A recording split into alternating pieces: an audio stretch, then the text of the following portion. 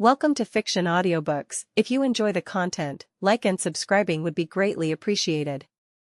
If you have any recommendations for novels, comment below. Please join my Patreon at https://www.patreon.com/fictionaudiobook. Chapter 300. Chapter 300. Let me finish my words. Find 30 plus advanced chapters. And for more fan fiction. Backhand index pointing down. Backhand index pointing down. Support link, patreon.com/RioRaRyu. Creating a race is of course to use magic, not any other way. However, Noah feels that he needs to prepare more for this matter, and discuss with Master Ancient One to see her opinion.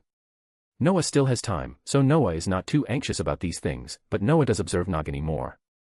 So, you plan to go to New York, and let Jason and I go with you? Nagini asked curiously. I thought you didn't plan to let me follow you when you saw me change back. Since we are companions, isn't it normal to act together sometimes? Noah was also confused. Wait, you mean, when you turn into a snake, you can also control the size?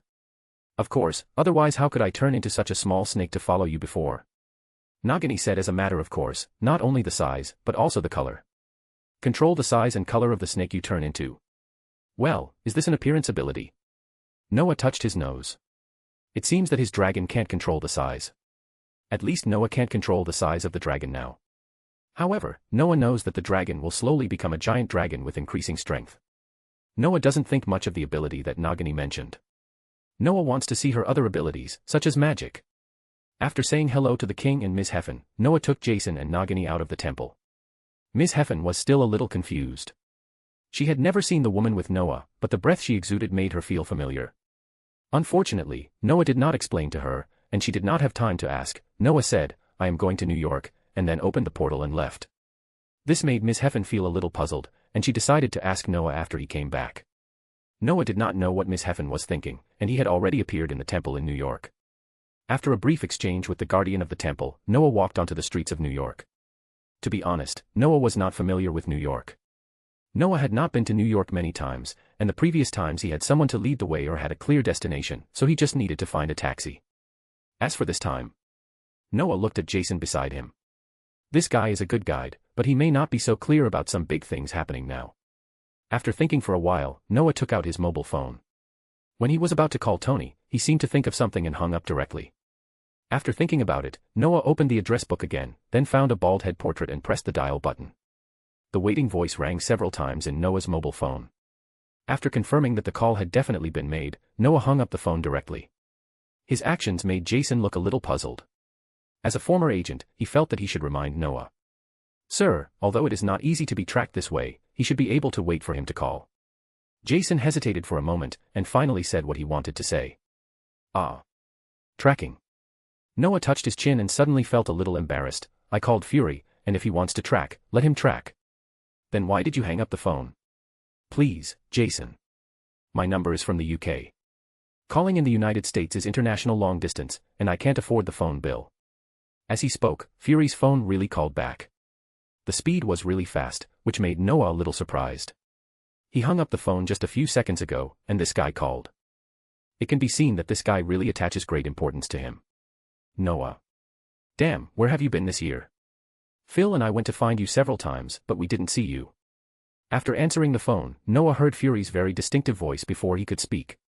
Noah did not answer the question about where he had been, but directly said, I'm back, what do you want to talk to me about? The things you asked your agents to investigate are really related. I plan to talk to you about some things. Fury replied quickly. I heard from Jason that it is indeed complicated. Noah nodded. The complexity of this matter is indeed beyond Noah's expectations.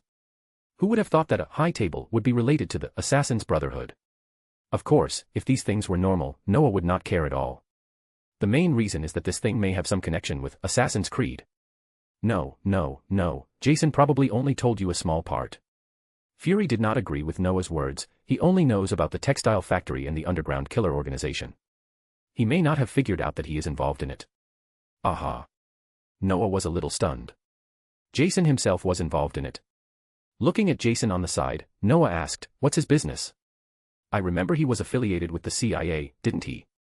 Could it be that the CIA has some connection with these killers? Indeed, there is a connection. What Noah didn't expect was that Fury directly admitted, but they are enemies.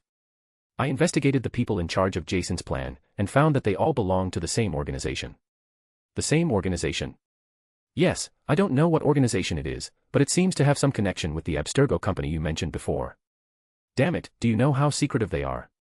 If it weren't for a coincidence that we accidentally discovered some other information about the guy named Conklin, we would never have thought that it was so involved.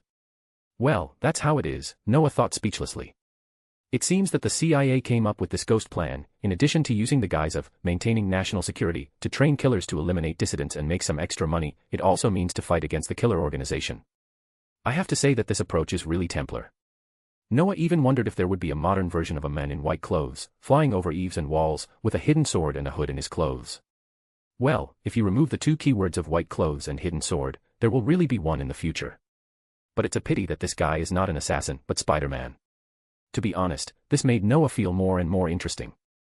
Although Noah had the ability to crush these people, for the sake of safety, mainly the holy artifacts, Noah decided to let these assassins and Templars play by themselves, and he would just pick up the bargains behind.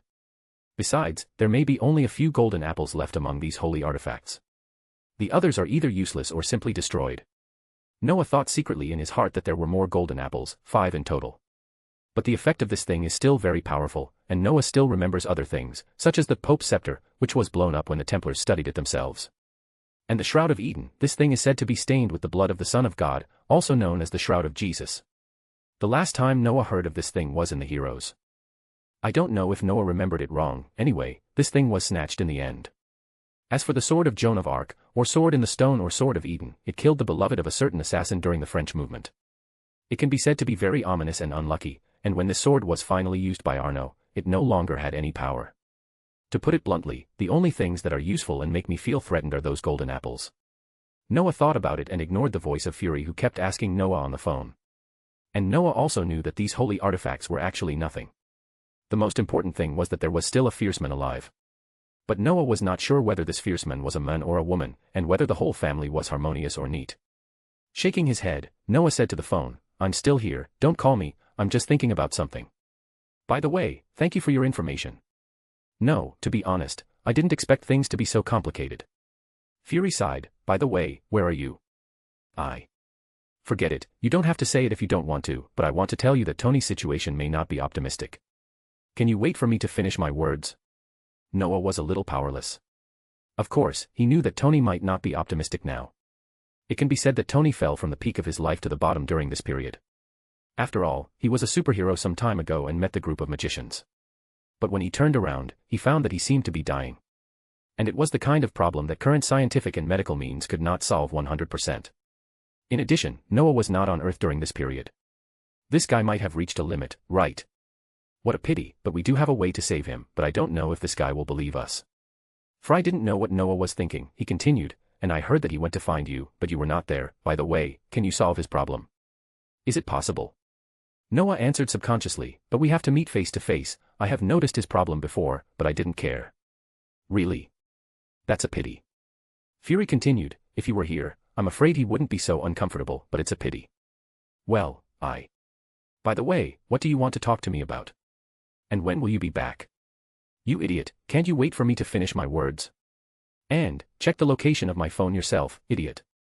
More bonus chapters. Every 200 power stones equals bonus chapter. Give me more power stones. Chapter 301, Chapter 301 Golden Apple. Find 30 plus advanced chapters. And for more fan fiction. Backhand index pointing down. Backhand index pointing down. Support link, patreon.com/RioRaRyu. So, you're back. Why don't you come to me directly? You have to make a phone call and ask me to call back.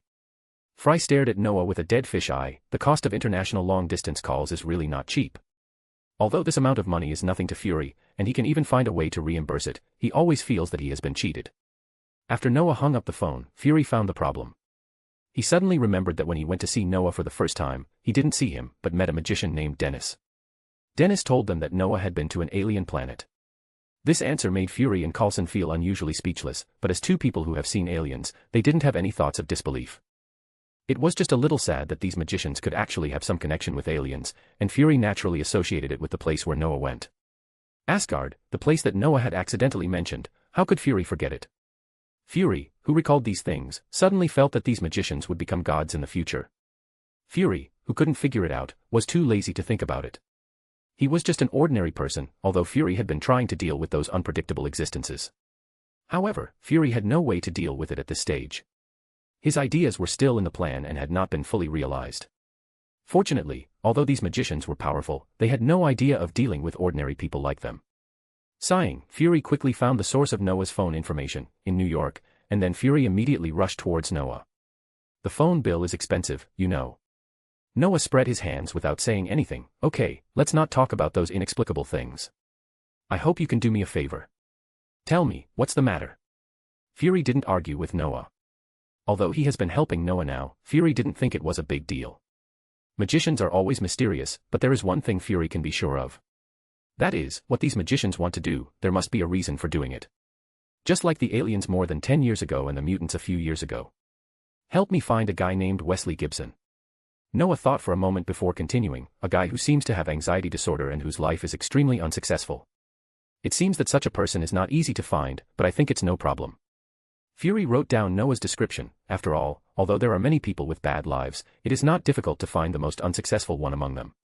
Then thank you in advance, man. No thanks, I'm just wondering when you can lift my silence spell. It will be solved, and it won't be before or after you are buried in the grave. It will probably be in a few years, don't worry. Okay, then you can always tell me why you are paying attention to this guy. Also, what kind of groups and guys are those organizations that you asked Jason to investigate? Are they from the world of magicians? Hearing Fury's question, Noah shook his head decisively. Magicians. They are not magicians, but they are assassins that give magicians some headaches. Of course, these assassins can't do anything to magicians who are a little bit on guard, but if they are like Loki, then it's different. How should I put it? Noah touched his chin. This is a bit involved, but it's not impossible to tell you something. No problem, it's better to know a little than to know nothing. Fury nodded. That guy named Wesley Gibson has some connection with that mysterious textile factory. To be precise, his father was once a killer there, the top killer. Noah thought for a while and said, and this mysterious organization has some connection with the High Table. I think you know this. That's right. Fury said directly, to be precise, they have a deep connection, but they seem to have some irreconcilable contradictions. I don't know the details. Contradictions have nothing to do with me. Jason should be able to figure it out. Back to the topic, this killer organization may have been alive for a very long time, and they also have an enemy. As for their enemy, I think you have found some information. Is it that Conklin guy? If nothing unexpected happens, it is him. After all, their organization is on the side of order, and if he and the organization behind him are connected with Abstergo, then he is right. Noah, what is going on? The more I listen, the more confused I am. To put it simply, the people on the side of order want to eliminate the people on the side of chaos, which is a confrontation between order and chaos. Noah's words are not confusing, on the contrary, they are quite clear. All of this, to be honest, is thanks to the guy hiding in Atlantis, which has sunk to the bottom of the sea somewhere in Europe.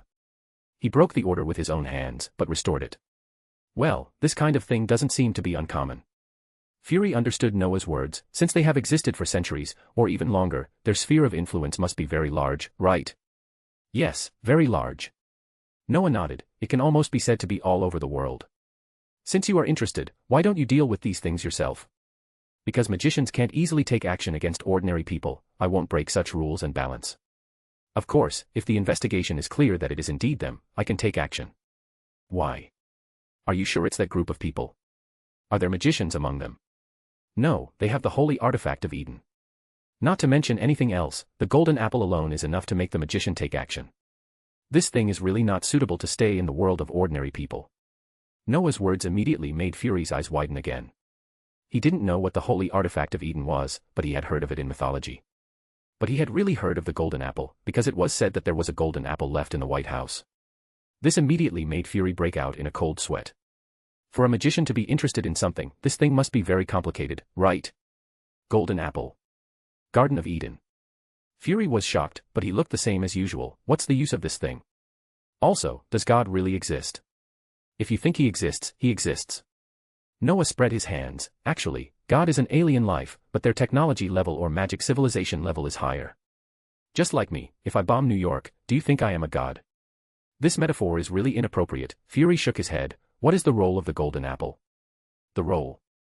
There are 3 golden apples used to create illusions and control people's minds. They have been used by many religious activists, politicians, and military strategists in history. But one has been destroyed, and the other 2 are Jason's mission. Noah thought for a while and continued, in addition to producing hallucinations, the remaining 2 can also bring humans technology beyond the times. One of them was in Germany during World War II, and its whereabouts are unclear now, and the last one is also missing. Hearing this, Fury was already sweating. He laughed dryly and wanted to say, these are actually fake, but after thinking about it, he felt that it would be better to keep his mouth shut. He now knew that it was no wonder that the magician wanted to find them back. This would cause huge troubles for anyone who got it. Fury couldn't imagine what terrible things would happen if another Germany appeared in World War II. Moreover, Fury seemed to really remember that someone had told him that there was a golden apple in the White House, which was left over from the Washington period. I will assist Jason in the investigation as much as possible. Fury could only bite the bullet and said, thank you for your help, Fury. Noah nodded, then looked down at the time. By the way, where is Tony now? Maybe he is at his expo. Today is the opening ceremony of the expo. Fury breathed a sigh of relief. The topic just now was too scary. Expo. Noah's mouth twitched. It seemed that he was back on time. Yes, the expo. Fury nodded, and then looked at Noah with a puzzled look. What's wrong? Nothing. Noah shook his head. Let's go over and play later, and then go to see our dying Iron Man in the evening. Fury nodded. No matter how Noah played, it had nothing to do with him, and he needed to calm down now. The information provided by Noah was even more terrifying to him than a nuclear bomb. Fury's current status was really not low, but he really found that there were so many secrets in this world that it was a bit scary. Aliens, magicians, mutants, and now they have come up with something that is closest to ordinary people like them. Fury even feels that he is too unqualified as the director of S.H.I.E.L.D. The holy artifact of the Garden of Eden is actually circulating in the world of ordinary people. This is a bit scary. What's more scary is that, judging from some historical events and the development of scientific and technological levels, it seems that the United States has at least 2 golden apples hidden. Let's not talk about the White House. Although Fury is only relying on his memories now, he is basically sure that there must be one there. As for the other one, Fury thought about it and felt that it was very likely in NASA. Fury even thought that the former Soviet Union might have one, because they were the first country to land on the moon. But Fury soon denied this. If the Soviet Union really had this thing, would it go bankrupt and disintegrate? It seems that some people will be tired after returning, the holy vessel of the Garden of Eden. Fury sighed, but soon he noticed Noah and Jason who followed him. Well, even if I find it, it may not belong to me. Let's go check that top-notch LOL first. More bonus chapters. Every 200 power stones equals bonus chapter. Give me more power stones. Chapter 302, Chapter 302 World Expo. Find 50 plus advanced chapters. And for more fan fiction. Backhand index pointing down. Backhand index pointing down. Support link, patreon.com/RioRaRyu. Fury sent Noah and Nagini to the World Expo and left directly with Jason. In Fury's opinion, he probably doesn't need to talk to Tony about any treatment plans, because with Noah around, some things may really be useless. Fury felt it was a pity, but he was not someone who gave up easily. He planned to find time to talk to Tony. Now, Fury was really attracted by the Hallows of Eden. He felt that he should really investigate this thing. As for Iron Man, Fury was confident that he had many ways to convince him. After Fury left, Noah and Nagini went to the World Expo hosted by Tony and had a good time. Anyway, it was not difficult for the 2 of them to enter the World Expo. Even if Noah did not inform Tony, he could still enter easily. But seeing Tony falling from the sky like a swagger, the noisy music and the hot dancers, Nagini was obviously not so used to these. And in her opinion, all this seemed too avant-garde. Is this the person we are looking for? Nagini asked speechlessly, looking at Tony whose armor was constantly being removed by the machine. Yes, it's him. Noah nodded. I don't like this guy very much. Oh. Why do I remember that this guy seems to be very easy to attract the attention of women? Probably ordinary women. From this, we can see that he is very rich and has a high social status. Probably. According to Nagini's concept, she doesn't really appreciate people like Tony Stark. Noah shrugged indifferently. I'm afraid this is a relatively embarrassing experience for Tony. Of course, Tony probably doesn't care.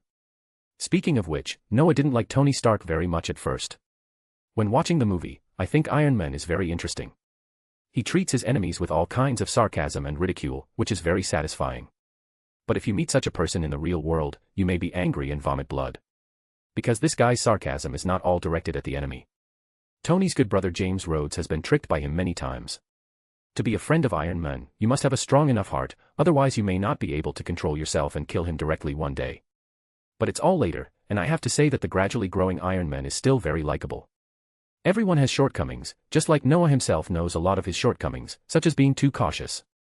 No matter what he encounters, he will carefully think about the key points, and then consider whether to do it. Of course, this may not be a shortcoming, but it is a fact that he lacks decisiveness. As for Tony, although he didn't dare to show too much in front of Noah, Noah is not unaware of his inner arrogance, and sharp tongue. However, considering that this guy is indeed so talented that people are jealous to the point of madness, it seems that some problems are also natural. Besides, Tony Stark is still very reliable in major events, and he has a bottom line as a person, which is why Noah would contact him. Let's go around for a while first, so that you can get familiar with the things in the ordinary world. Noah looked at Tony, who was speaking on the stage, and turned his head to look at Nagini. Whatever. Although I'm not that interested, it's good to get in touch with it. Nagini thought about it and nodded. She probably knows about mobile phones, computers and the internet in the world of ordinary people. As for other things, she really doesn't know. Under the control of the mutant team led by Charles, the network of the magic world basically does not accept too much information that subverts the concept of the magic world. Basically, what can be seen is the information sent by magicians, and magicians themselves may not be very interested in ordinary people's things. It is already very good to be able to accept these mysterious computers, networks, mobile phones and the like. Of course, magicians also admit that these technologies are indeed of extraordinary significance. These foods taste pretty good, and they don't taste as weird as the foods made by you magicians, and there are also animal sounds ringing in your ears. Please, I have always been disgusted by the way that kind of food is made. Moreover, ever since I had a dinner that smelled like booger, I vowed never to eat food made in the magic world again. By the way, why do the women here wear so little? Don't you think it's beautiful? Nagini really couldn't understand what the relationship between wearing less and being beautiful was, but she didn't stupidly question these things. Maybe she was not used to everything at this time, but in her memory, women in the magic world seemed to prefer robes when they wore them. By the way, what if that guy left? After all, it seems that he doesn't plan to come over and interact with the people attending this party. Don't worry, he will be back. When the two were strolling around the expo, Tony was about to leave. But before leaving, Tony picked up an instrument and did a test on himself, but unfortunately the report of this test made Tony very disappointed. Tony's current situation is not good, or very bad. Tony is now in a state of palladium poisoning, and the situation is really not optimistic. The only solution is to give up his iron armor. But obviously, Tony will not give up like this. Now Tony has to drink something that he feels stinky all day long to relieve his poisoning. But this situation is obviously not so easy to continue. Unless Tony can find a new element to replace it, Noah may really have a hard time surviving.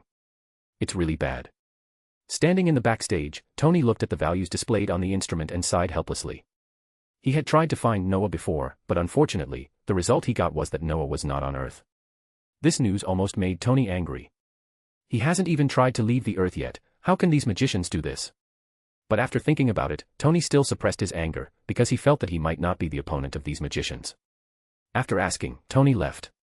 After that, Tony still ran over a few times, but the result was the same every time. The Guardian was in another distant galaxy and could not come back for the time being. This made Tony swear that he would never ask any magician for help again. And to be honest, Tony didn't think that magicians could help him with his problems. His problems were caused by scientific means. Do those mysterious magicians know science? For magicians, science is probably just studying those damn magic elements. Or throwing messy animal corpses and a pile of rotten leaves into a crucible, and then boiling them together to see what they can become. Tony complained helplessly for a while, then stood up and planned to leave this hellhole. His assistant Happy quickly followed. He knew his boss. Although he was always weird recently, it seemed natural for a genius to be a little weird. Walking outside, Happy always found that his boss was absent-minded. No matter who approached him, he was indifferent. This made Happy feel a little uncomfortable. Shouldn't you say or do something at this time? Finally, they finished dealing with these guys. They were almost at the door, but his boss stood still again. This made Happy feel like he was going crazy. Since his boss had gone to London several times this year, he became more and more strange. Happy, do you think it's not a good idea for us to leave now? Tony stood there for a long time, then slowly asked. This is entirely up to you, sir. Happy said helplessly, of course, if you plan to go back and dance with the hot girls, it's normal. That's a good idea. Tony answered casually. In fact, Tony wanted to leave here more, but for some reason, he always had a messy idea that, if I leave, I'm afraid I'll miss something. Of course, Tony thought he might want to find a hot girl to talk about life or something. Tony was not sure, but he thought he would just do it according to his own ideas. Anyway, although his situation was quite bad, it wouldn't explode so quickly, right? In that case, why not stay and relax? By the way, how are the preparations for the Monaco race? Tony thought it through and turned around and walked in. No problem, sir. Happy quickly followed, but, are you sure you want to participate in that race? It's dangerous. Of course I'm sure, but now is not the time to talk about this. Tony didn't care what Happy was saying at all. Look at all the hot girls here, don't you plan to relax? By the way, don't tell Potts, whether it's about tonight or the race. Damn it, I know. Happy nodded helplessly. I'll play dumb when the time comes. The two walked towards the dance floor of the expo, and soon because of their presence, they immediately attracted the attention of countless people. Tony Stark, the super-rich top bachelor, no matter who wants to have some contact with him, because his social influence is really too great. After Tony dealt with some of the beauties who came to him, Tony suddenly felt uninterested. He himself didn't know why this happened. He obviously wanted to come back, didn't he? This strange and contradictory feeling made Tony feel a little uncomfortable. Shaking his head, Tony took a bottle of champagne and took a sip, but when he turned around to see if there was any suitable prey around while drinking the champagne, he almost sprayed the champagne. Shit. Am I hallucinating? More bonus chapters. Every 200 power stones equals bonus chapter. Give me more power stones. Chapter 303, Chapter 303 Tony, long time no see. Find 50 plus advanced chapters. And for more fan fiction. Backhand index pointing down. Backhand index pointing down. Support link, patreon.com/RioRaRyu. Tony stared at the couple not far away in amazement. At this moment, he really thought he was hallucinating or something like that. Because the man not far away was Noah, whom Tony had visited several times in London and had never seen. That look, short light golden hair, a face that was slightly less handsome than his own, and those azure eyes. Wait, why did one of this guy's eyes turn red? Of course, this is not the key point. The key point is that Tony really won't make a mistake about this guy. This guy has a very special temperament, the kind of temperament that Tony believes that magicians have, which will never make such a guy look inconspicuous. What makes Tony a little confused is that this guy is not a guy who has no interest in women at all. Tony has WeChat in the magic world, although it has some relationship with the little girl in Noah's movie, that is, Hermione Granger in the London Ministry of Magic. And neither of them denied this matter, but as an old bird, how could Tony not see that Noah actually has no interest? Or in his eyes, Noah is just a guy who is slightly better than himself, but has no interest in women at all. He just doesn't have this idea for the time being. That's not right. Tony feels that Potts has entered his heart more and more. But Noah is different. This guy completely ignores all intentional or unintentional hints, and is crazy about being single based on strength, and completely disdains the opposite sex. But such a guy, with a woman around him, and it seems that their relationship seems to be a little too good. This made Tony hesitate. Is this guy Noah? Or is he just someone who looks like him? Turning his head to look at the woman, Tony thought that this woman should be very beautiful, right? But the somewhat cold breath made Tony feel uncomfortable. This feeling was like encountering a snake, cold and dangerous. After hesitating for a long time, Tony was considering whether he should go over and say hello or something. Although if he got the wrong person, the other party just looked a little like Noah, then it would be a little embarrassing. But if he didn't go over, Tony was a little unwilling. After thinking for a long time, Tony decided to go over and take a look. Anyway, it was his own Stark Expo, so it wouldn't be a big deal even if Tony recognized the wrong person. It was embarrassing. Tony thought no one would care, but this guy might be happier. Walking slowly over, Tony was still thinking about how to start a conversation with the mysterious couple, and then he heard the mysterious man speak. Nagini, look, this guy is coming over here, isn't there any problem with my magic? Tony was stunned when he heard the voice, and then immediately smiled. Damn it, I thought I recognized the wrong person. But what does your magic mean? Obviously, you didn't recognize the wrong person. Noah turned around and took a sip of the juice in his hand. Don't mind the magic, it's nice to see you, the dying guy. Anyway, I just came back and heard that you came to see me many times, so I came to see. Damn it, who said I was going to die? Tony replied dissatisfiedly, but his confidence was a little lacking, and he turned around and looked around. Don't worry, no one else can hear what we say. Noah said nonchalantly, and I'm not talking nonsense, you are really dying. How does it feel, man? Tony breathed a sigh of relief, and then said with a straight face, if you are here to predict my death, then I don't think it's necessary. Damn it, although my current situation is really bad, it's not as bad as you said. Really? Noah drank the juice in one breath, then, I'll leave first. I was going to do you a favor, but it seems that it's better for me to attend your funeral. Wait. Tony was stunned for a moment, and then immediately grabbed Noah, who was about to leave. Don't talk nonsense about funerals, you said you can do me a favor. Yes, that's the fact. Damn it, I think we can talk about it. Talk about what? Aren't you not that bad? No, Mr. Finial, I'm very bad now, I feel like I'm dying. Tony is indeed a little anxious now, of course he knows his specific situation. And to be honest, Tony is very desperate now. Even though he is confident that he can do something, he finds that he still can't solve the problem in the end. But now this mysterious magician seems to be able to help him solve the problem. Tony now feels like a person who fell into the river, but suddenly a piece of wood floats in front of him. He doesn't care whether this board can bear his weight. First, the only thing he wanted to do was to try it quickly to see if this piece of wood could save his life. In his eyes, Noah was this piece of wood, or the magic that Noah mastered was the wood that saved his life, and he wanted to try it anyway. As for what kind of magic research is, studying magic elements, or mixing dead animal bodies with rotten plants and throwing them into a crucible, he no longer considered it. Anyway, as long as it can help him, even if he is asked to eat dead mice, it's okay. Don't worry, Tony. Noah smiled nonchalantly. Do you plan to let me do something to you here? Besides, there is more than one way to save you. I think we should find a place to talk about it. Of course. Tony nodded seriously. This place is really not a good place. Tony turned around and planned to pull Noah away, but soon he seemed to remember something, and he immediately stopped and turned his head to look Noah up and down for a long time. What's wrong? Noah looked at Tony strangely. You just said that you used magic. Tony tilted his head. I was originally planning to leave, but inexplicably I planned to come back. I thought this feeling was my psychological suggestion. It was originally a psychological suggestion. Noah nodded indifferently. Asgard's magic, a small magic, but it is very useful. Asgard. What is this place? Legend has it that it is really a divine domain. If you think they are gods, then they are gods.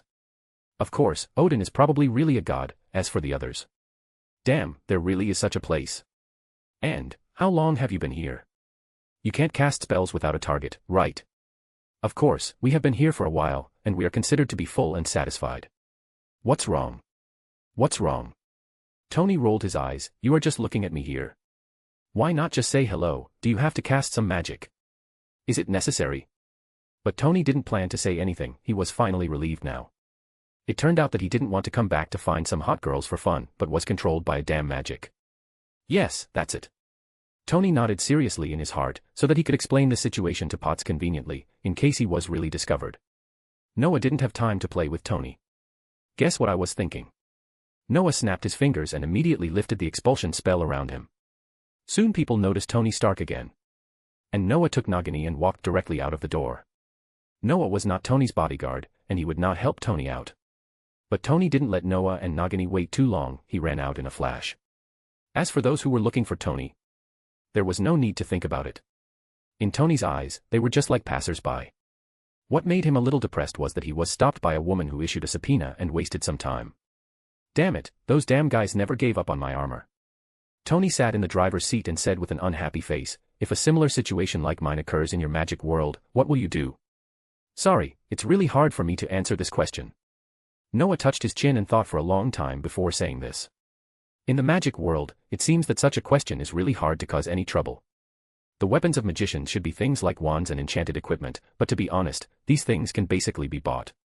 And magicians, especially powerful magicians, are almost not too interested in these magic equipment. They are often interested in some special things, such as things that increase their magic power and mental power, so weapons are really hard to cause any trouble to magicians. And those special things, Noah himself has experienced it, meditation. However, because of Noah's special status, at least no one has taken action, not to mention that Noah hid in Kamartaj in advance, and Noah also has a super magician as a teacher. Okay, I didn't say anything. Tony sighed, damn it, I still have to go to Washington, it's really annoying. You can choose not to go. Noah said without looking back. The night view of New York is very good. Noah thinks that watching the street scene passing by outside the window is also a good experience. Forget it. Tony shook his head, although I am rich and handsome. But these things can't get rid of the responsibilities and obligations I need to bear. On the contrary, they can sometimes be a strong shackle. You have to abide by the rules in a circle, Mr. Magician. Of course I know, but sometimes when you are in a superior position, you can get rid of such shackles. Noah chuckled, don't forget, just like the magical world, most of my friends work in the Ministry of Magic, and I have personally experienced something that can be regarded as a war. Your reason is useless to me, and I may even know more about these than you.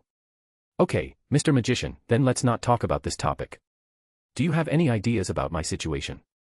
It's very simple. I suggest you completely remove the device on your chest. More bonus chapters. Every 200 power stones equals bonus chapter. Give me more power stones. Chapter 304, Chapter 304 I'm moved. Find 50 plus advanced chapters. And for more fan fiction. Backhand index pointing down. Backhand index pointing down. Support link, patreon.com/RioRaRyu. Ziz.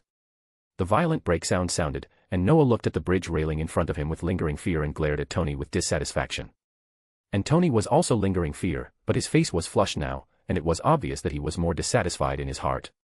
To be honest, Tony was really dissatisfied. He thought Noah would make some constructive suggestions. In the end, it turned out to be such a suggestion, which made Tony feel very disappointed. To be honest, Tony had considered the arc reactor. But he consulted many experts, and the conclusions he came to were not satisfactory to him. It is said that the success rate of this operation is very low, so he has not made up his mind to carry out more thorough treatment. Maybe, when he can't bear it anymore, he will choose to fight, but it is far from that point now. What kind of suggestion is this? Tony took a breath, and then adjusted the direction of his car in the constant horn sound of the car behind him before continuing to move forward. Just now, Tony was so angry that he almost had a car accident. Of course, Tony was sure that he was the one who was unlucky in the car accident, and the two people in the back seat would definitely be fine. Damn, is this your driving skill? I really doubt that you are any better than an 80-year-old grandmother. Noah was not a pushover. He came to his senses and scolded Tony directly. Who told you that your suggestion is the same as not saying it? Tony didn't care about Noah's tone and continued driving. It's just a suggestion. Besides, knowing the hidden dangers in your body will naturally remove this reactor. Of course, you can also try to develop a new element. You actually know science. I didn't expect that you magicians actually know about new elements. Don't forget, there is such a thing as elemental magic in the magic world. It's not that other elements can't develop magic, but the value of the developed ones is not high, so we don't plan to do that. Okay, you mean, can you remove the hidden dangers in my body? Tony didn't care about the saying that other elements are not unable to develop magic. He didn't understand the things of magicians. He just wanted to know if Noah could really clear the hidden dangers in his body, and he really didn't care about other things. Of course. Noah nodded. To be precise, if you are thrown to a hospital in the magic world, your situation should be able to be handled. After all, this is not a very troublesome thing. You just need to extract the special things that are harmful to the body. There are really many harmful things in Tony's body. Not to mention the palladium elements that have completely invaded his blood. The missile fragments that continue to flow into his heart through the blood are scary enough. It can be said that although the reactor in his chest is harming him, it is also attracting those missile fragments not to flow into the heart and maintain his life. That's great. Tony was naturally very happy to hear this result. He has been tortured by this matter and has already prepared a will. The first thing is naturally to hand over the position of CEO of Stark Industries. If there is no accident, he will half-heartedly give his armor to his good friend Roddy. In short, he feels that he is dead. But now it's different. Noah's sudden appearance gave him enough confidence. Although magic is still destroying the worldview and values he has spent decades to build, it does not affect the desire of a drowning person to survive. However, there is something I need to tell you, Tony. Noah was not very happy, but looked at Tony in the rearview mirror with a gloomy face. Last time we bet, after you lost to me, what about the shares of Stark Industries? Tony was stunned for a long time, and suddenly remembered that there seemed to be such a thing, which made Tony a little embarrassed. Well, after signing the contract this time, I will give you 3% of the dry shares. What do you think? Your life, plus you originally lost to me once, is worth 3%. Noah was immediately dissatisfied. Isn't this too cheap? Come on, man, even if it's 3%, you can still make hundreds of millions of dollars a year. If it was a few years ago, I would believe it, but after you closed the Stark Weapons department, I'm not so sure. Noah's words choked Tony, but Tony really had no way to refute. Although Tony has now established a new energy department, and Stark Industries is not just a weapons department, but in fact, Stark Industries' current performance is really not very good. But there is no way the new energy Tony uses is actually inspired by the reactor on his chest. This thing is definitely not a clean and pollution-free energy, because the existence of palladium means that this energy cannot be supplied in large quantities. To put it bluntly, it is useful, but the amount of travel cannot be too much. Tony is a person with a bottom line. He has already suffered a lot from it. How could he harm others? God knows one day an unlucky person will appear in the thing, and because of some accident, these energies will enter his body, then it will be really terrible. There is no doubt that Stark Industries has many enemies. Who made Stark Industries stand at the top of the pyramid? Stark Industries is definitely not lonely now. It still stands at the top of the world, but many things have changed. How much do you want? Tony sighed helplessly. He really couldn't bargain with this guy. How about this, 5%? Noah thought about it, and suddenly he had an idea. 5% of Stark Industries in exchange for 5% of Ark Company shares. What do you think? Ark Company? What is this? Your shell company. Tony rolled his eyes. Besides, aren't you a non-believer? Why did you take this name? I am indeed a non-believer, but can't I borrow it? Noah spread his hands. As for this Ark Company, you can understand it as a company jointly created by magicians, exorcists, and mutants. To be honest, Noah had not considered this before, but now Noah thinks he can give it a try. The remaining shares of Ark were left there and no one had touched them, but now Noah thought he could exchange some things there. For example, bring Tony in. Although Tony is not a magician, or even a person on the mysterious side, there is one thing that Noah should consider. That is, Tony's learning ability has reached the level of being cursed by knowledge. And in the comics, Noah remembered that there was a world where this guy was the supreme sorcerer, and he was the supreme sorcerer who combined technology and magic. Noah did not expect Tony in this world to have any magical talent, but this guy's creativity was really scary. Many things in the magic world are actually very backward. Even if Noah introduced computers, the internet, and mobile phones, he could not change many things. For example, the things made by the winner of the Camartage Magic Award in the American magic world have begun to become popular, but now I am afraid that only some infrastructure can really be used. This made Noah very dissatisfied. Although Noah now lived in the temple, the environment and facilities here were no different from those in the ordinary world. But Noah knew very well what the British magic world was like. He had already regarded the British magic world as his base. How could he tolerate these things? And let alone other things, if Tony was allowed to come in and study it carefully, maybe many convenient things could be made. In this way, not only would Noah feel comfortable, but the magic world would also feel comfortable, and his classmates who entered the Ministry of Magic would also get more performance. This was a good thing for Noah to kill two birds with one stone, so he would consider these things. What's more, exorcists are not those magicians. They use more magic equipment. If these exorcists can get better magic weapons, wouldn't it be better? After listening carefully to Noah's introduction to the Ark Company, Tony finally understood what this company does. You pulled me in to make up the numbers. Just to make up the ordinary humans. Noah was a little amused. If you think so, maybe. It just so happens that now the exorcists, mutants, and me, the magician, are all together. The only intelligent life that is missing is probably monsters and ordinary humans. So, you plan to attract monsters to join? Tony tilted his head and asked curiously. I don't know, and I'm not talking to you about this now. Noah rolled his eyes. Just ask you one question, do you agree?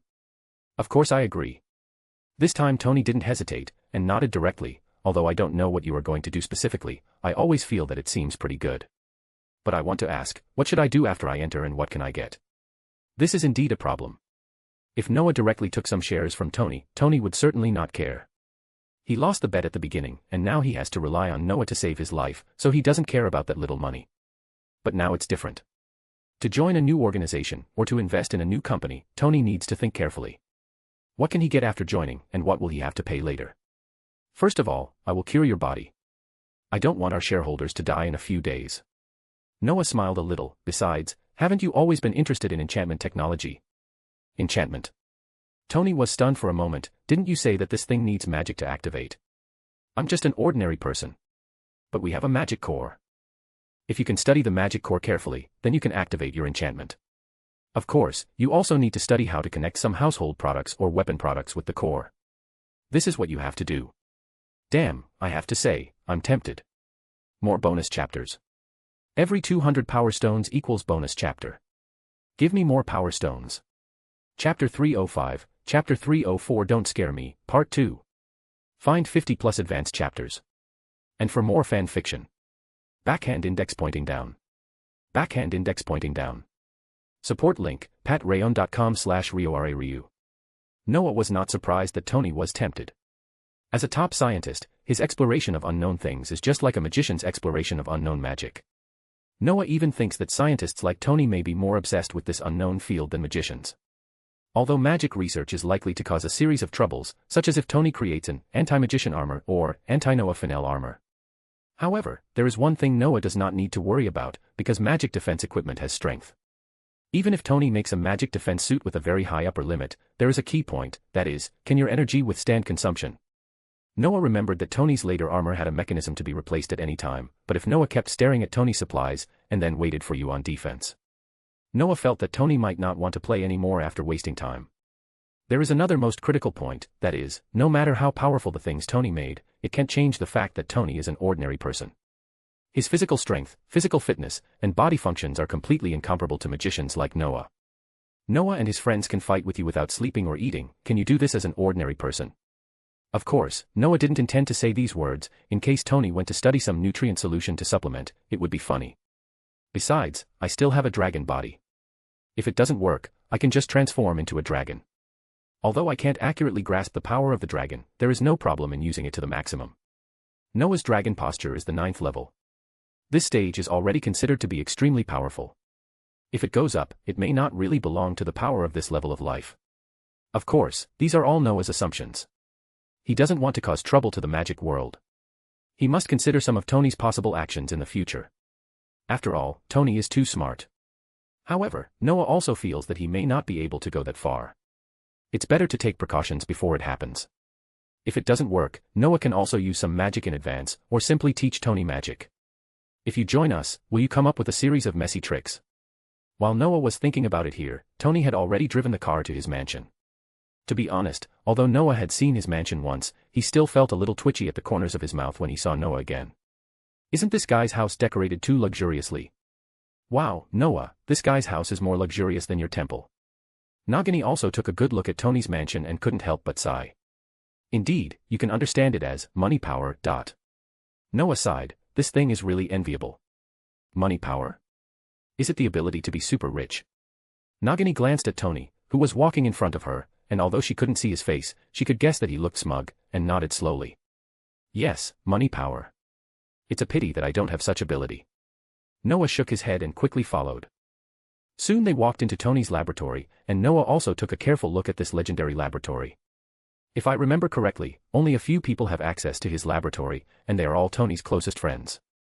As for outsiders, they can't even enter Tony's residence. And Noah is full of interest in the laboratory where most of Iron Man's equipment was born. Of course, there are also a few stupid-looking mechanical arms that Tony threatens to dismantle the motherboard all day long. Okay, you two, this is my laboratory, so can you tell me your ideas now, Noah? Tony found a seat and sat down, then picked up a bottle of dark green liquid and started drinking. I don't have any ideas. I have a question for you. After I cure you, do you plan to continue using this palladium power source? Noah was not polite, and followed Tony's example and found a place to sit down with Nagini. I would like to find a replacement element. Tony threw the bottle in his hand aside, but you know, this is very difficult, very difficult. At least until now, I have tried every way, but I haven't solved this problem. But your problem, I'm afraid there is someone who can help you solve it. Noah chuckled. What? What does this mean? Who can help me? Fury, you know. This guy. He's not a... Yes, a spy chief. But there's one thing you probably didn't expect, that is, he has your father's relics in his hands. That's the gift your father left you, or the last lesson he taught you. Spoilers, Noah likes it the most. Looking at Tony's wide-eyed look, that silly look looks exactly like Fury, which makes Noah feel particularly interesting. You know, the news Noah released can be said to be a depth bomb. In Tony's memory, it seems that there is no memory of this at all. He doesn't remember when his father left something for him, and it's the last lesson for him. What does this mean? This is... Tony took a deep breath. Did the Cyclops tell you? Yes, Fury. Noah nodded. You probably don't know that your father is one of the founders of their shield, right? After your father and mother died, it is normal for their shield to keep some things for you. Where did you get this news? Did the Cyclops tell you? Of course not. Do you know Hank Pym? The old man from Pym Technology. Of course I know him, a poor guy who was kicked out by his assistant and daughter. What happened to him? You and your father are in the same industry, but he seems to have some misunderstandings about your father. When I went to him for help more than 10 years ago, I accidentally learned some things. Noah spread his hands. He didn't care about borrowing some of Hank Pym's name. In fact, what Noah said was not wrong. The conflict between the two was indeed deep. I don't know if it was because of the precedent of Anton Vanko that made Pym very distrustful of Stark. In addition, his wife fell into the quantum realm and disappeared without a trace. The final result was that Dr. Pym left S.H.I.E.L.D. angrily, founded Pym Technology, and tried his best to find his wife. Tony didn't really understand this, but he didn't care. After turning back and telling Jarvis a few words, Hank Pym's information appeared on Tony's computer screen. Even the most confidential information only took a few minutes longer under Jarvis' processing and calculation. So that's how it is. No wonder that one-eyed man came to me. Tony nodded, as if he had realized it. Not really. Noah gave him a look without giving him face. If it weren't for you making an iron armor and the Earth facing unknown dangers, I don't think he would value you as a playboy. You know his plan. Oh, no, you should have guessed it. In 1995, you seem to have experienced the alien incident with him, no wonder. Okay, let's stop here, tell me what you think. Noah didn't continue to talk nonsense with Tony. Although Noah was not worried about being exposed, it was meaningless to continue. Spoiler, it's enough to popularize science. Noah is also very curious about Tony's choice, especially the new element. Although Noah doesn't touch the modern science of the ordinary world, he is still a little curious about what kind of power the new element has. The development of magic elements is actually diverse, and natural elements are naturally not limited to so many. But the natural elements that are easiest to master and powerful are of course the more representative ones. Although no magician would deliberately study these things, they would be interested in new things. If they really studied them, the periodic table would probably cost many magicians their lives. What can I think? Tony looked at Noah strangely. Since it is something my father prepared for me, I naturally have to take it back. That's fine. Noah nodded. Remember to study it for me when the time comes. No problem. Tony didn't even ask Noah what he wanted to study. He continued to ask, then can I start my work? Yes, but I need to prepare. Noah nodded, and then stood up. Solving Tony's problem is not easy, but it is definitely not difficult. Extracting harmful things from Tony's body is not uncommon, but the key question is whether Tony can survive after Noah does this. Human life is fragile, especially Tony's current situation is so bad, it can be said that it is fragile to a critical point. If you are not careful, I am afraid that this guy will not know how he died. The biggest possibility is that the loss of energy leads to life failure. Thinking of this, Noah felt that he should first arrange some things that can maintain energy supply, or use some magic. That's right, Noah's idea is to try to use some life extraction magic made by the Chinese magic master. Although this is the first time Noah has tried this magic, it is a bit like treating Tony as a guinea pig. But Noah prepared some other things for the sake of safety, such as using the magic core of the American magic businessman. With this core, and relying on this core to continuously output power, and then Noah slightly changed and converted it into the power to save people, then even if Tony wanted to die, he probably couldn't die so quickly. What do you need to prepare? Tony asked curiously. Animals, preferably those with a longer life force. Noah answered without hesitation. Hey, you're not going to do anything, sacrificial magic. Yes, I plan to sacrifice some lives in exchange for the devil, and then let you sign a contract to become the devil's servant. How about it? It's exciting, right? This is a chance for eternal life. Don't scare me. More bonus chapters. Every 200 power stones equals bonus chapter. Give me more power stones. Chapter 306, Chapter 305 Find an ambulance. Find 50 plus advanced chapters.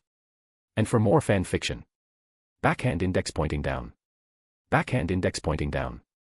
Support link, patreon.com/RioRaRyu. Noah rolled his eyes. Is this guy stupid? It's not that there is no magic of sacrifice.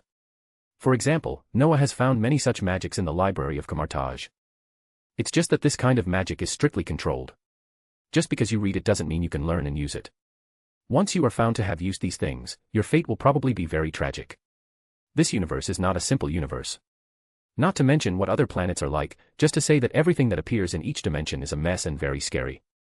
If you use this kind of magic like sacrifice at will, God knows what you can come up with. In order to prevent such things from happening, the magic world has basically reached a consensus, that is, it is not allowed to learn and use unauthorized sacrificial magic at will. But this kind of sacrificial magic cannot be banned, because this kind of magic itself has a lot of things worth learning and studying. For example, how to cross dimensions, cross space, and time to summon. The issues involved here are worth studying by all magicians. Therefore, this kind of magic will appear in the libraries of various large magic organizations, because their research value is really too high. Noah even heard that some crazy people sacrificed some things in exchange for some power or life. However, they don't use these powers or lives to help themselves, but use them to study and dissect those lives. In order to obtain the power sources of other dimensions and the differences of life. So, you are lying to me. Tony, who reacted, said to Noah with some dissatisfaction. Who made you stupid? Noah took out the magic core and began to arrange it nonchalantly, and replied, I'm talking about the magician's last Kamartaj magic award-winning magic, life extraction magic. Life extraction. Why doesn't it feel like a kind magic? It is indeed a bit cruel to animals, because it is extracting their lives to make up for the lost vitality of humans. Damn, what about the animals whose lives were extracted?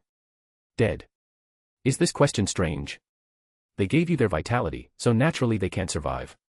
Hey, don't use such an expression, don't you scientists use mice or other animals for experiments?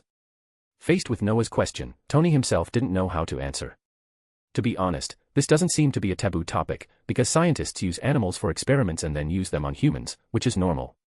It's just that Tony feels a little uncomfortable, and this feeling of discomfort is very complicated. Tony himself can't tell whether he sympathizes with the animals or feels that the life of the animals in his body feels very.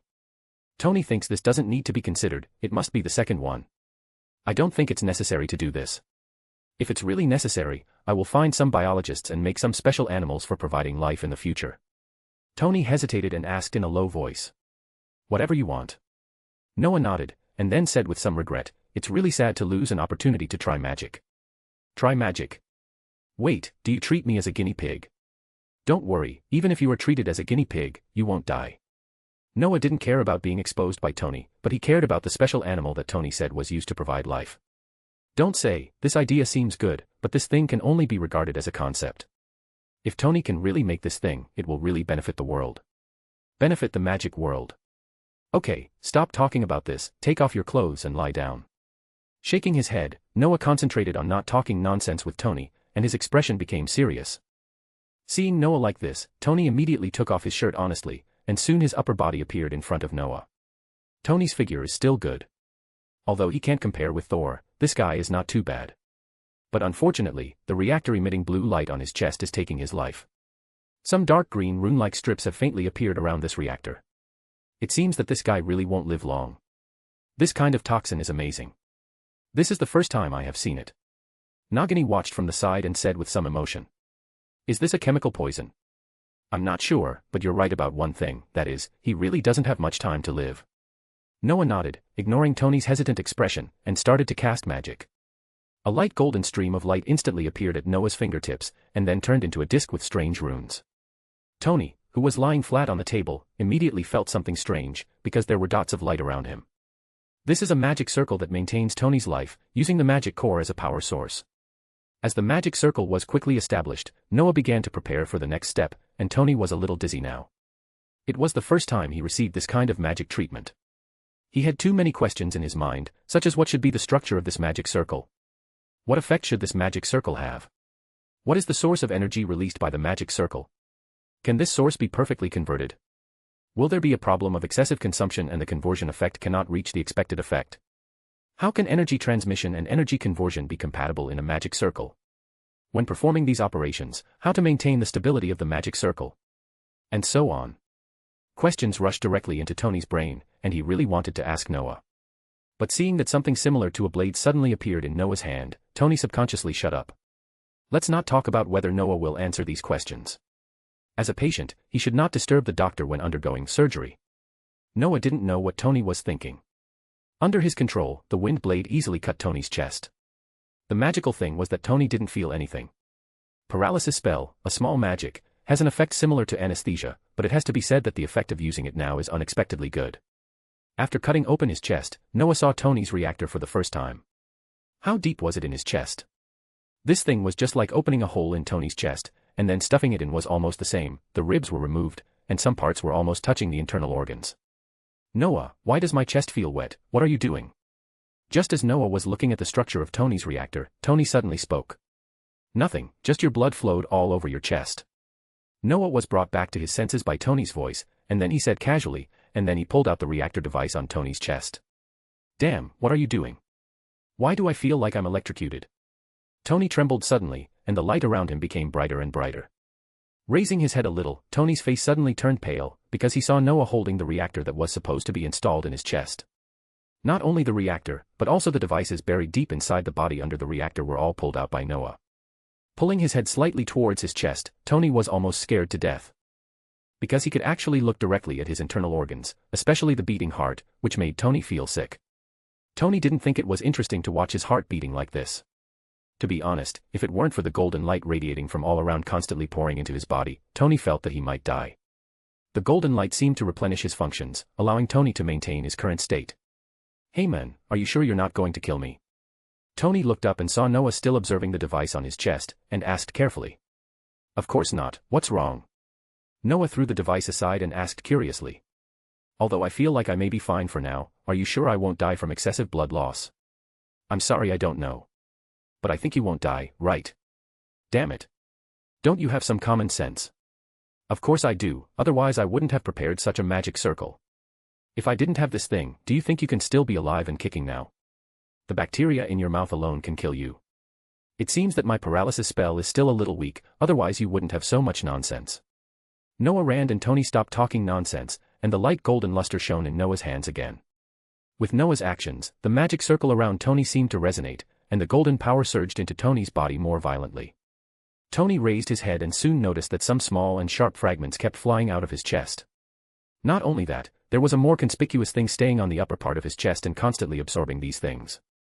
As this thing continued to absorb, it soon grew larger and turned into a dark green water ball, and its color became darker and darker. Tony thought, could this thing be the palladium element in his body? Wouldn't it be unscientific to extract it?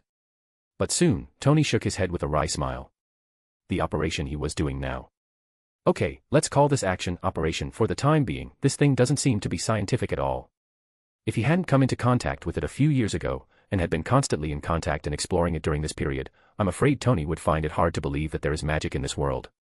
Sighing, Tony felt that his body seemed to be much more comfortable, but why did his chest feel more and more wet? And why could he still hear the sound of tick tick tick? Okay, the magic is over, I'll close your chest. Hey, Tony, you look a little pale now. Thank you, Noah. You saved my life. As for the pale face, it's normal, after all, so much blood has been lost, so much blood has been shed. By the way, what should we do next? I'm afraid we have to call an ambulance, because I can't replenish your blood. If you continue like this, you're probably going to die. More bonus chapters. Every 200 power stones equals bonus chapter. Give me more power stones. Chapter 307, Chapter 306 Fury's Invitation. Find 50 plus advanced chapters. And for more fan fiction. Backhand index pointing down. Backhand index pointing down. Support link, patreon.com/RioRaRyu. Tony was sent to the hospital with a pale face, and his diagnosis was severe ischemia. This result made Tony's face darken, if he could, although Noah saved Tony and cured his own problems. But ischemia to a certain extent is also fatal. Looking at the blood bag already hung on the ambulance, Tony really didn't know how to evaluate it. I feel that if it was because of palladium poisoning, I should be able to live a few more months, or even a year. But the lack of blood could kill him in a few minutes. Tony himself was a little confused about whether Noah was going to save him or kill him. Of course, if the magic circle Noah made was counted, then it was saving him. It must be said that Tony is still thinking about the magic circle that stabilizes his life, especially the core power source that exudes a faint magic. Unfortunately, Tony has no intention to study that thing now, but he has no ability to do so. He will be thrown into the hospital's inpatient department for a good stay.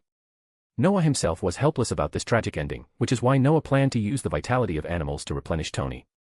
Although vitality is unlikely to replenish blood, it will not cause him to lose too much blood and die after leaving the magic circle. Fortunately, Tony's condition is not too serious. He only needs to spend a few days to recuperate. But this guy is not idle. After a day of rest, he called Noah again. Noah was sitting in a restaurant in New York, looking at Tony, who was still a little pale. He was speechless. What was wrong with this guy? Aren't you afraid of sudden death? Noah touched his chin and asked curiously. Please, it's just excessive blood loss. Although it's dangerous, after being fed blood all night, I think I have recovered almost, although I am still a little dizzy. Tony didn't care about these ghost things at all, and said indifferently. Okay, but why did Fury find this place? Noah ignored Tony and turned to look at Fury, who was sitting next to Tony. With Tony, this boiled egg had finally returned to the state in Noah's memory, with a Seema face all year round. He looked extremely serious, silent and mysterious, making people feel that they dare not approach easily, and they also deserved a beating. Didn't you tell Tony something? You still asked me why I'm here. Fury said in a deep voice. Although he didn't know how Noah knew so many things, he felt that it was not surprising that the magician, who was so mysterious, could see or guess some things in the future. Oh. Did you give him his father's relics? Noah suddenly felt a little energetic. Howard Stark's relics were an amazing thing. They were the composition of new elements. Noah didn't care that much about Tony upgrading his armor after he created a new element. He cared more about the fact that after this new element came out, Tony Stark Industries finally had a stable and safe clean energy source. He has given it to me, but I haven't had time to see it yet. Tony nodded, but when he said this, he glanced at Noah with a somewhat complaining look. Tony was thinking, if Noah had made it clear about the risks of the surgery at that time, it would be great, so that he wouldn't have to be so weak. Such risks can be completely avoided, that is, to make a blood circulation machine so that he doesn't lack blood. However, considering that Noah came from the magic world, he may not have common sense in this regard. What's the point of bleeding? I can be fine with a magic, and I don't care whether I lack blood vessels or not. That's why Tony was so suffocated that he didn't dare to say a word, even though he received a call from Pepper and was severely complained. According to Pepper's description, Tony's laboratory can be described as a river of blood. Of course, it couldn't be that exaggerated, because if it really happened, Tony's funeral could be held now. But the coagulated blood on the ground looked like a slaughter scene, and it scared Pepper, who was completely unaware at the time, half to death. Okay, then let's study it carefully. Noah didn't know that Tony had such a story. He spread his hands and said casually, by the way, I remember you have a subpoena. Are you going to go? How can I go like this? Tony rolled his eyes. Fortunately, this guy from the Logistics Bureau helped me get it done. As for the congressman, I'm afraid he doesn't dare to say anything more. It's S.H.I.E.L.D. Fury still said in a low voice, now we are called S.H.I.E.L.D. Oh. Noah looked at him strangely, didn't you always call it S.H.I.E.L.D. Bureau? It was an abbreviation before. Our full name is the Strategic Defense Attack and Logistics Bureau. But now we only take the first letters and the word is this. Is the name changed so quickly? I remember that your unit seems to have various procedures to do it. We have been preparing for several years. Now we have reached the final stage. Anyway, you can just call us S.H.I.E.L.D. in the future without any problems. It's really troublesome. Noah touched his nose. Nagini, who was sitting next to Noah, didn't understand but looked strange. Isn't it just a name change? Is it so troublesome? But Nagini didn't ask. She thought about it with Hogwarts as a comparison object and understood it immediately. Although I don't know how important S.H.I.E.L.D. is, if it is similar to Hogwarts, it is natural. If Hogwarts wants to change its name, the trouble will probably be very great, because Hogwarts is a symbol of the British wizarding world. Okay, your body has almost recovered. What are you going to do next? Noah didn't know what Nagini was thinking. He asked Tony directly, you came to me today just to report your physical condition and your father's relics, right? Of course not. Tony shook his head, it's like this. I'm going to participate in a car race in a few days. How about going to see it? Car race. Noah raised his eyebrows, don't you think you are going to die and let yourself go? Now that you are fine, you still do this kind of thing. Noah was really strange. It was hard to say whether Tony had the idea of self-destruction when participating in this car race before. For example, he felt that he was going to die, and then thought about finding some excitement before he died, and did all the things he had never done but wanted to do. Noah even secretly wondered if Tony was looking forward to a car accident in that race. In this way, he would have a reason to die, instead of being poisoned to death by palladium. Because Tony at that time really had no worries. The latest armor was placed in his laboratory, and his black friend only needed to enter the password to get it, and Tony definitely did not set any permissions. Although Stark Industries was not completely on the right track, the CEO position had been handed over to Pepper, the woman Tony trusted the most. So Noah had the idea that Tony was actually planning to commit suicide in that game. But later an accident happened, and a guy wearing a core reactor similar to his ran out and wreaked havoc. Tony wanted to find out what happened, and at the same time he didn't want Iron Man to die in such an occasion, so he rose up to resist, right? I'm indeed fine, but I have to say that this time I almost died and it made me feel that life is short. Tony didn't know that Noah was making up stories in his heart. He said with a smile, so while you are young, do more things you want to do but don't dare to do. Isn't it interesting? Haha, you are young. Noah narrowed his eyes slightly and looked at Tony up and down, you are almost 50, right? Bullshit. Tony was anxious, I'm only in my 30s now. Let me think, okay, 39. Not yet. Noah spread his hands. Since you want the number 38 so much, then I'll give it to you. Tony was born in 1970, 10 years older than Noah, and because he is an ordinary person, he is not like Noah, a magician who almost forgets his age.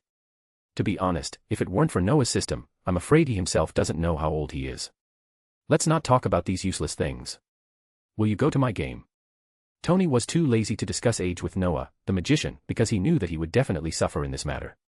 He returned to the point directly. I don't have money. Noah spread his hands, and if you really let me go, I might bring more people. Please, you are a shareholder of Stark Industries. You can take as many people as you want. Tony rolled his eyes, then looked down at his watch. It's settled. I have to go back to recuperate. Damn it, do you know what the doctor said? What did he say? He said it was a miracle that I was awake and alive in the hospital, and then he asked me if I wanted to commit suicide. This is indeed a very sad topic. Tony's condition at the time seemed to be so bad that it was a bit distressing. Noah sighed weakly, watching Tony staggering away, and didn't say much. But when Noah picked up the drink and prepared to take another sip, he suddenly found that Fury was still sitting here. This made Noah curious, so he asked, I say Fury, do you have anything else to say? Of course, otherwise I wouldn't have waited until now. Fury nodded, his voice still low. If you look at me with a face that I owe you millions of gold galleons, I promise you will never forget it. Noah sighed and looked at Fury in a faint voice. Fury swallowed subconsciously, but his expression had relaxed. Tell me, what's the matter? I want to invite you to join an organization. What organization? The Avengers. More bonus chapters. Every 200 power stones equals bonus chapter. Give me more power stones. Chapter 308, Chapter 307. What is the name of the hammer? Find 50 plus advanced chapters. And for more fan fiction. Backhand index pointing down. Backhand index pointing down. Support link, patreon.com/RioRaRyu. Fury was indeed confused by Noah. The Avengers can be said to be a product that Fury has carefully planned for more than 10 years, and only a few people know about it. But such a product that is still in a secret state was called out by Noah without missing a word. How could Fury not be surprised? However, Fury's surprise did not last long. As the director of S.H.I.E.L.D., Fury would not let his performance be so bad. Looking at Tony walking towards the car outside the restaurant, Fury asked thoughtfully, Did Tony tell you? Noah shook his head and then showed a mysterious smile. No, don't think so much, Fury, you have to know that you are facing a magician. Damn magician. Fury has cursed this in his mind countless times, but when Fury really shouted it out, he felt that it would be better not to do so.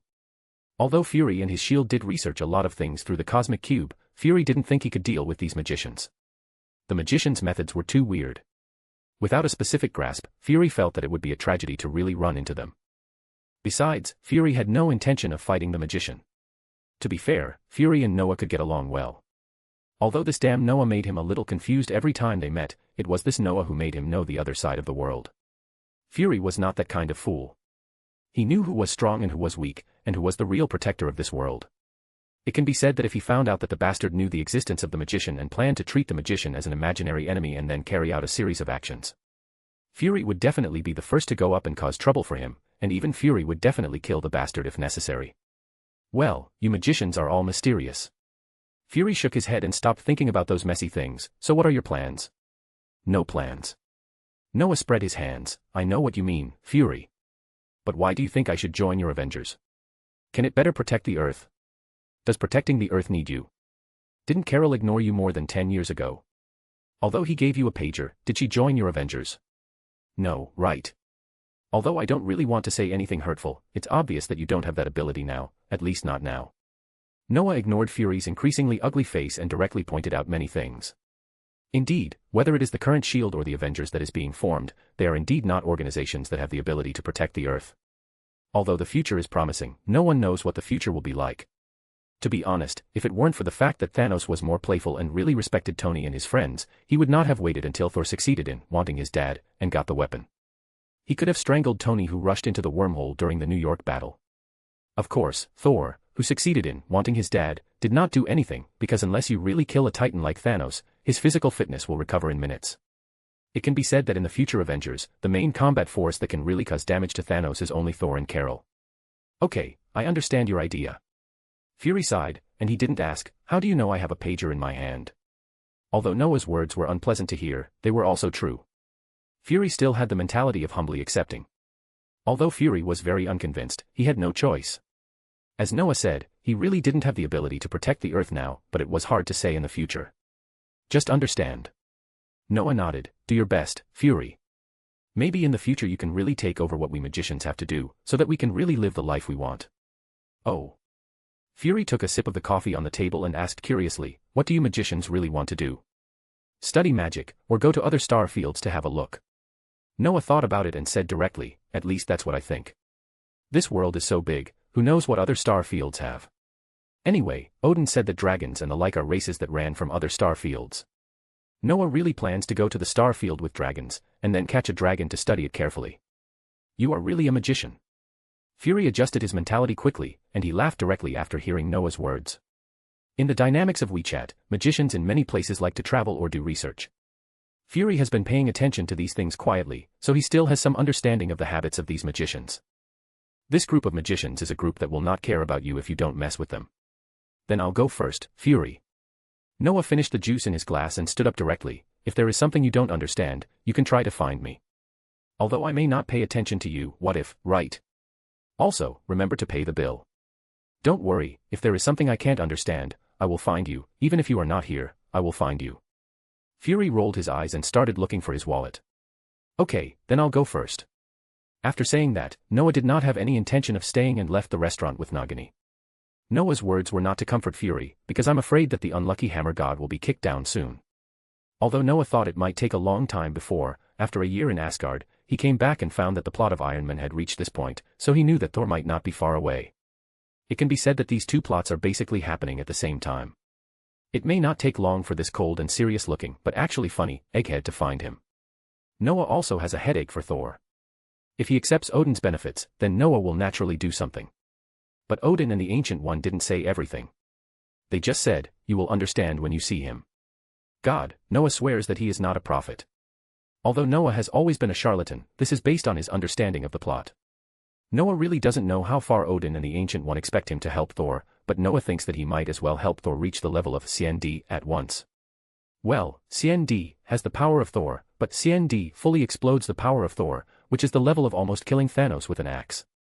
But Loki is not dead, how can I stimulate him? Noah sighed, and even if he develops the degree of missing his father, it is not a simple matter. However, we can try, such as severely stimulating him. While thinking about how to deal with Thor, Noah walked forward aimlessly. But soon, Noah felt that there was no need to think about it anymore, because it was meaningless.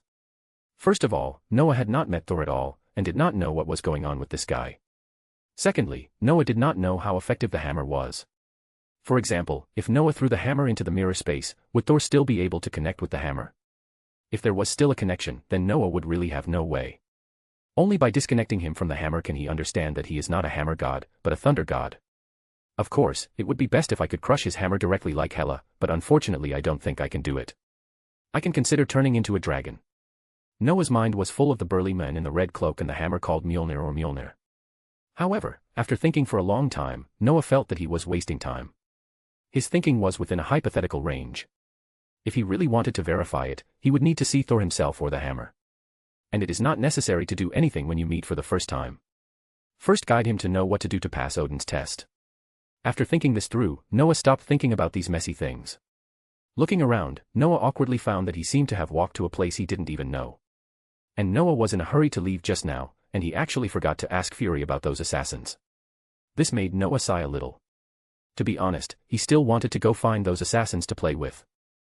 As a magician, Noah couldn't fight with those magicians who also exercised, but that didn't mean Noah couldn't handle an ordinary person. It seems that we can only wait for the next opportunity. Shaking his head, Noah looked at Nagini who had been following him. Nagini, how do you feel these days?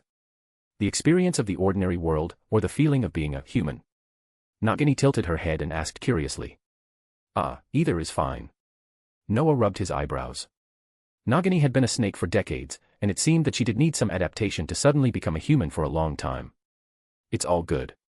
Nagini thought for a moment and replied, the world of ordinary people is wonderful, and I have adapted to my current life after becoming a human. Thank you, Noah. You're welcome. Noah nodded, and then suddenly asked, so, do you have an idea, such as helping more people like you? Help more people like me? Nagini was stunned for a moment, and then seemed to understand something. You want me to find more blood-cursed orcs like me, and then you help them? That's right. Noah nodded. I plan to let you find those blood-cursed orcs. Can you tell me your idea? Nagini hesitated.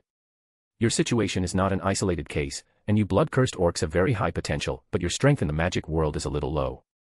Of course, you can also think of me as improving the magic of Dragonborn. A group of natural transformation magicians. If you can control yourself, will your treatment in the magic world be low? Are you serious? Great. I understand, Noah. Although I don't know your specific ideas, I will try to do it. Thank you, Noah. Maybe you are the second magician who is willing to treat us blood-cursed orcs well. More bonus chapters. Every 200 power stones equals bonus chapter. Give me more power stones. Chapter 309, Chapter 308. Whose story is this? Find 50 plus advanced chapters. And for more fan fiction. Backhand index pointing down. Backhand index pointing down. Support link, patreon.com/RioRaRyu. The second magician who treats blood-cursed orcs well. Noah touched his nose, so the first one is Credence. To be honest, Noah thinks the first one should be Newt, because Credence is not a magician at all, he doesn't know magic at all, but because of Obscurus, he is extremely terrifying. In this era, Obscurus may have become extinct.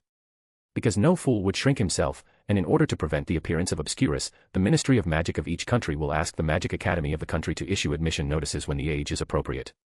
Of course, if you don't choose to go, the Ministry of Magic may have other actions. In short, it is quite strict to prevent the appearance of such irrational but destructive Obscurus. Not every Ministry of Magic in every country can handle the troubles encountered by the American magic world. After proposing this idea to Nagini, Noah simply told his plan at the same time. Although Nagini is relatively simple, this girl is not stupid, and this kind of thing is originally beneficial to the unfortunate group of blood curse orcs, so Noah has no need to hide it. Like helping the improvement of dragon magic by recording the transformation records of the restored blood curse orcs, Noah is even more outspoken. This was originally one of his main ideas, and of course it cannot be missed.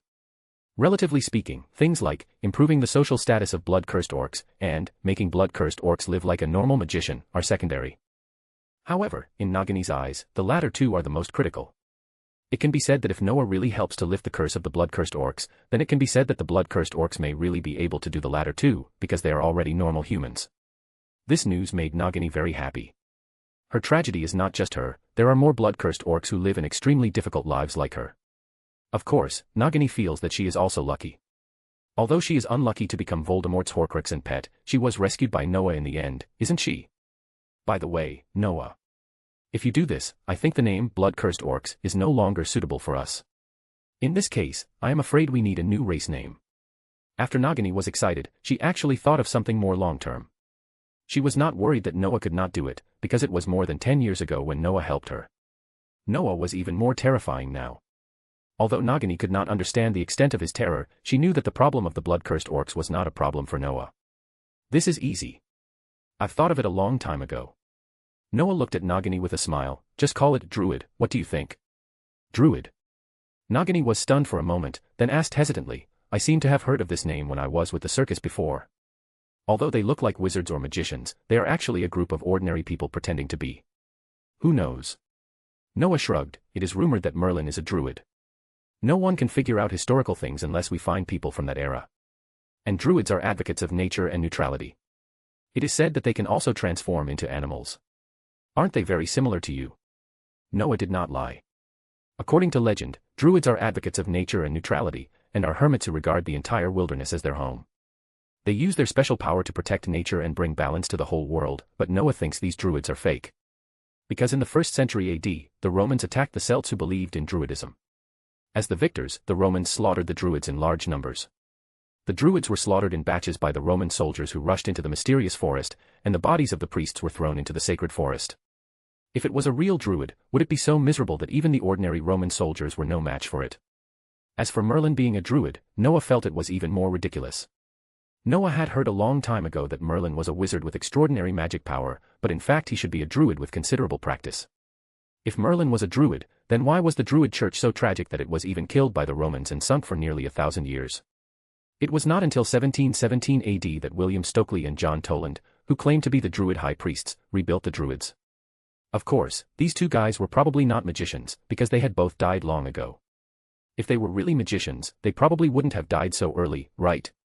It's not ruled out that they established a church in their later years, but Noah had never heard that the church belonged to the magic world and the Magical Congress of the United States. Well, the name Druid is not bad. Nagini knew that she probably couldn't win over Noah, so she nodded and approved the name. When Noah recovers all the blood-cursed orcs, I'm afraid no one will disapprove of this name. The blood-cursed orcs are lingering at the bottom of the magic world, and their status is even worse than that of exorcists. You know, exorcists are still normal humans. But they, the blood-cursed orcs, are named orcs. After discussing these things with Nagini, Noah originally wanted to invite Nagini to watch Tony's car show. But this woman had no plans in this regard. In her opinion, it's better to get things done quickly than to watch something she has no interest in. Noah had nothing to say about this, so he nodded and Nagini left. Although Nagini lacked some common sense in modern society, she didn't necessarily walk in the world of ordinary people, so it was no problem for her to deal with the magic world. Besides, Nagini's magic level was not bad. After all, she had been with Noah for so long and had learned a lot. The most important thing was that if she encountered big trouble, she could turn into a giant snake to deal with it, or contact Noah through the contract. Noah still had the comma on his arm. Although Noah could have cut it off, he didn't do it. As for the blood-cursed orcs that Nagini found at that time, Noah would not do it himself. It was too tiring and troublesome to do it one by one. Noah planned to leave these things to the magicians of Camartage. This was simply a ready-made prop to exercise his soul magic control, although it was a bit disrespectful to say so to those blood-cursed orcs. But in fact, it is true. Noah also passed the 2 expulsions of Nagini and Harry, and unexpectedly improved his control over his soul magic. Of course, Noah will also ask the magicians of Camartage to ensure that there will be no problems, because these blood-cursed orcs are all future druids. Nagini is gone, and it seems that it will take some time for her to come back. I feel that there are a lot of things during this period. I felt bored in the previous 8 years, but now I feel that time is really good. Noah sighed, then found a place where no one was and went back to the temple in London. Indeed, when he was not busy before, he always wanted to find something to do. But now that he is busy, he feels that the little life of studying magic in the past is quite comfortable. Just like when I was in college, I hoped that I would graduate early and join the work, but after I really joined the work, I missed the feeling of studying in those days. People are always very contradictory, and magicians are also people and have such contradictions. Noah shook his head, and quickly got rid of this contradictory mentality, because Noah knew that the days to come would be extremely exciting. Noah, I remember you told me that there were many people coming. Why are there only you and this beautiful lady in the end? Sitting on Tony's private plane, Noah kept staring at the clouds floating outside the window, but Tony kept whispering in Noah's ear like a fly.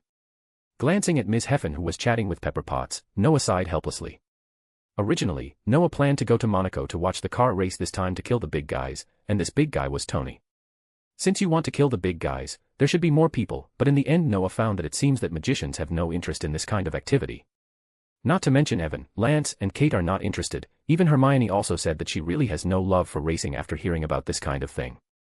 As for Wong and Dennis, one stayed in the library all day, and the other was practicing hard. The 2 of them didn't go, so the little guys in the temple didn't plan to go either. Because they thought Noah, as a guardian, was already very powerful, so he didn't need to practice all day. But they were different, they were just a group of apprentices, so they all chose to stay. Jason was on a mission, and Noah didn't plan to disturb him. The result was that in the end, only Ms. Heffen, a cat and an owl boarded the plane with Noah, which was far below Noah's expectations. No way, after all, the work of a magician is still very busy. Noah spread his hands and answered casually. Oh. Then why do I feel like you're quite free? Tony still had a playful look on his face. You've been playing in the United States for so many days and you don't seem to be planning to go back. Because I'm strong enough, only powerful magicians have time to rest. Noah looked at Tony with disdain. Anyway, Tony didn't really understand magicians, so it didn't matter what Noah said. Sure enough, Noah's words made Tony's face freeze. After a long time, he slowly asked, didn't you ask for the copyright of Iron Man from me before? When do you plan to make it into a movie? Let's talk about it later. Charles and his team are making a movie about mutants now. You should step back a little. Noah answered casually while looking out the window. Is that so? Do you want me to find someone to film it? I will be the protagonist, and I can show it in the world of ordinary people you mentioned. Of course, but the script must be mine, otherwise you can get out. Damn it, is this your story or mine? Yours, but the copyright is mine. More bonus chapters. Every 200 power stones equals bonus chapter. Give me more power stones. Chapter 310, Chapter 309. What kind of girl do you like? Find 50 plus advanced chapters. And for more fan fiction. Backhand index pointing down. Backhand index pointing down. Support link, patreon.com/RioRaRyu. Copyright is really a killer, at least even Tony can only be frustrated and can't say anything. Yes, the story is indeed Tony's, but after Tony personally admitted that the copyright of these stories has been Noah's. Although they didn't sign any contract or anything like that, Tony's pride would not let him do anything like denying it. Just like Tony and Noah exchanged shares, even if Tony didn't think that the art company could compare with himself at first, he still agreed to Noah's proposal. Of course, Tony doesn't feel at a loss now, the value of what that company can provide is probably unimaginable. Tony sighed and nodded, okay, Okay, the copyright is indeed yours, so you give me the script and I'll contact someone to shoot it, how about that? Sure. Noah nodded indifferently, but then again, the income still belongs to Arc. Do you think I care about this little money? Tony rolled his eyes. I'll take as much as I can, and I'll donate it all to charity, okay? Okay, you are a well-known rich man. Noah opened a small space casually, then took out something like a book and threw it in front of Tony. In fact, Noah had already prepared these scripts. At that time, Noah, who was so poor, really hoped that the movies made from these scripts could sell more money. So Noah prepared the complete works of Harry Potter and the old version of X-Men. Although Noah became rich later, he was used to preparing for everything in advance. After getting the copyright from Tony, he directly wrote the entire Iron Man trilogy. Although it may be more intuitive to evaluate these so-called scripts as novels, even if they are to be filmed, at most they will only make some minor modifications. Noah didn't want the original things stored in his memory to be changed beyond recognition, especially some fun things. Noah didn't want these things to happen. After all, if there was no him, these contents would be the real development trajectory. Tony took the script Noah threw over, and then opened it and read it. Although it didn't take long to fly from New York to Monaco, it was obvious that Tony didn't have much fun on the plane. Wouldn't it be better to watch something to kill time? As a result, Tony was fascinated by himself. He stared blankly at the script that looked more like a novel, because the story told in it made Tony feel that it should be like this, which made Tony a little overwhelmed. But Tony in it was himself, and he was really like him in terms of words, deeds and other aspects. Except that the magician didn't show up, Tony himself felt that things should go on like this, which made Tony feel a little puzzled. Have you ever gotten to know me in depth? After looking at me for a long time, Tony couldn't help it. He looked up and looked at Noah strangely. Noah also looked up, and he found that Tony's eyes looked a little strange. Take back your strange eyes, it's disgusting, you know. And, getting to know you in depth. Is that necessary? But why do I have a feeling that if there is no magician, things should be like this? That means I portray the characters very delicately, and the restoration is real and high, okay. Nonsense, it's strange that you don't have such a feeling, because your plot is like this without me, okay. I have to say that using the original plot to fool people is a very comfortable thing for Noah. Just look at Tony like this. I don't know how long it took, Tony's plane finally landed in Monaco. Under Tony's leadership, they got off the plane and got on a very luxurious extended Lincoln. I have to say that Tony's quality of life is really amazing. Tony said that this car is out of print, but Noah doesn't pay much attention to this kind of thing, because the cognition of this world is very different from the world in Noah's memory. However, there is one person who caught Noah's attention. This person is Tony's new personal assistant, named Natasha Roshman. Of course, her real name is not this, it should be Natasha Romanoff, an agent of S.H.I.E.L.D. Noah didn't expect that Fury actually arranged this female agent to be next to Tony, and it seems that Tony is still quite interested in this woman as in the original book. However, Noah probably also knows that Tony and this woman may not have any results, because Tony doesn't want an agent to appear in his home inexplicably. If it's just for fun, Tony won't care at all. If he really wants to go to the last step, it's probably only Pepper Potts. Why are you always staring at my assistant? Just when Noah was lost in thought, Tony's voice rang in Noah's ears again. Are you interested in my assistant? Tony's voice was not loud, but it was just enough for everyone present to hear clearly.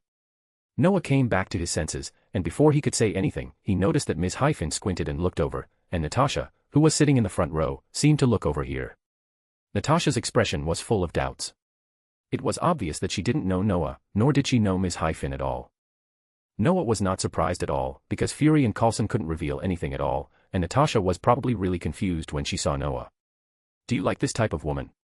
Maybe because Noah didn't speak for a long time, Ms. Hyphen suddenly asked. Noah was stunned for a moment, then suddenly laughed and said, not bad, very sexy, but too short.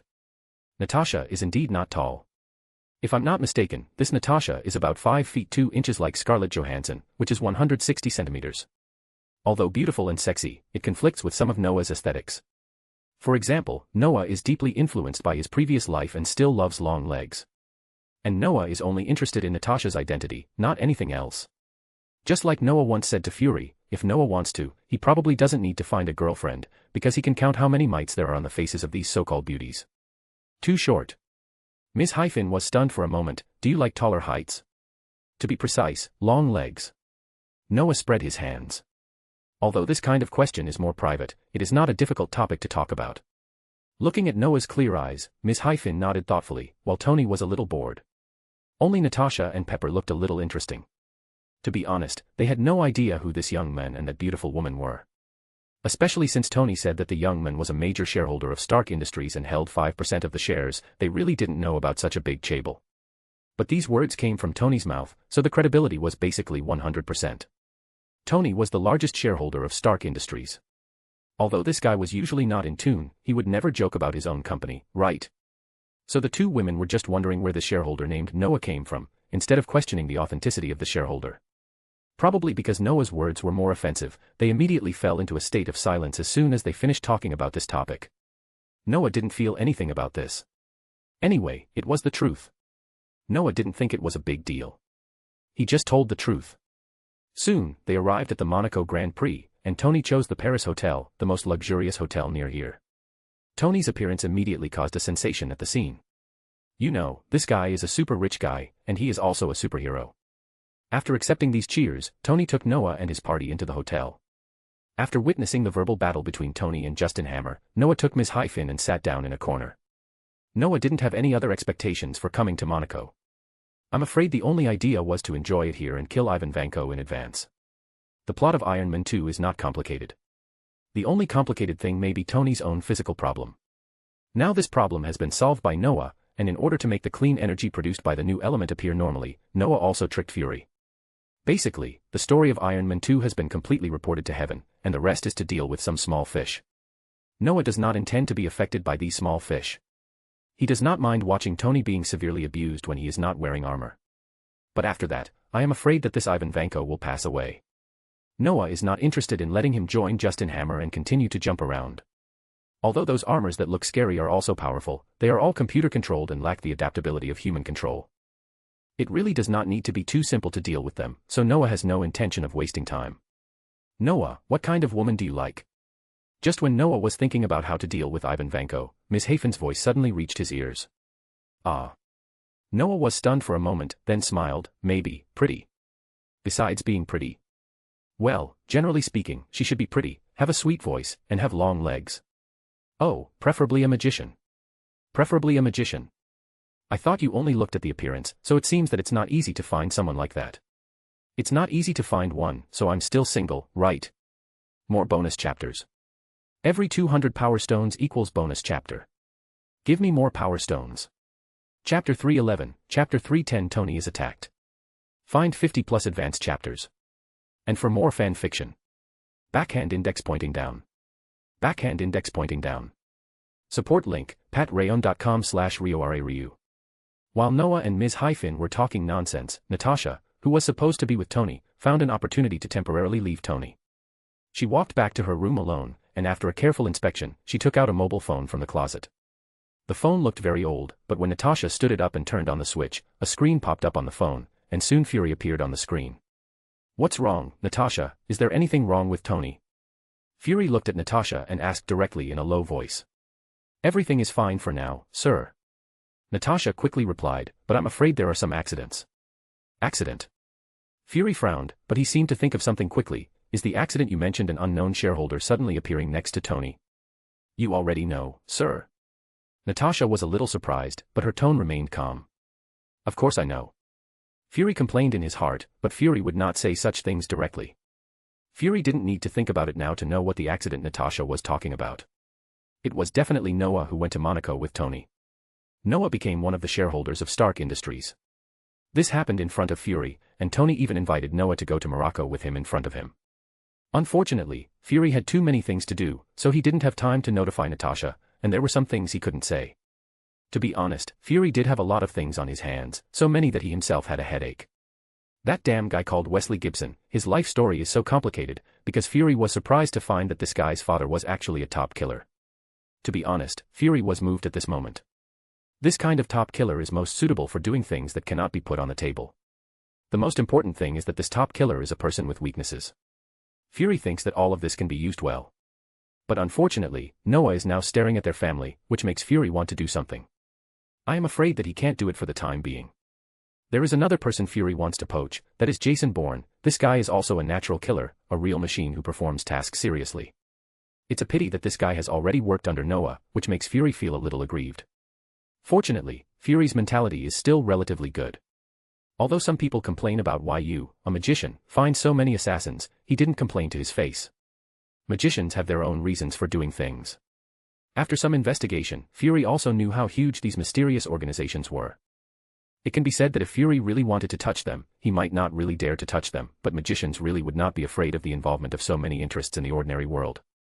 So what Fury has to do is to help Noah find out whether these mysterious organizations are the ones Noah knows. If it is true, then these mysterious organizations are finished, and there is no need to consider so much. However, if it is not, I am afraid Fury will really have a headache. Shaking his head, Fury shook off these messy thoughts in his mind. He straightened his face and said, "Yes, I already know. There are too many things in the Bureau recently, so this matter has not been notified to you. It is our negligence." "I see." Natasha nodded. She also knew that the work of S.H.I.E.L.D. was very complicated, especially recently it seemed that a killer organization had been dug up, so Natasha understood Fury's busyness very well. After thinking for a moment, Natasha said, "Sir, I think the report on Tony Stark should be ready now." "Don't worry." Fury interrupted Natasha before she finished speaking. "Observe for a while, I need a more complete report." "Sir, there is actually no need to observe. If you really want to observe, you should let him recover first." "He has recovered." "What? How is this possible?" "Nothing is impossible, Natasha. By the way, don't provoke that mysterious shareholder. He is not a simple person. You must remember this." After Fury finished speaking, he hung up the phone. In fact, he originally planned to let Natasha observe Noah carefully, but when the words came to his lips, they turned directly into not to provoke. Fury swore that this was not his real idea. He knew that it should be the silencing spell that broke out again, and Fury also felt that he was a little uncomfortable now.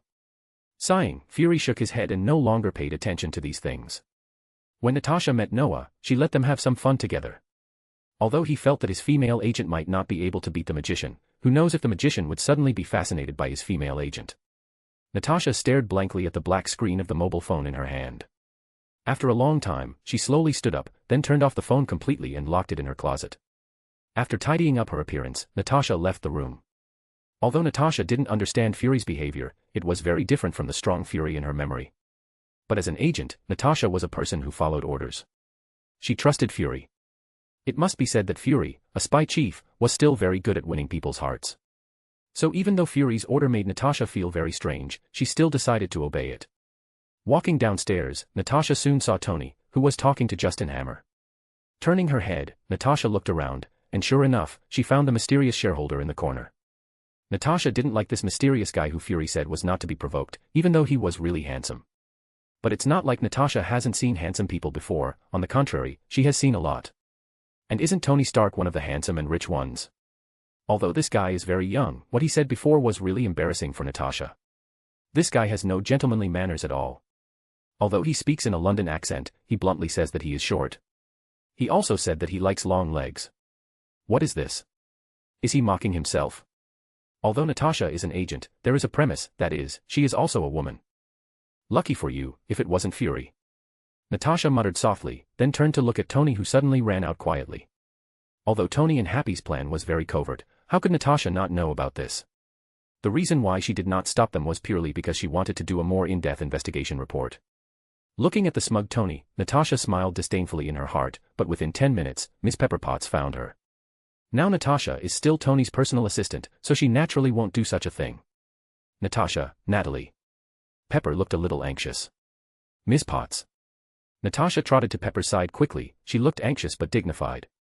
Did you know he was going to race? Pepper asked anxiously. I just found out now. Natasha answered with fullness. Pepper sighed, looking at the fully dressed Tony on TV, she felt an unusual headache.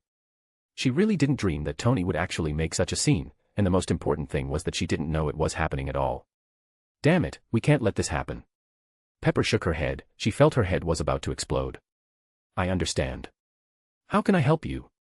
Natasha looked at the extremely anxious woman in front of her, and suddenly she felt some sympathy in her heart. It was really a headache to meet such a man. The most important thing was that Natasha could see that Pepper had Tony in his heart. And Natasha also knew that Tony might have fallen into the hands of this lady a long time ago, but the two of them didn't make it clear. Where is Happy now? After thinking for a moment, Pepper raised his head and asked. He should be outside. Natasha answered quickly. Very good, go find him, I need his help. I'll go right away. Natasha nodded, then turned around and left quickly. It was not a difficult thing to find Happy. Natasha took a few minutes to find Happy who was hiding outside, But when she brought Happy back to the hotel, they were all stunned.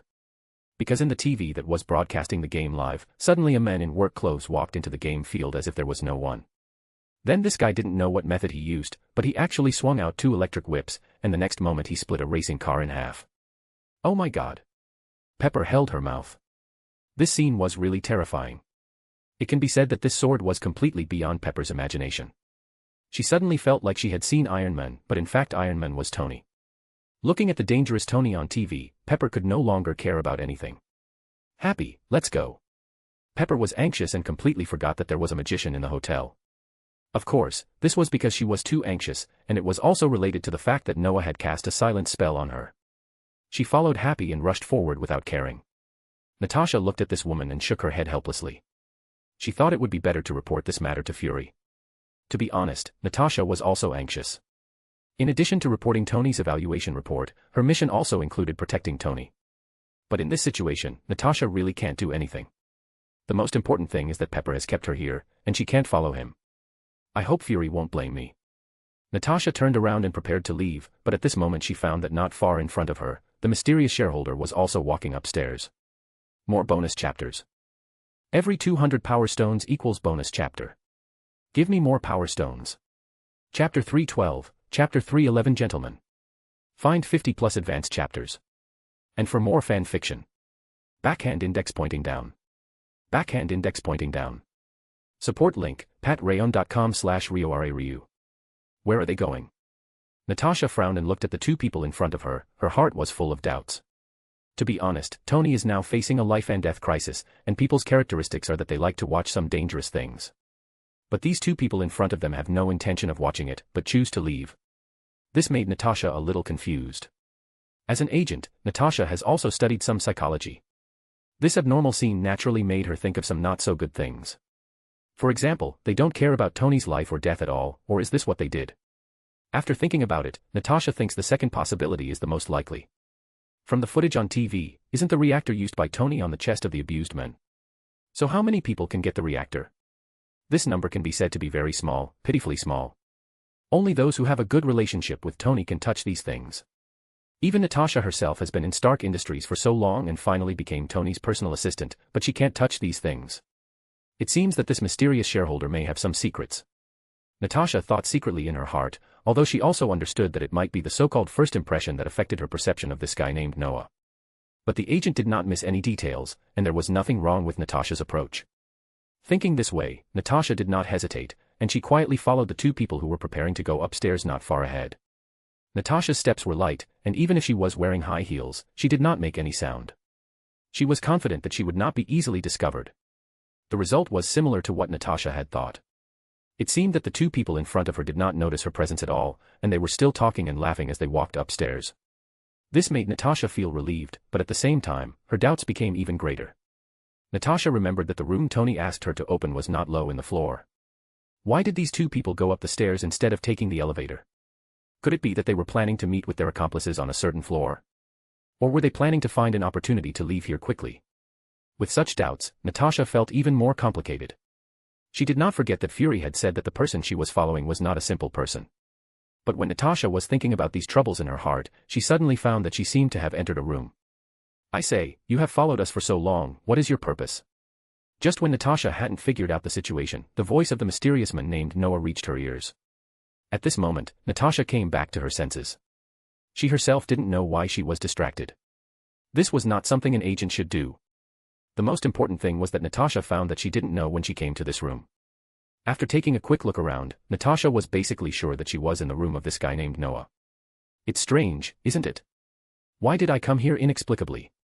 Noah looked at Natasha's vigilant and solemn expression and smiled nonchalantly. To be honest, Noah really didn't notice when someone followed him. When he found out, he had already walked to the 3rd floor, which made Noah feel a little funny. Was he being targeted by the SHIELD agents? To be honest, although it was not the first time that he was targeted by the agents, it was the first time that he was followed by the agents. Before, neither Coulson nor Fury dared to do this to him, so Natasha set a precedent. Who are you? Natasha bent down slightly, looking like a leopard ready to attack. Does Mr. Stark's experience have anything to do with you? Nothing. Noah spread his hands and sat directly on the sofa. Why do you think Tony's accident has anything to do with us? That's hard to say. Natasha didn't believe Noah's words, and her expression was still alert. And Natasha was also considering whether she should subdue this guy in front of her first. Although Fury said that this young man was not a guy to be messed with, and Natasha would not forget how she came to this room inexplicably. But Natasha felt that if she moved faster, she might not have no chance, not to mention that this young man didn't seem to have any defense now. For Natasha, this might be an opportunity. Even if it was slim, Natasha planned to try it. She was a super agent. Move as soon as she said it. Natasha would not hesitate for a long time when deciding to do something. She kicked her back foot and rushed towards Noah, who was sitting on the sofa like an arrow. Her speed was so fast that if it was an ordinary person, there might not be any time to react. But Noah was not an ordinary person, especially when Noah knew the details of this woman. Just when Natasha felt that she was about to succeed, she suddenly found that Noah slowly raised his head and looked at her, which made Natasha's heart squeak. This person is so fast.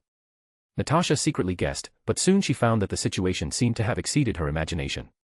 Because the guy named Noah actually sighed, then put his hands on his chest and looked at himself, which made Natasha look a little sluggish.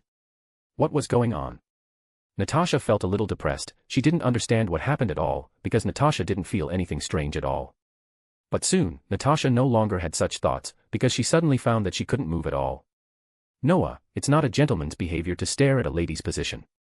At this time, Miss Heffen's voice came over. She changed into a set of clothes and looked more casual. Isn't this what a gentleman should do most?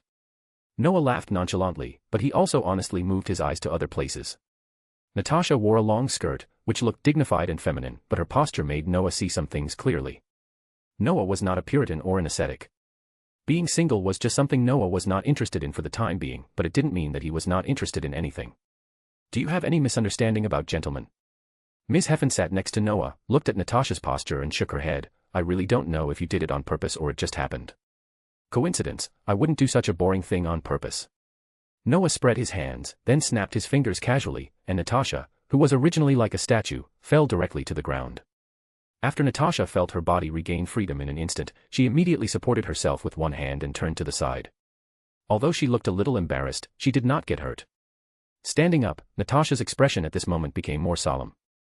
It was obvious that the two people in front of her were not ordinary people. Who are you? Strange, didn't you report us to Fury? I did, he told me not to mess with you, but I think you are very suspicious. Oh. Acting on your own, it seems that Fury's agents are not so obedient. Natasha was a little surprised. This man named Noah actually knew Fury? No, to be precise, he seemed to know S.H.I.E.L.D. very well. This situation made Natasha a little confused. Could this guy be a member of S.H.I.E.L.D.?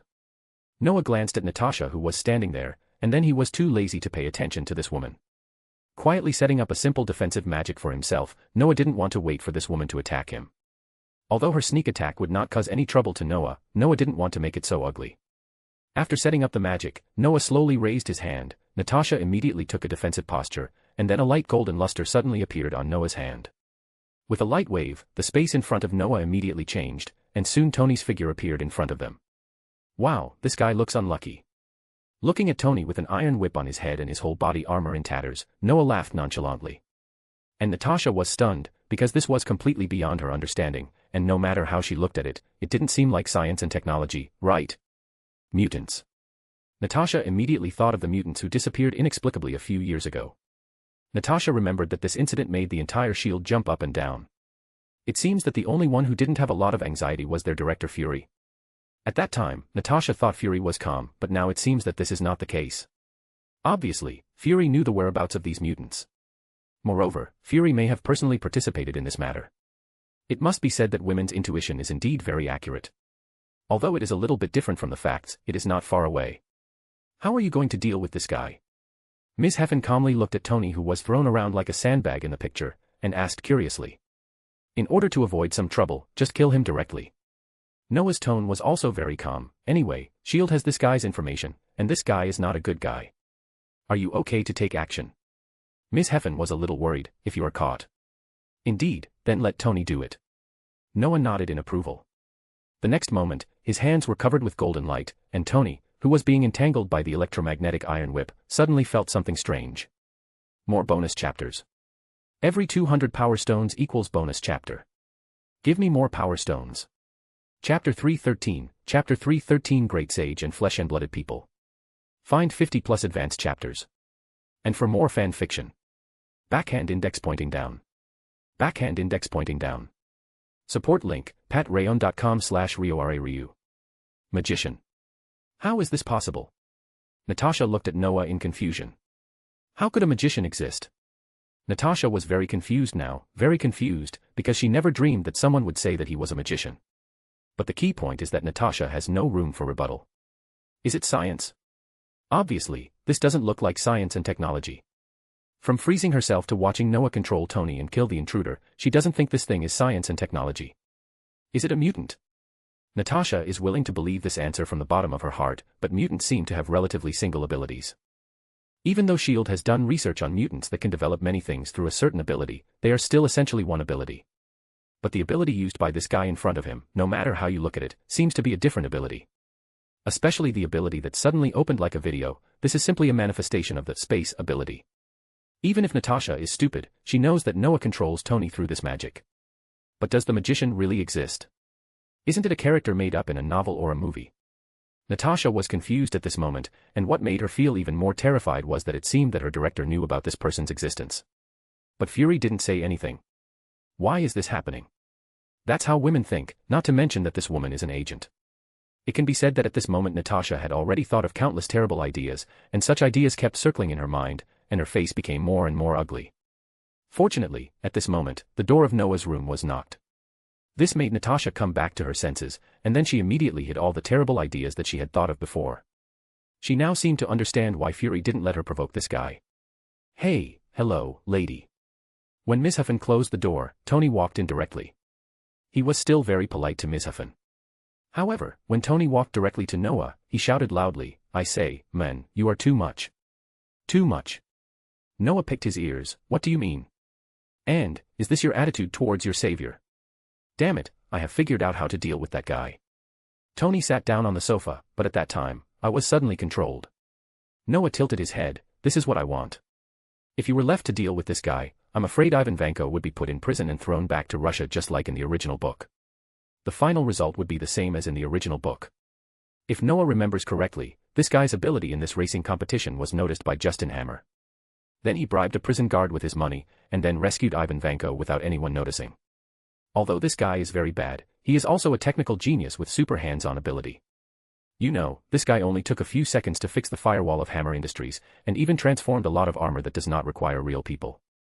Although Noah didn't take these armors seriously, he didn't have time to waste. Who knows what would happen if Tony was deleted? Then wouldn't his art company lose the technical talent that he had finally found? Idiot. Although Noah thought so in his heart, he would not show it. God knows what's wrong with you. Okay, genius, I swear that next time I see you dying, I won't care about you, okay? Please take back your oath. Tony immediately became very serious. If you do this, ARC will not only lose one of its shareholders, but also a very important technician. But, can I find another one? No one is better than me. When Tony said this, he was very serious, as if he was saying an established fact. I have to say that this guy is really narcissistic, and Noah looked at this guy and seemed very speechless. But there is one thing Noah has to admit, that is, what this guy said is really the truth. He is the best, no one is better than him. Well, Noah had to admit that at least he couldn't think of anyone better than him. As for the dead, the first person Noah thought of was Howard, but it was a pity that he died. Howard was really unlucky. If he hadn't been restricted by the times and hadn't been attacked by Bucky, he would probably be the world's #1 scientific and technical talent. If Howard were still alive, the Earth would have almost entered the interstellar era. Noah sighed, looking a little regretful. Maybe, but he's dead. Tony looked a little puzzled when talking about his father. He shook his head and sighed, let's not talk about him. You really shouldn't have killed that guy, because he can't be a threat to me. Maybe, but I wonder why you've changed. He attacked you, and you're planning to forgive him. Of course not. This guy doesn't care about the lives of others, so he deserves to die. It's just a pity that he wanted to ask where his reactor came from. Is this difficult? Isn't it better to find Fury? They, S.H.I.E.L.D., definitely have information about this guy, even if he's a dead man. Yes. Tony patted his head, as if he suddenly realized something, and then immediately stood up and ran out to contact Fury. This guy didn't notice that there was a Natasha in Noah's room. Looking at Tony's rush, Noah wanted to laugh, but to be honest, Noah really liked Tony. Compared to the Batman, the saint of the generation, Noah likes this flesh and blood guy more. Noah remembered a joke, saying that after Batman and Iron Man's sisters were killed by the bad guys, what would these two superheroes do? What Batman did was probably to beat the bad guy and throw him into prison, and then catch him when he ran out. As for Iron Man, the bad guy should expect the safety of his family, because Iron Man will not care about you so much when he wants revenge. However, the Master seems to have started killing after that, right? But the Master in Saint mode really makes it difficult for me to have a good impression of him, only respect. Turning his head to look at Natasha, who looked confused, Noah thought for a moment but still did not cast any spells on her. Noah knew that the magicians would run out in the future. Although there were still many years, Noah did not mind keeping some tricks. Besides, even if I do nothing, Fury probably won't let her talk nonsense. Even if she talks nonsense everywhere, I'm afraid no one will believe it. As long as Fury's silent spell is not lifted, he will never admit it. Then it's useless for Natasha to say anything. I really want to see Fury's surprised face. Thinking of Fury's dull look, Noah smiled unkindly. So, did you disobey my order or provoke this guy? Late at night, Natasha once again took out the old-looking mobile phone to report to Fury. Today's things are particularly many and complicated. It can be said that everything on this day has completely exceeded Natasha's cognition and even overturned her outlook on life. Sorry, sir. I saw the two of them sneaking around, so I decided to follow them to see. Natasha looked at Fury's distressed look in the video and explained with a serious face. Okay, you mean you failed to attack him, and then witnessed this guy remotely controlling Tony to kill Ivan Vanko? Fury sighed, then asked seriously. Yes. Natasha nodded. Sir, excuse me, you know each other, right? Of course I do, and we have known each other for more than 10 years. Fury did not deny, but admitted openly, are you confused? No, sir. Natasha shook her head tactfully, is he a mutant? Of course not. Hearing this, Fury almost rolled his eyes. Mutants are dealt with by this guy, okay. And if the guy named Charles hadn't stopped him, I'm afraid that the guy named Eric would have been dead now. No, that magic may not even leave ashes. Fury still remembers Noah's magic, especially the fire magic, which made Fury a little scared. On the Kree spaceship, this guy was burned through by a disagreement, and he almost burned people to death in the mirror space. So, he is really a magician. Natasha continued to ask when Fury was recalling Noah's brutal methods. Fury slowly came back to his senses, and then he was stunned. What's going on? How could this woman say this word? At first, Fury thought he had heard it wrong, but Fury didn't think he would have any hallucinations, so the fact is that this woman really said this word. Fury stared at Natasha with his only eye wide open for a long time, and then he said slowly, aren't you cursed? Cursed. Natasha thought about it carefully, then shook her head and said, no. Fury was stunned, and after a long time he asked intermittently, what did he do to you? Or, what do you think of him? A mysterious and very rude guy. Natasha recalled it, and then said with some certainty, probably like this. More bonus chapters. Every 200 power stones equals bonus chapter. Give me more power stones. Chapter 314, Chapter 314 I want to learn magic. Find 50 plus advanced chapters. And for more fan fiction. Backhand index pointing down. Backhand index pointing down. Support link, patreon.com/RioRaRyu. Fury's head is a little swollen now, because he feels like he has heard something incredible. It is natural for magicians to be mysterious. You know, Fury has been to the magic world. He has been to both the British and American magic worlds with Noah. The densely packed magicians inside left a very deep impression on Fury, but this group of people has never been discovered. So if the magician was not mysterious, he would have been exposed to the public long ago. But as far as Fury knows, the magic world has been going on for more than 1,000 years all over the world. Aren't these magicians still doing nothing? The magicians have done a very good job of protecting themselves. Fury feels that if it weren't for chance, he would never have met these magicians. And Fury is relatively familiar with these magicians, because Fury has really been taken care of by Noah. So now facing Natasha's situation, Fury is so distressed. What is going on? A very rude magician. And he hasn't used any silencing spell on this female agent. Fury is really confused now. Tell me all your experiences, I want the most detailed ones. Fury rubbed his eyebrows and finally spoke directly. He hopes to learn some things about Noah that he doesn't know from Natasha's experience. For example, why did Natasha say that Noah was very rude? In Fury's eyes, Noah seemed to have done too many rude things. Yes, sir.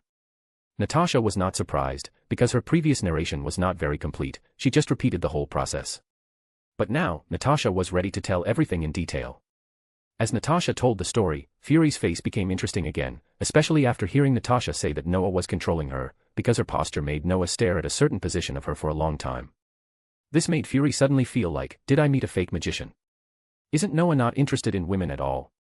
How could he do such a thing? Is it because Noah had some idea about this female agent that he didn't ban her? All of a sudden, Fury's mind was in a mess, and he hadn't recovered until Natasha finished speaking. Before this, Fury had also thought that the reason why Noah didn't ban Natasha was probably because he felt that there was no need. Indeed, no matter what Natasha said, as long as he and Coulson were still under the silent spell, what she said would not count. Although Natasha was a senior agent of S.H.I.E.L.D., he was the director of S.H.I.E.L.D. If he didn't admit it, it would be useless for her to say anything. But now, Fury had to consider other things. For example, Noah might have some ideas about this female agent, so he gave her some special care. As for what Natasha said, the magician likes beautiful women with sweet voices and long legs, Fury didn't care so much. This statement either aroused a woman's dissatisfaction and then could be further developed, or it was through Natasha that he told himself that he actually just liked the identity of an agent. Anyway, no matter which one it was, Fury felt as if he had discovered some great secrets. Should I try to get a female agent to this guy? Just like Jason stayed with him before. Fury touched his chin, and it was obvious from his expression that he was thinking about this. If a woman could control a powerful magician, Fury didn't think there was anything wrong with it. Agents are a group of people who will do anything to achieve their goals. And Fury thought that even if Noah was not interested in the person he sent, it was no big deal. Fury had many reasons, such as Jason was not there, so he sent someone there to avoid delaying Noah's business. If Noah stayed, it would be better, so that he might know some things he didn't know before, and it would be more convenient to contact these magicians. Noah didn't know what he did, but Fury thought of it first, and then took a detour and detoured it. He and Tony were now looking at the information sent from Fury. As for the guy who was killed by Tony, well, it was actually the guy killed by Noah, and his body had been taken away by S.H.I.E.L.D. Ivan Vanko's death allowed Tony to avoid the big battle in the expo, and of course Tony did a good job in the aftermath. At least the body taken away by S.H.I.E.L.D. did not have the copied reactor, which is now in Tony's hand. I didn't expect this guy's identity to be so complicated. Tony shook his head helplessly as he looked at the report. This guy's father had some relationship with his own father. Of course, this kind of thing would not bother Tony. After the closure of the weapons department last time, coupled with his own reflection, Tony had already forgiven Howard in his heart. It's just that this guy is stubborn and is unwilling to think about and admit these things. Of course, no one will say anything to him, and no one knows what he thinks in his heart, even Pepper doesn't know about this kind of thing. Speaking of Pepper, Tony has a headache now. Because of his private participation in the racing competition, Pepper had a lot of opinions about Tony, which also led to Pepper ignoring Tony now, which made Tony a little uncomfortable. But it doesn't matter. I will go back to the company to deal with these annoying things after a few days of rest. To be honest, managing a company is really a headache, especially such a large company. I don't know if it's a headache or not, I just want to know when you plan to get that new element out, so that your company can be stable, and then you will have time to do research and development. Noah is not particularly interested in Stark Industries. The only thing he is interested in is that Stark Industries is a stable long-term meal ticket. The vitality brought to Stark Industries by the use of new elements is unpredictable, and this new element is still not replicable. Although Tony may be involved in Monopoly by doing this, Tony is not stupid. He has split up his shares long ago and doesn't need to worry about such a thing. What Noah has to do now is to wait for Tony to stabilize his company, and then turn around and start the technical research and development of the magic core. There's no rush for this. Tony touched his head. To be honest, I don't know why you are so confident about that new element. Although I am also very confident, this kind of thing takes some time. Noah nodded. If your father was not limited by the times. Don't talk about him. I promise to get it done within a month. He spent his whole life studying it, and I will prove that I only need a month. Standing on the shoulders of giants, do you have the nerve to say that? Why not? Anyway, he didn't make it, and I made it, that's enough. Whatever you want. Noah spread his hands casually. Tony can say whatever he wants, anyway, Noah can't resurrect Howard. First of all, the damn crucible stirring is obviously not applicable, and as for other methods, they are all locked by Master Ancient One. Otherwise, Cassius would not have done such a thing as rebellion, unless someone can come up with some new magic. Of course, even if it is made, it will probably be denied by some magicians as destroying the laws of nature. However, this kind of magic has not really stopped, such as Olmusk's magic of soul communication. If this magic can accurately find the soul that needs to be found, and break through the setting of magic itself that it is limited to one's own ancestors, then it is very likely that magicians can really resurrect a person. There are not many things needed to resurrect a person, one of which is the body. Noah doesn't know how magicians make a living body, but cloning through technological means seems to be a very simple method. The other one is very difficult, that is the soul. Where does the soul of a magician go after death? Before the advent of Ole Musk's magic, few people knew it, because magicians are really different from ordinary people. The souls of ordinary people usually go to heaven or hell when they have faith. But what about magicians? I'm afraid that heaven and hell don't want these crazy people to run in, so magicians are sometimes embarrassed because they don't know where to go after death. Fortunately, we now have the answer, that is, although their souls will not go to heaven or hell after death, at least they are preserved and enter a deep sleep, instead of being very unlucky and disappearing directly. Although there was resurrection magic before, this type of magic is really restricted and too few people know it. So, I am afraid that many magicians are starting to use Ole Musk's magic and study some taboo things. This kind of thing is not something you can manage if you want to. I don't know how many magicians have tried this kind of magic over the years, otherwise there would not be the crucible-stirring resurrection magic. If someone really came up with a resurrection spell that is realistic and will not attract anger and sin, then you can try to resurrect Howard. Noah touched his chin and muttered softly. What did you say just now? Tony was obviously stunned for a moment. He was a little unsure of what he heard. You mean, you want to resurrect my father, Howard Stark? Ah. Noah was stunned for a moment, then slowly nodded. I have this idea. Isn't your resurrection spell illegal? Indeed, but there will always be people studying it. I want to learn magic. I swear, I can be your magic apprentice. Can you let me finish my words, you bastard? And I don't want to be your mentor, you are too stupid. More bonus chapters. Every 200 power stones equals bonus chapter. Give me more power stones. Chapter 315, Chapter 315 Partners. Find 50 plus advanced chapters. And for more fan fiction. Backhand index pointing down. Backhand index pointing down. Support link, patreon.com/RioRaRyu. Tony is not really stupid. On the contrary, Tony is the person with the highest IQ Noah has ever seen. Basically, he seems to be the type of person who is alive, unless there is a guy named Reed Richards in this world. But Noah doesn't intend to let Tony misunderstand anything. The resurrection spell is really not something that everyone can master. This number range includes Noah, and Noah has not yet learned this kind of magic that can bring the dead back to life. Of course, this is also related to Noah's lack of needs in this regard. If Noah is really unlucky like Cassius, maybe Noah will do something. Of course, Noah is not the ungrateful Cassius. Whether he really has evil intentions or was fooled by Dormammu, in Noah's opinion, this guy is the same. Needless to say, he has evil intentions. What Noah hates most is people who repay kindness with grievances. As for being fooled. You, a magician, are bewitched by others and fooled. Are you really a magician? Well, Noah feels that he seems to have no qualifications to comment on Cassius. Maybe people who are caught in the weakness of their hearts are so fragile. But this can't change Noah's dislike for him. It's better to send this kind of person to merge with Dormammu. Noah rejected Tony, which made Tony feel a little disappointed. But this guy quickly cheered up again. It was obvious that he was not hit by this rejection, and Noah could see that this guy would not give up. Maybe I am not so interested in the profession of magician, but I am very interested in your magic technology, so I will not give up. Tony said with a serious look, which made Noah a little confused. Is this guy interested in becoming a magician like Ms. Heffen? Or is he looking forward to resurrecting his family? Or is it really like what he said, just interested in magic technology? Okay, maybe I will teach you some magic in the future. After all, you may need some magic knowledge when you use the magic core for development. Noah did not say it firmly. Some things are not so easy to determine. As for whether Tony will experience something like knowing myself and Iron Man is me instead of those armors in Iron Man 3, Noah is not interested at all. Not to mention that this matter is still a long way off. No matter how you look at it, it will have to wait until Thanos first tests the reaction of the Earth. Even if it happened, Noah would not participate. Noah was not a babysitter, and this kind of thing might be good for Tony. Should I just keep telling him that you are Iron Man, not those armors? But if it doesn't happen, wouldn't I be a fool? Noah was not so sure. Although all kinds of messy plots were destroyed by himself, some things would still happen. For example, what Noah is thinking about now, because the root of all this was buried a long time ago. It was New Year's Eve in 1999. At that time, Captain America was still sleeping, and Thor was still dreaming of being a king in Asgard.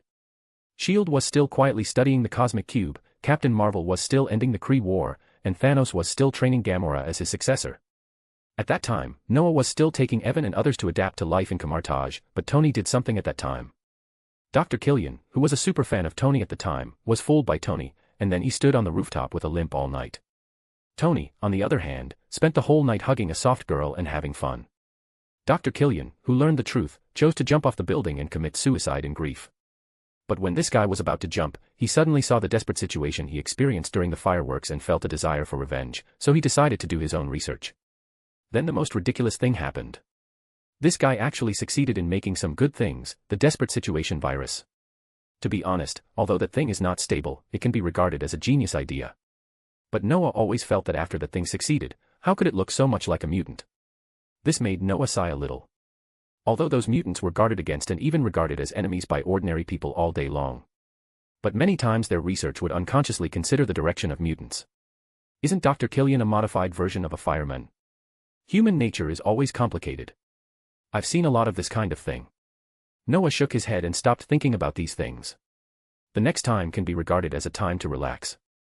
There is no news from Fury yet, and Noah doesn't care about the stories of assassins and Templars.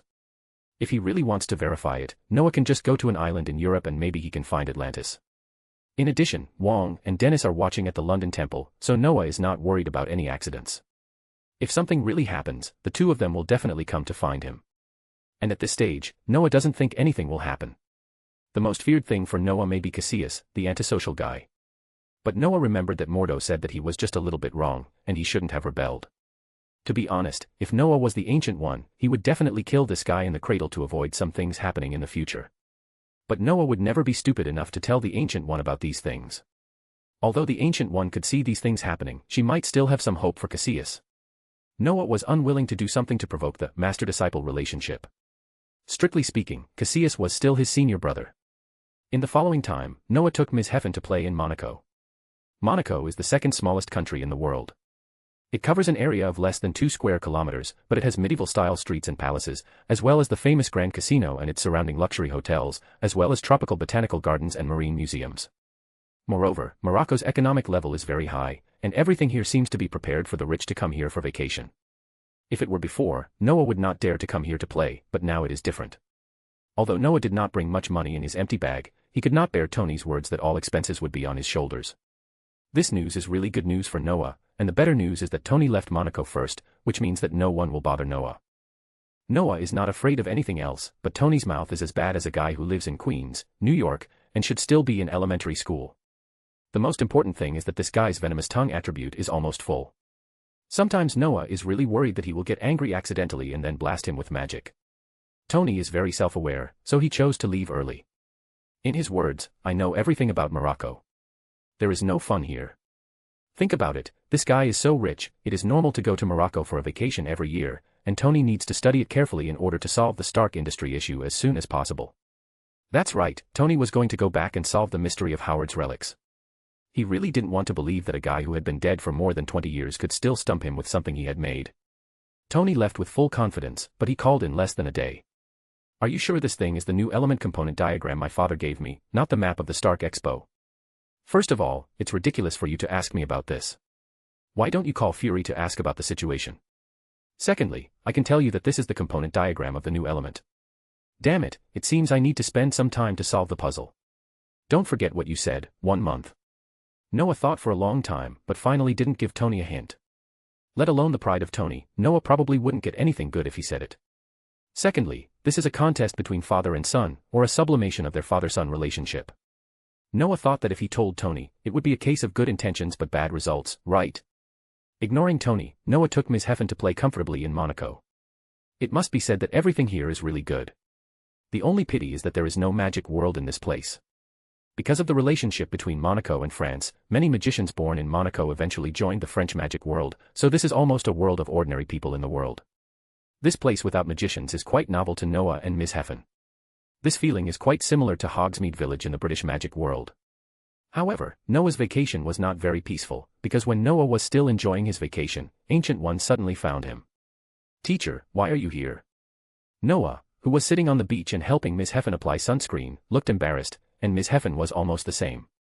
"It seems that you had a good vacation." Ancient One sat on the sand with a smile on his face. "I went to the temple, and Wong and Dennis told me that you came here for vacation." Tony invited me here." Noah touched his nose subconsciously, but soon his face turned green because of the sunscreen on his hands. "Tony? Tony Stark?" Ancient One asked curiously, and she looked at Ms. Heffen with some amusement as she helped Noah wipe the sunscreen off his nose. Yes, that's the guy. Noah nodded. Do you know him? Of course I know him, a kid with a very high talent for magic. I also considered inviting him to Kamartaj before, but then I gave up because I didn't think he would be interested in magic. Teacher, just a few days ago, he told me that he wanted to learn magic, and even be my apprentice. Oh. It seems that you have a good relationship with him. Generally, we are partners. More bonus chapters. Every 200 power stones equals bonus chapter. Give me more power stones. Chapter 316, Chapter 316 completely kicked Strange. Find 50 plus advanced chapters. And for more fan fiction. Backhand index pointing down. Backhand index pointing down. Support link, patreon.com/RioRaRyu. Noah himself couldn't explain what his relationship with Tony was like, because at first Noah only planned to contact this future Iron Man. To be honest, Noah still felt very sorry for Tony in Avengers 4. If Carol hadn't been punched away by Thanos and turned into a meteor and disappeared into the sky, Tony wouldn't have needed to personally go down and snap his fingers for the last time. Perhaps some thoughts from the previous life were brought to this world, which made Noah plan to contact Tony. As for later, Noah gradually faded away from such thoughts. Instead, he turned around and frightened Tony severely, and stole a lot of good things from him. There was no way. Noah had no skills at that time, and he didn't have much money. Fortunately, he had a good relationship with S.H.I.E.L.D., and he didn't do anything harmful, so Noah blatantly cheated Tony. But later, Noah found that Tony was really interesting. Although Tony could use his venomous snake to anger his friends to death, it was obvious that Tony didn't dare to act rashly in the face of Noah, the mysterious magician. And after Noah opened up a whole new world for Tony, it was obvious that this guy had a little more awe. Even if he still behaved casually with Noah, he basically wouldn't provoke Noah to do things he hated. Probably for this reason, Noah chose to bring this guy into his own circle. Making some money is also one of the reasons. Now the relationship between Noah and Tony can be regarded as a relatively good partnership, probably similar to Charles. Sometimes Noah even wonders if he can further develop the so-called Illuminati. But it is a pity that there are no Inhumans in this world, and it seems that Noah has not seen any DC heroes. If there are DC heroes, I think it is 100% possible to set up an Illuminati. Aren't the people ready? At most, let Batman and Aquaman fill the vacancy. As for the Fantastic Four, unfortunately, Noah has only seen one guy produced by DC so far. And this guy is a weakened existence, which makes Noah a little depressed. Of course, he is also glad that if it is the original Constantine, Noah may not dare to approach him at all. Are they partners? Master Ancient One smiled at Miss Heffen, who had already sat up, and Noah, who seemed to be in a trance, same as Charles. Almost. Noah came back to his senses and nodded seriously. If he wants to learn magic, you can teach him. He has a very good talent, very good. Noah, in fact, I started preparing for the candidate of the Supreme Sorcerer many years ago. You are the most talented magician I have ever seen, but there are two people like you. One of them is he. Noah's mouth twitched. As for the other one, Noah certainly knew who it was.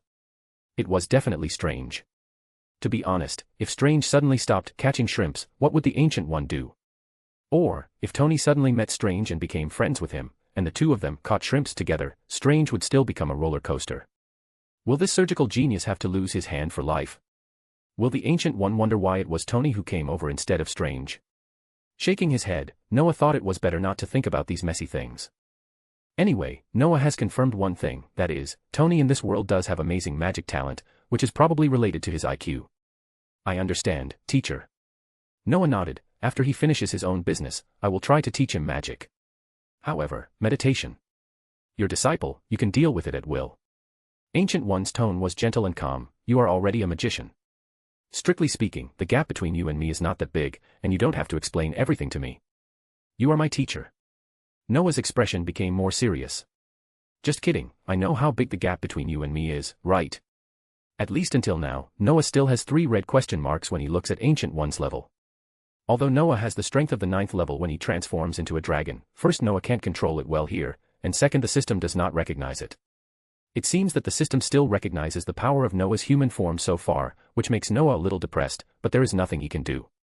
And there is one thing Noah is not fooling people about, that is, Ancient One is his teacher. Although Noah has been in this world for a long time, his basic education is still biased towards his previous life. Although Noah feels that the concept of, once a teacher, always a father, is ridiculous, it is natural to respect your teacher. Noah's respect is not as blind as Mordo, and of course he will not turn against him like Cassius. Ancient One is very good to him, so Noah will naturally repay Ancient One. Noah will not say, "Don't forget the well digger when you drink water," and repay a drop of water with a spring, but he will do it. Okay. Ancient One could see Noah's sincere attitude, which made her smile a little, but Noah, you will be a decision maker sooner or later, and you are doing well now. Meditation was developed by you, so you can naturally use it for your disciples, and aren't those little guys in your temple already using it? Indeed, but I think Tony is a little different. Noah spread his hands. I understand what to do. I will deal with Tony well. Since the teacher said that his talent is terrible, I want to see how far this guy can go. Come on. Ancient One did not tell Noah some of the future he had seen, but changed the subject. By the way, I came here this time to tell you something so that you can be prepared. Oh. Noah's heart moved, and he probably knew what it was. But Noah still honestly showed some doubts. What happened? The expression is very real, but I don't think you can't guess. Ancient One suddenly smiled mischievously, with a look of, you should know. This made Noah raise his eyebrows, and finally Noah could only sigh helplessly. Could it be that His Majesty Odin has already taken action? Look, haven't you guessed it? Ancient One stood up with a smile. Prepare well, His Majesty Odin has given you a lot of help, so help this visitor as much as possible. Moreover, I also look forward to you getting along well. After speaking, Ancient One put on the hood, then turned around and walked out of the beach. As she walked, a golden halo suddenly appeared in front of her, but this strange scene did not attract anyone's attention. The next moment, Ancient One stepped into the halo and completely disappeared on the beach. Noah sat there without any movement. He was thinking about what Ancient One said. To be honest, the more seriously Noah thought about it, the more he felt something inexplicable. Combining the words of Ancient One's previous words, candidate for the Supreme Mage, Noah seemed to have thought of something. Does the teacher really intend to let me inherit the position of Supreme Sorcerer? Noah looked a little strange. Although he had thought about these things a long time ago, Noah was still young and his strength was not very good at that time. But now, Noah can be said to be the strongest magician of the younger generation, and there is no other one. Now if we look at this topic again, it seems that Noah can really reach that position steadily, and even if Strange comes out, he may not be able to compare with himself. Why? Apart from anything else, Noah and the Ancient One have a deep relationship. Noah and the Ancient One have been together for more than 10 years. This kind of relationship between the elders and the younger generation is very harmonious. Even Mordo has to sigh that Noah and the Ancient One have a good relationship. The second is the connection in Camartage. Although Strange entered Camartage a few years later, he did not have much time for training. He naturally cannot be as well known in Camartage as Noah, and the magicians of Camartage have a very good relationship with Noah. For example, Mordo and Wong, these two guys have almost grown up with Noah to this point. Another is the issue of experience.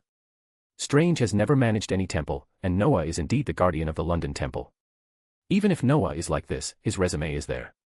The last one is the issue of strength. In the original book, Strange relied on the Time Stone and Dormammu to perform infinite reincarnation. In this infinite reincarnation, he learned almost all magic and improved his ability to an unimaginable height. But let us not talk about whether Strange still has this opportunity in this world. Even if Cassius really rebelled, it was Noah who took over instead of Strange.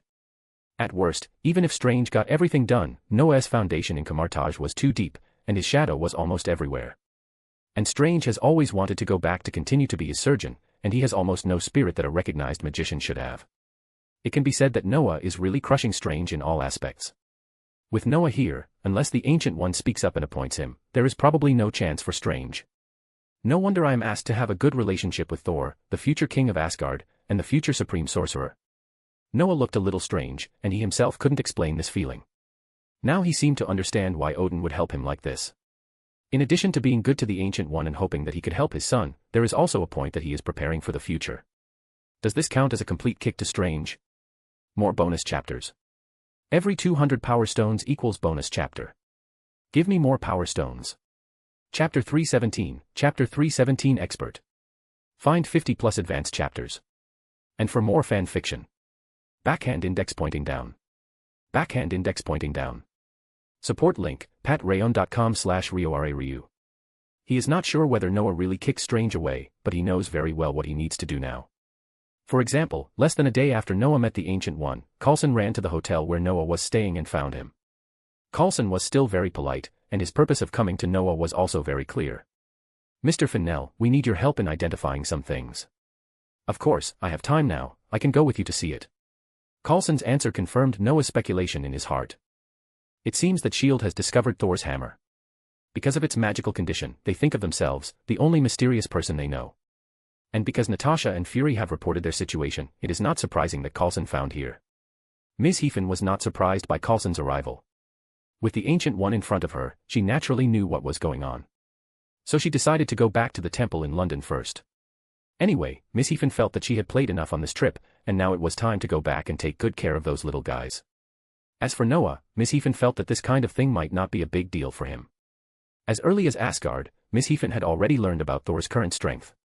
Although there was no magician rating and specific comparison, Ms. Heaphen knew that Thor should not be Noah's opponent. In this situation, Ms. Heaphen felt that there was no need to worry, and she might as well go back. Noah naturally had no objection to this. Although Noah thought it was okay for Ms. Heaphen to go with him, he still respected personal opinions. After Ms. Heaphen left, Noah looked at Coulson curiously. "Phil, when will we show up?" "Of course, the sooner the better." Coulson's expression was still very respectful. "Well, I don't need to get a passport or anything like that, right? Lead the way." "Ah. Aren't we teleporting there? Do you think I know where that place is?" Noah spread his hands. He really didn't know where the specific place was. Probably the only thing that Noah could remember was the name of a continent, New Mexico. As for other things, I'm afraid Noah really didn't know, because it seems that the movie didn't specify where it was. Although this result was a bit unexpected for Coulson, because he remembered that Noah said that they, the magicians, have always been paying attention to some foreign things. But think about it carefully, this time it was so easy to invite this magician, I'm afraid he already knew what happened. It seems that they don't know where they landed. After Coulson gave himself an answer, he immediately asked S.H.I.E.L.D. to send a Quinjet nearby.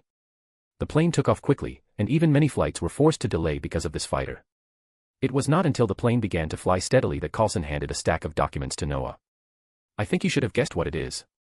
This time, we would like to ask you to help identify what this item is, what is its function, and whether it will cause any harm." The documents Coulson handed over included a group of photos, a text report, and various scientific test reports. Noah took a look at the scientific test report and began to roll his eyes, because Noah found that he couldn't understand these ghost things at all, just like a mentally retarded person. So after he simply flipped through it, he directly returned the stack of scientific reports to Coulson, who was sitting opposite him. "Take it to kill time." "Is there anything wrong with these reports?" Coulson took the report blankly, and he didn't quite understand what it meant. "No problem, even if there is a problem, I can't see it." Noah sighed faintly. "Do you think a magician can understand these things?" "Just like I asked you, a simple way to construct elemental magic, the number of elements extracted and the proportion of magic power provided by oneself to magic, can you understand it?" Coulson smiled awkwardly. "Maybe I can understand it after learning it." "Very good." Noah nodded seriously. "I think so too." After saying this, Noah ignored Coulson, who was a little embarrassed, and began to look at the photos seriously. Thor's hammer. From the photos, Noah has confirmed that it is this thing, but this also makes Noah recall some things. It seems that the settings in the comics and movies are very different. If it is Thor's hammer in the comics, he may feel moved. Of course, there is a premise: Noah is in that world and can live and grow to a powerful stage. This world seems to be biased towards movies, which makes Noah a little regretful and has no idea at the same time. Because he had learned from the movie Thor, Ragnarok, that this so-called Thor's hammer, rather than giving Thor the power and status of the god of thunder, was more like a way for him to control his own power more easily and conveniently.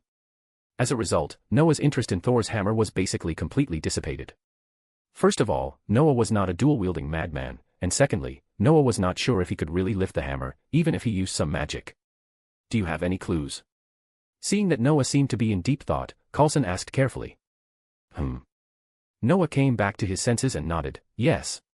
"Really? Do you know what this is?" Coulson looked surprised. Noah nodded very confidently. "Obviously, a hammer." Fears looked at Noah speechlessly, and he suddenly had a thought that, could this magician be infected by Tony? Coulson really couldn't laugh at such a bad joke. Although he felt a little tight in his chest, he still held it in. Noah is really a professional in some special events. He and S.H.I.E.L.D. really need his help. And strictly speaking, the relationship between Coulson, Fury, and Noah is not too bad. Isn't this guy's joke a performance? Okay, just kidding. I need to see the real thing to make an accurate judgment. Noah could see Coulson's tense face, so he smiled, but you can rest assured, this should not be a special incident.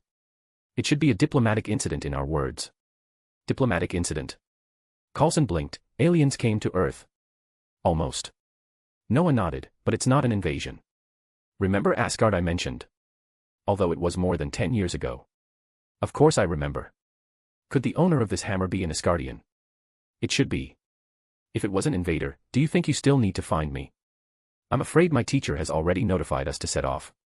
When it comes to Noah's teacher, Carlson immediately said that he understood. Of course he still remembers the fireworks that bloomed in the universe more than 10 years ago. It can be said that the experience of that time is really fresh in his memory for him and Fury, and I'm afraid they will never forget it in this life. It has to be said that there is such a terrible and powerful existence. Although they feel a little upset, it is more of a sense of relief. At least for now, they don't need to worry too much about foreign civilizations invading the Earth, so they have more time to develop themselves. Under the influence of Fury, Carlson was not so willing to need others to protect his safety. Although Carlson knew that this idea might be a little stupid and arrogant, for ordinary humans, magicians are indeed not their companions. Just like how magicians look at ordinary people, after all, this is what the magic world has been influenced by for so many years. An existence like Camartage, even if it protects the world and is very friendly to ordinary people, doesn't it hide itself and follow everything in the magic world? The plane was very fast and arrived at the destination in a short time and landed directly in a temporary camp. As soon as Noah got off the plane, he saw that there were multiple lines of defense around him, which not only prevented ordinary people from approaching, but also left no chance for them to peek from a distance. This is Clint Barton, responsible for the defense of this temporary camp. As he got off the plane, a man of ordinary stature came over, greeted Carlson, and was introduced to Noah. This is the expert we specially invited, please help identify the thing inside. Expert. Hawkeye Clint Barton looked at Noah in surprise. He had been on a mission outside before and had just returned to S.H.I.E.L.D. recently. He had never heard when S.H.I.E.L.D. had found such an expert. In fact, even if he was there, he would not be able to get any information. I guess so. Of course, you can also think that you S.H.I.E.L.D. only know me as someone who knows this. Noah spread his hands indifferently. Forget about the so-called experts. The real experts are probably meditating or reading in Camartage. But Noah felt that S.H.I.E.L.D. should not be able to invite that person. Even if he wanted to, he would probably need to be in an extremely dangerous situation, right? Shaking his head, Noah looked at Carlson. Phil, didn't you ask me to come and see the hammer? Why are you still standing here? Of course, sir. Carlson nodded immediately. Come with me, sir. Agent Carlson. Clint Barton was a little confused. Just take him in like this. Not even a basic check. It's okay, Agent Barton, let's go. Carlson certainly knew what Clint Barton meant, but he shook his head and said nothing. Clint Barton shrugged. Carlson's position was much higher than his, so he didn't intend to say anything nonsense. Following the two people in front of them obediently, they soon came to a deep pit with a diameter of nearly 100 meters, and in the center of this deep pit stood a hammer. More bonus chapters. Every 200 power stones equals bonus chapter. Give me more power stones. Chapter 318, Chapter 318 Odin Plan. Find 50 plus advanced chapters. And for more fan fiction. Backhand index pointing down. Backhand index pointing down. Support link, patreon.com/RioRaRyu. Wow, is it pretty cool? Noah walked around the hammer, and then looked back at the pit that was smashed for hundreds of meters, and couldn't help but sigh. It is really very cool. Apart from anything else, the shape of this hammer alone has a special temperament. It looks very simple but very gorgeous. And the power of this thing is also obvious to all. A small hammer actually smashed such a big pit, which is incredible. What's even more incredible is that the quality of this hammer seems to be a bit scary. You mean, no one can lift this thing? Have you tried it? Noah asked curiously after hearing Carlson's words. Yes, even the truck tried, and it couldn't be moved at all. Carlson nodded awkwardly. He was the one driving the truck, and the truck almost fell apart, but the hammer didn't move. It's quite interesting. Noah smiled, then squatted down and touched the hammer. Noah's move made Clint Barton frown, but he looked at Carlson and didn't say a word, so he had to pretend that nothing happened. Noah didn't know how presumptuous his behavior was. He was thinking about the hammer now. Thor's hammer can be said to be very famous. It is said that the hammer head of this hammer is forged from the center of a planet that is about to decline, and the handle is made of wood from the world tree. And the power of this thing is also extremely strong. Almost every swing is comparable to the impact of an atomic bomb. Of course, this description is probably more suitable in comics, because the shield of Captain America can withstand such impact. If this world had such power when it was swung, Captain America would have been gone before the Chitauri army invaded the Earth. Even the material is probably not that exaggerated, right? Is there really such a thing as the world tree? Noah thought secretly while touching the hammer, but soon he felt that there was a sealing magic on the hammer. This is different from what Noah guessed. The hammer is now sealed. Unless Odin himself comes, no one can lift the hammer. Of course, there is another way to use it, which is to break Odin's seal. However, Noah's idea was thrown away by him as soon as it came up. Let's not talk about the possibility of this method. Even if it is done, think about Odin's 3 bright red question marks. Noah thinks that only someone would do this if he is crazy, right? It seems that Odin has long wanted to teach his son a profound lesson. He just didn't have the opportunity before, but now it's just right. And I went to Asgard with Master Ancient One, so I became a necessary existence for Odin for his son's future. Noah sighed secretly. The worldview and values of the big boss are really scary. The matter of Thor is basically an internal family dispute. Odin threw Thor to the earth. In the final analysis, it was to make him understand some things, not to really give up the son. As long as Thor understands some truths, he is still the first heir to the throne of Asgard. The plot of the whole Thorai is that Odin used various means to educate his son, and by the way, beat the disobedient Loki and eliminate the hidden dangers of Asgard. All the scripts have been set by Odin long ago, and it will not be easily destroyed. The only difference now is probably because of his existence, Odin decided to let the future supreme sorcerer and the future king of Asgard handle the relationship well. This way, there are 2 top beings guarding together, and the relationship is like that of the old generation. This is the best choice. But why is Odin so sure that he is the future supreme sorcerer? Can this guy also foresee the future?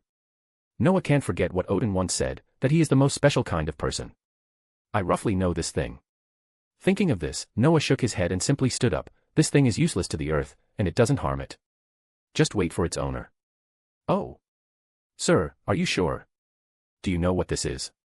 Coulson asked hurriedly after hearing Noah's words.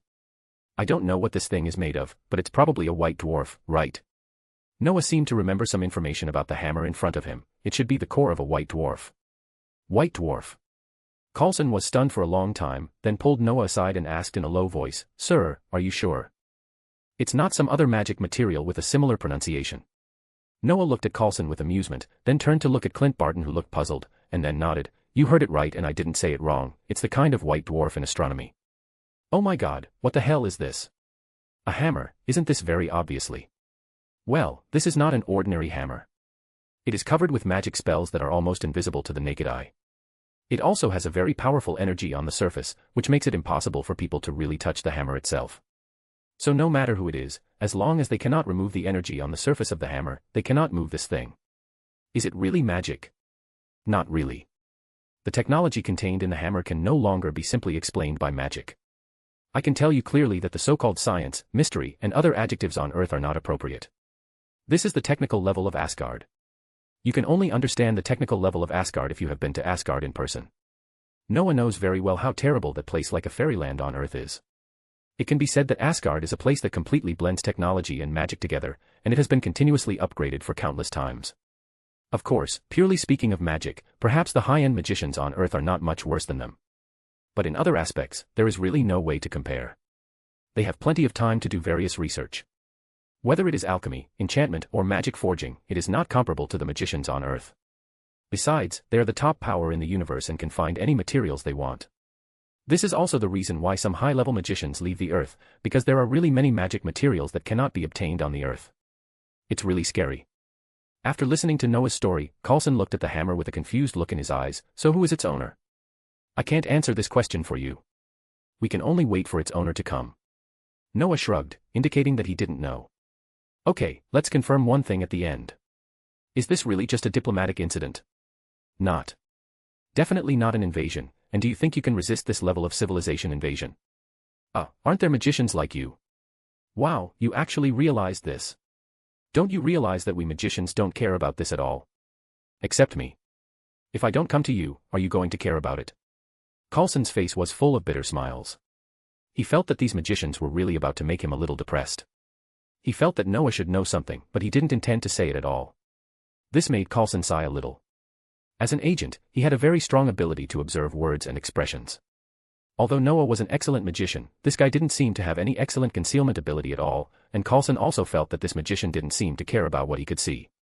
In this situation, no matter who comes, they will probably be depressed. Shaking his head, Coulson didn't intend to entangle anything. Since the magician said it was a diplomatic incident, then just treat it as a diplomatic incident. Just as Coulson himself said, if there is really a problem, these magicians will probably be the first to come forward. For this point, Coulson still feels that these magicians can be trusted. Wasn't it the case more than 10 years ago? But at this time, Coulson's communication device rang, and Clint Barton, who was waiting behind them, seemed to have received the information.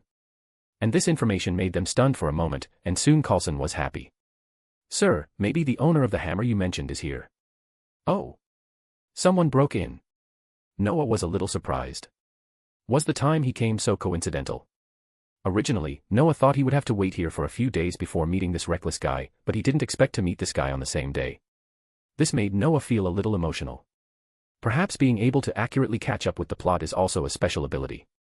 What are you going to do? Noah shook his head and looked at Coulson curiously. What else can we do? Coulson spread his hands. We can only let him in. If it was the original plot, Coulson would also let Thor in, but because he had no clue and Thor happened to come, and then he knocked down the defending agents like cutting melons and vegetables along the way, so he simply had the idea of wanting to see what this person is doing. Now, after Coulson roughly understood the material of the hammer and the powerful magical energy on it, he also had the idea of sending this thing back to S.H.I.E.L.D. safely. But the problem is that this thing can't be lifted at all, and this also involves a diplomatic incident. So Coulson can only pinch his nose and accept it. To be honest, watching a stranger perform a single-handed pass in front of him and complete the final challenge, lifting the hammer. This feeling is really bad, but Coulson has no way out. By the way, Mr. Magician, if that guy is not the owner of the hammer, Coulson seemed to have thought of something after giving the order and ran to Noah to seek insurance. Don't worry, if it's not him, he can't take it away, right? Noah rolled his eyes. Also, if he does something wrong, I will help you. More bonus chapters. Every 200 power stones equals bonus chapter. Give me more power stones. Chapter 319, Chapter 319. It's not easy. Find 50 plus advanced chapters. And for more fan fiction. Backhand index pointing down. Backhand index pointing down. Support link, patreon.com/RioRaRyu. Hey, guys, the boss said to let him in. After the agents guarding outside the door received the order from Coulson, they stopped blocking this big man who didn't look a little bad but was strong. This made Thor, who originally thought he was going to take action, a little puzzled, but he didn't think so much. So this naive and reckless bigman rushed in all at once, until he ran to the most central area, and saw several people surrounding his Thor's hammer and was stunned for a moment. But this guy is not stupid, especially after noticing Noah, he immediately got ready for battle. I say, you are not going to fight us, are you? The blonde young man who made Thor feel dangerous suddenly stepped forward and took the initiative to greet him. I know your identity and your purpose. You don't have to be too nervous. We are not your enemies. Thor wandered around the earth for most of the day, thinking that no one on Earth knew about the existence of Asgard.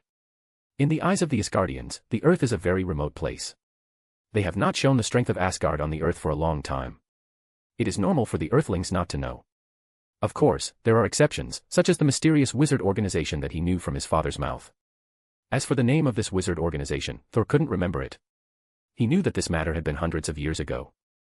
And Thor himself didn't care so much about this wizard organization. In his opinion, magicians were a group of guys who didn't understand the real charm of fighting. This is somewhat contrary to Thor's fighting style, so Thor doesn't care about magicians, even though Thor knows that magicians are very scary, just like his mother. Since he doesn't know Asgard, it is even more impossible for him to know his identity, so he has given up introducing himself to everyone he meets, and only formally announces his identity when others ask. Of course, most people think his self-introduction is a sign of mental problems. But this guy in front of him actually said that he knew him. This made Thor a little strange, and he could feel the terrible aura contained in this guy. This made Thor dare not act rashly. Thor was just reckless, not stupid. Do you know me?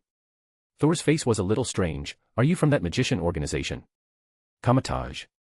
Noah turned his head and glanced at Hawkeye, who had been arranged far away, and then nodded. I see, Kamartage. Thor remembered the name. Okay, magician, you know my identity and my purpose. Of course, Thor, your story is not so secret. Especially a year ago when I was in Asgard. Noah spread his hands and pointed at Thor's hammer on the ground. You came here for it. Oh, by the way, my name is Noah. Hello, Master Noah. Thor breathed a sigh of relief. Since the other party had been to Asgard, it could be said that he met an acquaintance. That's my thing, I want to take it back and return to my hometown. To a certain extent, magicians and their Asgard are really the same. All have powerful powers and long lifespans. Of course, the lifespan of Asgard is really not comparable to that of ordinary magicians. And magicians who can enter Asgard are generally not simple magicians. Thor still has this recognition and self-confidence, so he will be relatively better to the strange magician in front of him. Asgard is indeed a beautiful place, but please forgive me for being frank. I'm afraid you can't pick up this hammer now. Are you going to stop me, magician? After hearing Noah's words, Thor, who had a relatively gentle expression just now, suddenly became a little solemn. This made Noah sigh helplessly. It was really troublesome to communicate with a battle maniac. Noah even wanted to use magic to make this guy realize the reality. Watch your tone, Prince of Asgard. Also, I don't need to lie to you, an idiot. Go and try it yourself. Noah didn't care at all. Coulson immediately changed color when he heard the word prince. He directly made way and signaled Thor to try it himself. Thor looked puzzled. After seeing that Noah really didn't block his way, he nodded to express his gratitude. Although Noah's tone was not very friendly, Thor didn't care about it now. All he had in his eyes was his hammer. You already know who he is, Mr. Magician. Just as Thor ran to get his hammer, Coulson couldn't help but whispered beside Noah, and that hammer? Yes. Noah nodded honestly. This guy is the Prince of Asgard, the Thor in your mythology. What the hell? The Thor in Norse mythology. Coulson was stunned, and then he pointed at the hammer with a trembling hand. Then that hammer is Mjolnir. The hammer of Thor in Norse mythology. That's right. At this time, Thor suddenly turned his head. I am Thor. Okay, this guy seems to have a good hearing. Coulson seemed a little dazed, but he soon returned to normal. Prince of Asgard, Norse Thor. Okay, this identity is indeed crazy enough, but when I think of there is a magician next to me, then it doesn't seem to be something surprising. But, this world is too crazy, isn't it? Thor didn't bother to care what others thought. He rushed to the hammer quickly, and seemed to be very happy to find his weapon back, but when his hand grasped the hammer handle, his face suddenly changed. This feeling is wrong. In the past, when he held the hammer, he couldn't feel the feeling of a part of his body at all. Now it was like holding a very strange iron rod, and he could even feel the hammer's resistance to him. This situation was something Thor had never encountered before. This is impossible. Thor tried hard to lift the hammer, but no matter how hard he tried, Thor's hammer was nailed in place. Not only was it not lifted, it didn't even tremble, and it was firmly rooted in this land, as if this thing belonged here. No. He has realized the meaning behind it. Thor's hammer abandoned him.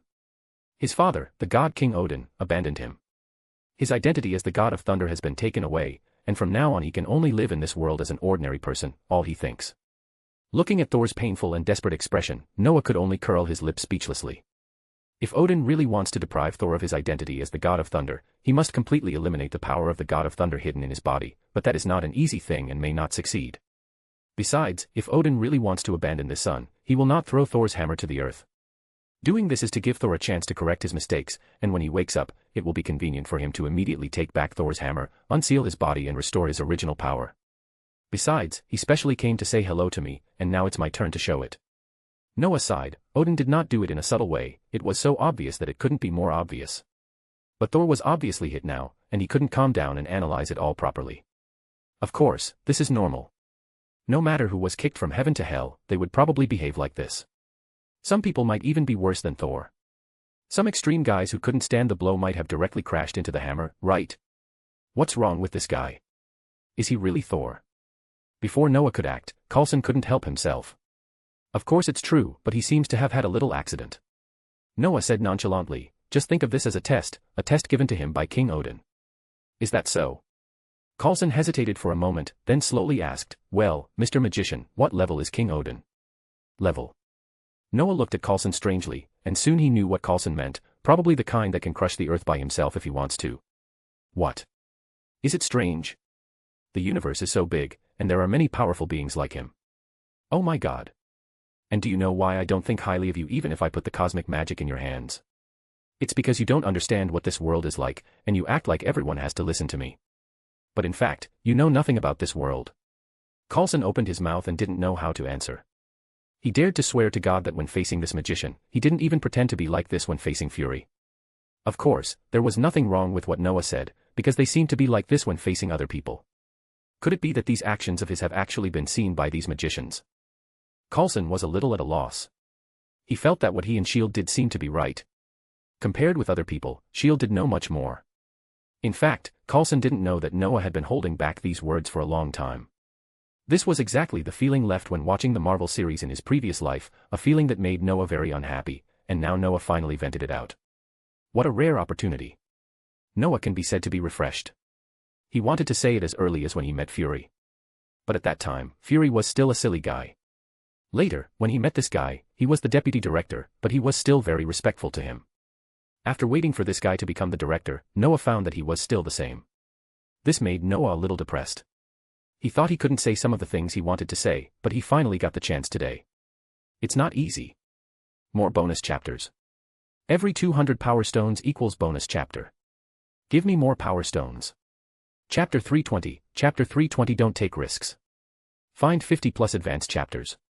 And for more fan fiction. Backhand index pointing down.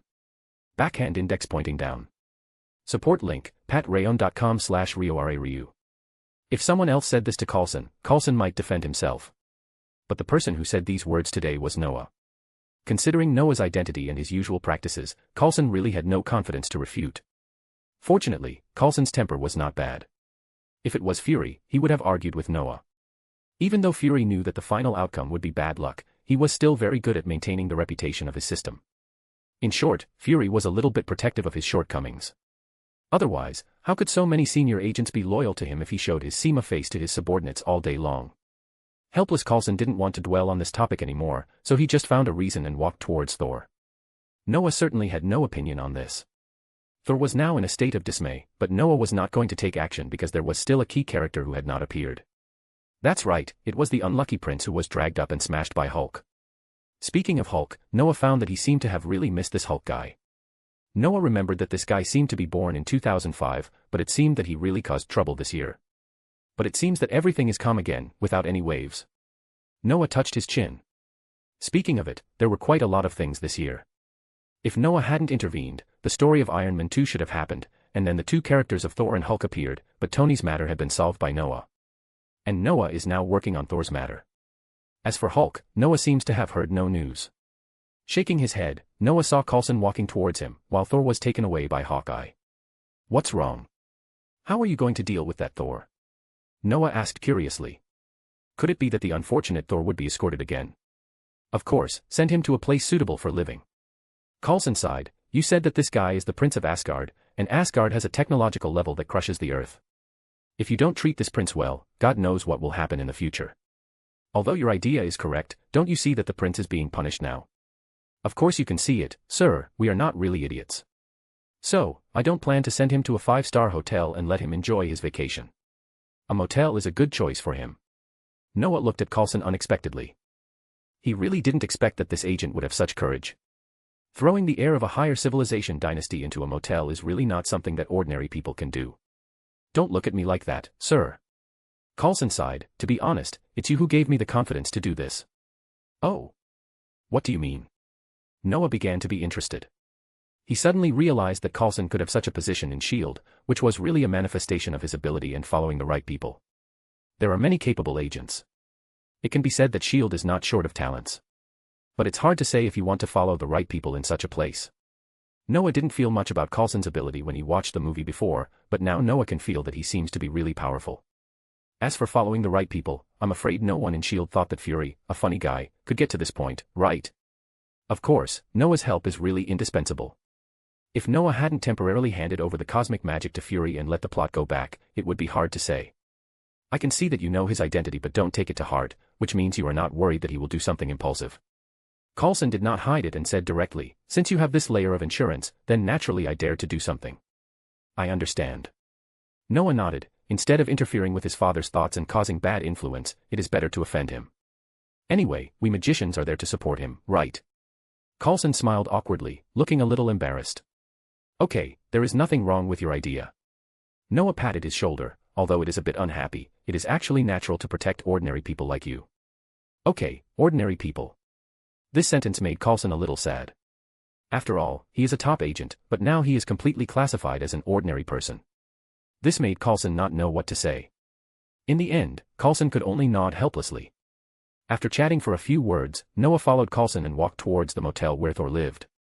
However, not long after he left, Coulson's phone rang. When he turned on the phone, he found that it was Fury's phone, and he answered it immediately. Director, it's me. What? I see, there is some information about the hammer, and Mr. Fernie is with me. Okay, goodbye, Director. After hanging up the phone, Coulson smiled helplessly. Damn it, why are there so many bad things this year? It seems that since Tony exposed his identity, there have been a lot of strange things. What's wrong? Noah raised his eyebrows. Is it possible that he is blessed and everything he wants will come true? In New York, a big green skin appeared. Coulson sighed helplessly. Really? Noah's mouth twitched. It was indeed the case. From Coulson's words, Noah has basically confirmed that the main plot of this guy Hulk should have begun. Touching his head, Noah had to agree with Coulson's words, that is, Tony is really a complete crowmouth, and his opening is equivalent to opening a great era. Wandering to the motel where Thor is, Noah and Coulson simply ate something. Originally, they planned to ask Thor to dine together, but Thor was obviously not in the mood at all now, and he was still confused about what to do in the future. In this case, Noah was too lazy to disturb this guy's self-pity. But not long after Noah had eaten, he felt a strange magic fluctuation, which had no intention of covering himself. Really proud. Noah shook his head, and then waved his hand casually, and suddenly his surroundings were like broken glass. Soon Noah entered this mirror space directly, but Coulson, who was with Noah, was stunned for a while, and then sighed with great envy. Rough and simple spells, is this guy really the Prince of Asgard? Entering Thor's room, Noah saw a tall and thin man in very well-dressed clothes talking to Thor.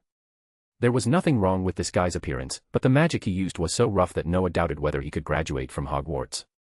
Of course, Noah probably knew why. To put it bluntly, Loki didn't take the Earthlings guarding Thor seriously at all. Although he was not a real Asgardian god, he was more arrogant than ordinary Asgardian gods. As for the conversation between the two people, it was basically the same as the movie. In Noah's memory, Loki deceived Thor that Odin had died, and Loki himself was about to inherit the throne, and in the end Thor could only continue to stay on Earth as an ordinary person. After saying this, after stimulating Thor's emotions to the bottom, Loki left Thor's room leisurely and walked directly to the location of Thor's hammer. Noah was too lazy to follow him. If nothing unexpected happened, he would not be able to move the hammer at all. In the end, he could only leave this temporary camp in hatred. Noah decided to do something after witnessing all this. He wanted to jump out and say, "Hey, your brother lied to you. Your father is not dead, but your brother is dead. Your father fell into a deep sleep, and your brother died to stop the enemy. Asgard is in turmoil. He saw that you did not recover your divine power and did not want you to fall into crisis, so he lied to you. This is what he left for you before he died. It's said that this will directly awaken the sky." But Noah didn't want to take risks. Thor, who was obsessed with his brother, might really lie to him and let him find out the truth. Although he would teach Loki a lesson, he would still stand with Loki in the end. By then, Noah, who had awakened his full power, would not be his opponent by a 100% chance, and it would not be good to leave a thorn that, this kid is very good at lying. The relationship between the future king of Asgard and the future supreme sorcerer broke down, and the heads of the two big guys would be split, and Noah would not be able to explain so much at that time. "It seems that your brother is gone, Thor. Is it you? Master Noah, you have been here all the time." After making sure that Loki had left the camp, Noah slowly walked out of the mirror space. Thor was impressed by Noah. This guy was probably the only one who knew his identity at present, and this guy had been to Asgard. "I guess so. If someone hadn't warned you in advance about your brother's arrogant behavior, he would have been imprisoned." Noah nodded indifferently, then sat down on the chair. Of course, he will be thrown back to Asgard in the end. "Well, it seems that the magic civilization on your Earth is developing very well." Thor shook his head, "But why don't other people know me? Logically, shouldn't magicians like you rule the world?" "Don't ask me this question, I can't answer it." Noah touched his chin. "Maybe it's absolutely boring, and the pride of magicians has basically separated us from ordinary people. We are living very freely now. Just think of us as invisible guardians. Magicians don't rule the Earth. If you really want to know about this, just read magic history books." Noah didn't plan to show off his historical knowledge to Thor here. The trouble Thor encountered was not a big deal. At most, Noah would give Thor some confidence and let him understand some things. "Of course, even if I can't do it, I'm afraid Odin has arranged everything." More bonus chapters. Every 200 power stones equals bonus chapter. Give me more power stones. Chapter 321, Chapter 321 Hulk. Find 50 plus advanced chapters. And for more fan fiction. Backhand index pointing down. Backhand index pointing down. Support link, patreon.com/RioRaRyu. Of course Noah can do it, it depends on how Noah wants to do it. To be honest, if Noah really wants to do something, he could have done it before, such as deceiving this guy, or at least attacking Loki, and then let this guy look at the dying Loki. It has to be said that the success rate of doing this is quite high, even higher than pinching the hammer to pieces, but the key problem is that doing this may cause headaches for Odin and the Ancient One. Because these two big guys hope that Noah and Thor have a good relationship, not that they have to fight each other because of something. Noah is not afraid of Thor now. Even if Loki is added together, Noah will only feel troubled at most. But if Thor directly awakens the passive ability of missing brother during Noah's action, then Noah may not be able to play in the future. Forget it, let him understand some truths first, I'll think of a way. However, it's okay to enlighten this guy now. Noah touched his chin and quickly made a decision in his heart. Anyway, this kind of thing can't be rushed, and Noah will not believe that Odin will pin all his hopes on him. Doing this is not to show how confident you are to move people, but a stupid performance. Odin is not such a person. I heard the conversation you just had with your brother. After thinking it through, Noah spoke directly without any expression. It's not surprising, you magicians are elusive, and my brother didn't hide his intentions.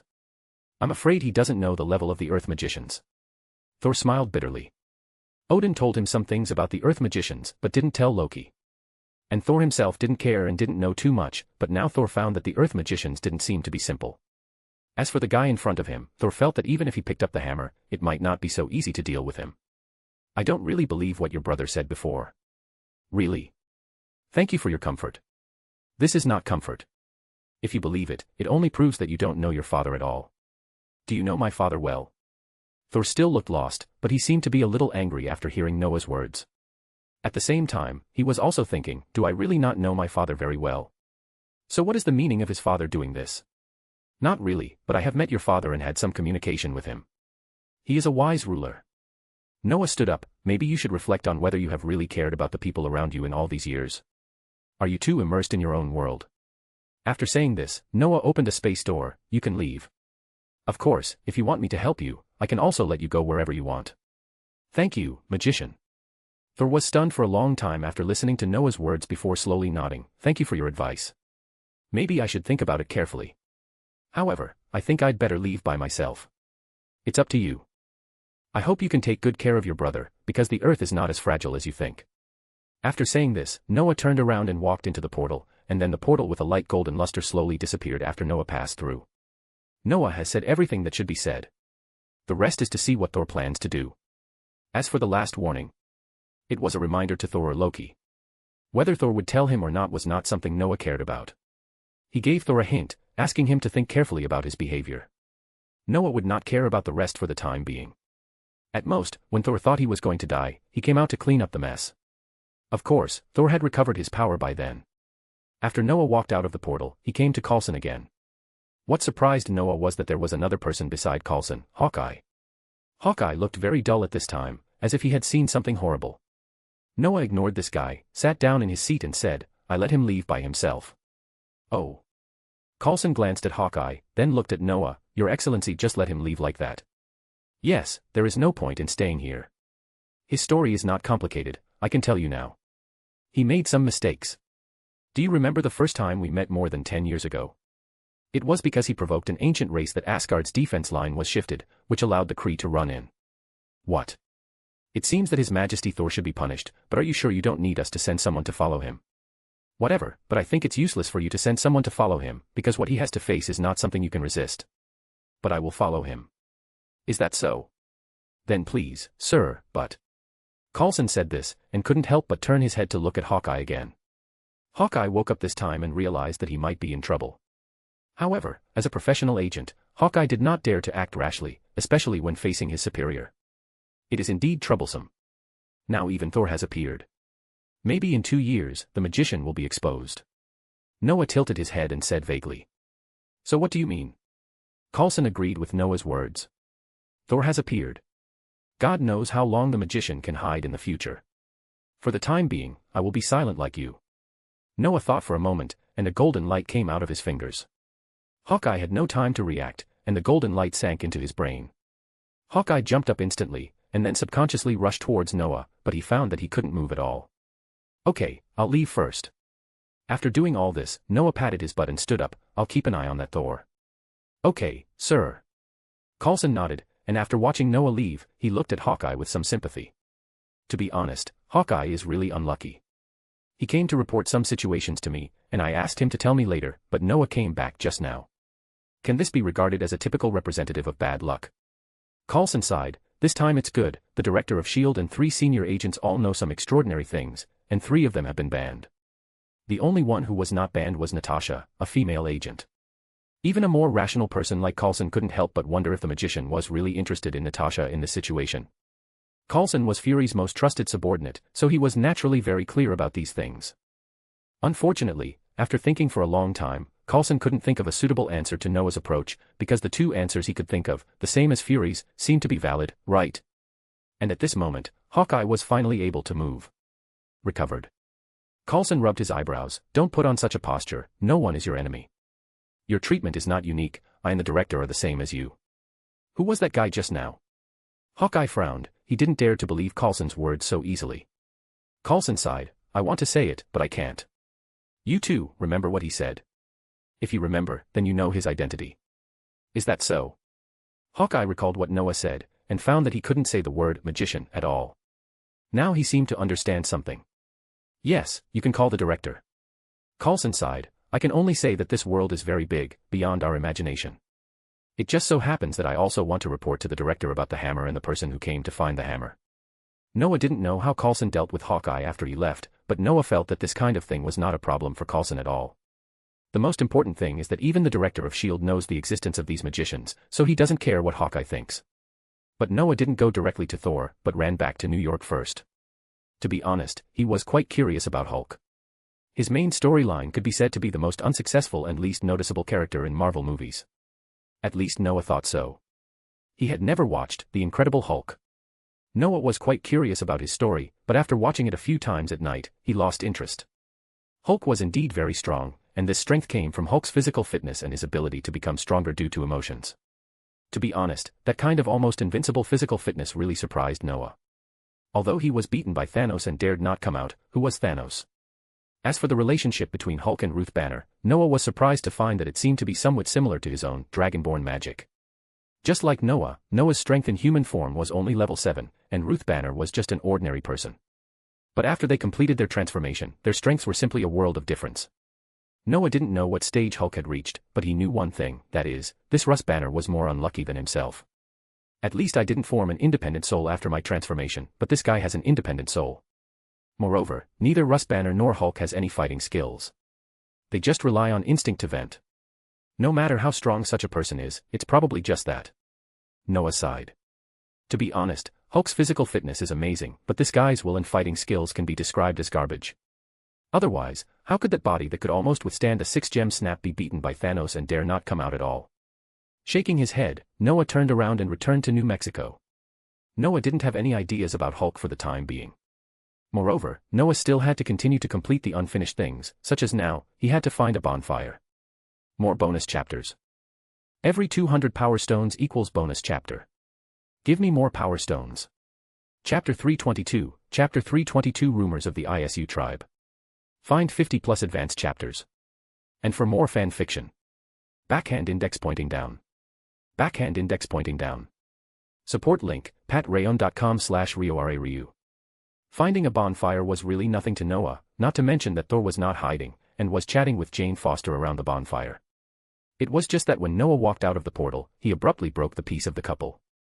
Perhaps the atmosphere between the couple made Noah, who had been single for many years, feel unhappy, so Noah acted like a light bulb so much. I hope I didn't disturb you. Noah walked directly to the bonfire and found a place to sit down. It doesn't matter, you have already done it anyway, right? And it's good to chat with more people. Thor smiled bitterly and replied politely. It can be seen that Thor seemed to have recovered a lot after leaving the motel, at least he was no longer gloomy. In contrast, Jane Foster was alert. Perhaps Noah's appearance was too fantastic, and Thor said he was the Prince of Asgard, which made her have some bad thoughts. Jane has always been very curious about Thor's identity. Just now, Thor was telling her about Asgard.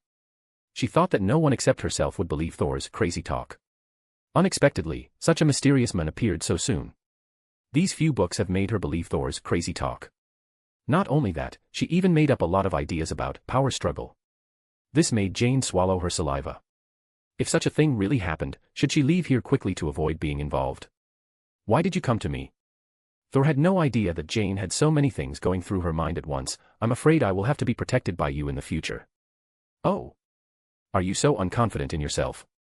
Noah looked at Thor strangely. Is your brain rigid, or have you thought of something? Although I'm not a magician, it doesn't mean that I can't think. Thor rolled his eyes and finally sighed. I roughly know what you mean, and I also recalled my past. I found that you are right. Isn't that good? It's not easy to figure out these things, maybe. Noah was interrupted by Thor before he finished speaking. There is no concept of what may happen. My father is dead. I am now exiled to the earth. This is my destiny, Mr. Magician. Noah stared at Thor in amazement. The look of resignation made Noah feel like he was fed shit. This guy didn't take what he said to heart at all. Oh, no, he didn't take what he said about his brother to heart. This bastard directly believed what Loki said. Odin has passed away, Loki is the king of Asgard. To be honest, Noah really wanted to turn around and leave. Facing this guy whose head was as stiff as his muscles when talking about his brother, Noah really couldn't understand it at all. Do you want me to tell you that your brother is lying to you? Noah thought about it and felt that he should not say it for the time being. Now Noah still has a lot of questions that he wants to talk to Thor about.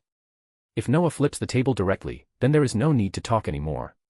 Noah doesn't expect this to happen. Anyway, you will be beaten up in a few hours, at most I will remind you then. After thinking about these things clearly, Noah was too lazy to talk to Thor about other things for the time being, and said directly, whatever you think, I want to know about the world outside Asgard. For the time being, I have only been to Asgard, and I have never been outside.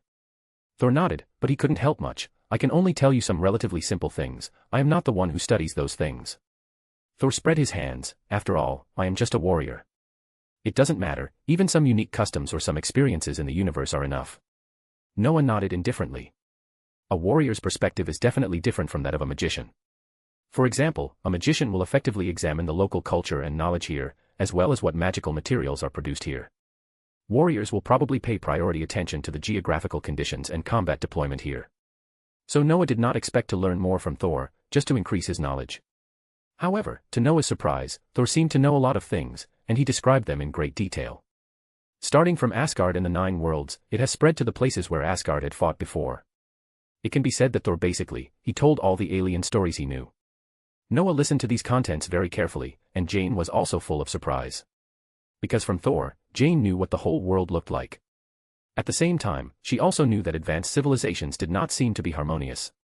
Instead, there were disputes and conflicts everywhere in the world. But Jane was a little confused. Who was this guy in front of her, who Thor called Mr. Magician? Could he be an Earthling? This idea made Jane herself laugh. She had lived on Earth for more than 20 years, but she had never heard of the existence of magicians. Thank you for telling me. After Thor finished speaking, some light had already appeared on the horizon. Thor had been talking all night without realizing it. Noah stretched and suddenly asked, so, do you know the race of ISU? ISU. Thor touched his chin. Yes, this is the first civilization on your Earth. But they have already left. After Adam and Eve stole the golden apples from the Garden of Eden and gained their own wisdom, humans soon began to rise up against the ISU, which led to a full-scale war. Although the ISU have advanced technology, humans have the advantage in numbers. Wait, ISU. Jane was stunned for a moment, and immediately asked, the legendary. It's not a legend, it's true. Thor said directly before Jane finished speaking, the technology of the ISU people was already very powerful tens of thousands of years ago. Some of their scientists who were not involved in the war discovered that a large solar storm was about to come. Thor obviously knew this history, because at that time the Earth was already under the jurisdiction of Asgard. And Thor seemed to be still reminiscing about that time, because in his opinion, the Earth of the first civilization was indeed very powerful. As he told the story, Noah and Jane also knew what happened that year. Faced with such a disaster, the 3 most powerful people of the ISU tribe at that time, Minerva, Juno, and Jupiter, decided to seal themselves in the temple, just to find the most reliable plan. They tested the most likely successful plans in underground temples around the world. However, in the end, the simulation results of all plans failed, and the disaster on Earth was inevitable. During this time, Juno had an idea that compared to saving the Earth, it wanted to be the ruler after the disaster. Minerva and Jupiter found Minerva was so angry that she was imprisoned because she had discovered her bad idea. Later, Minerva built a pedestal called the Eye that could store information and guide future humans to avoid the disaster. But before Minerva could use the machine, Juno had already tampered with it. As long as the Eye was activated, Juno would be released from captivity. So Minerva quickly destroyed the machine, and then the disaster came. Only a small number of ISU and humans survived. The ISU knew that the catastrophe would come again, so they learned a lesson. After training, a series of measures were taken. Minerva made a second eye by herself, recorded some holographic images, and told future people that they could use the temple to save the Earth. As for what happened afterwards, Thor didn't know. Of course, because these things haven't happened yet, but Noah knows something. If nothing unexpected happened, Desmond and his assassin team arrived at the temple in 2012, and then activated the Eye to save the Earth, and then Desmond also died. This is a messed up world. Noah sighed helplessly. It seems that Noah found that his guess was not wrong, because this world really has Assassin's Creed. Shaking his head, Noah asked, then are those damn YS holy artifacts left on the earth by the YS people still there? Well, some are still there. Thor touched his head embarrassedly. Asgard once organized an operation to recover the products of advanced civilizations that were once left on Earth. Basically, everything left by ISU on Earth has been taken away. There are probably only a few golden apples left, right? So that's how it is. But some of those golden apples may be fake, because the real golden apples can cause great harm to the world. How many are real? 1, not in any official organization. Only 1 is real. Noah touched his chin. It seems that the 2 things left in Washington and NASA are imitations. But even if they are imitations, the technology left in them is probably not a simple thing. It is likely to be some backward technology of Asgard, right?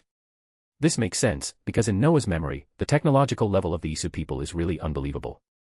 As the first civilization on Earth recognized by Asgard, I am afraid that the abilities mastered by these guys are beyond imagination, but now they have all left, and Asgard can't just leave these things in a place that may not even be considered an intermediate civilization.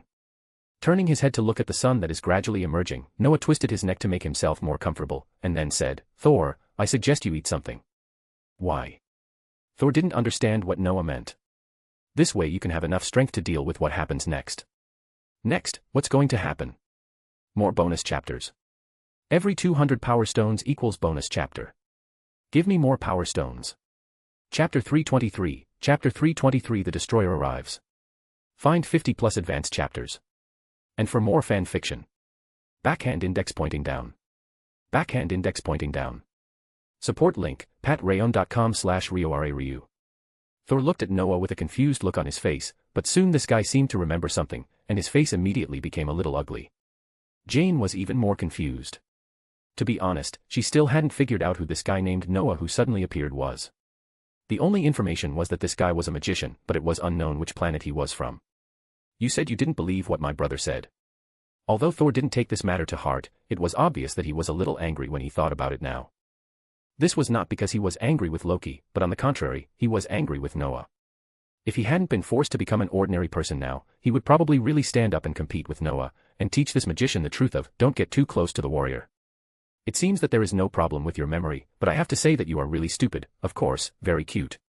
Noah sighed, your brother lied, your father can't be dead, especially when Asgard hasn't chosen the throne yet. The new king of Asgard is Loki. Thor said this word by word, but he didn't seem to be so confident. Isn't his father dead? Well, if I really think about it, it seems that his father is really far from the word death. Even though his father would fall into a deep sleep from time to time, Thor had a vague idea of how terrible Odin's strength was. Is Loki lying to him? Thor looked a little strange. He rationally understood that Loki might really do such a thing. But Thor believed in Loki very much instead of choosing to believe the magician in front of him. Loki was his younger brother, and this magician was not even a friend. But at this moment, Thor suddenly found that Noah looked up at the sky, and before Thor looked up, Noah suddenly spoke, it seems that I don't need to explain anything, someone will come to tell you the truth soon. Thor looked up curiously, and the abnormality in the sky made him guess what was going to happen. Is that the Rainbow Bridge? Is someone coming here? What do you think? Let's go and take a look. Noah stood up and looked back at Daisy and Selvig who were looking for Jane and Thor everywhere. These 2 people are considered Jane's assistants and mentors, right? Noah recalled a little, and then casually cancelled the Muggle-repelling spell. When he came here, he had already set up this spell. He was not interested in contacting these strangers. The main reason was that Noah thought it was too troublesome. Ah. Why are you here? God, we've been looking for you for a long time. When the spell was lifted, Daisy naturally found Jane and Thor, but she was a little surprised when she noticed Noah. Who is this? A passerby, hello. Noah introduced himself briefly, but he was too lazy to even say his name. Speaking of which, this Daisy accidentally reminded Noah of the comedy called Two Broke Girls. Noah was also curious, is there a street in the United States where urban girls with completely different identities and backgrounds start a business together? Oh, okay. Mr. Passerby, although you are very handsome, but... Daisy was obviously a little dissatisfied with Noah's answer, but she was interrupted by Thor before she finished speaking. Let's go there quickly. Thor seemed a little anxious, if there is anything, we can talk later. It's a bit far, let's drive there. Jane nodded immediately. She had noticed the magical scene in the distance a long time ago. She was very fascinated by these things. She immediately expressed her willingness to go there together, and at the same time dragged Dr. Selvig, who didn't understand the situation, into the car. Noah shrugged indifferently, and then got into the car with Thor and Jane. In addition to enlightening Thor, the main reason why Noah stayed here was that Loki would send the destroyer to hunt down Thor later, and the aftermath of the battle would destroy the town. Although Noah was not a good person, he didn't want to see a group of innocent people inexplicably involved in such things. What's more, Noah's current identity is the guardian of the earth. Naturally, he would not let Loki go too far. If necessary, Noah did not suggest giving Loki a good lesson. Anyway, Odin had this intention, so I'll satisfy Odin's expectation by giving him a lesson, right? Sitting in the car, Noah's mind was full of the plot. Noah remembered the battle in the movie. The first half of this battle was really nothing to watch. The fighting power of Sif's Asgardian warriors was really worrying, and their performance was really nothing to look forward to. The only thing worth looking forward to is that Thor showed some of the majesty of the Asgardian gods after he regained his identity as the god of thunder. To be honest, as a moviegoer, I didn't feel much about it at the beginning because no matter what, I had to give way to the protagonist. But now it seems that Noah suddenly feels that this Asgardian warrior is really ugly.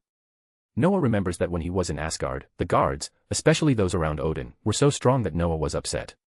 Not to mention those with higher positions, none of Noah's opponents in the training ground were lower than the 7th level.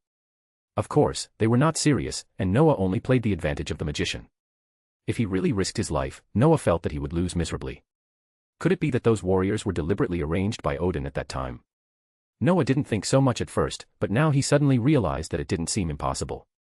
Although the level of the Asgardian warriors guarding the gate was not low, they were only at the level of level 4 to 6, but why were the people in the training ground all masters? Noah was a little helpless.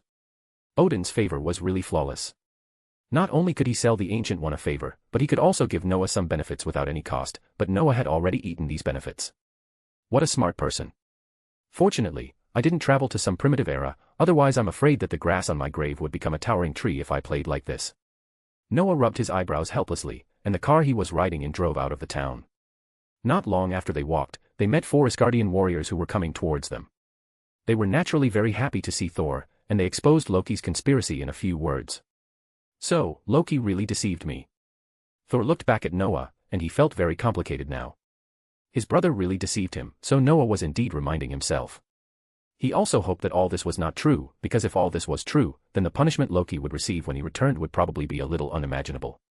Just when Thor was entangled, the Rainbow Bridge started again, and this time, it was almost certain that the one who came would be his enemy.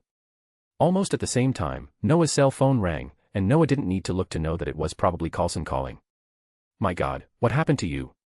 Coulson's tone was very urgent, and from the sounds around him, he was probably sitting in the car. Nothing, no need to worry. Noah answered directly, I'm on my way to the scene now. Really? That's good. Coulson seemed relieved to hear Noah's words, but he still asked worriedly, are you really okay?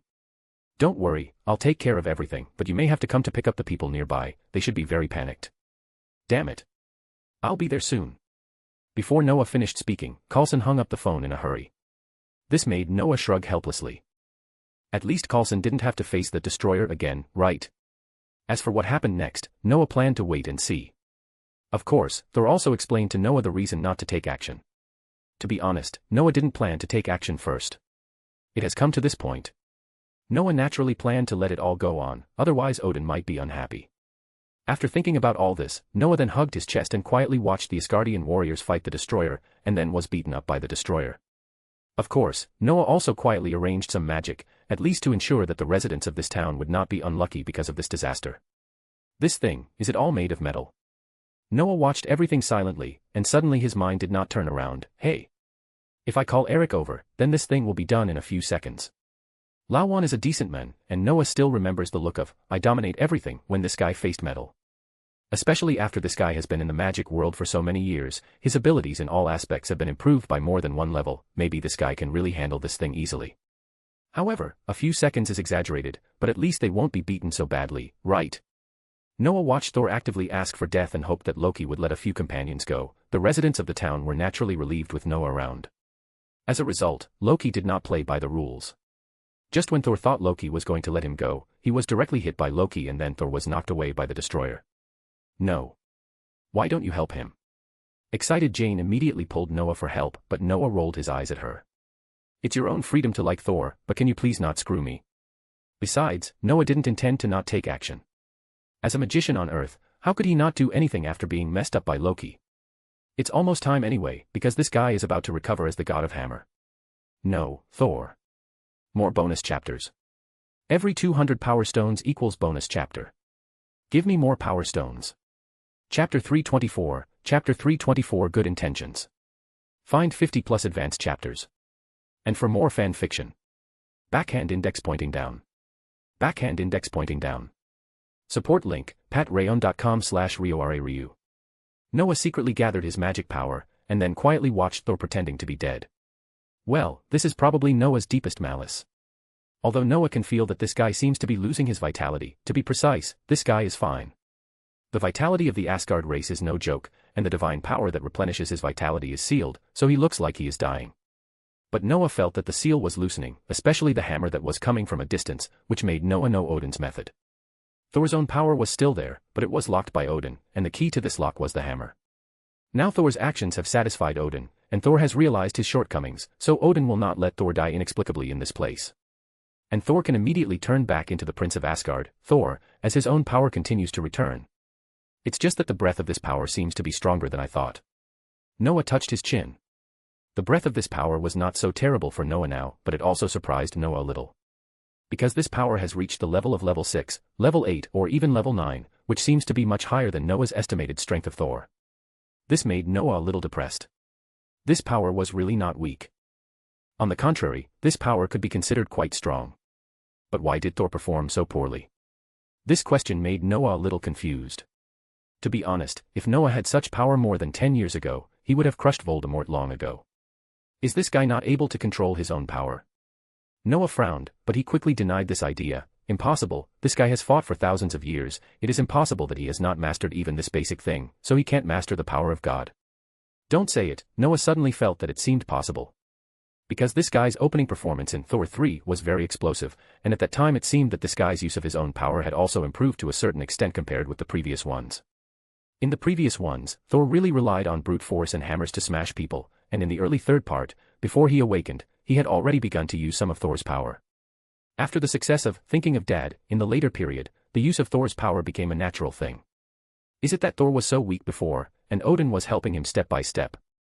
Or is this his plan? Noah sighed. He really didn't want to think about Odin anymore. This old man looked kind, but he turned out to be a black-bellied guy. I'm afraid that in his eyes, Hela was just an existence for Thor to experience, so he didn't kill her directly, but chose to seal her. Otherwise, Hela was so crazy, no matter how powerful she was, her power would be infinitely improved after returning to Asgard, and it would not be difficult for Odin to crush her. The only thing Odin didn't expect was that Thor would eventually let Asgard take the final path. Even Odin probably didn't dream that the last king of Asgard was not Thor, but a Valkyrie. To be honest, Noah can understand this, because Asgard is basically like that, and Thor has lost too much, so he can't wait to leave this sad place. I don't know if Odin didn't stop it because he played in the world of death for a long time, or if he really let it go. What if he just played for a long time because he trusted Thor's power, and when he came back and found everything like this? Noah couldn't help laughing secretly, but his face froze before Noah could be happy for long. Because Thor's little lover Jane Foster didn't know what was wrong, and actually ran to Thor's side without Noah noticing. Looking at this scene that was like a farewell to the body, Noah's mouth twitched. To be honest, Noah didn't care whether this woman was dead or alive, but Noah at least considered Thor's feelings, especially when the hammer was already hitting them head-on. What a trouble! Noah complained in a low voice, and then the golden luster immediately bloomed all over his body. Jane Foster felt a flash in front of her eyes, and the next moment she noticed that she was already dozens of meters away from Thor. What was even more incredible was that Thor actually stood up at this time. He was surrounded by plasma, arcs were constantly flashing, and even some cracks appeared on the ground. Jane was not an idiot woman. She immediately realized that if she was in that place, she would probably become a barbecue in the first place. I say, do I have wings on my back, ma'am? Just when Jane was secretly rejoicing, a slightly unhappy voice sounded beside her. It was the strange guy whose name she didn't know at all. Jane still didn't know his name. No, sir. Jane spoke a little unsmoothly, because she knew that this mysterious man was not a simple commodity. That's good, please remember one thing, because I am not your guardian angel. Noah said to the woman unhappily. After saying this, Noah didn't care about the woman's ever-changing wonderful expression, and walked directly towards Thor and the Destroyer. Noah didn't care what he said, and whether his favorability in Jane's heart would drop to negative numbers. Anyway, as a single person who didn't have any ideas for the time being, and who seemed to be going further and further on this road, Noah didn't feel anything at all. Although sometimes he was depressed about why he couldn't find someone suitable for him, he seemed to think that this was good over time. What a fart. Looking at Thor, who had put on his armor again, Noah nodded. As expected, he was a warrior of level 6 and level 8. And the destroyer, on Noah's panel, had the data of level 6 and level 0, level 9. Noah took a quick look and knew what was going on. To put it bluntly, Loki couldn't make the destroyer exert its full power. After all, it was Odin's work, and it was Odin's proudest work. Although it couldn't fight against the Celestials, it couldn't be so weak.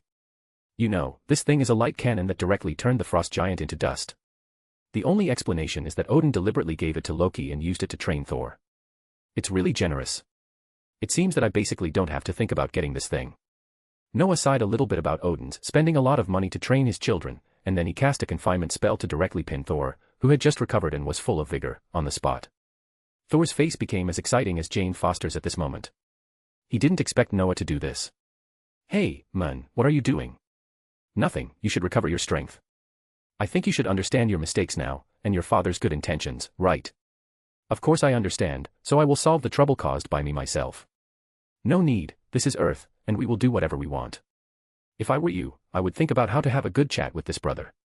After Noah finished speaking, he walked straight towards the destroyer. But what Noah didn't expect was that Thor seemed to be quite easy to talk to. After Noah finished speaking, he seemed to be lost in thought, then sighed and stopped talking nonsense. This made Noah quite satisfied. Although it was a trial, Thor seemed to know that it was better not to make too much trouble in other people's territory. Especially this magician seemed to be quite powerful. Thor didn't think he was not Noah's opponent, because in his opinion, Noah had a lot of sneak attack elements.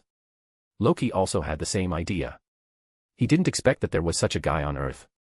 But Loki didn't feel any fear in it, because he was using the Asgard destroyer armor. The beam on the head of the destroyer armor lit up again, and Noah immediately felt the powerful force coming. But Noah was too lazy to move. The next moment, the destroyer's light cannon blasted directly towards Noah, but I don't know when Noah's side began to twist. The golden light cannon seemed to hit Noah, but it did not cause any damage to Noah. If you look more carefully, it seems that all these forces have been absorbed by Noah, and it did not cause any trouble to Noah at all. I know you, the second son of Asgard, the god of mischief and lies, Loki. Noah thought about it and decided to have a more formal way to communicate. You may not realize what you have done, but I can tell you responsibly that I remember what you did. Oh. Suddenly, a playful voice came from the destroyer. What if you remember it? You will know it later, Loki. Noah replied in a low voice. He was a little bit surprised. In the original book, Thor talked nonsense to his brother for a long time, but Loki was aloof and didn't say a word. Why did he say a few more words when it came to him? But it didn't matter. No matter what Loki said, he couldn't stop Noah from doing what he wanted to do. The golden light around Noah was rampant. The destroyer armor was slowly frozen before it even reacted under Loki's control. This scene made Thor's eyes widen. Not only him, but also Jane and the others were a little scared. They all remembered how terrible the power of this thing was just now. How come this guy froze this fierce armor as soon as he made a move? Then an even more incredible scene appeared. With Noah's action, a black hole suddenly appeared under the feet of the destroyer armor. The black hole was getting bigger and bigger, and Loki, who was controlling the destroyer, seemed to have sensed the danger and was struggling desperately. Unfortunately, Noah's true ice is not so easy to break free. With the injection of Noah's magic power, the armor fell into the black hole without any resistance. At this moment, Thor opened his mouth and couldn't say a word for a long time. More bonus chapters. Every 200 power stones equals bonus chapter. Give me more power stones. Chapter 325, Chapter 325, Fighting makes me excited. Find 50 plus advanced chapters. And for more fan fiction. Backhand index pointing down. Backhand index pointing down.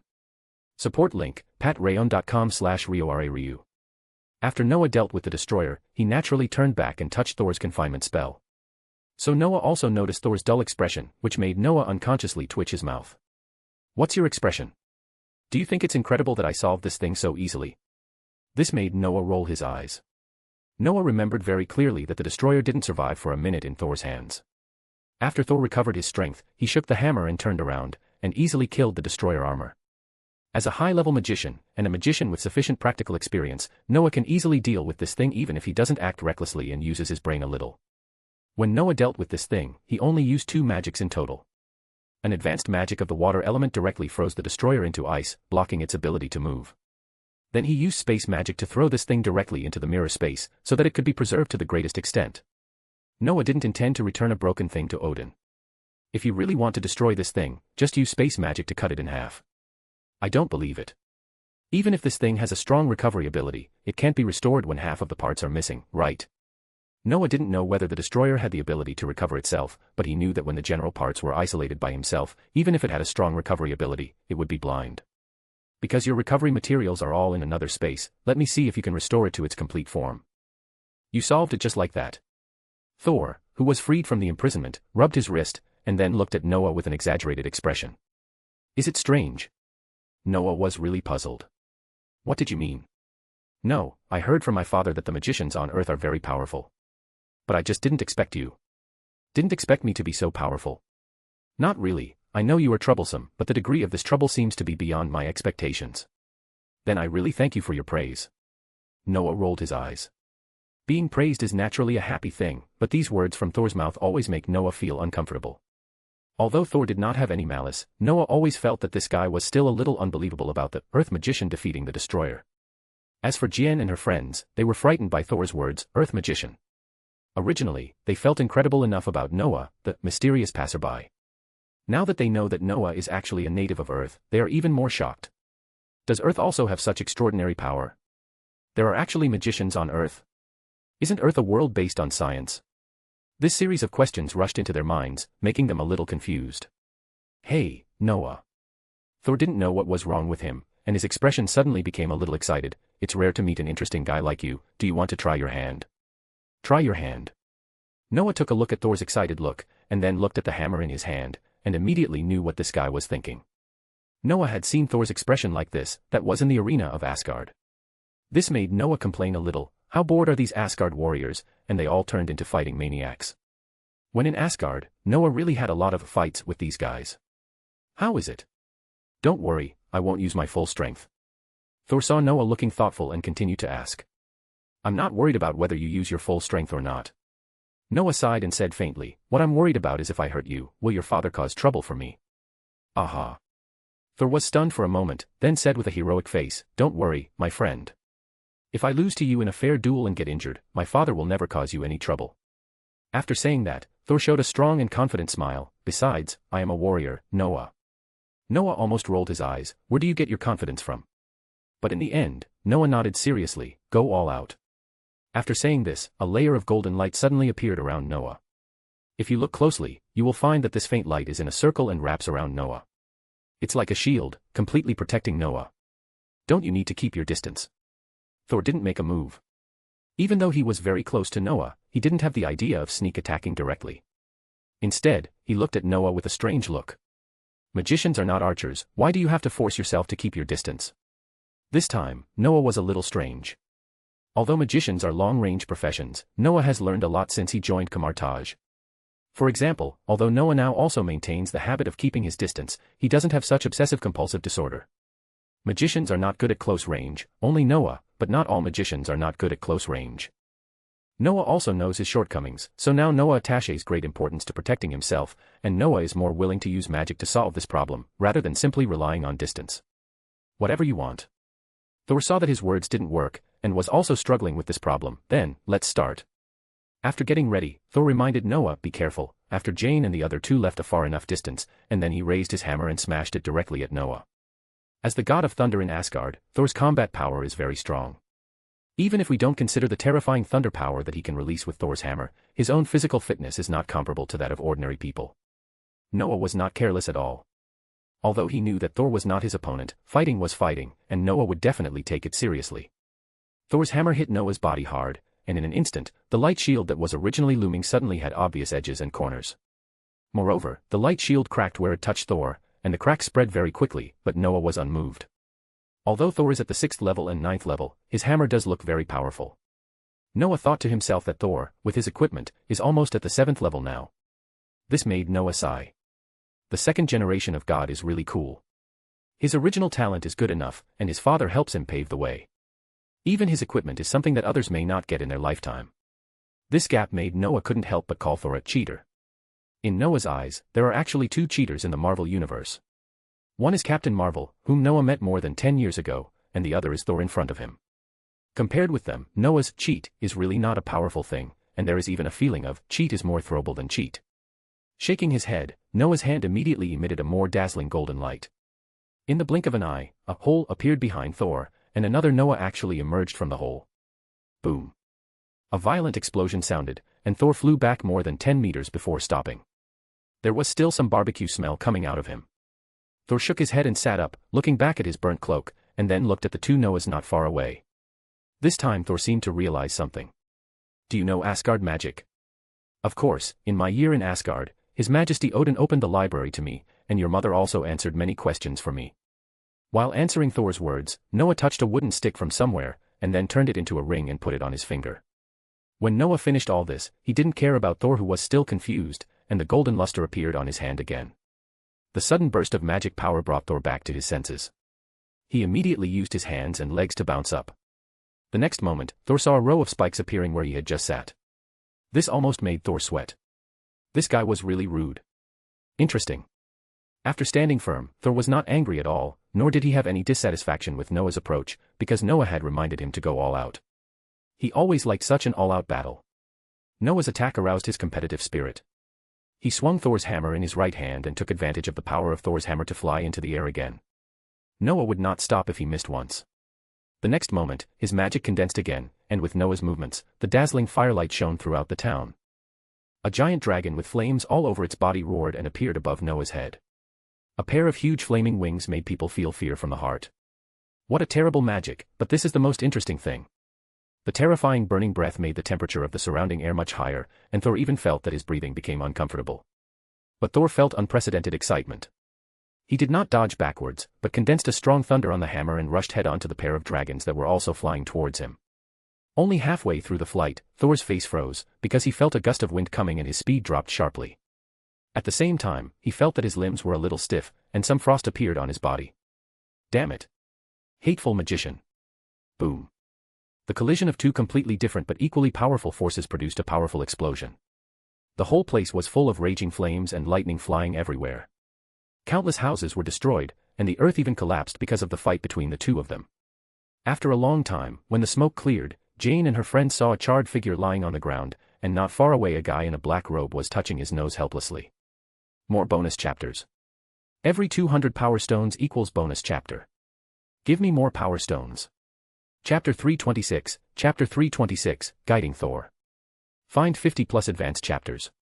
And for more fan fiction. Backhand index pointing down. Backhand index pointing down. Support link, patreon.com/RioRaRyu.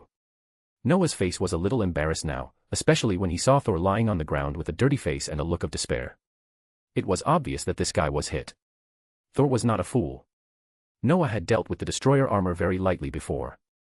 Because at that time Thor could see that Noah was using magic similar to space, and even Thor, a warrior, understood the weirdness of space. But when he fought with Thor, he seemed to rarely use this magic. In Thor's memory, Noah only used it once, but that time he had already beaten Thor. As for the future, damn it, this guy used elemental magic, not space magic. Whether it was the ground spike or the fire dragon, or the damned gust of wind or the ice that froze him, they were all elemental magic. This guy didn't use space magic at all, and what made Thor even more unbearable was that even when he used elemental magic, he seemed to hold back. Otherwise, how could he only look a little embarrassed after being hit by the fire dragon? You know, Thor didn't get hurt at all. He's not an idiot, how could he not know that Noah was holding back on purpose? Even if he took a step back, with his current state, it would be natural for Noah to cast another magic on him. You let me off. After a long time, Thor said in a voice that was a little resentful and a little angry, "Don't deny it, I'm not an idiot." I didn't deny it. Noah smiled awkwardly, I have no grudge against you, and you protected the residents of this town, how could I be cruel to you? Don't joke, those residents are actually protected by you. Although I delayed Loki's destroyer, they can still escape safely even if I don't do this. Okay, Odin's son, Thor Odinson. Your destiny is the Sea of Stars, not to die here, like a stupid donkey challenging someone stronger than you and die. Noah rolled his eyes, and he suddenly felt that Thor was not a warrior, but a bit like a knight. The cunning of a warrior is no worse than any magician, and only a knight will follow those doctrines and dogmas. Of course, Thor is not a knight, at least in Noah's memory, he is more in line with the image of a warrior in the future, otherwise he would not be headed with an axe when Thanos had no power. Noah naturally couldn't hurt him.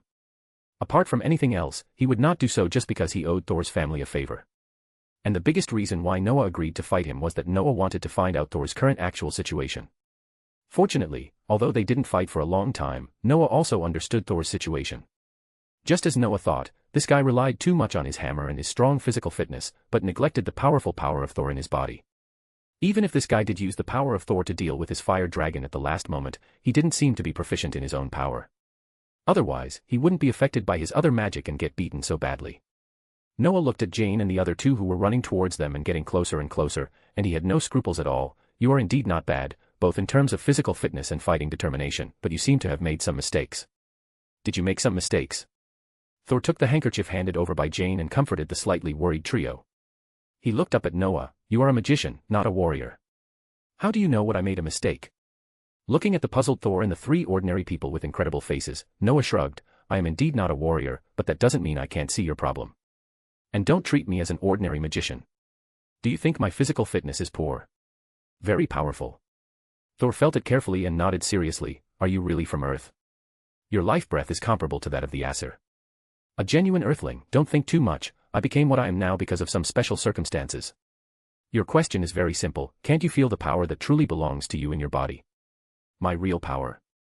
My power doesn't come from Mjolnir. Idiot, your power comes from a hammer. Are you the god of thunder or the god of hammer?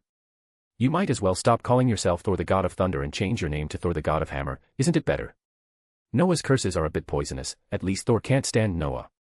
His veins are bulging all over his body now, and his hands are tightly grasping his hammer, as if I can't beat you, I will definitely beat you to pieces. The title of God is comparable to the name of God. Noah's ridicule like this would be unbearable for any guy with the title of God. But Noah didn't care. Anyway, this was what Odin wanted to happen. No matter how harshly Noah scolded him, he wouldn't care. Even Noah was secretly thinking in his heart, if he had the ability to crush Mjolnir's hammer, he would probably let him do it without hesitation, right? Shaking his head, Noah slowly walked to Thor's side, his fingers exuded a light golden luster and gently pointed at Thor. Relax, and let go of the hammer at the same time. Noah ignored the horrified look of Jane and the other two, and said to Thor seriously, feel the power that belongs to you. Thor was stunned, thought for a moment, and finally sighed, and obediently let go of his hammer. At the same time, Thor also closed his eyes. In his opinion, Noah, the Earth magician, really didn't know what to do to him, and he could feel Noah's kindness. To be honest, Thor knew that he was not the opponent of this magician. If the magician really had bad intentions, he might have been lying dead. So he wanted to see what this guy named Noah wanted to do, and also wanted to see if he really had something he didn't know. With the introduction of Noah's magic, Thor soon felt an external force in his body. Thor did not resist, he still closed his eyes honestly. 1 minute, 2 minutes passed slowly, just when Thor felt this force slowly approaching his heart, an incredible force appeared. Thor was very familiar with this force, here is some thunder force that he would burst out from time to time. Thor was stunned, he didn't know where this power came from, but this power did appear to protect himself. Is it really not Mjolnir? Thor was a little stunned, this power appeared and directly wiped out Noah's magic, and then returned to calm again, as if it had never appeared. But Thor had already understood that this power did come from his own body. How is this possible? Thor opened his eyes, and his eyes were wide open at this time, as if he had seen something incredible. It seems that you understand. Noah nodded with satisfaction, and then retracted his fingers. The second generation of God is worthy of being the second generation of God. This guy seems to be the third generation of God. Forget it, it's all the same in Noah's eyes. The hidden ability in this guy is really terrible. When Noah's magic power came into contact with this power, Noah himself also felt a little palpitated. It can be said that if this power is fully erupted, it will definitely be a terrifying strongman, and may even reach the level of Odin. You must know that the power that Thor erupted in Avengers 3, coupled with his new weapon Storm Axe, almost killed the 6-gem Thanos. It can be said that this axe almost opened up a new future. All these powers come from me. Thor is still a little incredible now. Yes, all of it comes from you. Noah nodded affirmatively, your hammer only activated some of your power. But you have forgotten what your essence is. This is why you have lived for thousands of years but are not a match for me, a magician in my 20s. Is that so? Thor looked at his hands, and then looked at the hammer beside him. He seemed to feel that he understood something again. This time Thor himself agreed with Noah's words. He did not look like a thunder god, but a hammer god. Losing the hammer, Thor seemed to have lost everything. He did not know what was the most important thing to him. Thank you, Noah. After a long time, Thor showed a hearty smile, I think I understand something. Thank you, my friend, you have gained my friendship, and I also hope to gain your friendship. It is not an easy thing to gain my friendship, Thor. Noah also smiled at this time. Practice the power that truly belongs to you. I hope you will not be like this next time we meet. Of course. Thor nodded seriously. Although Noah did not immediately acknowledge Thor as his friend, Thor had already made Noah his friend, no matter how Noah viewed it. Thor guessed that the reason why Noah acted like this was largely because of his brother's problem. This made Thor somewhat helpless, but he did feel that his brother had gone too far. It was fine if he was targeting himself, but why did he attack innocent ordinary people? It seems that Noah did find Thor's problem. What do you think of this result? In the palace of Kamartaj, the Ancient One sat cross-legged in front of a wooden table, and there were two people beside her looking at a halo above the wooden table. If Thor and Noah were here, they would definitely be surprised to recognize that these two people were the god King Odin and the god Queen Frigga. Very good kid, he really found Thor's problem. Odin smiled happily. Although it is not completely activated, it seems good to let Thor progress step by step. By the way, Ancient One, thank you for your help. I didn't do anything, it was all Noah's. No, if you hadn't said hello. I'm afraid Thor and Loki would have come to Earth and either been caught by the magicians of Kamartaj or got into trouble because of the Ministry of Magic in various places. To be honest, I also want to thank you. Noah's problem. That's what the child deserves, Ancient One. Moreover, you have a good eye. He is indeed an extraordinary and most special one. More bonus chapters. Every 200 power stones equals bonus chapter. Give me more power stones. Chapter 327, Chapter 327 Lily. Find 50 plus advanced chapters. And for more fan fiction. Backhand index pointing down. Backhand index pointing down. Support link, patreon.com/RioRaRyu. Noah didn't know what Odin and Ancient One had communicated. Now Noah can finally have a good rest. Since Noah came back from Asgard, Noah found that he didn't seem to have a good rest. First, he was surprised to find that there were assassins and Templars in this world, and then he was busy because of Tony's affairs. After finally spending a few days in Monaco with the help of a rich man, he had to participate in Thor's affairs because of Odin's favor. This made Noah sigh, I am really busy, and then he naturally began to be a salted fish. As for the treatment of Jane Fox and the other two, Noah was relatively simple and rough. Because of Thor's relationship, Noah decided not to use any forgetfulness spell. So after these three people were directly silenced by Noah, Noah never took them to heart again. However, the look of the three of them looking at Noah made Noah feel very comfortable. The complex emotions of incredible, incomprehensible, and admiration were intertwined. No matter who it was, they would probably feel very comfortable, right? Lying on the sofa in the hall of the temple, Noah rubbed Gugu's cat head with one hand and teased Hathaway, who was a little shivering, with the other hand. This kind of day is what Noah likes most, it is comfortable and stress-free. It might be better if there is another teacup with some wolfberries in it. Hey, Hathaway, can you not look so scared? Noah looked at the timid owl and sighed helplessly, Gugu won't eat you, don't worry. Gugu. Hathaway tilted her head while standing on Noah's hand. This guy didn't nod or shake his head at all. Noah looked at this guy speechlessly, and then seemed to think of something and said seriously, of course, I won't either. I don't like to eat round-faced chickens, whether you are from Scotland or from other places. This time Hathaway was too lazy to even call, it just closed its eyes and stood obediently. But what made Noah speechless was that he felt that the little guy standing on his hand seemed to be shaking more violently. Did he say something wrong? Noah tilted his head helplessly, as if he didn't say anything wrong. Besides, this guy is so small, it doesn't taste good to eat. Shaking his head, Noah suddenly noticed that the hair on Hathaway's abdomen seemed a little loose. This immediately made Noah curious. The loose feathers meant that the hair was longer, and the legs of this little guy were very short. Noah suddenly had an idea to see how short the legs of this little guy were. As soon as he thought of it, Noah took away his hand that had been rubbing the cat's head, which finally gave Gugu a chance to escape from Noah's clutches. But Noah didn't care. He followed the hair on Hathaway's abdomen and slowly pushed up the hair on its abdomen in front of its frightened eyes. Then Noah was stunned, as if he was stimulated by something and sat there motionless. Even when Hathaway took the opportunity to run away, Noah didn't react. His mind was full of the scene under Hathaway's abdomen. What's wrong with you, Noah? After an unknown amount of time, Miss Heffen came over with two people. Seeing Noah like this, she couldn't help but ask curiously. Nothing.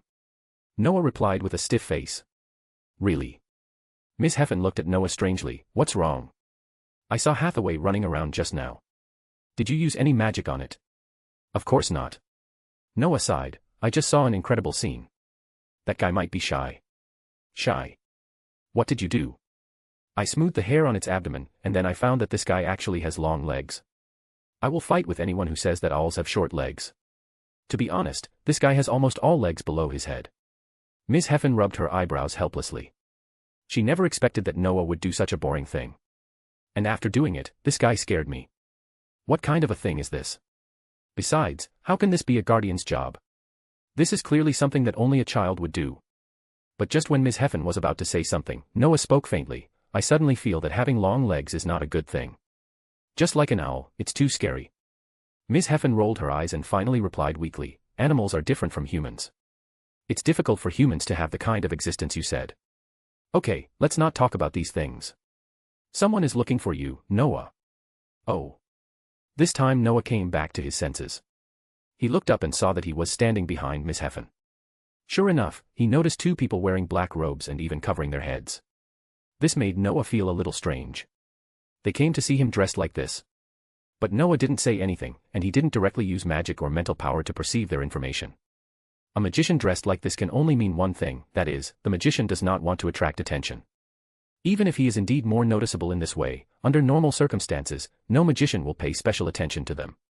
Noah is not the kind of person who likes to pry into other people's secrets. Unless he is looking for someone clearly, Noah will still respect other people's privacy. So he simply sat there and waited for the two mysterious guys to introduce themselves. Long time no see, Noah. The two mysterious people did not mean to hide anything. As one of the guys spoke, Noah immediately knew his identity. Professor Snape. Noah looked at the guy who took off his hood in front of him with some surprise, and soon smiled and stood up. It's been a long time since we last met. It seems that the last time we met was several years ago, right? You know. Snape smiled slightly. Since then, you have never returned to Hogwarts. At first we all thought you were very busy, but now it seems that it is not the case. In fact, I haven't had a good rest for almost 2 years. Noah spread his hands indifferently. I solved some things in New York last year, and then I went to Asgard. As a result, I had to deal with some aliens as soon as I came back. To be honest, today is only the 3rd day of my official rest. Is that so? Snape nodded, and he looked at Noah with a complicated expression. Snape certainly knew that what Noah said was true, because he had met Dumbledore before coming. Dumbledore is the Minister of Magic.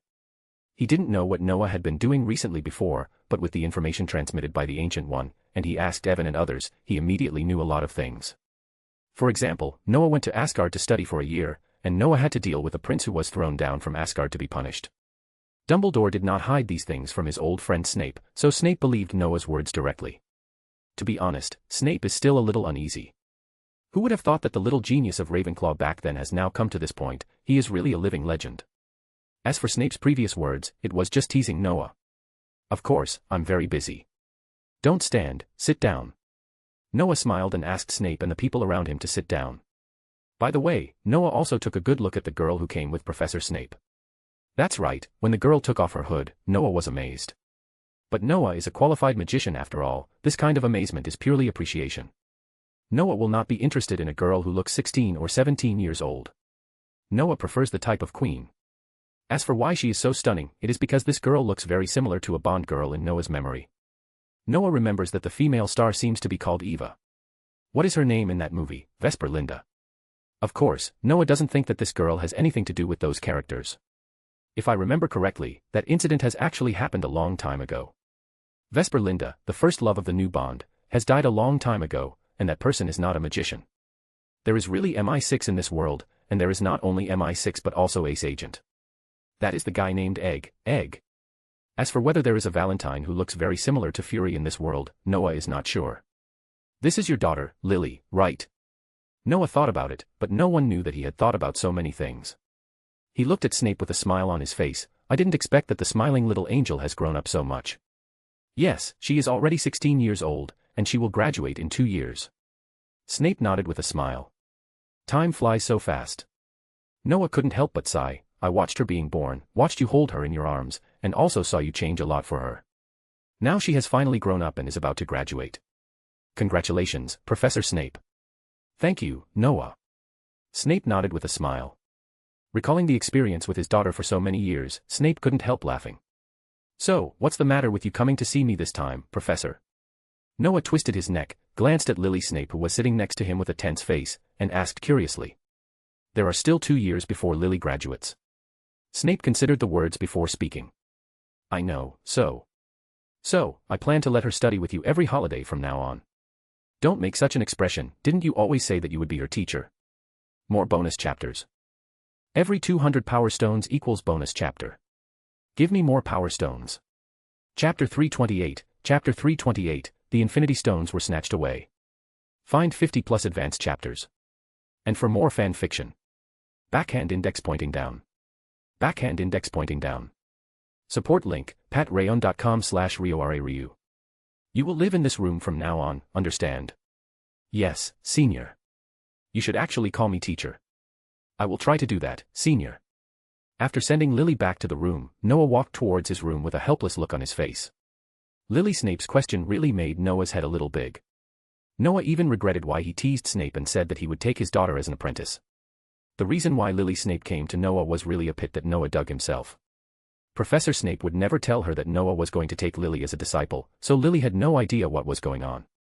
The most important reason why Lily wanted to come to Noah was actually Noah's 3 movies. Although Noah's 3 movies have been played for a long time, and Charles and his team are already filming the X-Men series. But in the magic world, Noah's trilogy is still the most popular movie, and there are even many people who leave messages in Noah's WeChat space asking for it to be shown again. Lily Snape is one of Noah's little fans, and her interest in Noah makes Snape a little headache. She grew up in Hogwarts since she was a child, and she can be said to be the little princess of all the faculty members of Hogwarts. She has a very good relationship with almost all professors. When Snape is busy, she can always find some professors who are not busy and listen to their stories. Coincidentally, the stories that these professors like to use the most are Noah's stories in Hogwarts. Because Noah has a bad impression of him except for a few professors in Hogwarts, and some guys even hate Noah. But there are far more professors who like Noah than those who hate him, so even though Noah has left Hogwarts for many years, Lily grew up listening to Noah's stories. Especially since there is the Mage Alliance in the school, the students there have a crazy admiration for Noah. Therefore, Lily has been a little fan of Noah since she was a child, and this emotion has always been a headache for Snape. Especially after the release of the trilogy, Snape felt that he wanted to strangle Noah to death, because the image presented by Noah in it was really great. The most important thing is that Lily also learned from the 3 movies that the people she saw when she was born included Noah. And through her father's description, Lily also knew that Snape and Noah had a very good relationship, even though her father seemed to have a headache about Noah. Therefore, after Lily graduated from elementary school in an ordinary school and entered Hogwarts, she directly chose Ravenclaw. Although she failed in the end, she was still classified as Slytherin. But Lily did not give up. In the second half of the 1st grade, she joined the Mage Union. This situation gave Snape a headache, especially since there were less than 2 years before graduation. Snape also began to seriously consider his daughter's future. Lily was great, very great, and she was almost the best in both magic and knowledge reserves. It can be said that if there were no problems, Lily would definitely be admitted to Camartage.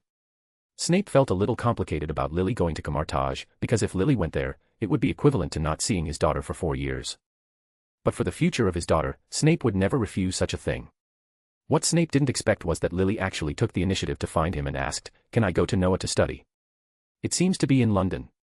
This sentence made Snape helplessly recall what Noah had said.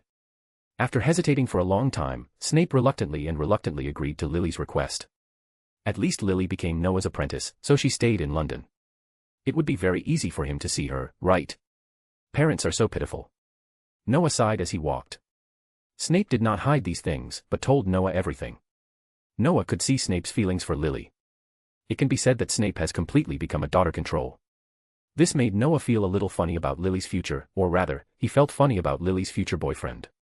I'm afraid that no matter who it is, as long as they are in the British magic world, they will be trembling with fear after knowing that Lily's father is Snape. Snape's deterrence is really no joke, and most of the magicians in the British magic world have studied at Hogwarts. You can imagine how scared they will be after learning this. It doesn't seem right. Those who are in the same class as Lily basically know Lily's details. Is my poor apprentice really going to find a foreigner? Noah returned to his room with a playful look on his face. In the room, Gugu was lying on Noah's bed with his eyes closed, and he seemed to be asleep. And Hathaway, the owl, also quieted down. It stood quietly on a wooden stick, tilted its head and watched Noah come in. It was still early, and Noah didn't plan to fall asleep directly like Gugu. Of course, Noah did not blame the lazy cat. Everyone knows the character of orange cats. Noah thinks it is good that this guy has not become a fat cat. It is basically unrealistic to expect her not to be lazy. I don't know how Nagini is doing recently, but I'm afraid it's not so smooth. Noah thought secretly. He really expected Nagini to find some blood curse orcs living at the bottom of the magic world. It is not difficult to create a race by yourself. At most, it is very tiring and time-consuming. But the method Noah uses will not be tiring. At most, it is a little troublesome. However, with the magicians of Kamartaj as the backing, this trouble is really nothing. Noah even hopes that Nagini will find more. If the number is too small, it may not be enough for those magicians to practice. Of course, these are all trivial matters. The biggest trouble may be that Nagini needs to spend time to find these hiding guys. Forget it, don't think about it.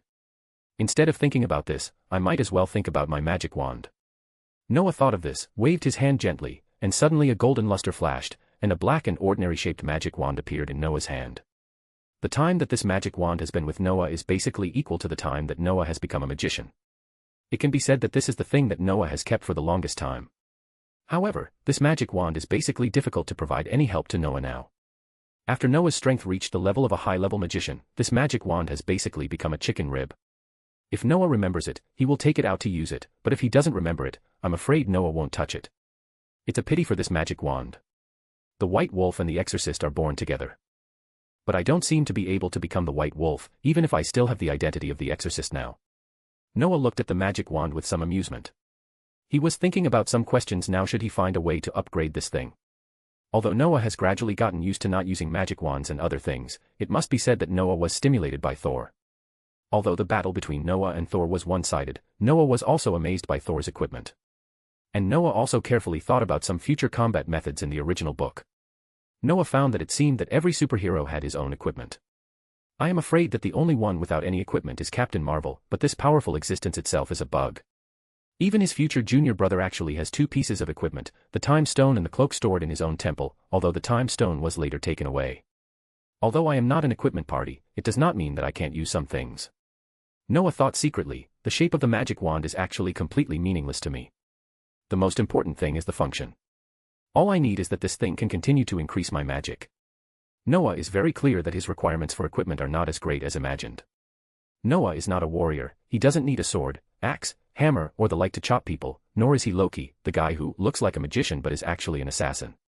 All Noah needs is a function, that is, to increase his magic power, and it would be best if he could go back to the time when he was an apprentice and use the magic wand to increase it. Of course, Noah doesn't force these, this magic wand has a greater commemorative value for Noah. Even if it doesn't reach what Noah expected, it would be very good to at least improve the amplification effect, and Noah has a crazier idea. After I turned into a dragon, my strength has reached the last endpoint of the divine transformation. So why don't I try to make Thanos have nothing to do? Thinking of this, Noah's eyes have become a little dangerous. To make Thanos have nothing to do, the simplest and most effective way is to directly intercept the infinite gems in advance. This idea is crazy and dangerous, but it has to be said that this is also an effective plan. I know the plot, and I know where the gems are. Even if I don't go out and grab all the gems left on Earth and Asgard are enough to give Thanos a headache. Noah's eyes became more and more dangerous. It must be said that this method is indeed feasible. If Thanos wants to snap his fingers, he must gather 6 gems. If he doesn't have 6 gems, then everything is just a fantasy. If Noah really intercepts these gems, then Thanos can only sigh no matter how he thinks. But there is one thing to pay attention to, that is, what should the teacher and Odin do after making the decision to leave the future to future generations? Noah sat up, and then gently placed his hand on Gugu's head, which caused the lazy orange cat to meow unhappily. But Noah didn't care. He was really thinking about some measures, but as he thought, Noah's smile slowly bloomed. Actually, it's not as difficult as I imagined. More bonus chapters. Every 200 power stones equals bonus chapter. Give me more power stones. Chapter 329, Chapter 329 Noah's Plan. Find 50 plus advanced chapters. And for more fan fiction. Backhand index pointing down. Backhand index pointing down. Support link, patreon.com/RioRaRyu. Indeed, after Noah's thinking, he found that it was not as dangerous as he imagined. Of course, there is also danger, that is, Noah's plan lacks time. In Noah's expectation, the space stone is basically his, and Noah even decided to hack the time stone together. Anyway, Strange rarely uses this thing, and even gave it to Thanos without using it for a long time. If he needs it, it's best to lend it to him. Even in order to improve his ability, if Dormammu still comes, you can let Strange and Dormammu have a good negotiation. In order to improve Strange's powerful combat power, Noah will not care about that. And Noah, who has these 2 gems, can also study the time magic that has always been regarded as a taboo, or use the time stone to improve his space magic. It is said that this kind of power is comparable to the essence, the most primitive power, the most essential power. If I miss such a research opportunity, then I am really not suitable to be a magician. Noah sat on the bed and thought secretly, and Gugu, who was being touched by Noah, fell asleep again. This little guy was really sleepy, and Noah also found it quite funny, especially when this little guy would have some very slight snoring when he slept. Shaking his head with a smile, Noah continued to think, as for the Mind Stone, this thing seems to be good for Loki or that Wanda in the future. Hey! Is that Wanda Eric's daughter, or where does she come from? When Noah thought of this, he had a headache again. There will always be all kinds of troubles with overlapping characters. Noah thought for a long time but couldn't figure out their relationship. After a long time, he decided, let's go to hell, I don't want to think about it. Why should I go on a tangent? Why don't I just go to Constantine sometime and ask Eric about this guy? Noah threw this shit aside. As for the fact that Vision originally owned the Mind Stone. Sorry, Noah thinks Jarvis is pretty good. And if Wanda is really Eric's daughter, I'm afraid this old guy won't tolerate his daughter having a relationship with a robot, right? I'm afraid Eric, who has a bad temper, will twist Vision into a knot so that this guy won't die again and again. Noah felt a little funny, although Vision looked good in the movie. But don't ignore one thing, that is, Eric is really a blood counter to this guy. Vision's ability to use the Mind Stone. Sorry, I'm afraid that laser is a little dangerous. Eric is not afraid of magic similar to illusion. All metal. Just right, the more metal you are, the more Eric likes me. It can be said that this world puts the weakened version of Vision and Eric together, which is Vision's doomsday scourge. What do you do with a guy who always restrains you? As for a guy with his own BG, who hits his adoptive father when he appears, hits his biological father in the middle, and finally hits his father-in-law. The power gem is simply wasted to the extreme in his hands. He should just be a happy funny guy. For this real father killer, Noah thinks he is still happy in the universe. It's better to have a better one. Compared to Thor, the brother who stabbed his sister and then his whole family, this guy is even more ruthless. He killed all those who had a father relationship with him. He is a real big father. It's better to give the power gem to Thor. Noah thought secretly, find a way to help Thor fully awaken and master his power of Thor as soon as possible. With the storm axe and the power gem, this guy's deterrence is already exaggerated enough. And Loki seems to be a frost giant.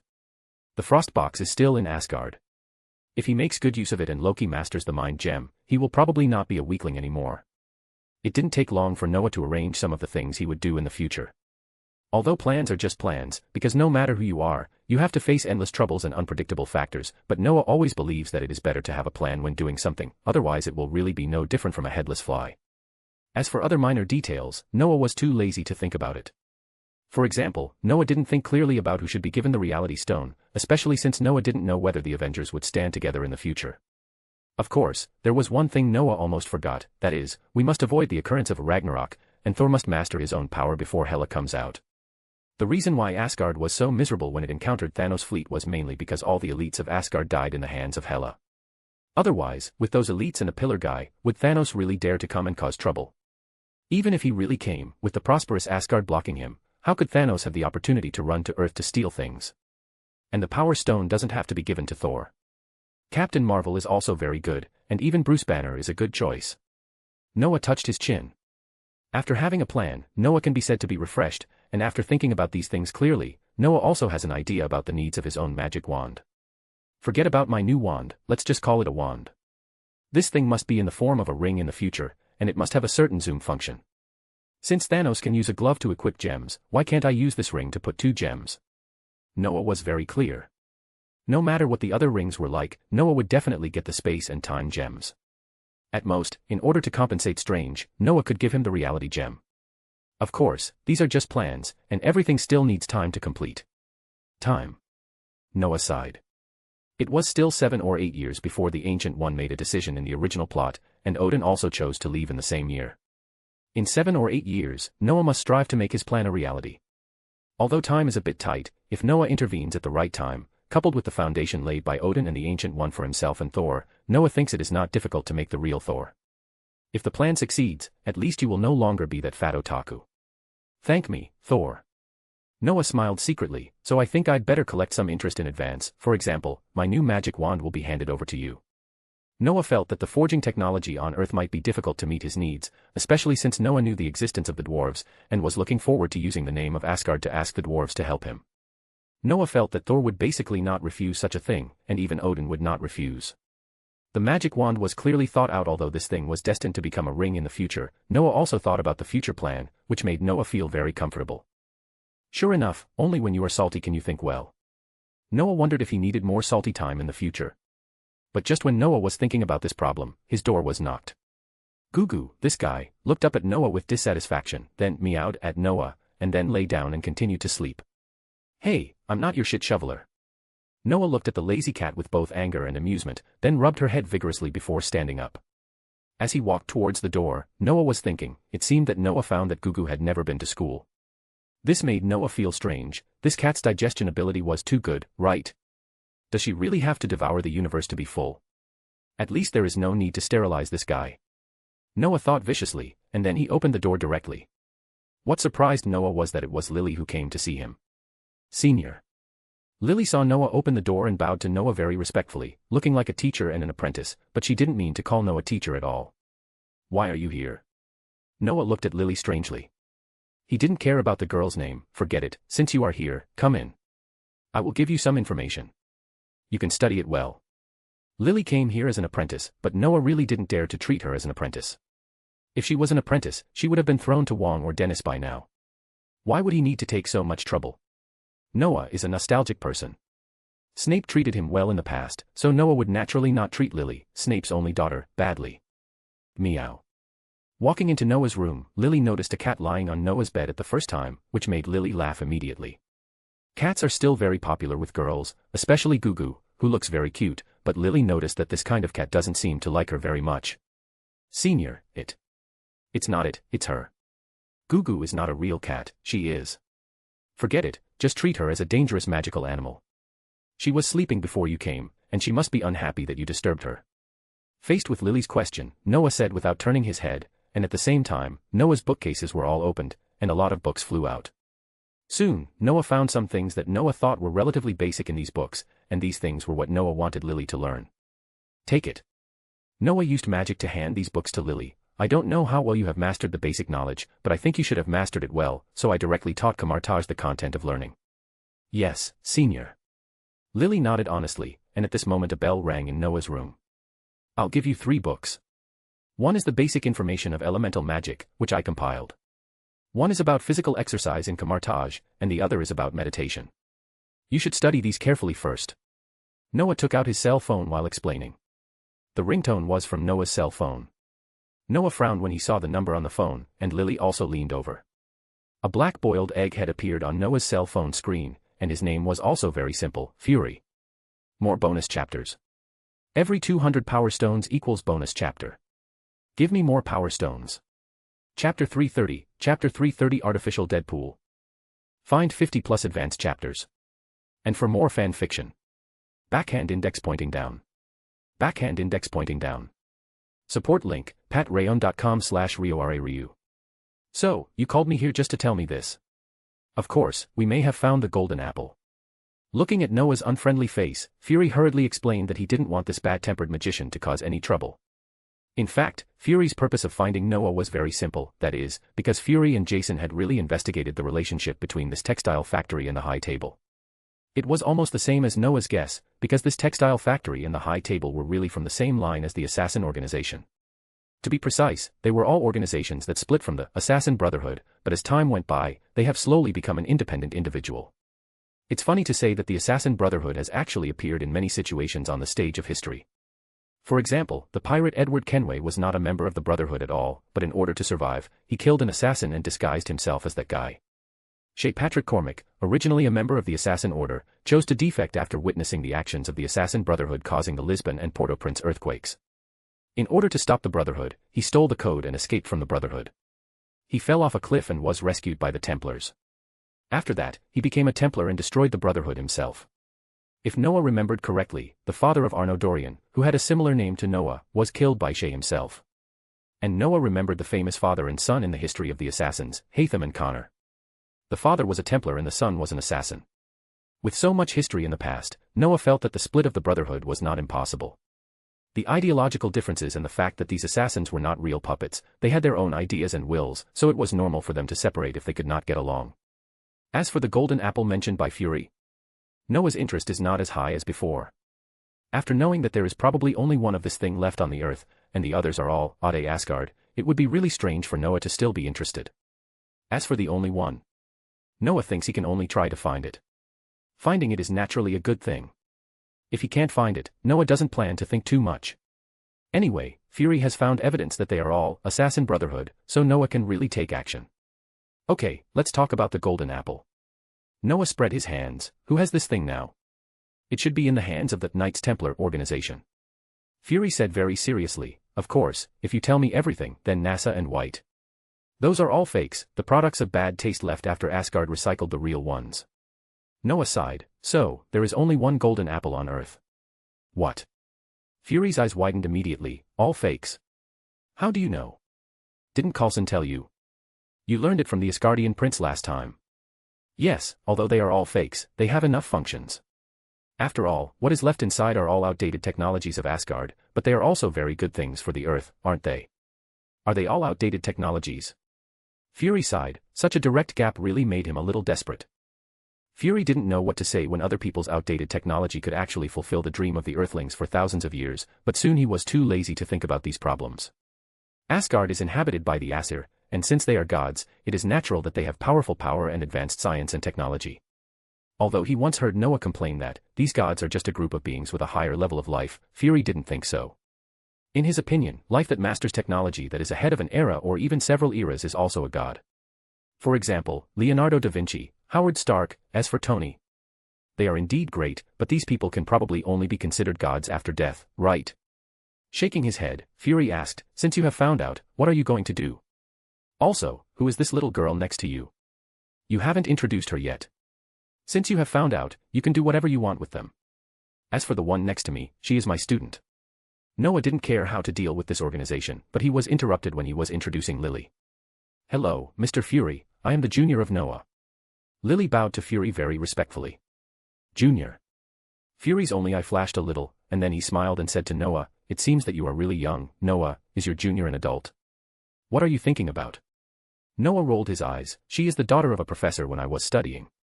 Strictly speaking, she is indeed my junior. As for age, she will be an adult in about 2 years. Snape is Noah's professor, and the word professor can actually be regarded as a teacher.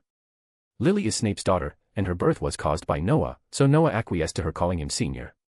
Your professor's daughter?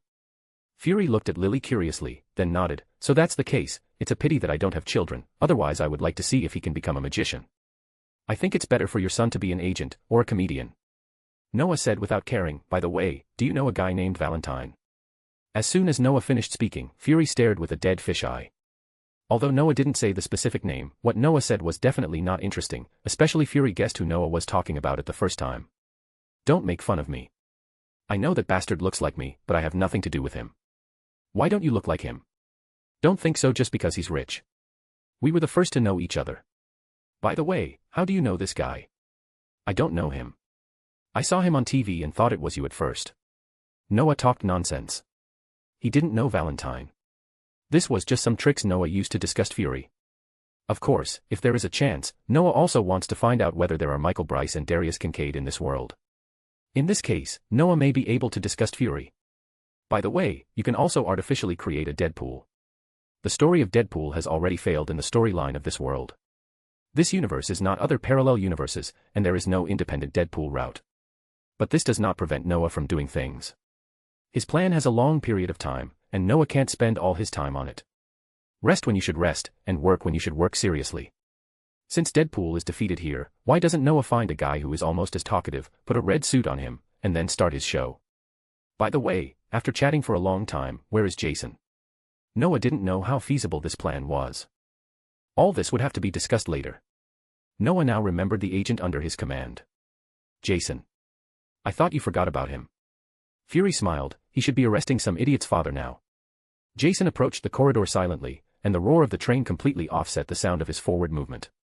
After taking a glance at the outside of the entire corridor, Jason noticed the camera installed in a remote corner of the corridor, so he chose to go up from another way. This was not difficult for Jason. As a well-trained agent, and after training under a group of magicians for so long, Jason was many times better than before. With a light jump, Jason jumped up nearly 2 meters, grabbed the gap in the wall, and then flipped up. Jason knew that the target person lived on the second floor. After a brief inspection, Jason noticed that there was a camera in a more hidden corner. However, Jason did not show any expression. He took out several unlocking tools from his clothes and started to open the door. However, Jason's attention was very focused. While unlocking the door, he paid attention to the movement behind the door. If it was before, I'm afraid he couldn't hear so clearly, and he might not even be able to find the hidden camera. But now Jason is different. Not only can he find those things easily, but he can also hear the movement behind the door clearly. Here it comes. Jason unlocked the door calmly. When the door was opened by him, Jason suddenly jumped up and kicked the door hard. As expected, a muffled groan came from behind the door as Jason moved, and Jason took out his pistol at the first time and fired several shots at the bottom of the door. Bang. Bang. Bang. The bullet penetrated the wooden door, and wood chips flew everywhere, but Jason noticed that there was no blood on the ground in the shortest time. This made Jason understand that this guy might have made some evasive actions without vision. Although Jason didn't know how this guy did it, he didn't care. He kicked the door hard again. This time, Jason kicked the door directly through, and the guy pressed behind the door was also exposed. Jason didn't say anything and didn't stop. He certainly knew that this group of guys was very dangerous, so Jason couldn't joke about this kind of thing. With a slight shake of his right hand, Jason's gun was directly against the stomach of the man behind the door, and Jason's left hand also punched the man's stomach several times. Jason's physical fitness has long surpassed that of ordinary people. After these punches, the guy behind the door was directly beaten to spit blood, and the blood flowed from his mouth to Jason's hands. If you don't want to die, be honest, otherwise, in addition to you, your son will also die. The cross. More bonus chapters. Every 200 power stones equals bonus chapter. Give me more power stones. Chapter 331, Chapter 331. Are you very happy? Find 50 plus advanced chapters. And for more fan fiction. Backhand index pointing down. Backhand index pointing down. Support link, patreon.com/RioRaRyu. Well done, Jason. Sitting on a chair in the hotel room, Noah looked at the cross with a calm expression like a playing card Carlos Gibson, and Noah nodded with satisfaction to another playing card Jason. Noah knew that Jason was going to catch this guy, but Noah didn't expect that this thing would be done so easily and simply. Carlos Gibson is a super killer, especially this guy's physical fitness is really scary enough. His heart can beat more than 400 times per minute when he is absolutely focused. In this case, it is difficult to estimate how much adrenal hormone is secreted by the body. At this moment, it can be said that this guy can enter a rhythm of everything slows down. It can be said that when he enters this rhythm, he is a top super assassin. As for other additional abilities such as increasing strength, they are already a small matter. Noah touched his chin. He really felt that this ability was very strong. Of course, there was another ability that Noah thought was very interesting, that is, to make bullets turn. To be honest, this ability that completely violates physics and can even make Newton get up from the coffin and curse is really cool. However, Noah did not intend to learn this thing. Noah is a magician. It's good to see this ability. I'm afraid he won't be too happy if he really lets him use it. Tell me about your story. Friendly reminder, don't lie to me, otherwise you and your son will both end up in a very bad way. Noah said directly while sitting on the chair. He had already heard Jason's brief account and naturally knew why this guy surrendered so easily. Who are you?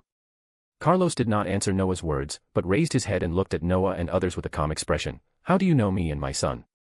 Your name is Carlos Gibson, and your son is Wesley Gibson.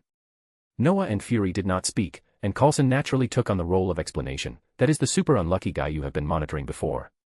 Carlos' eyes finally changed a little, and Coulson continued as if he didn't see it. The organization you serve is called the Assassin Brotherhood. Of course you have left this organization now. But your organization doesn't seem to let you go, and they are hunting you down. It seems that you know it very well. Carlos sighed. So, what else do you want to know? Who are you? We are S.H.I.E.L.D. Before saying this, Coulson took a special look at Noah and Fury. After getting the consent, Coulson said, as for the purpose, it is naturally you, a group of lawless people. You have a very close relationship with the High Table. Even the founders there seem to be organized by you, and you have done a lot of excessive things. With Coulson's words, Carlos fell silent.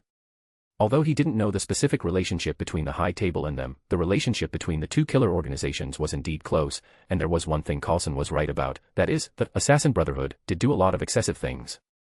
This is why Carlos chose to leave the organization. Even if his wife and children were separated because of it, Carlos did not regret it. Carlos even began to think of ways to get rid of this cancer, even if he had to do something for his son. After a long time, Carlos slowly asked, "Are you going to eliminate this organization?" To be precise, it is to eliminate this organization in the United States. At this moment, Noah finally spoke up. "The Assassin Brotherhood is bigger than you think. I'm afraid it has branches all over the world. To be honest, even the United States may be just its branch." "Is that so?" Carlos frowned. He was a little unsure. "Of course it's true, I don't have to lie to you." Noah nodded seriously. The Assassin Brotherhood is indeed a huge organization. From the very beginning, the builder was born in Greece, and then Egypt, which officially took shape. All the way to Italy, the Caribbean, the United States, France, and the United Kingdom. It is not an exaggeration to say that this organization has branches all over the world. Just like the Knights Templar also has its institutions all over the world, the struggle between the Assassins and the Knights Templar is a struggle between order and chaos. Therefore, it is not difficult to understand that some branches have deteriorated, and this also gives Noah some good opportunities. "What do you want me to do?" Carlos thought for a moment, then asked slowly, "You're not just going to tell me the information here, are you?" "Of course not." Noah smiled and shook his head. "I'm going to let you go undercover." "Undercover?" Carlos looked at Noah with some amusement. "Me? I'm a traitor. Are you going to let me go to the high table?"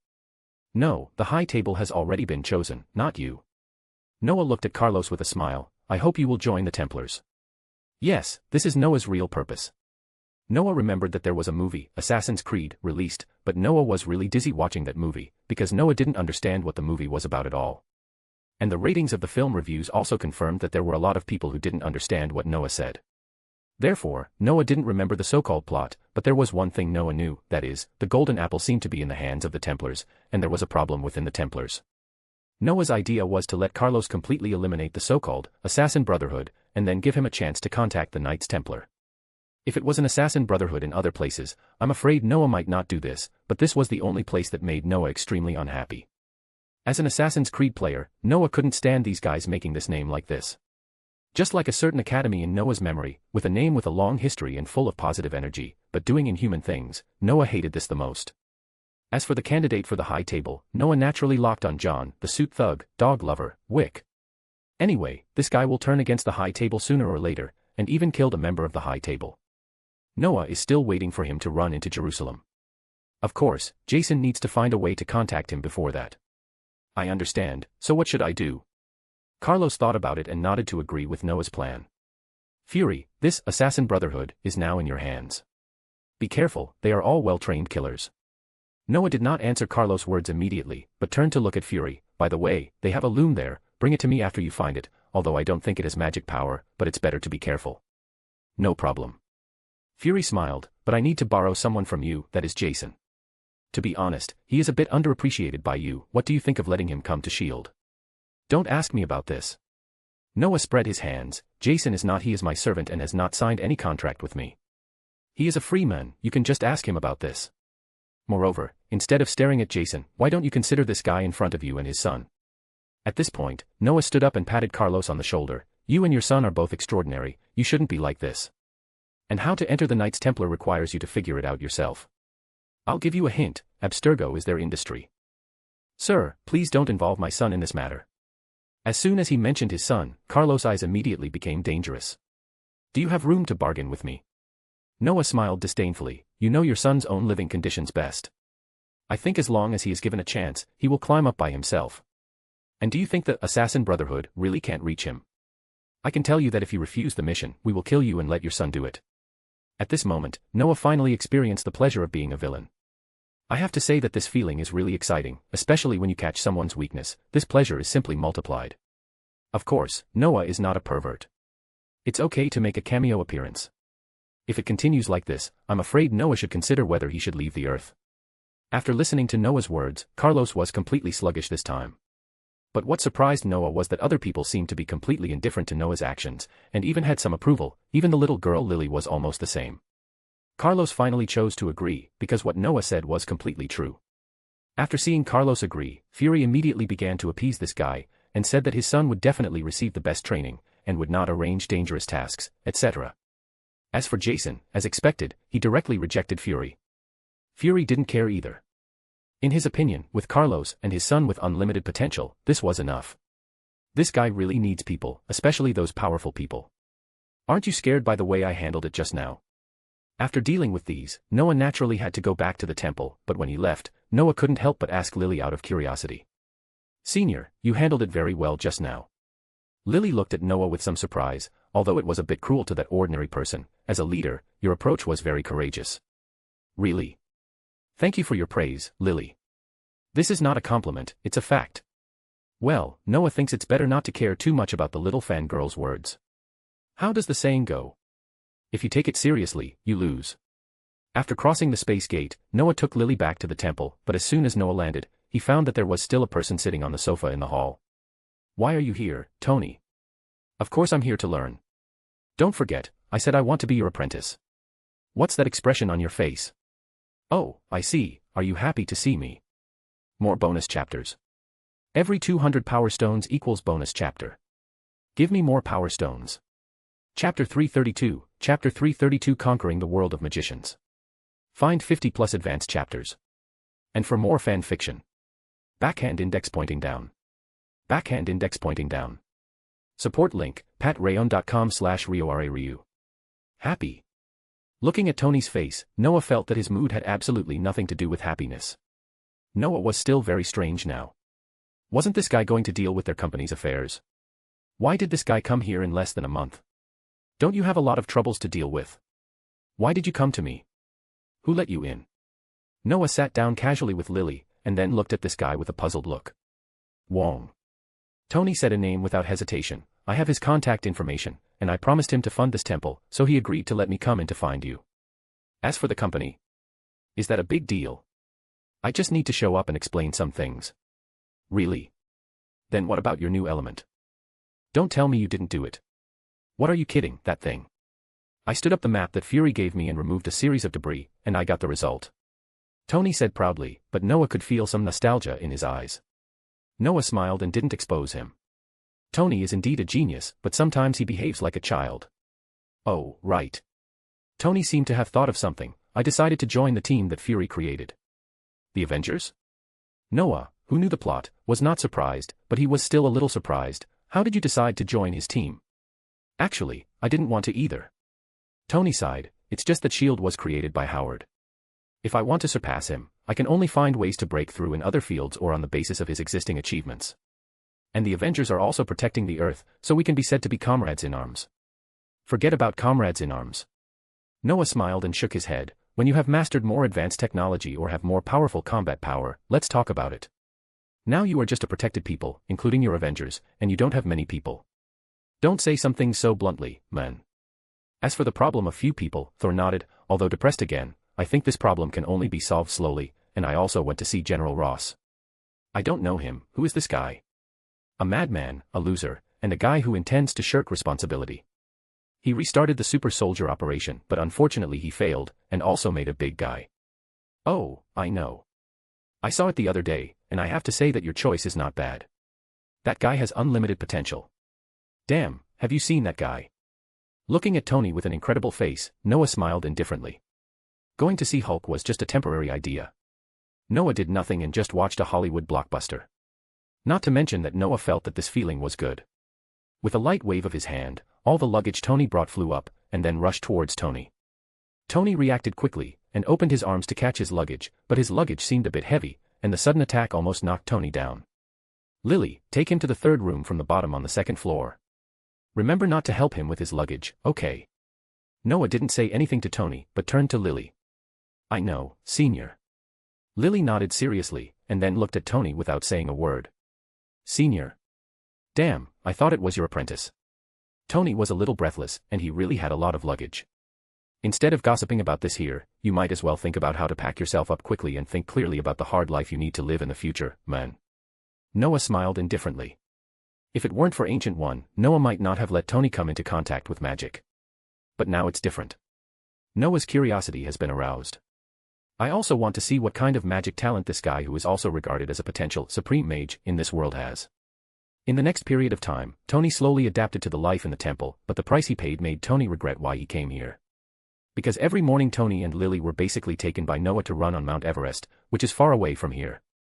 This kind of damn training mode made Tony vomit blood, but he didn't want to embarrass himself, because the little girl named Lily who was with him was gritting her teeth and persisting.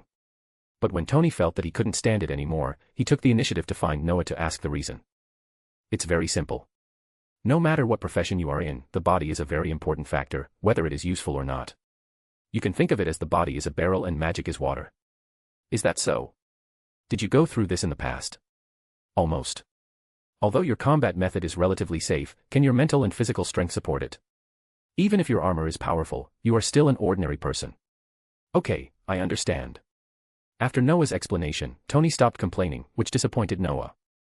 If Tony was the same as he used to be, Noah might find a reason to teach this guy a lesson, just like ordinary magicians treat their apprentices. Of course, this is already a magician with a good temper. Some magicians' attitude towards apprentices can be described as harsh, because once the apprentice raises objections, whether good or bad, the apprentice's fate is basically to get out. Tony is not used to the high-intensity exercise in the morning, especially the severe cold and lack of oxygen in the Himalayas and the problem of jet lag. But in the afternoon, this guy felt like he was resurrected. Noah adopted the system of Kamartaj University, and in the afternoon, there were magic courses. Noah would tell them some basic knowledge of magic, such as the standard recitation of spells and the way to use magic, and would also give them a lot of practice time. For these two people, Noah's attitude was relatively clear, that is, to teach them the knowledge of elemental magic directly.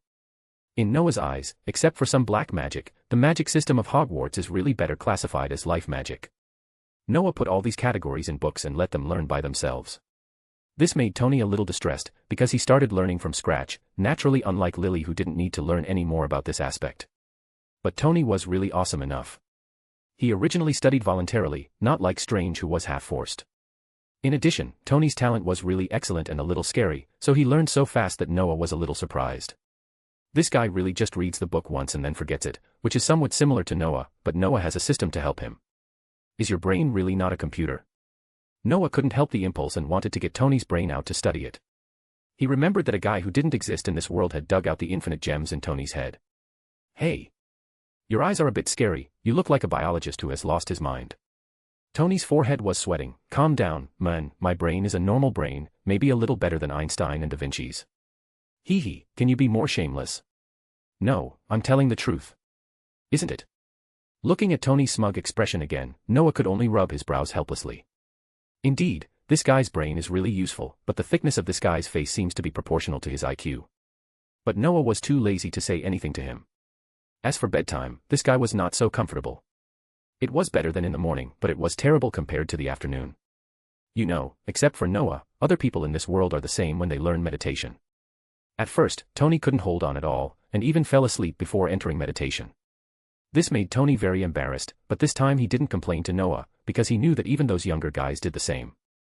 So it took a while for Tony to finally enter the meditation state normally. This speed of progress is also very good, especially this guy didn't know if he took any medicine. After meditating for a month, his magic power has reached the level of a 5th-level apprentice. This guy is also a cheater. Noah really couldn't help but sigh. To be honest, there are really a lot of cheaters in this world. Noah didn't think much about it. After teaching them the basic magic education for nearly half a year, Noah also began to teach them in a deeper level. That's right, it's the structure of magic and some knowledge of magic circles. Magic structure is actually in many books, but elemental magic is not so detailed, because the magic world still wants to learn elemental magic but can't learn it. Tony learned very quickly, and Lily also learned very quickly.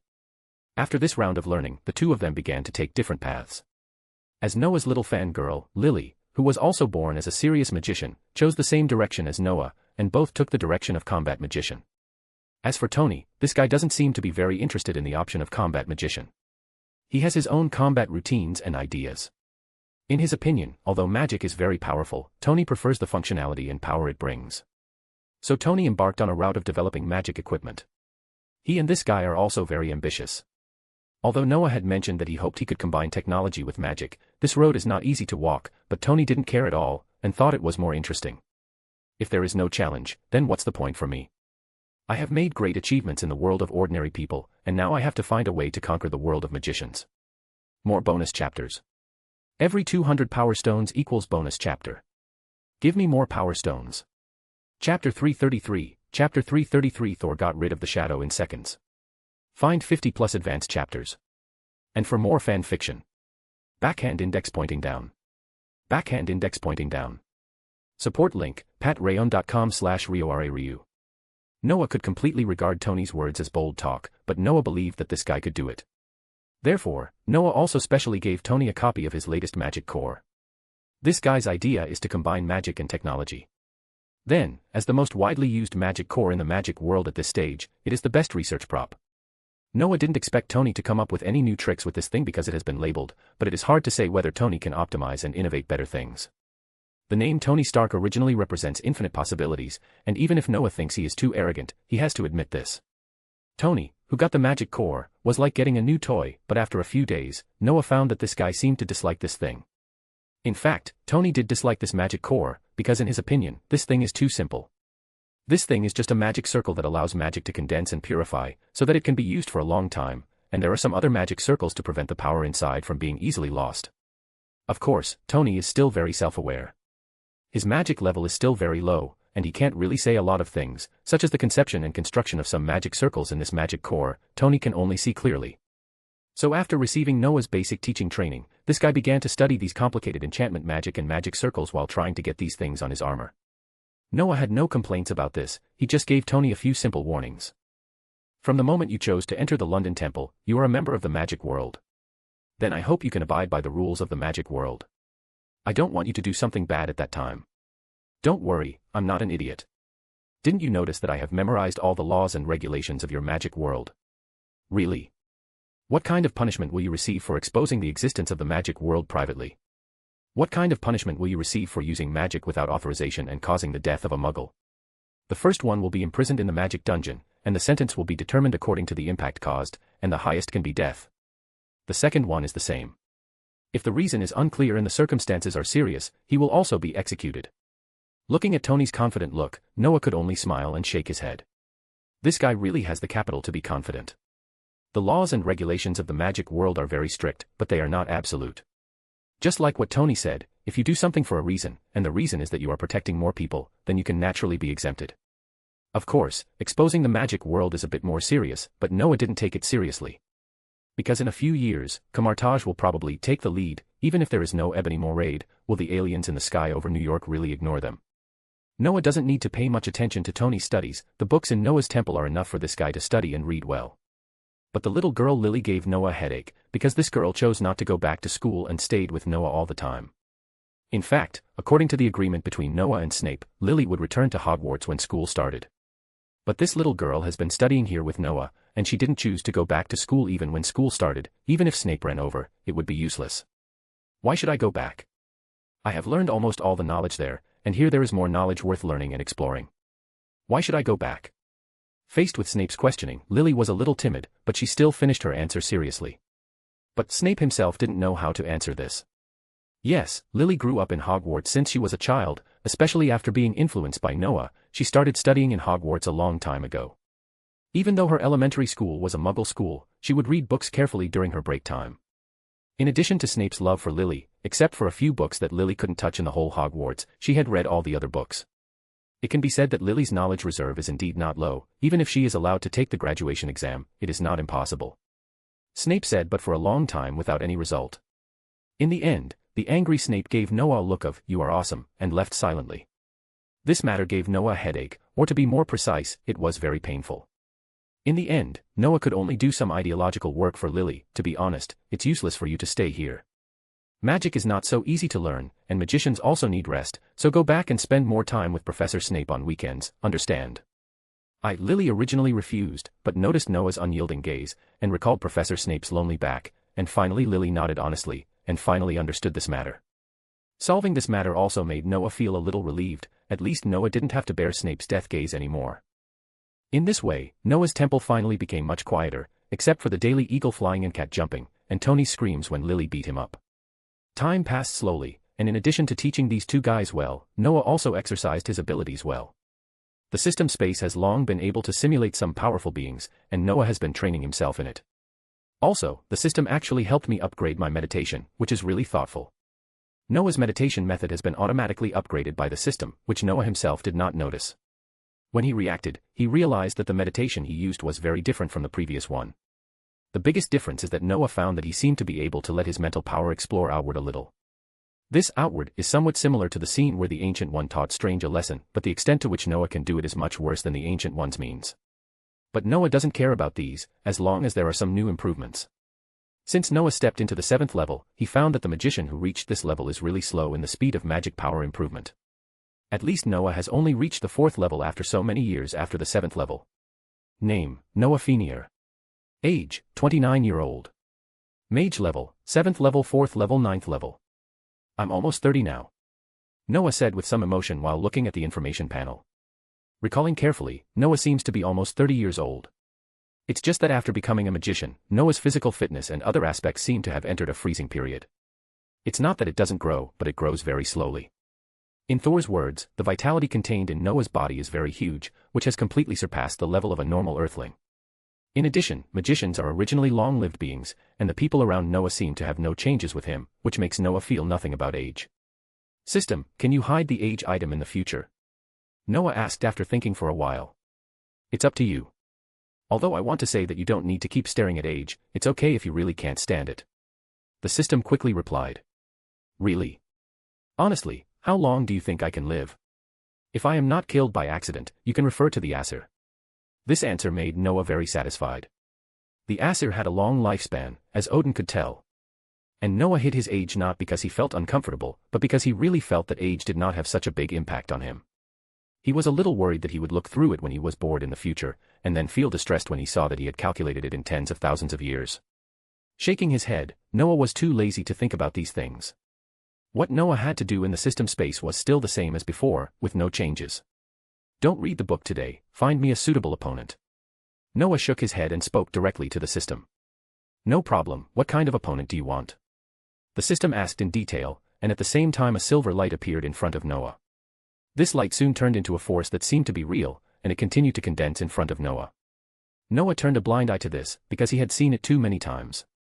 This thing would eventually become an opponent suitable for Noah according to Noah's choice. And what's very interesting about this thing is that it can always accurately become the opponent Noah needs. Whether its appearance, strength, or anything else, it's almost the same. To be honest, Noah was very curious about what this energy was, but the system didn't give Noah an answer. Do you have any good suggestions? Noah thought for a long time, but couldn't come up with a good choice. During this period, the people Noah challenged were basically Thor. It can be said that Noah has been sick of Thor's face and long hair, but the guys with hair have basically been dealt with by Noah. The system can simulate some of Thor's future strength, just like he has reached the 7th level in the 2nd and 3rd levels, and Noah has fought and defeated him. Of course, Noah had also seen the short-haired Thor that Noah found particularly pleasing to the eye, but unfortunately, Noah was killed by this guy with an axe. It was the same whether he was in human form or Noah who had learned his lesson and chose the dragon form. This made Noah temporarily not in the mood to continue playing with this damn 2nd-generation god. He knew how to lose to Snake before, but he was completely defeated by an axe when he lost to this guy, just like a random soldier. I was really traumatized by this guy. More bonus chapters. Every 200 power stones equals bonus chapter. Give me more power stones. Chapter 334, Chapter 334 Favorite Battle. Find 50 plus advanced chapters. And for more fan fiction. Backhand index pointing down. Backhand index pointing down. Support link, patrayon.com/RioRaRyu. What do you think of Gabriel? Noah's question was quickly answered by the system. Gabriel. That angel. Noah was obviously stunned when he heard the name.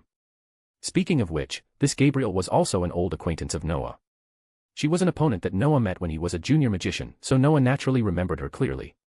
Of course, the most important thing is that this guy doesn't know what's wrong with him. He actually looks like the Ancient One. But since the system can say it, Noah will not doubt this guy's strength. This guy is an archangel anyway, and her real strength is not bad. Earth is the home of magicians, and with the existence of Camartage, these foreign guys naturally can't maintain a strong strength. Noah remembered that this guy used a first-level projection at the beginning.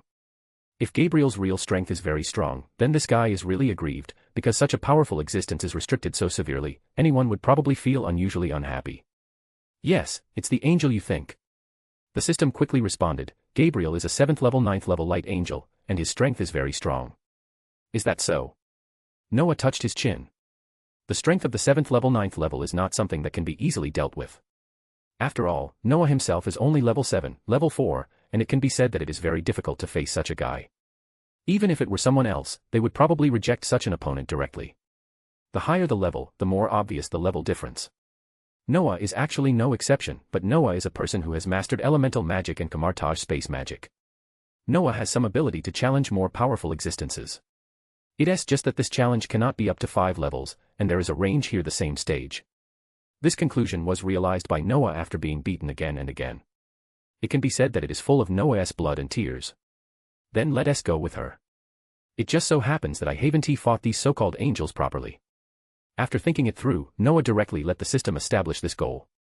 But soon, Noah felt something wrong again. How do you know their information? Haven't they been driven away? The deterrence of the Ancient One mage is no joke. At least now Noah has basically seen some guys who look like humans but are actually angels or demons. It can be said that the group of guys evacuated very thoroughly, but it was precisely because of this that Noah was a little confused. Is it strange? You have been in contact with her, and I have her data. The mechanical voice of the system came over. Maybe it is the ability I have after being created. I can simulate a person's strength from the beginning to the peak. Aha. Noah touched his nose. Then can you simulate my peak ability? No. Why? Didn't you just say that you have such an ability? You are my host, and you are destined to be an unpredictable person. I can't judge what your future will be like. This is the rule I engraved in the core of the system. Is that so? Noah nodded, accepting this explanation. In fact, this is not difficult to understand, because the system does not know where this host will go in the future. And in order to prevent some middle school patients from yelling, IXXX of XX appearance, everywhere after seeing their peak, and then being killed by some people who don't like it, that would be miserable. Although Noah thought this was nonsense, he couldn't forget that this was the nature of some people. For example, there was a guy who kept shouting, my son Wong Ting has the appearance of an emperor. Others were showing off their fathers, but this guy was showing off his son. There were all kinds of weirdos. Looking at the angel that was constantly taking shape in front of him, Noah also began to adjust his state, especially when the 3 pairs of wings of this angel slowly appeared. Noah almost adjusted his state to the peak, but soon Noah had a little doubt. By the way, Gabriel is a guy close to the 8th level, so what about their boss? I haven't had contact with him, so I can't confirm it. Well, what about Satan? I think I have had close contact with him. 10th level, about the same as your teacher, but the combat power is not as good as your teacher. Okay, they are all big guys. Noah had already been mentally prepared for these legendary guys, so he was not too surprised after hearing about Satan's level. If there were no accidents, this guy should never think of coming so comfortably in his life. Comitage and Asgard are staring at these foreign forces. It is conceivable how great the pressure they have to face is. It can be said that the high-end forces have no advantages, and are even at a disadvantage. As for the mid- and low-end forces, the warriors of Asgard and the magicians of the earth are not easy to mess with. Looking at the angel in front of him who has completely taken shape, Noah took a deep breath. The Gabriel in front of him is exactly the same as the guy Noah saw more than 10 years ago, but the sense of threat emanating from her makes Noah frown a little. This guy looks so sacred, and the stream of light emanating from his body is the condensation of magic. Opening his eyes, the silver-white pupils have no emotion at all. At this moment, a silver sword suddenly broke through the air and stabbed directly at Noah's chest. I knew it would be like this. Noah sighed inwardly. He didn't know how many times he had encountered such a situation. That's why Noah told Thor that he didn't need to keep his distance when he faced him. Noah had seen many such emergencies, and he didn't have much idea about distance. As long as the opponent was not a fool, Noah basically didn't have much chance to keep his distance. Therefore, Noah had to find a way to overcome these difficulties. Fortunately, Noah did a good job. He died many times and was killed many times. He had a lot of experience in this regard. Just when the silver sword emitting a sacred light was about to touch Noah, a light golden light shield appeared on Noah's body. The light golden light and the silver light intertwined with each other, and it seemed that the entire system space was violently shaking. Gabriel didn't have any expression on his failed attack, and Noah didn't take this confrontation to heart. The powerful magic power suddenly gathered on these two people. It was obvious that Gabriel's magic power was stronger. In a breath, Gabriel moved again. Seeing Gabriel's body move, Noah immediately reacted. An ice wall thicker than the city wall appeared in front of him in an instant, and his own figure disappeared behind the ice wall at the same time. Noah's magic power and magic level made the magic he cast beyond imagination, but Gabriel's attack seemed to be even more powerful. The silver light was on the ice wall, but this time there was no violent impact sound. Gabriel's figure appeared behind the ice wall, and a thick fog burst out of the ice wall. As the fog faded, a huge hole gradually appeared from the fog. You know, this ice wall is not ice in the general sense. When the elements and magic power are mixed together, the magic produced has long surpassed the scope of normal matter, especially Noah's magic power has reached a high level and the purity is even more terrifying. The ice was almost as hard as diamond. Noah was confident that if he continued to cast spells, even high-level magicians would find it difficult to break it easily. But this thing probably won't last too long. It's such a waste, Noah thought to himself. He was a little glad that he had learned space magic. Otherwise, he would be depressed if his opponent gave him such a trick. Suppressing his thoughts, Noah's expression became calm. Although Gabriel was a 7th level and 9th level opponent, Noah was not worried about it now. After Noah withdrew the continuous output of magic power, Noah's Jinbing was soon directly broken by Gabriel.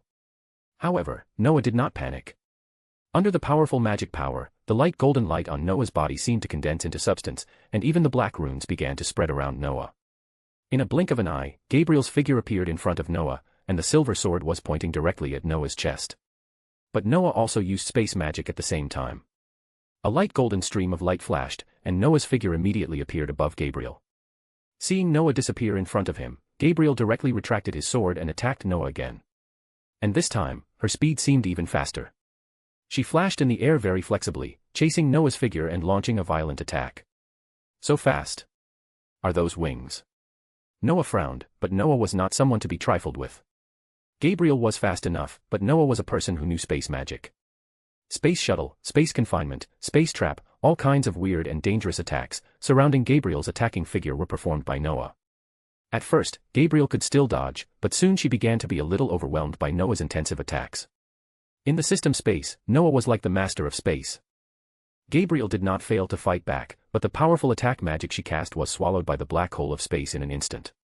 Noah's strange and deadly attack can often directly pass through the barrier of space and appear beside Gabriel without warning. The battle between the two high-level masters can definitely be called earth-shaking if it is seen from the outside. The roar continued in the entire system space.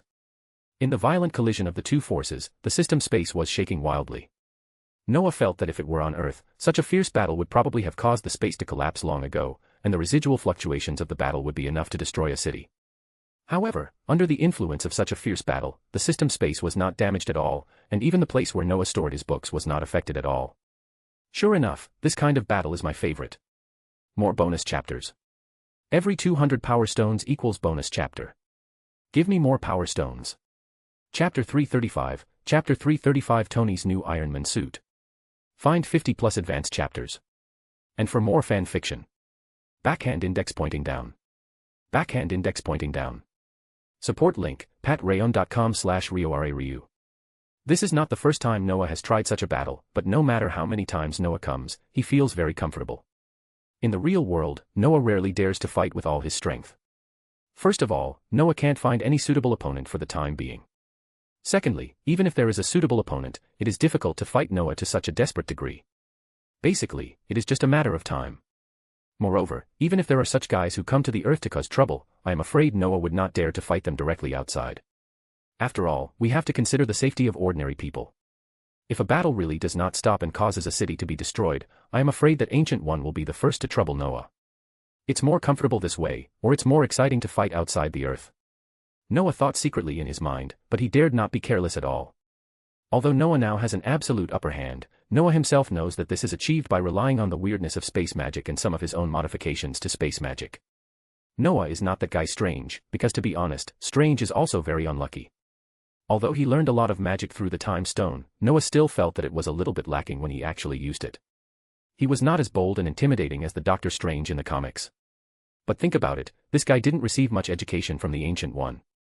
And when he was studying in Camartage, he didn't have much idea of learning magic. His only goal was to restore his hands. Noah is different. His pursuit of magic has always been at a very high level. Whether it is ordinary magic or powerful magic, Noah will learn it, but Noah still prefers these powerful magic. So Noah will make some modifications to many magics, including the space magic that Noah is good at. Noah is not at the level of using space magic like the Ancient One, but Noah can make some modifications through the knowledge given in the system space. In this way, in addition to creating mirror space and teleportation, the current space magic also has terrible power in Noah's hands. What is a pity for Noah is that he can't create space magic like Dimensional Blade at the moment. Noah felt that if he really made this magic, the enemy might lose some parts if he was not careful. But Noah didn't care too much about these. Lack of strength was a flaw, and Noah had to continue to climb forward step by step. Let's focus on the present. At this time, the battle was actually not suspenseful, but such a hearty battle allowed Noah to unconsciously integrate all the knowledge he learned from entering Hogwarts to Camartage. Fighting has always been the best mentor, and Noah has a deep understanding of this. And Noah has fought many times, but this time he felt that he had accumulated so much for so long that he had reached the edge of an explosion. Under the full stimulation of the magic power in Noah's body, it also changed from a calm flowing river to a turbulent flood. With the support of this extremely strong magic power, Noah cast magic almost without a pause, but it was not simply pouring out magic power. After all, what Noah is facing now is an opponent who is at the same stage as himself, or even a few points stronger than himself. This is not something that can be crushed by magic storms. Unlike using a large amount of magic to form a magic storm, although Noah is also casting a large amount of magic without interruption, each magic is within his calculations, and each magic is playing a special role. The instant darkness and the instant light are intertwined, the extreme cold and the burning flames are entangled, and various elemental rules are combined under Noah's manipulation, exerting incredible power and effect. After just a few minutes of fighting, Noah has clearly felt that this angel has begun to be unable to bear it. The rhythm of the battle has been controlled by Noah, although it seems that the two are still evenly matched. Although Gabriel was harassed by Noah's space magic and elemental magic, she is also a 7th-level strongman. But in fact, Gabriel has fallen into the trap unknowingly under Noah's guidance. We need to speed up the pace. After all, she is a 7th-level, 9th-level warrior, and her power of holy light seems to have a significant effect on the recovery of injuries and energy. As Noah controlled the rhythm of the battle, scars gradually appeared on Gabriel's silver armor wrapped around her body. However, due to her special power, no blood appeared in these cracks, and even if there was, it was quickly stopped. Noah did not intend to waste time with her, although in the system space, Noah would not really die even if he was killed. But Noah regarded this kind of battle as a real battle. He was afraid that he would experience it too much and then be like this in the real world. As a result, when he was about to die, he was shocked to find that he could not reload the game again. That would be a real tragedy. Under Noah's deliberate control, the speed of their battle became faster and faster, and at this time Noah also noticed that the golden liquid finally appeared on Gabriel's body. The blood of angels is not red like that of ordinary people. The appearance of blood is good news for Noah.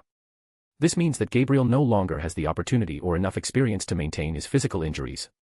This made Noah smile. Although Noah's magic power was also consumed very quickly, it was within Noah's calculation. Finally, when a long sword that was transparent and exuded a light golden light pierced Gabriel's body through space, Gabriel stopped all his movements. Her body wrapped in silver armor gradually became transparent, and finally turned into those special silver powers again.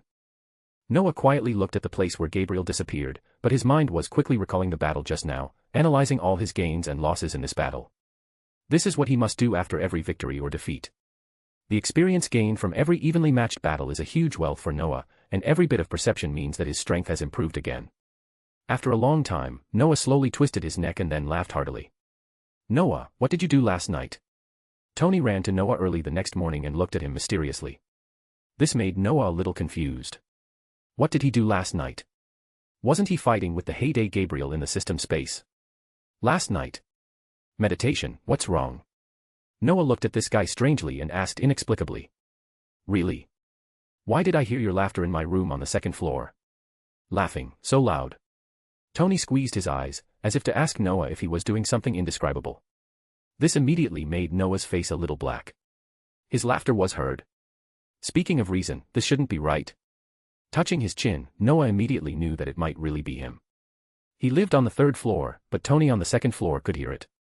This might be the noise he accidentally made when his magic was running. Noah could only touch his head helplessly. This kind of accident was really a headache. However, Noah did not take it too seriously. After all, the improvement he got last night was indeed worth Noah's happiness. Even though Noah's current level did not improve much, Noah unexpectedly integrated a lot of knowledge and ideas he had learned perfectly through this battle. This is the biggest benefit for Noah at present. Noah is not so worried about the level. With the 9th level dragon posture as the foundation, Noah's human form has almost no bottleneck for advancement.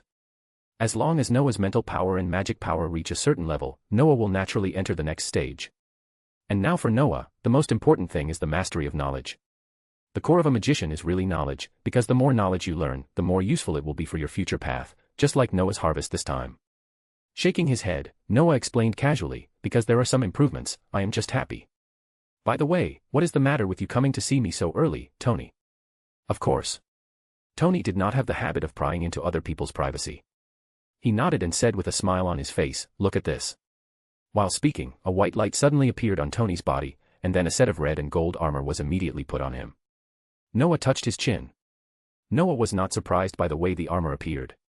After all, in the magic world, space-folding technology is nothing, and it is not surprising that Tony uses this thing.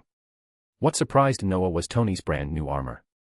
This set of armor looks no different from his other Mark series, but as Noah observed carefully, he immediately found some interesting things.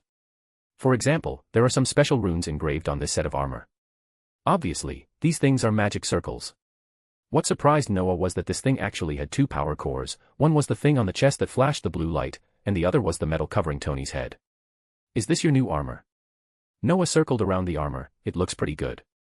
The body is engraved with the magic circle of the earth element, the legs are engraved with the magic circle of the wind element, and the hands are engraved with the magic circle of fire and frost. In this way, your beam cannon can have magical properties, right? And in order to solve the problem of your insufficient magic power, you also deliberately use the magic core as the power source. It's a good idea. Hey, you actually saw through it all at a glance. Tony spread his hands speechlessly. I said I would give you a surprise, but now it seems that it's not a surprise at all. Not bad, buddy. Noah smiled. It's already a good surprise, but I hope you can make more things suitable for magicians at home in your spare time, so that you have enough environment to test the effect of the magic circle, right? Surprise. Of course it was a surprise, but Noah didn't want to say it, because this was completely an important achievement of Noah's rewriting of the world. This was an iron suit that Noah had never seen before. More bonus chapters. Every 200 power stones equals bonus chapter. Give me more power stones. Chapter 336, Chapter 336 Visiting the York Magic Association. Find 50 plus advanced chapters. And for more fan fiction. Backhand index pointing down. Backhand index pointing down. Support link, patreon.com/RioRaRyu. I have to say that Tony's brain was really good and it made people jealous. His new suit of armor was really good. Noah made a preliminary estimate. He felt that although this thing was relatively simple, it already had some good combat power. Considering the overall strength, I'm afraid that Tony, who was about level 3, might be able to reach level 5 in combat power when wearing it. I have to say that this was a very big leap. When Noah was level 3, he simulated Snape in the room of requirement to fight one-on-one. As a result, Noah was beaten black and blue every time by Snape. Isn't this a very profound lesson for Noah? However, with Tony making such an armor this time, Noah also began to think about something else. That is, Noah found that Tony's progress has begun to be faster than Noah's teaching him, and this phenomenon made Noah himself laugh and cry. It must be said that the apprentice is smart and does make the teacher proud, but the problem is that this too smart will not make the teacher happy. Because you will find that he learns everything you teach him very quickly, and slowly you will find that you seem to have something to continue to teach him. If it is just about magic, Noah doesn't think he will have such a problem. But the problem is that Tony's route is obviously different from Noah's. He pays more attention to auxiliary magic such as magic enchantment and inscriptions. To be honest, this is really Noah's weaker aspect, because Noah is really not very good at enchantment and other things. In Noah's London Temple, although there are books on this subject, Noah evaluated that it may take Tony less than a year to read these contents and then apply them in practice. After all, they are all basic content, and Camartage is not good at these things. I'm afraid all magicians in the magic world know what kind of magic Camartage is good at.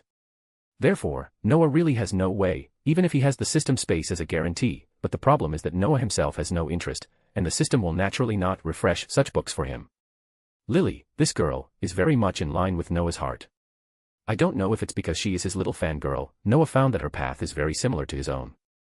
So Noah will teach her some basic elemental magic knowledge. However, the direction of this girl's education also needs to be well controlled. After all, she is different from me. I am a man with a system. After the basic elemental magic, you will naturally come to the middle magic tutorial, but Noah really doesn't have this thing, and even if he does, it is not the knowledge of this world. The elemental magic knowledge that Noah learned is still relatively small in theory, but there are many practical aspects. For example, Noah learned the magic of Firestorm when he was in Hogwarts, but this thing doesn't seem to exist in this world. And if you really want to classify it, the power of this thing can also be regarded as a very terrible magic. Noah doesn't plan to hand over these terrible magics to Lily so early. He thinks that this little girl should just take it step by step honestly.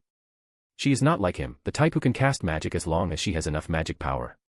She has a long way to go. In this case, it seems that I need to visit the York Magic Association. Speaking of the York Magic Association, Noah naturally thought of the guy named William Moore. Noah still remembers that the first time he met this guy was at the magician's assessment. It can be seen that this guy's magic level is also very good. The second time they met was at the Camartage Magic Award, and Noah also accepted their favor. Because the magic of elementalization helped Noah solve some big problems, although he also paid the price of the magic of Dragonborn. But Noah's magic was the original version without modification, which was the template given to him by the system. Although this magic can make the practitioner successfully turn into a dragon, there will be a lot of troubles afterwards, which Noah is very clear about. And I remember that they visited me several times during my absence, but I was not there every time. It seems that I really need to go there. Noah touched his chin. He was really busy during this period, so he forgot a lot of things. As a local magic organization in the UK, the York Magic Association is still the largest one. It can be said that they will see each other if they look up or down. Although their strength is definitely not comparable to Camartage, as one of the most powerful magic organizations in the world, they still have enough honors. They visited Noah one by one in 2 or 3, which was considered to be giving him enough face. Even when Noah didn't have time to see them, they didn't complain. After thinking about these things clearly, Noah decided to set off after a few days of rest. Although his trip this time was not considered a tour, and Noah had many ideas when he went there, this did not prevent Noah from taking people with him. To be honest, Yorkshire has everything except magic. Yorkshire is located in the northeast of England, the largest county in the UK, with a long history of nearly 2,000 years. Noah remembered that Yorkshire is also a famous cultural hometown in the UK, as well as an important industrial and agricultural hometown, and the scenery in Yorkshire is also very good, especially in North Yorkshire. In addition to the very civilized York University in the ordinary world, there are also various natural landscapes. You must know that industry does not occupy an important position here, and tourism is more important. The York Magic Association is located in this place. It is located between the ravines of North Yorkshire. It is said that the scenery there is also very pleasant. Magicians also pursue the quality of life, just like Noah. Since you can enjoy it well, why treat yourself badly? But unfortunately, whether it is Ms. Heffen, Dennis or Wong, they are not interested in such things.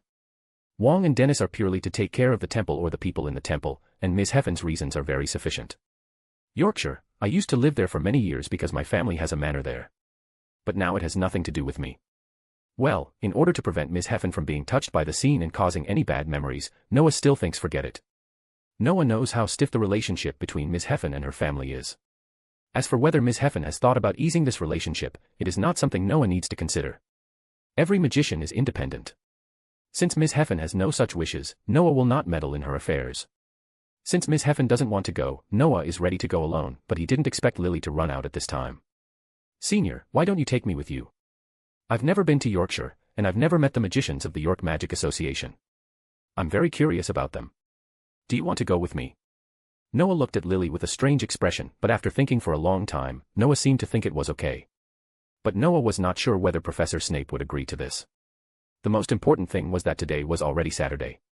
According to past habits, Lily usually goes back to Hogwarts at this time. But now Lily seems to have no such idea at all. God knows whether Professor Snape will come to cause trouble at that time. To be honest, Noah doesn't want to provoke this professor who has a serious daughter control. But in the end, Noah still took Lily with him, because when Noah was about to leave, the girl actually followed Noah's magic and stepped in.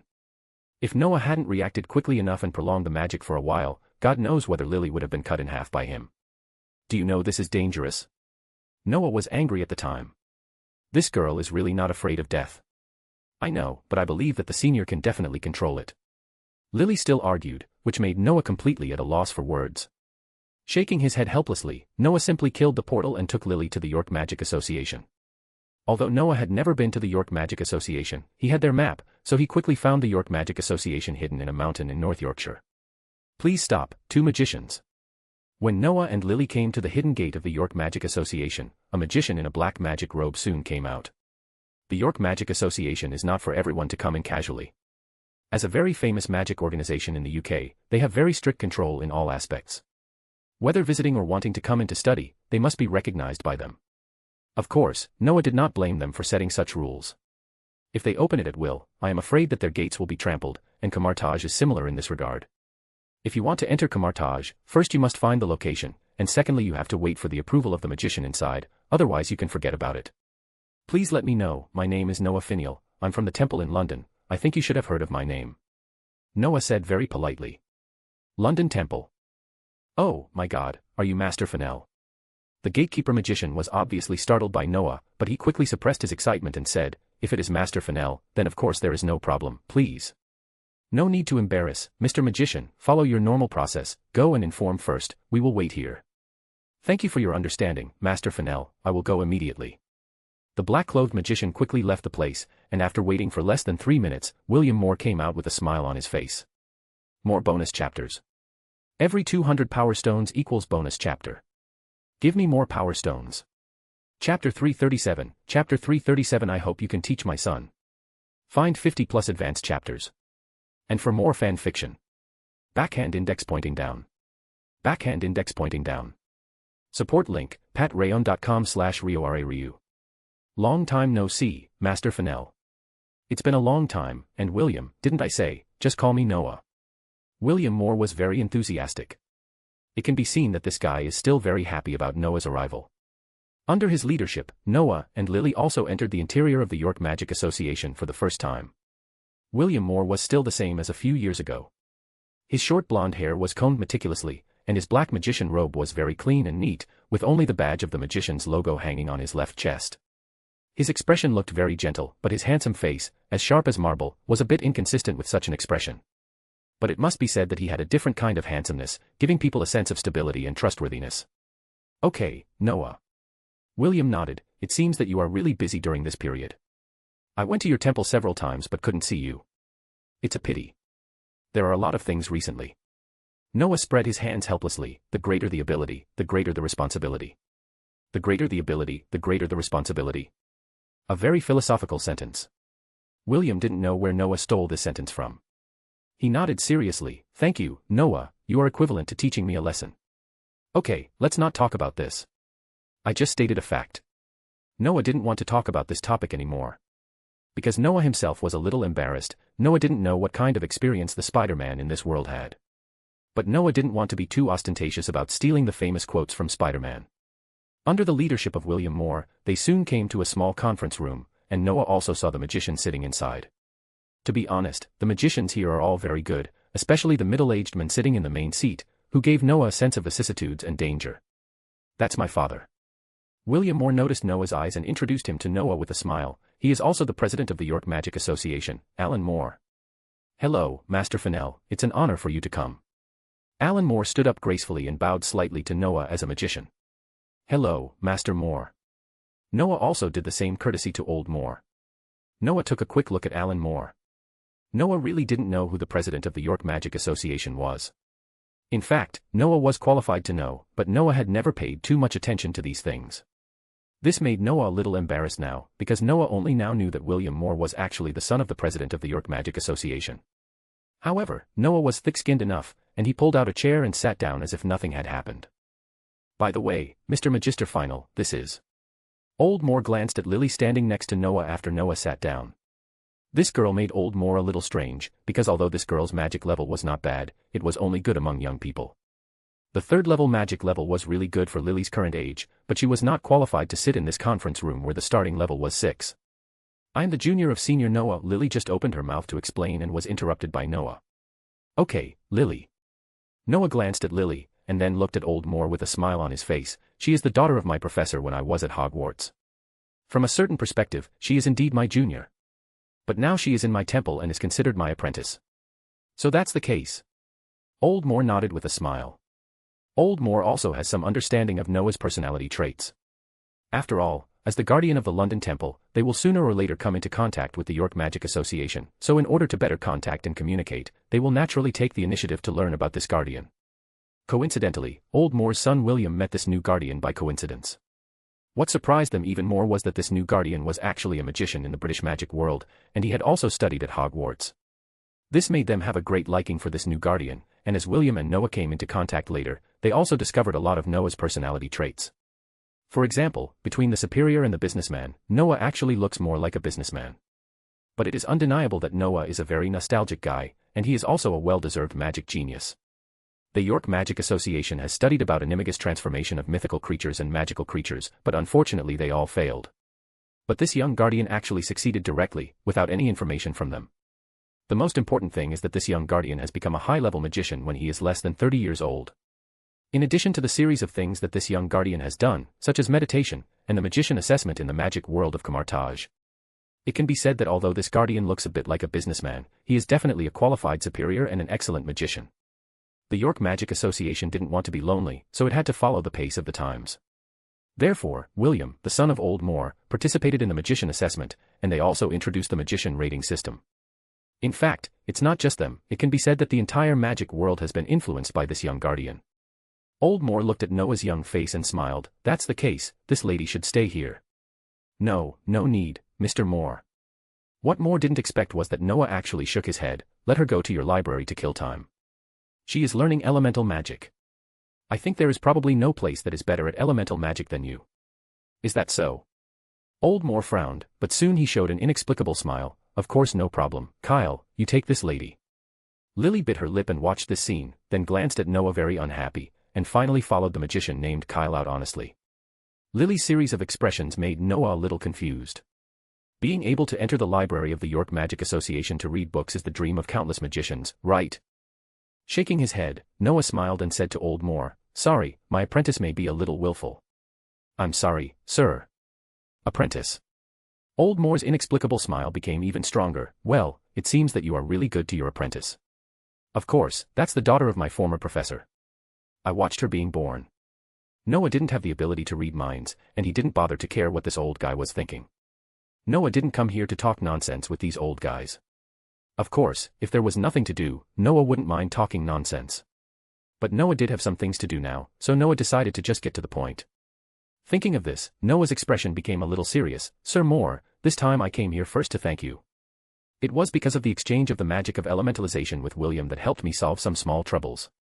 Old Moore noticed that Noah actually said his son's name directly when he talked about him, which made Old Moore suddenly look a little happy. He shook his hand indifferently. It is naturally a good thing to be able to help the guardian, sir, and you don't have to thank us. William went to Camartage to learn meditation. Although he can't say it, it is very important for his future.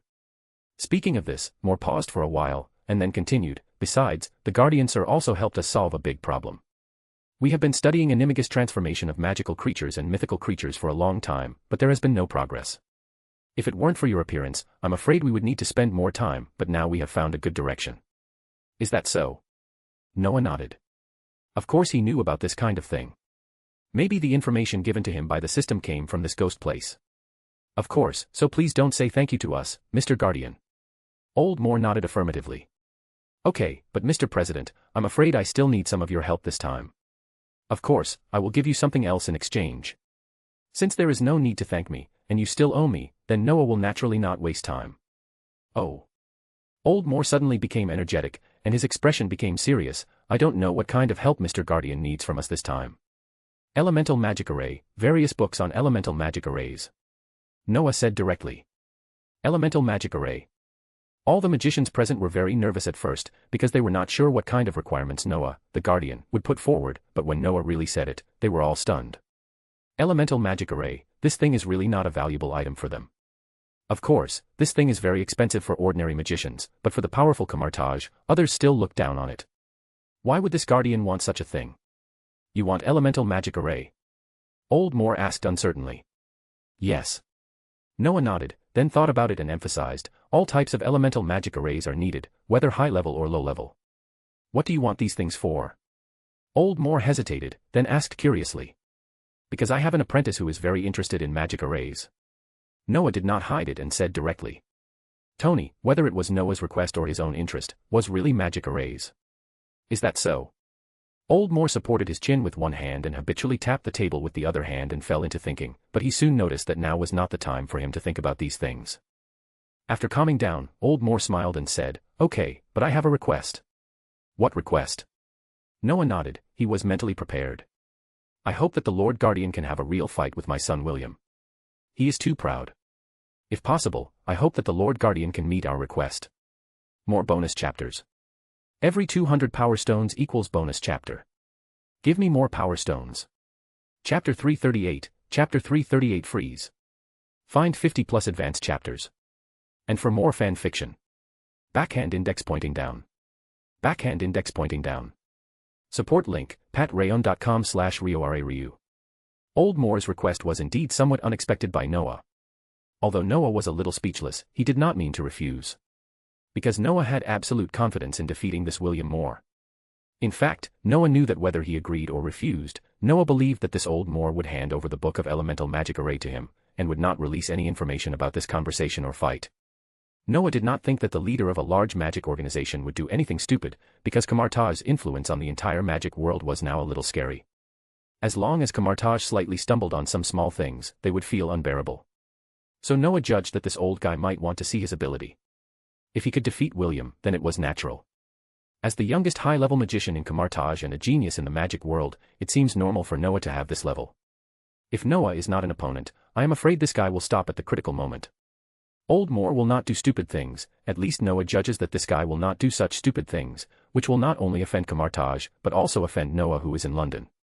I am afraid that what Old Moor hopes most is that Noah and Moor are of equal strength, so that he will not feel uncomfortable and will not offend people because of this. Of course, these are all Noah's guesses, but Noah thinks that his guesses are generally quite reliable. Even if it is unreliable, it doesn't matter. Noah has defeated a 7th level and 9th level angel. William Moor is a 7th level and 5th level magician, one level higher than Noah, but Noah didn't care too much, especially after that battle. Noah integrated everything he learned. Following Old Moor and others, they walked to an arena that looked very simple and quaint. During this time, Noah found that countless magicians from the York Magic Association ran over. Old Moor originally planned to drive all these magicians away, but Noah refused with a bit of a black heart. It's just a competition anyway. It doesn't seem to be a big deal to let them see it, right? Well, since the Guardian has made such a decision, I will naturally not refuse. The corners of Old Moor's mouth twitched, but he nodded helplessly in the end. Old Moor originally expected that the fewer people who knew and saw this kind of battle, the better, but now the Guardian was not shy about it, which made Old Moor feel a little headache. Standing inside the arena, Noah and William looked at each other from a distance. Noah noticed that William's face seemed a little bitter. Noah immediately knew that this was probably a decision made by Old Moor on the spur of the moment, and William didn't seem to have the habit of refusing his father. After scanning the magicians who were watching, Noah unexpectedly found that Lily, the little girl, had also run in, and she took out her mobile phone and seemed to be recording something. This made Noah shake his head helplessly. Such a good opportunity to learn magic was actually given up. If it were Noah, I'm afraid he wouldn't care about these so-called fighting or not. Learning more useful things is the most correct choice. Watching your teacher's battle. Come on, Noah's teacher is the Ancient One mage. Noah never thinks that she will lose, and Noah has inherited some of this character. Are you ready, both of you? Old Moor looked at the increasing number of magicians watching and didn't plan to drag it on.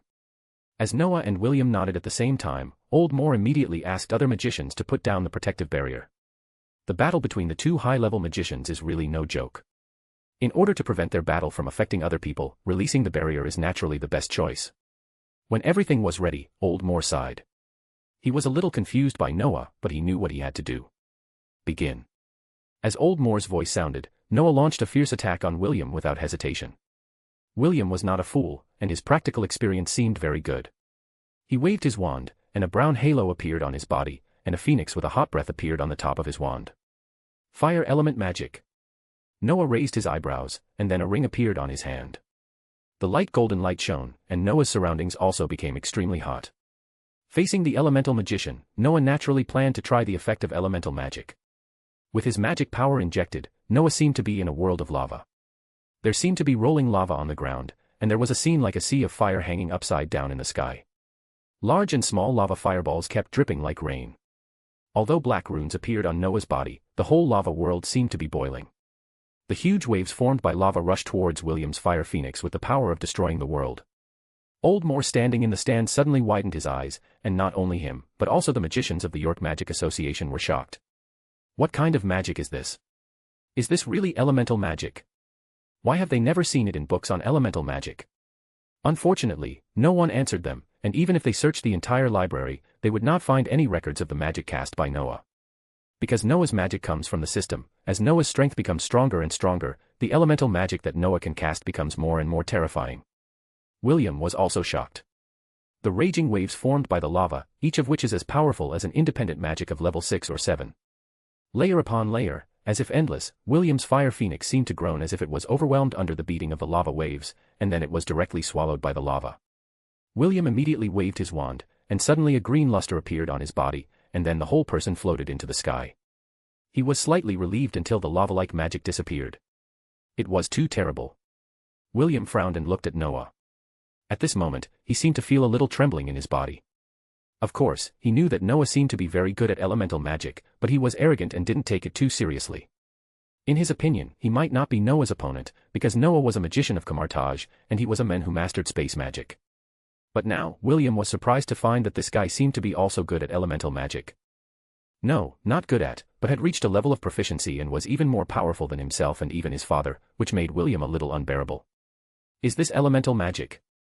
William swallowed his saliva and asked with a dry mouth.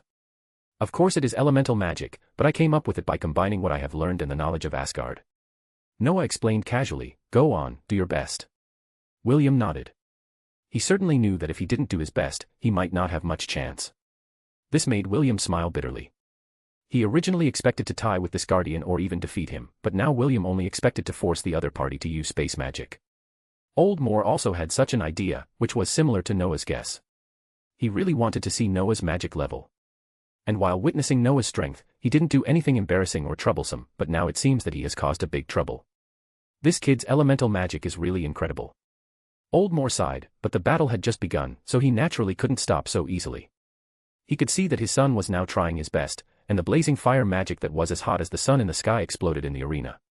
Although his son could use every element of magic, the one he was best at and had the most power was the fire magic.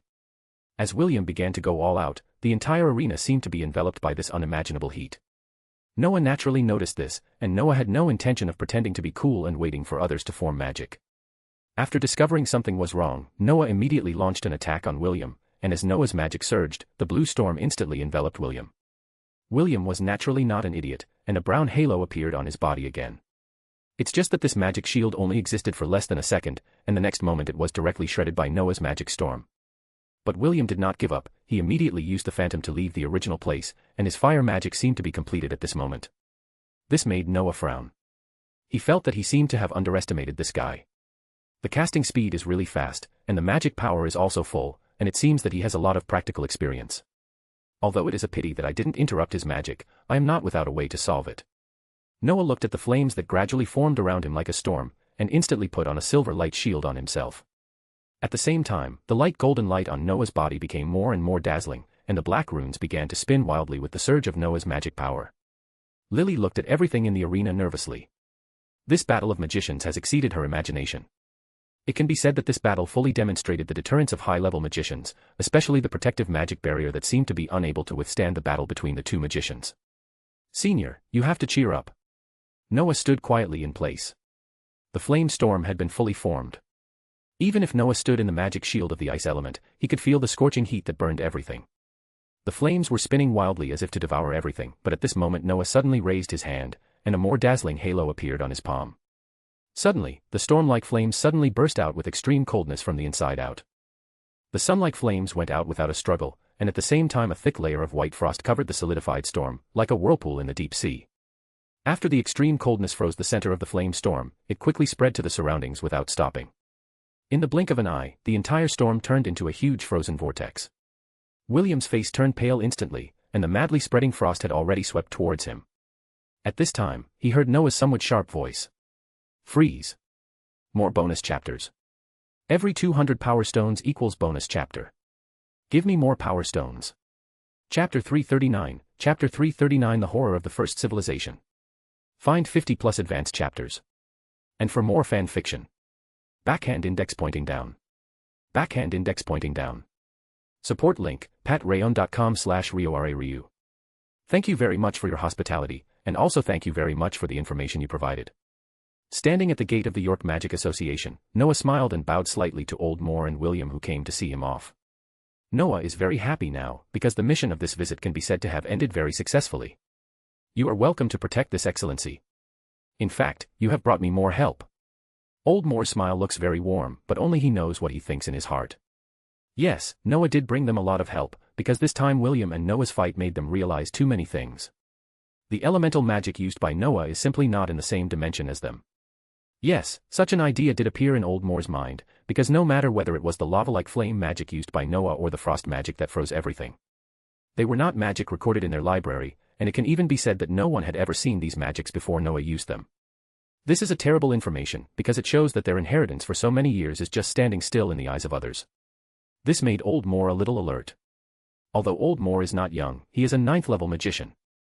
The most important thing is that this guy has a sense of being prepared for danger in times of peace, although the York Magic Association has a unique foundation of elemental magic knowledge. But if they don't make some changes and progress, I'm afraid it won't take long for this young man named Noah to completely beat them to the bottom. To be honest, Old Moore is also very puzzled. Why is a magician from Camartage so proficient in elemental magic? If you can't figure it out, don't bother. Old Moore doesn't want to make himself depressed by this little thing. This fight was beyond his expectations.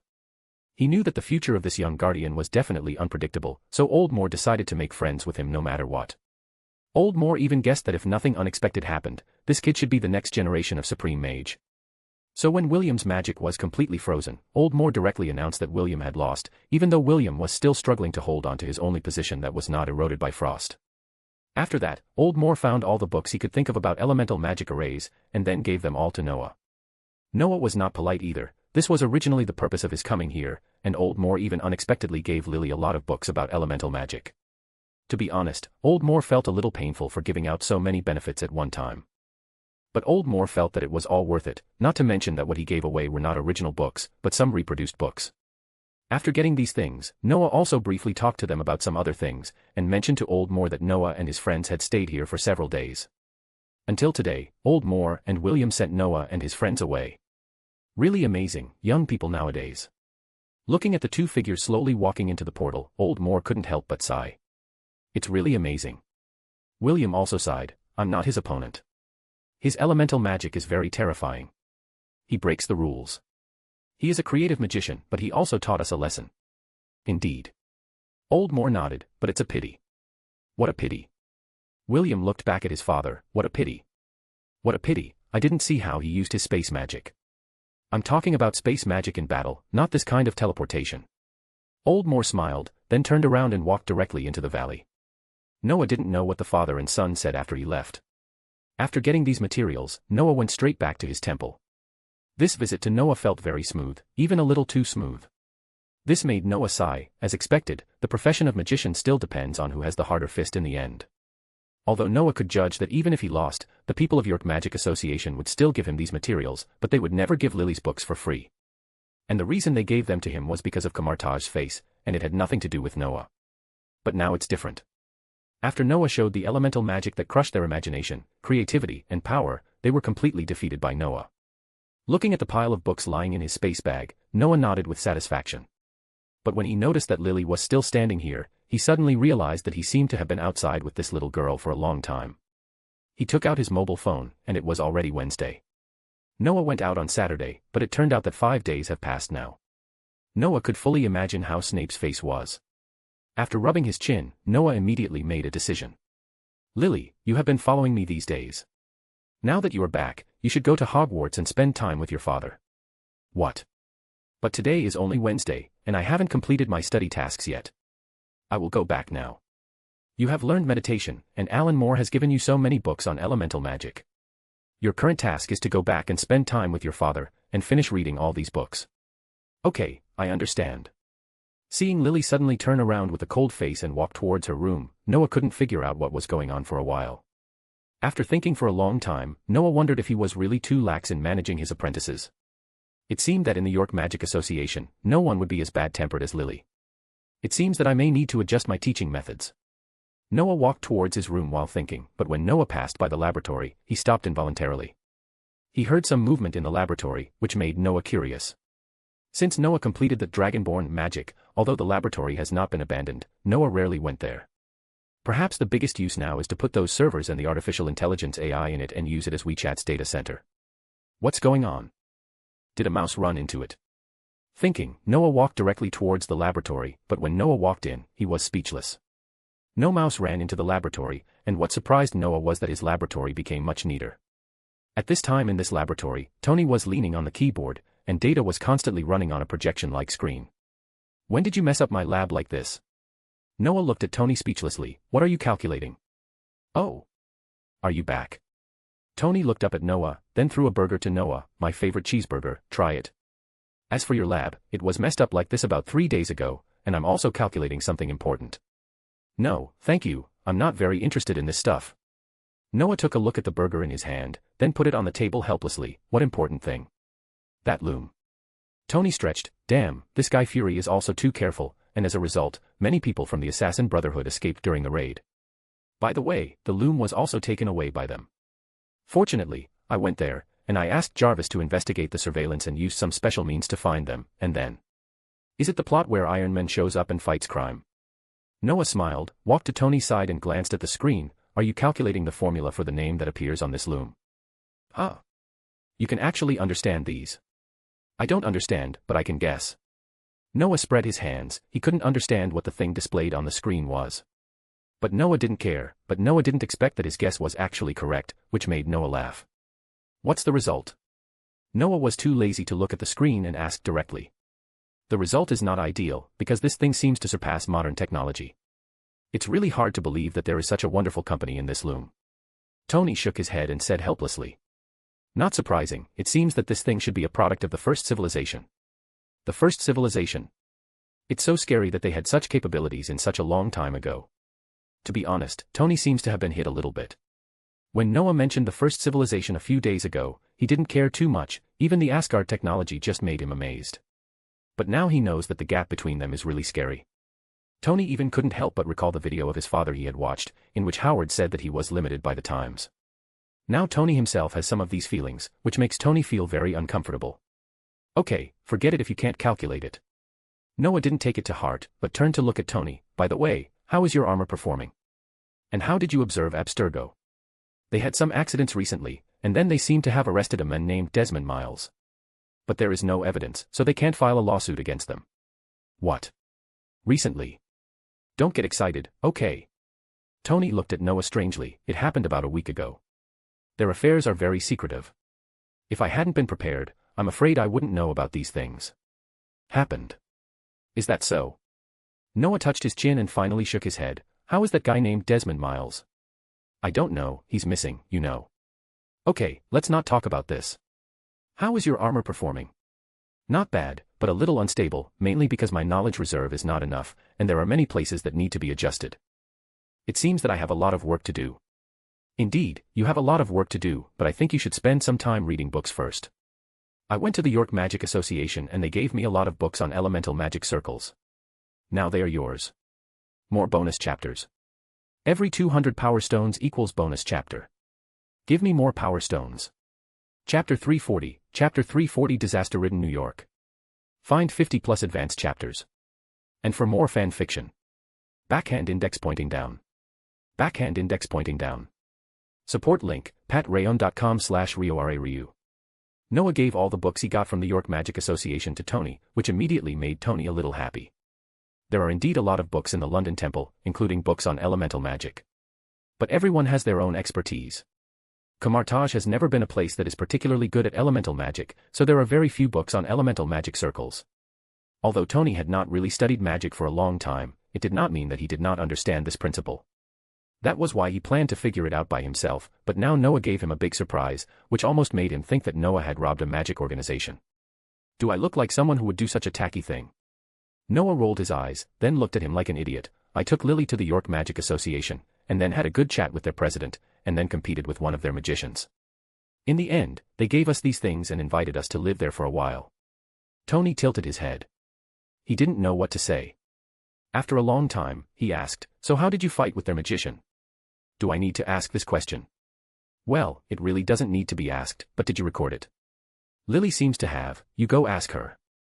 But she seems to be going back to Hogwarts, you may be able to catch up if you move faster. It's okay, I can ask from my phone.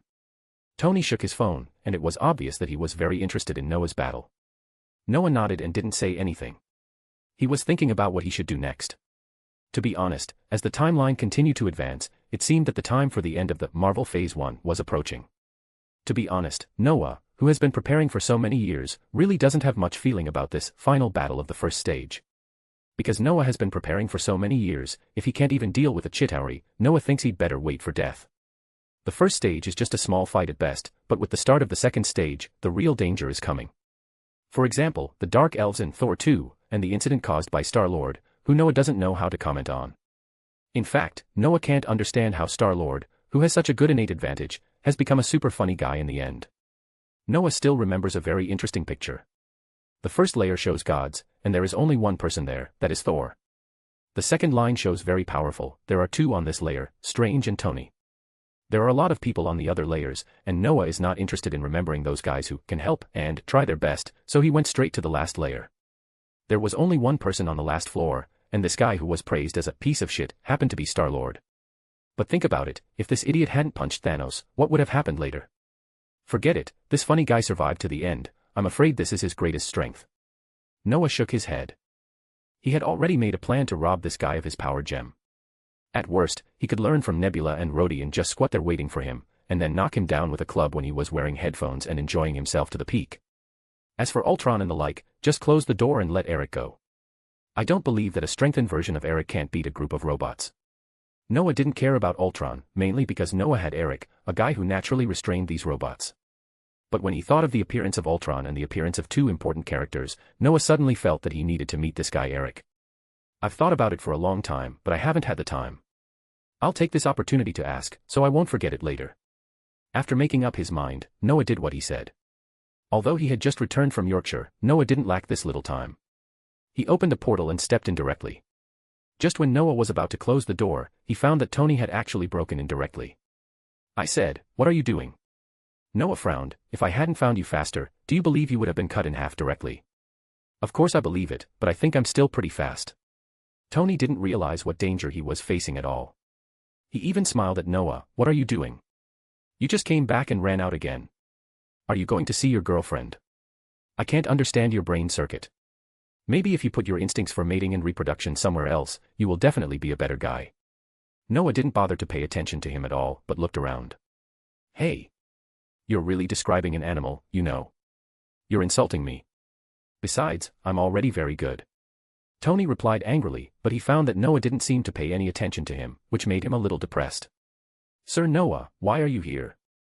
Just then, a man who looked to be in his 20s or 30s ran over, and after seeing Noah, he showed a hint of surprise and joy on his face. "Are you Chase?" Noah frowned, and he asked with some uncertainty. "Yes, I didn't expect you to remember me." This man, Chase, he looked even happier now. Noah's mouth twitched, he didn't expect this guy to be Chase. This made Noah speechless, this guy looked really changed a lot now, especially his original white face shape turned into a face full of beard, really let Noah not know what to say. Shaking his head, Noah asked in surprise, "Where are John and the others? Why aren't any of them here?" "They accepted a mission and have been on the road for a few days." Chase thought for a while and replied, "It seems that a vampire settlement was discovered, and someone noticed that a doctor seemed to have lived for a long time, just like you, and he seemed to have not changed at all, so John decided to deal with it all at once." "That's really his style." Noah shook his head. Constantine was still the same. This guy often puts a bunch of things together, and calls it more convenient and efficient. Noah doesn't seem to have anything to refute about this, but Noah doesn't agree with this style. Noah still prefers to do things one by one. Also, a doctor has lived for a long time and still doesn't seem to have changed. This made Noah scratch his head. Could this guy be a magician? Or a vampire hidden among ordinary people? Immortal species are not rare on Earth, of course, these so-called immortal species cannot be compared with Thor and his group. Noah thinks that if Constantine encounters a vampire, it will be fine, because this kind of thing has happened before. Although vampires are hated, not all vampires are the kind that make people angry. At least there are some vampires who abide by the rules in the ordinary world. For such guys, the local Ministry of Magic turns a blind eye and is too lazy to care about them. Of course, the necessary surveillance is absolutely indispensable. God knows when they will go crazy, but the probability of such things happening is still small. Some vampires also understand that life is finally stable, and if they cause trouble again, they will really lose their lives. But if Constantine and his group encounter a reclusive magician, then they are a bit unlucky. If this magician has a bad temper, the degree of trouble will rise sharply. The status of exorcists in the magic world is not really high. I am afraid that only in the British magic world, few magicians will show any contempt for exorcists, especially the exorcists under Constantine, because everyone knows that these guys are cooperating with Noah. But the magic world in other countries may not know these things, especially those magicians who live in seclusion. Therefore, Noah is a little worried about Constantine and other guys. He is not worried about the safety of these guys, but he is worried that if the magician gets angry, they will fight. Constantine and Eric together, they can make unimaginable noises. Especially Eric, if he can't hold back his temper and directly manipulates the steel in the city, it will be really troublesome. Looks like I have to go check it out. Noah sighed, then asked, "Do you know where they're going?" New York. Chase said confidently, I booked their tickets, so I'm sure. Noah wanted to curse now. But while cursing, Noah also expressed his deepest sympathy for the citizens of New York. This city is simply not a place for ordinary people to live. Anyway, the probability of any mess happening in this city is really scary. If the people living here don't have a good psychological quality and an optimistic spirit, they would probably have collapsed long ago. Wow, New York. I just came from there and I'm going there again. Tony blinked aside, obviously he was very interested in this matter. I didn't say I would take you there. Noah ignored this guy, but opened a space door casually. Then Noah took out his mobile phone, dialed Constantine's number and walked towards the portal. Tony followed immediately. If Noah said he wouldn't take him, would he really not follow? Noah glanced at him and didn't bother to pay attention, but at this moment Noah's phone was directly connected, and Noah didn't have time to hang. More bonus chapters. Every 200 power stones equals bonus chapter. Give me more power stones. Chapter 341, Chapter 341. Do you remember Magda in Sokovia? Fire, you can find 40 chapters ahead here. Also other exciting fanfic available. Fire. Why did you answer so quickly? Nonsense, I have known you for more than 10 years, and I don't know your character. If I move a little slower, won't I have to pay for international long-distance calls?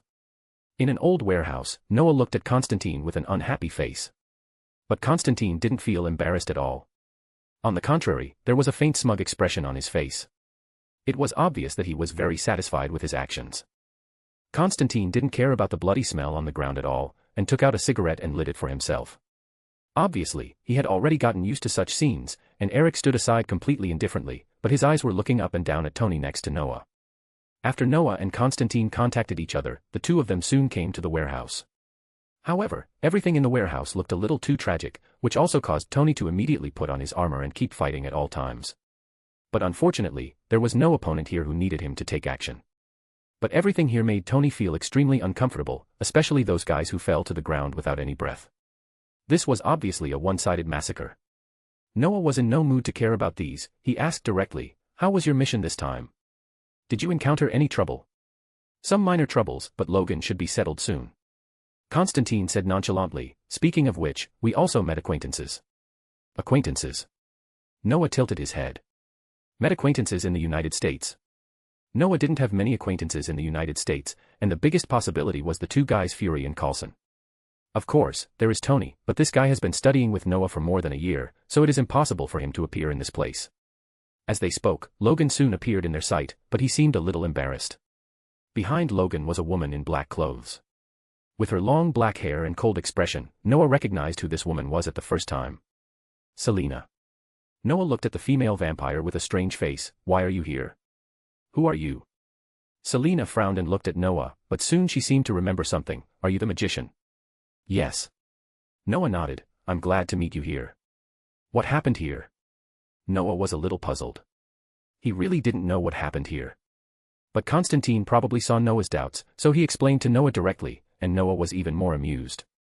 It turned out that Constantine ran here after receiving the task, and then came here directly, and it turned out that he met Selena, who also came here. Constantine knew Selena, and even after more than 10 years, he still remembered this beautiful female vampire. Of course, the main reason was that Constantine remembered the tragic experience of this female vampire and that she was fooled by Noah. Noah fooled this female vampire to kill other evil vampires to avoid the birth of such a tragedy as her.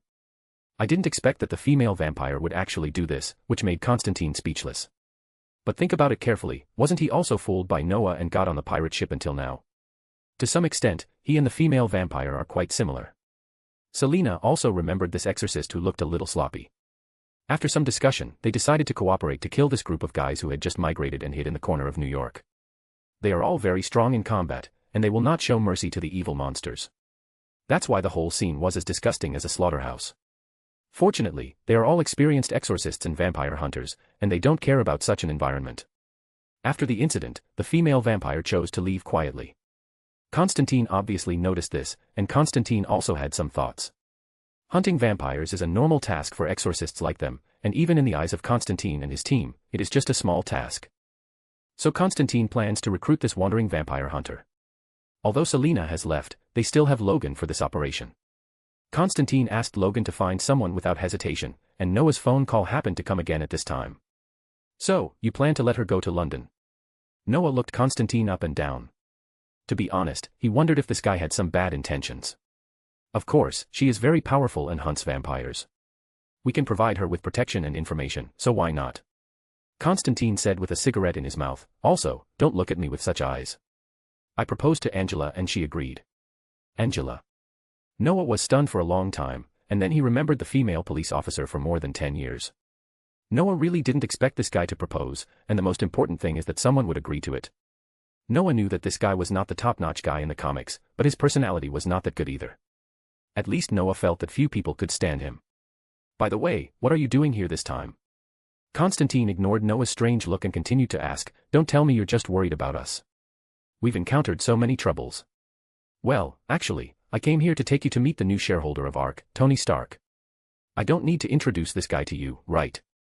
Noah came back to his senses, shook his head and said directly, second, you took the mission of the longevity doctor. I'm worried that you will meet a magician.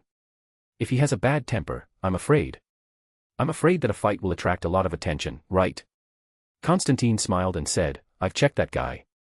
His name is Henry Morgan, the same name as a famous whitewashed pirate and governor of Jamaica. He is a forensic doctor. And we have also observed that the guy is just an ordinary person. Just an ordinary person. Henry Morgan. Noah touched his head. He always felt that he had heard of this name somewhere, but soon he was too lazy to think about it. Noah was still very confident in Constantine and his friend's work. Since they were confirmed to be ordinary people, there should be no trouble. Okay, there is a third thing. I came to Eric for this matter. Looking for me? Eric looked at Noah inexplicably. He didn't know what the magician wanted to talk to him about. To be honest, Eric, who had just joined the magic world, was still a little upset about Noah almost killing him, but after Charles's enlightenment, he realized that Noah didn't have this idea at the beginning. And as the mutants' lives in the magic world became better and better, and their status became more and more stable, he was completely integrated into this magic world. In this magic world, he felt that he had found his real home, because everyone was the same. Eric was still very grateful to the person who had pulled his mutants into the magic world. Especially this guy helped himself and the mutants who followed him the most to find a job he liked very much, so that they could live with more dignity. It can be said that without the actions of this magician, God knows how long the magic world will continue to argue. Eric is not a person who is particularly good at expressing his feelings, but he is really grateful to Noah in his heart. Now Noah is looking for him by name, which makes him feel a little strange and nervous at the same time. This feeling of nervousness probably came from staying in the magic world for a long time and learning more and more detailed information about Noah from all aspects. Sir, what do you want to talk to me about? Eric was very polite to the person he was grateful to and respected. Don't be like this, Eric. We are all members of the ARK, and you and Charles are good friends.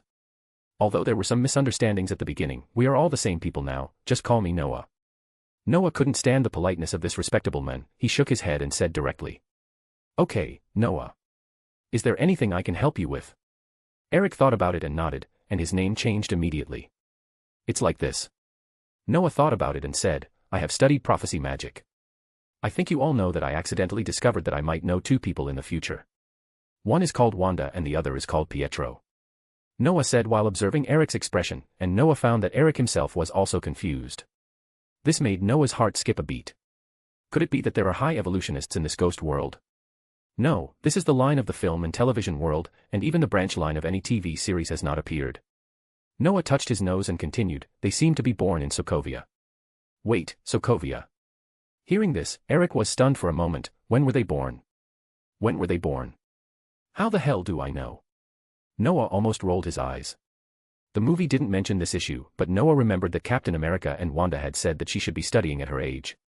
Noah remembered that the Sokovia incident happened around 2015, and a year later the Avengers broke out in Civil War, and then the Infinity War broke out in 2018. During this period, Wanda and Vision lived together and fell in love for a year, so it can be inferred that this girl should be born in the 1990s. She should be born in the 1990s, right? Noah said uncertainly, but Noah noticed that Eric's face changed a little. Wanda. And Pietro. Sokovia. Eric thought for a long time, and finally asked, do they have anything to do with me? Otherwise, I don't think you would ask me. More than a decade ago, I witnessed the death of my first daughter and killed everyone in the town in anger. This also caused Magda, my wife, to leave me, and she seemed to be pregnant at that time. First chapter previous chapter 436/994 next chapter end chapter contents. Tangerine boost this fanfic. Tangerine. Every 350 power stones gets 2 bonus chapters. Rocket. Want faster updates? Show your support by dropping power stones, leaving reviews, and sharing your thoughts in the comments. Your engagement keeps the story going strong. Chapter 342. Chapter 342, Eric is still a decent person. Find 50 plus advanced chapters.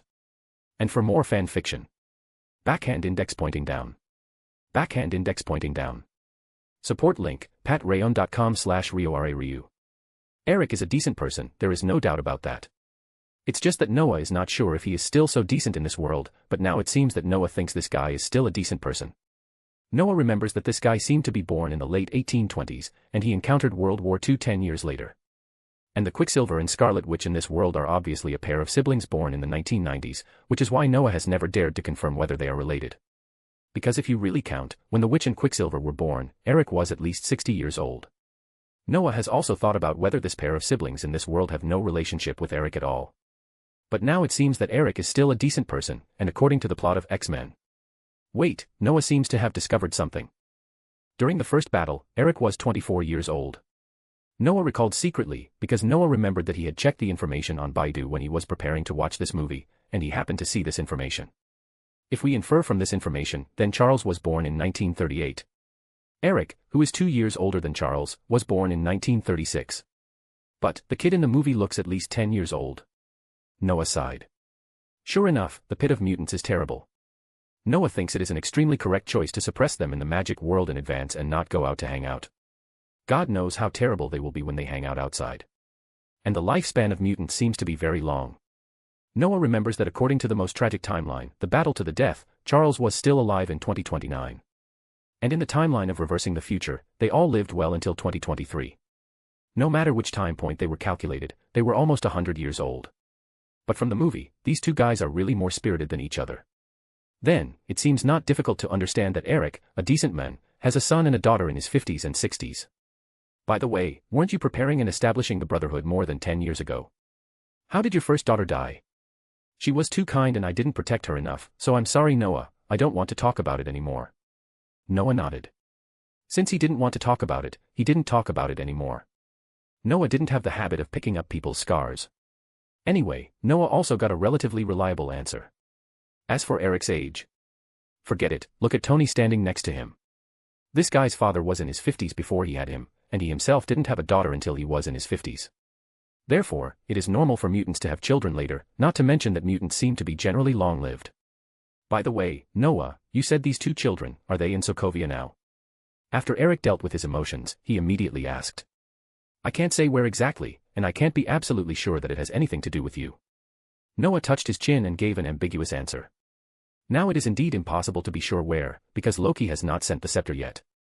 But Noah thinks it may not take a few years, and Noah also thought of one thing, that is, how could Hydra capture only 2 people to do the experiment? Obviously, they should have captured a lot of people, but Wanda and her brother succeeded. As for the others, well, in the eyes of Hydra, the failed products are probably not really considered human beings. These guys are so cruel. Is that so? Eric was a little disappointed, and then he sighed, in your prophecy, when will you meet? Probably 4 or 5 years. Noah thought for a moment, and then gave a more conservative answer. Because Noah himself didn't know whether they would destroy the Hydra's lair in advance due to his nonsense. If not, then the time is right, but if they really do, then the time will be greatly advanced. Thank you, Noah. Eric sighed, but he was also open-minded. Anyway, it has been so long, and Noah promised that he would meet him in the future, so there is no point for Eric to be anxious. Noah was relieved to see that Eric was still in a stable mood. It seems that Quicksilver and Scarlet Witch are a done deal. The mess in this world sometimes makes Noah quite depressed, but on the other hand, there are more opportunities in such a world, right? Turning his head to look at Constantine who was talking to Selena, Noah felt that his art company's exorcist department might have another capable person. Constantine was right. Instead of working alone, it is better to join a reliable organization. Constantine and Selena were not very familiar with each other, but at least they knew each other. And who in the British Ministry of Magic knew the relationship between Constantine's group of exorcists and Noah? With Constantine's protection, Selena would never have any problems in the British magic world. And the way exorcists take tasks is much more convenient than Selena's aimless search alone. Noah felt that Selena really had no reason to refuse. In fact, it was similar to Noah's guess. Selena was really tempted. Although she had not formally agreed verbally, she expressed her willingness to try.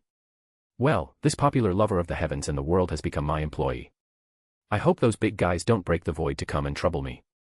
Noah touched his chin and thought wildly. After all, it seemed that he was the only one who dealt with this popular lover like him. Although Noah didn't know what the future would be like, at least Noah was still very proud now. But at this moment, a little vampire suddenly jumped out from the shadows.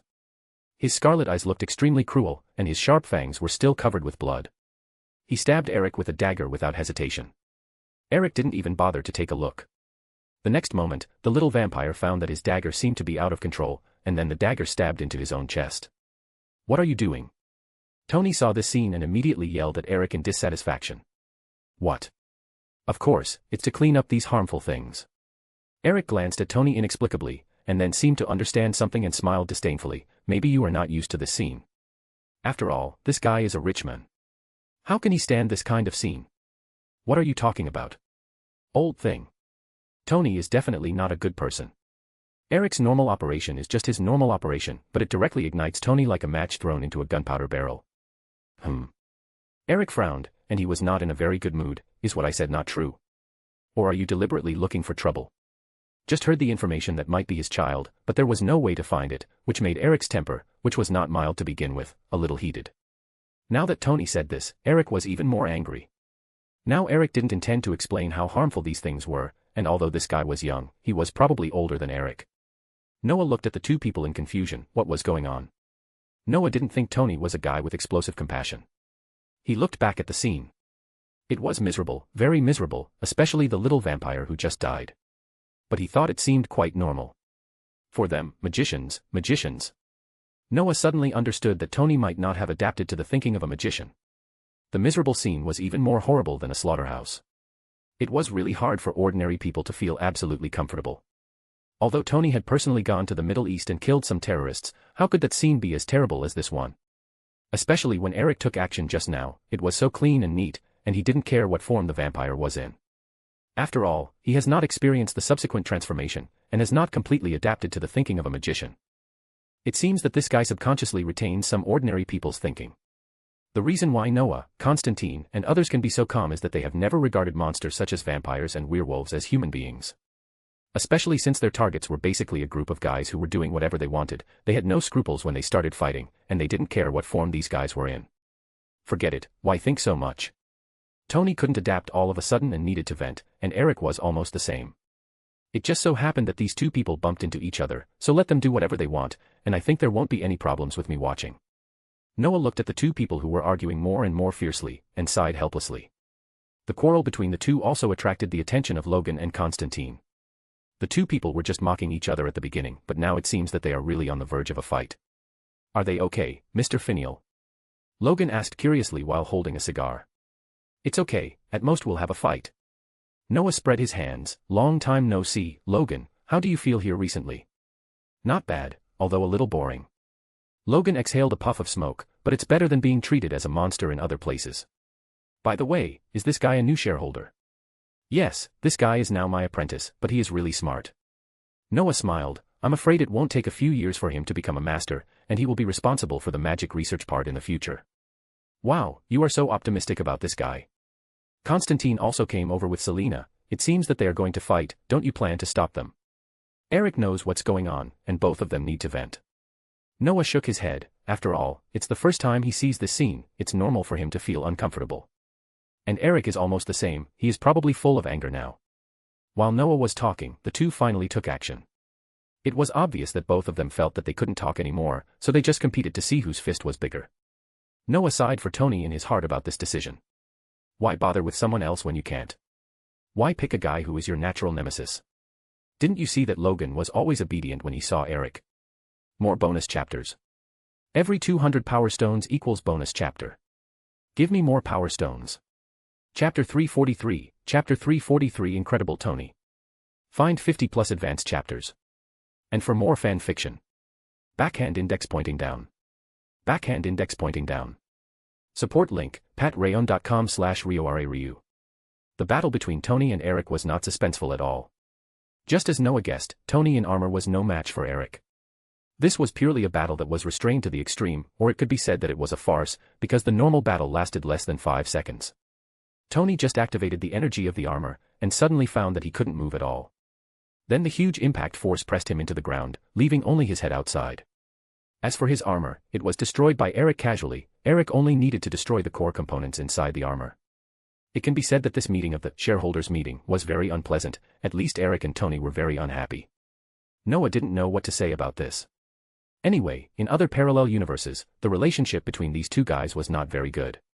Noah's deepest memory was in the comic world, but he couldn't remember which setting it was. Tony and Eric had fought many times, and Eric won every time. So this guy directly made and wore anti-Eric armor in X-Men vs. Avengers.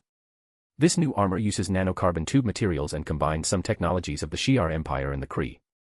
But it's a pity that Noah didn't finish reading it at that time, but Noah also felt that this guy should not be able to beat Eric. Because Eric in the comics can control the iron element in the human body and make people sleep directly, and this guy can also control the magnetic force of the Earth. But it seems that this guy's counter-armor has been basically dismantled. For example, the anti-Thor armor was directly dismantled by the blackened Thor, and the anti-Hulk armor was also dismantled by the Green Hulk, but fortunately this is not that terrifying world. Shaking his head, Noah asked Logan to pull Tony out of the ground like pulling a carrot, and then took him back to London. Constantine and Eric still have tasks. Although they are sure that the Doctor is an ordinary human, their tasks are not over yet. For example, why this guy has lived for so long, why this guy can't die, etc. If you take money from others, you have to do things well. Constantine and Eric are almost the same character, and even the lazy Logan has such a belief. After saying goodbye to the three people and the vampire, Noah returned to the temple in London. Noah could see that Tony was not in a very good mood. After all, no one would be happy if they were killed instantly, just like Noah was killed by the complete Thor with an axe in the system space. However, Noah did not try to comfort Tony, but planned to let this guy think about it carefully. And Noah also had to sort out the information he had obtained, such as the fact that the two brothers and sisters born in the 1990s were actually the children of Old Juan. Although Noah had already made some conclusions, he was not so calm after hearing this news. If Noah had not intervened, I am afraid that Quicksilver would still die under the machine gun fire of the robot, and Wanda would also fall in love with a robot. Of course, Noah would not let this happen, at least he would not let Quicksilver die so aggrieved. As for the future of these two guys, Noah thought about it for a long time and felt that he didn't know what would happen to them, because Noah didn't know what they thought of Eric. If it is a harmonious family reunion, then the Avengers will have fewer people. But if they hate Eric for not looking for them and join the Avengers, then will Eric also run over? Will Magneto join the Avengers? This seems to be quite interesting, but who knows what the Civil War will be like if it goes on like this. After thinking for a long time, Noah thought that he should take it one step at a time. Putting personal feelings into it, Noah felt that no matter how many plans he made, it would be useless. After a good night's rest, or after a night of actual combat and meditation in the system space, Noah got up and found that Tony had gotten up long ago. The most important thing is that Noah found that Tony seemed to have recovered. "Good morning, Noah." Tony shouted to Noah while eating fried eggs, "I have to say that your sister's breakfast tastes really good. It's really strange why no one pursues her. This is not what you care about, and if you have any unreasonable thoughts, I think you should extinguish them as soon as possible." Noah yawned and sat at the table.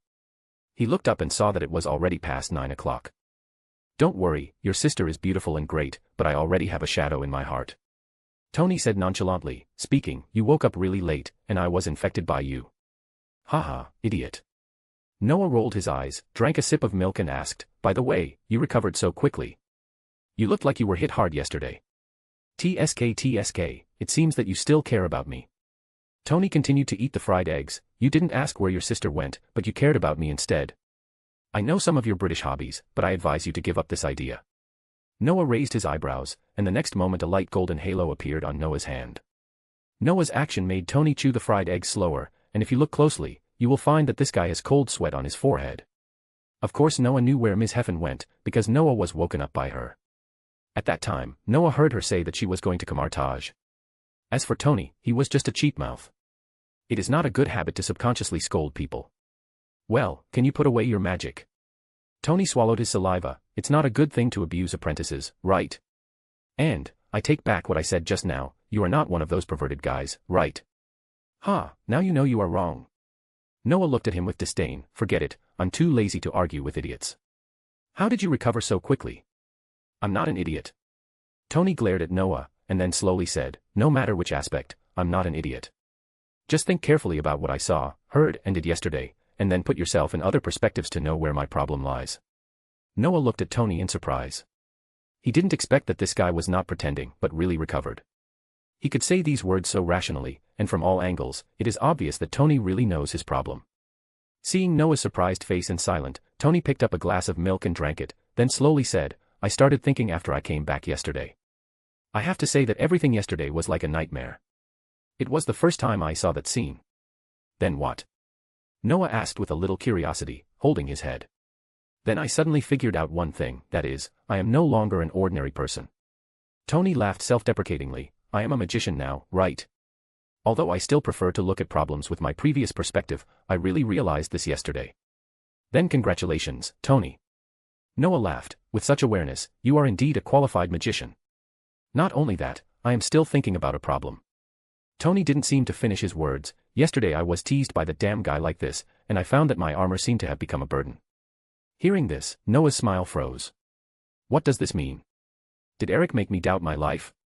Please, if you really don't plan to use your armor, are you still Iron Man? Are you going to become a magician completely? Even Supreme Stoke still has armor. Noah was thinking about how to start a conversation, but he didn't expect Tony to speak up. With this idea, I also thought about more things. For example, is the real Iron Man me or those armors? Also, am I a magician or Iron Man? And, what should I do when I meet this guy who controls metal? Is this the thinking ability of a genius? Noah had no idea how to answer this guy. Tony, who was beaten up by Eric, actually thought about so many things. Even the question of, is Iron Man me or the armor, that appeared in the third generation came up. Noah even suspected that this guy also had anxiety disorder. But soon, Tony smiled, I have to say that my thinking ability has become even stronger after becoming a magician. I thought about it for a long time, and I also realized one thing, that is, the armor is definitely not a burden to me, and the armor is not Iron Man. Speaking of this, the confidence on this guy's face seemed to overflow, I am Iron Man, and Iron Man is Tony Stark. The armor is my weapon, and I am not a person who has no combat power without the armor. If I really meet such a guy, why can't I find a way to counter him through the combination of technology and magic? Looking at Tony in front of him, Noah didn't know what to say. This guy is really as confident as ever, and as lucky as ever. Such a profound question, he actually figured it out in just one night. Noah felt that this guy was right to thank him for making him a magician. If it weren't for the foundation of a magician, this guy's thinking ability would not be able to achieve this step no matter how fast he was. That's right, Tony Stark is the real Iron Man, and the armor is just Iron Man's weapon. And unlike Tony in the original book who can rely on his wisdom to help everyone without wearing armor, the current Tony can not only do this step but can even do better. However, Noah feels that this guy's countermeasures are a bit hard to describe, but Noah doesn't want to spoil Tony's fun here. I have to say that your self-confidence is very arrogant, but what I want to tell you is, yes, Iron Man is just you Tony Stark, not the armor but yourself.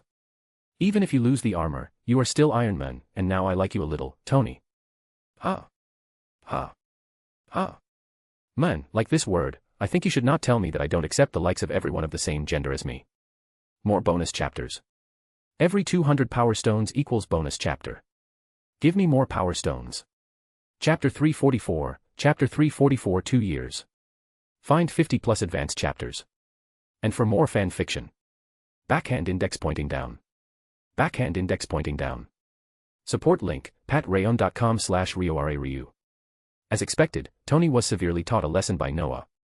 It is a disease that one cannot control his mouth sometimes. It is obvious that Tony is already in a state of terminal illness. Even when facing Noah, his mentor, this guy can shoot straight at Noah with his mouth like a machine gun. To be honest, Noah suddenly missed the zone server in the second zone of League of Legends. If Noah had the ability to throw Tony into his previous world, let him learn Chinese and then let him play on this server, maybe this guy would become more honest in the future. Well, it is also possible that his mouth will become more of a headache. After all, Zwan is a big stage, anyone can come if they have a mother. Thinking of this, Noah felt that if he really had this ability, it would be better to think about it seriously, so that this guy would not inexplicably master the traditional art of black people and say F when he opened his mouth and S when he closed his mouth. Knowing his own problems and because this incident also solved the future trouble of, who is Iron Man, Tony can be said to be soaring. This is a kind of sublimation of the soul, and the benefits it brings are unimaginable. Tony has now begun to look at some problems from the perspective of a magician, and this guy, like Noah, still retains some ordinary people's perspectives. Such Tony can pay attention to more things, and has more and better ideas when solving problems.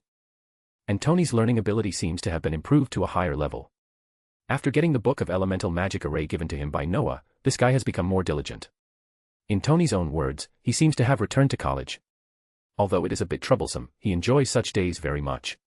This guy now has his own way of learning and exercising. During the day, he will still exercise his body honestly. This is what all magicians who enter Camartage or have a teacher in Camartage will do. Tony also has the habit of fitness, so his habit is many times better than Noah. After the physical exercise course, he will read directly after enjoying lunch at noon until the start of the magic training course. You have to know that all this was done with Noah letting him go. Tony is very demanding about time and never wastes his time. And this guy has good self-learning ability. Of course, he is also shameless enough. As long as there is a problem, he doesn't care whether Noah is busy or not. Even if he calls, he will catch Noah and ask him. After the magic course, this guy will also enjoy a good dinner, but after enjoying the dinner, this guy will turn his head into his room again. Reading and meditation have basically become all his night life. It can be said that this guy can no longer see the shadow of the playboy. I say, you are not an ascetic, is it that serious? Of course it is, I don't want to be helpless next time I meet Eric. Faced with Tony's answer, Noah could only shrug. Speaking of which, Tony said this, but every time Noah ran to meet Constantine and Charles, this guy would go with him. He and Charles seemed to have a lot of common topics. They were probably both top students in the ordinary world, and now they have entered the world of magicians. Of course, Noah found that Tony seemed to have some other purposes, such as asking Charles about Eric's information. This made Noah speechless. How did this guy find someone else's old friend? However, Charles didn't seem to mind these too much, and even took the initiative to act as a peacemaker to mediate the relationship between the two guys. It has to be said that Charles's influence is still good, and his affinity is also admirable. I don't know what kind of magic he used to make the two people who couldn't help but quarrel with each other when they met actually calm down. What made Noah even more stunned was that later, Tony and Eric would sit together and chat. Of course, there was still a lot of tension between them, but the two were relatively restrained, especially when Tony asked some professional knowledge such as magnetism. Eric would also be disdainful but tell him completely. This made Noah a little puzzled, but after understanding it once, Noah probably understood it. It seems that the two guys have an agreement, that is, to help each other as much as possible, and then find an opportunity to have a good competition. At first, Tony only told Eric some ways to use magnetism, and Eric only taught Tony about brain occlusion. Although Tony knows the magic of brain occlusion, few people are as proficient as Eric. In the first wave of exchanges, both of them did not lose. Anyway, it can be said that each got what he needed. Later, Tony simply told Eric about magnetism, gravity, and iron elements in organisms. Eric also began to give Tony more strange things, such as things he could control and things he was going to try to control. Anyway, the weirdness of the old and the young is admirable, and strictly speaking, both of them are not at a disadvantage. Eric has a better choice of direction for his abilities, and Tony has some ideas to avoid being powerless when encountering guys with similar abilities to Eric. What's more, Tony has also begun to think about the design of his new armor. After Tony's previous generation of magic armor was crushed by Eric like garbage, Tony did not make a new armor for the time being. Because he felt that his reserves were not enough, and he still had some old armors, which were enough for him to go out to eliminate evil and promote good. Tony's new armor intends to completely move towards the integration of magic and technology, and Noah is very supportive of this idea. And Tony did not put this idea into practice all at once, but tried to make various careful magic props to practice and increase experience, while observing and learning and observing the stability of these enchantments. This approach is very slow, but it must be said that it is also very safe and stable. As for technology, Tony is not worried. He is very confident in his technological level, and Tony really only needs to take a look at many new things to almost understand. Noah really envied such a talent. Sometimes Noah also thought that if there was really a god of knowledge in this world, Noah also hoped that he could be cursed. Of course, it was a positive curse, not a reverse curse that made Noah an idiot. Time passed quickly. In this world, which was stable and prosperous everywhere, Noah spent a very comfortable year. During this year, Noah also gained a lot of things, such as his strength. Now Noah's magic level has reached the 7th level and the 6th level. This is a very good result, and even Noah dared not say it. After reaching the 7th level, he can still jump 1 level a year. This is beyond common sense.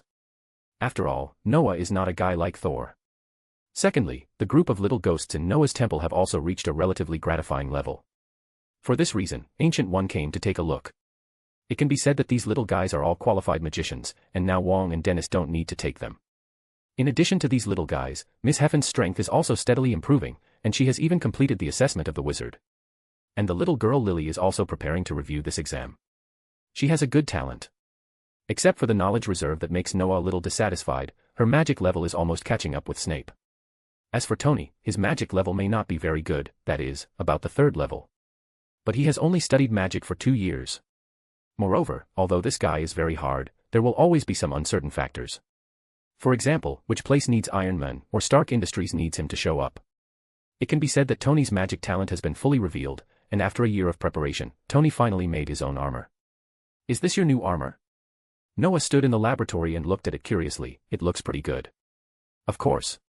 Tony said proudly, I spent 2 years learning, and with the experience of the previous armor, I made this brand new guy. Noah smiled and stared at the armor in front of him. This armor is still the same as Tony's previous armor in color, but the metal feeling of this thing does not seem to be as strong as before. It seems more like a robe. Noah can't tell what material is used in it. However, Noah can see the hidden runes on this thing clearly, such as the rune magic circle of water and fire elements on the hands. And this time Noah can see that the power of these 2 magic circles is much greater than the previous 2. The armor also has rune magic arrays of various wind and earth elements all over the body, which makes the armor very light while maintaining good defense. Most importantly, Tony has recorded a lot of complete magic on it, such as the magic shields of the 4 elements. He didn't miss any of them. Your magic array is very interesting. Noah hesitated for a moment, and didn't say that Tony was afraid of death, because Noah himself was like this. Of course. Tony said happily, and in order to maintain its supply of magic power, I also added a magic reactor on the waist. Although the energy and magic power of the new elements are not highly matched, it can be very useful at critical moments. Noah nodded. This set of armor has 2 reactors. One is the initial setting reactor on the chest, and the other is the one on the waist. Noah also noticed that Tony, a cautious guy, also placed a pure magic core on his head, which shows that he did it very carefully. This thing is pretty good. Noah nodded, but the storage method. See this thing on my chest? Tony pointed to his chest. What do you think of the combination of nano and space technology? Very good, a genius idea. Noah was a little speechless. Didn't this thing come out later? Of course. I'm Tony Stark. Tony looked even more proud now. But don't you think his photo is ugly? Ugly? What happened to your aesthetic? That's true, but I think it might be better if you add a cape. Huh? A cape? Yes. I can even engrave some magic on the cape, so I don't need energy to keep flying. More bonus chapters. Every 200 power stones equals bonus chapter. Give me more power stones. Chapter 345, Chapter 345 Dinner. Find 50 plus advanced chapters. And for more fan fiction. Backhand index pointing down. Backhand index pointing down. Support link, patreon.com/RioRaRyu. Sitting in a Michelin-rated restaurant in London, Noah was looking at a piece of exquisite chocolate. For ordinary people, restaurants with hundreds or thousands of yuan per person are relatively luxurious. But for the rich, the food they can eat in high-end restaurants can no longer satisfy their appetite. Food, like luxury goods, has become a symbol of status for the rich today, and this type of rich obviously includes Tony. After Noah gave him the suggestion of the cape, he immediately set about perfecting this thing. He even adjusted a lot of things for this, making his armor more powerful and deviating from the original. To be honest, when Noah saw Tony wearing that suit of armor, he thought he was reading a comic called Infinity Mask. This guy is becoming more and more like the Supreme Sorcerer Stark. Now Tony inexplicably no longer needs the power of the reactor to fly, but relies on the mixture of magic reactor to activate the cloak, allowing himself to fly freely in the sky. After this breakthrough, Tony was naturally very happy, and he even wanted to challenge Eric directly. However, this guy's rationality is still there. Although he is a little inflated, he knows that his armor may still not be able to fight Eric. As for whether to consider competing with Noah, Tony did have this idea. However, when he reviewed the video he asked from Lily a year ago, he immediately dared not think about this problem anymore. Noah's performance was basically not human. The video shot by Lily was circulated very narrowly. So far, only a few people in the temple, as well as the Ancient One and Mordo have seen it. After all, this concerns the reputation of a magic organization, and Noah and his friends are unwilling to make enemies with the York Magic Association, although Noah and his friends are not afraid. A few days after Tony dealt with his armor, Constantine called him. The Ark has been established for so many years. Although they rarely get together because Noah was too busy before, they often get together in recent years because of Noah's inactivity. For example, they talk about recent developments and future directions, and discuss other things. Noah is 100% supportive of this approach, and even Noah wants to find time to get together with his former classmates. But unfortunately, Evan and his friends are all in the rising stage of their careers, so they have very little time. Basically, the only way Noah can communicate with them is through WeChat, but what makes Noah happy for them is that they are basically the top leaders in a relatively important position. Among them, Hermione performed the most outstandingly. It seemed that entering the Ministry of Magic was like a fish returning to water. Many of her decisions and proposals made her gain a lot of support. Hermione has now officially served as the director of the Department of Magical Law Enforcement, and she also serves as the Assistant Minister of Magic. Noah feels that in a few years, she may really become the youngest Minister of Magic. You know, Dumbledore is returning to Hogwarts more and more frequently now, and many things are actually handled by Hermione. Everything is going according to my expectations back then. Although I have a new plan, in order to prevent the plan from failing, it is also necessary to have such a back garden as a barrier and a resistance force. Noah is also very happy about the development of his classmates. Noah is very clear about the truth that plans cannot keep up with changes, but now is not the time for Noah to consider these things, because Noah was stopped by Tony after answering the phone. I will arrange this event. Tony said to Noah with a serious face. You're going to arrange it? How are you going to do it? Noah looked strange. Please. Although ARC is not a powerful company, I, Tony Stark, am here too. Invite that smoker, the bald guy, and the guy who plays metal, and I'll arrange a party that is worthy of our status. Okay, I have no objection if you treat us. Tony still speaks badly when he is behind their backs, but he restrains himself a lot in front of them, which is a big improvement. Tony wants to treat, and Noah naturally has no intention of refusing. So after he notified everyone, they came to this place together in the evening. Noah's face turned a little dark. What's wrong? Don't you really need a magnifying glass? Tony looked at Noah's face and asked inexplicably. No, my eyesight is good. Noah took a deep breath, but can you tell me, which bastard came up with the idea of engraving the menu on the fucking chocolate? He. Don't get excited, this piece of chocolate is worth £500 after all, you can eat it directly if you don't like it. Tony looked at Noah's somewhat gloomy expression and immediately persuaded him. Tony was actually quite helpless. This kind of Michelin restaurant provides not only food, but also entertainment, and enjoyment that makes you indulge in it. For example, they printed the menu on edible chocolate, and guests needed a magnifying glass to see it. But unfortunately, their approach was obviously not appreciated by these magicians. Tony glanced at the other three people. Obviously, whether it was Constantine, Charles, or Eric, they obviously had no preference for this set. Even Constantine swallowed the chocolate directly, and their approach made the manager of this store stand aside a little uneasy. You should know that Tony Stark's name is not only useful in the United States, but also very useful in the entire Western countries. Tony is a wealthy man. It is obvious that Tony came here for a social dinner this time. This kind of dinner is a very important part of their social life, and the most important thing is to make the guests satisfied. As the host, they spared no expense to hold a party, hoping that the guests present could have a feast that they would praise. And more importantly, such a successful dinner can become their capital to show off, but now these guests don't seem to be very happy. Forget it, you can take care of it yourself. Noah looked at the chocolate in his hand, then threw it directly on the table and said no more. Tony was relieved to see this scene, and then called the manager who was standing aside and made some arrangements, and then let the manager leave. Tony was very familiar with all this, and the appetizers were served not long after. Hey, guys, don't be so silent. Tony looked at the awkward table and finally tried to liven up the atmosphere. Try these appetizers first. These caviar are white beluga caviar, which can be said to be the top quality caviar. White beluga caviar is very expensive. This top quality caviar can be sold for about £24,000 for about 1.8 kilograms. Under Tony's call, Noah and his friends slowly started to eat. Although it was the first time for them to eat in such a place, they still maintained their proper manners. Noah tasted this so-called top quality caviar and was stunned. It's not that this thing is delicious, but that this thing gives Noah a very bad feeling. Swallowing it calmly, Noah glanced at the others and found that except Tony, they were basically the same as him. Putting down the spoon in his hand, Noah didn't plan to eat this thing anymore. He propped up his head and looked at Charles. Charles, how are you doing recently? I heard that your movie is doing very well. Of course. Charles smiled, pushed away the caviar calmly and wiped the corners of his mouth with a handkerchief. Although you didn't come to support it, because of you, X-Men is still good. Noah smiled. Of course he knew that X-Men was doing well. Actually, Noah felt very ordinary about this series at first, because it was obviously not the daily life of magicians. But the promotional poster that strongly portrayed what would happen if mutants didn't enter the magic world appeared, and the magicians immediately became interested in this series. Well, Noah actually felt that this thing was as interesting as ordinary people watching the daily life of magicians is like watching a magic blockbuster. Mutants are now also regarded as magicians, and other magicians naturally want to see what they would become if they didn't enter the magic world.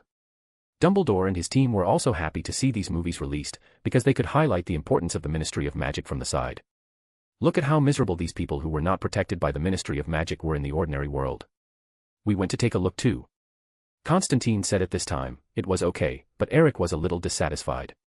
Noah smiled. Eric would certainly not be satisfied, because the whole series was basically Eric's history of defeat.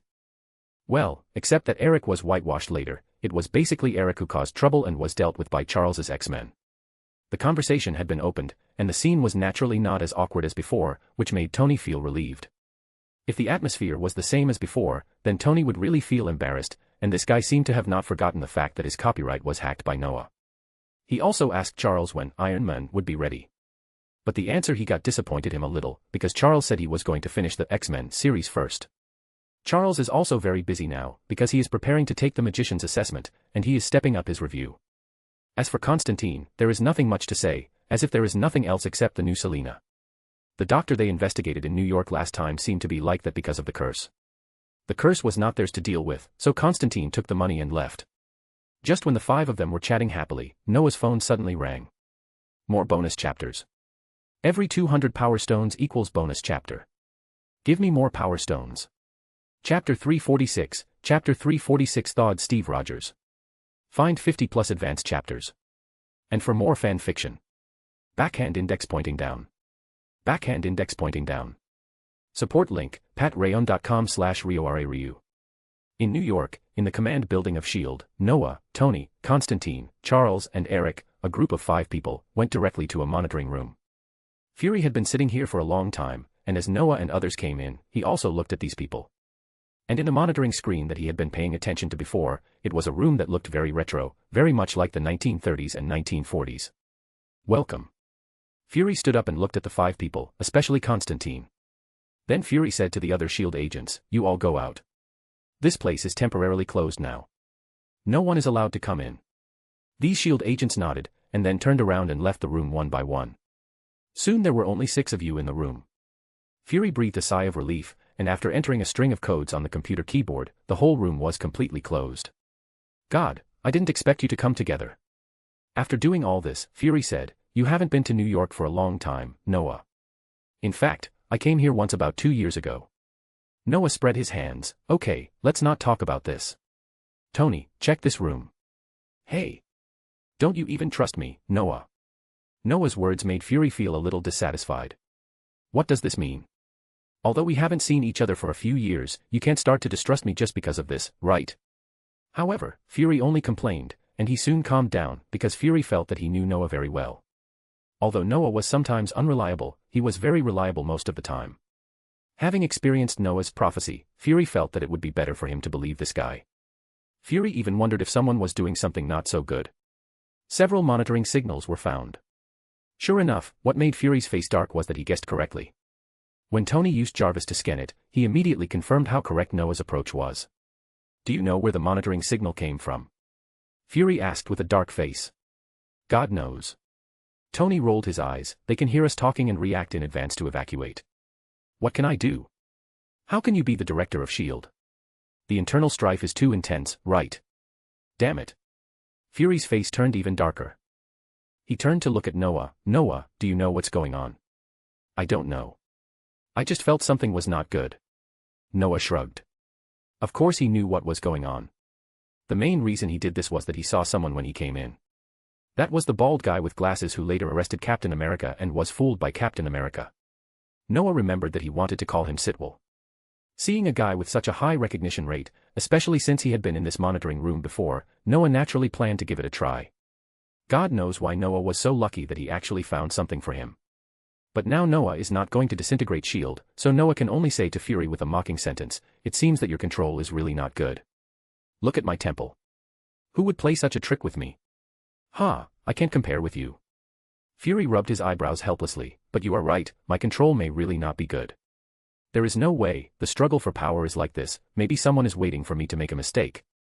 After Fury said this, he didn't say anything more, and Noah and the other 5 didn't ask. Among Noah's 5 people, maybe only Eric may not be too smart, and the others are all shrewd and genius types. And even if Eric is not very smart, he has been the leader of an organization for many years. Through Fury's words, they basically know Fury's helplessness, and there is definitely no point in tracking it down. Even if they find out who it is or a certain force, what can they do? At most, others will throw a scapegoat out and you can only pinch your nose and accept it. If we really fight to the death, the final outcome will be that everyone will suffer, and it may even be easy for others to take advantage of us. Fury is not stupid, and neither are Noah and the other 5.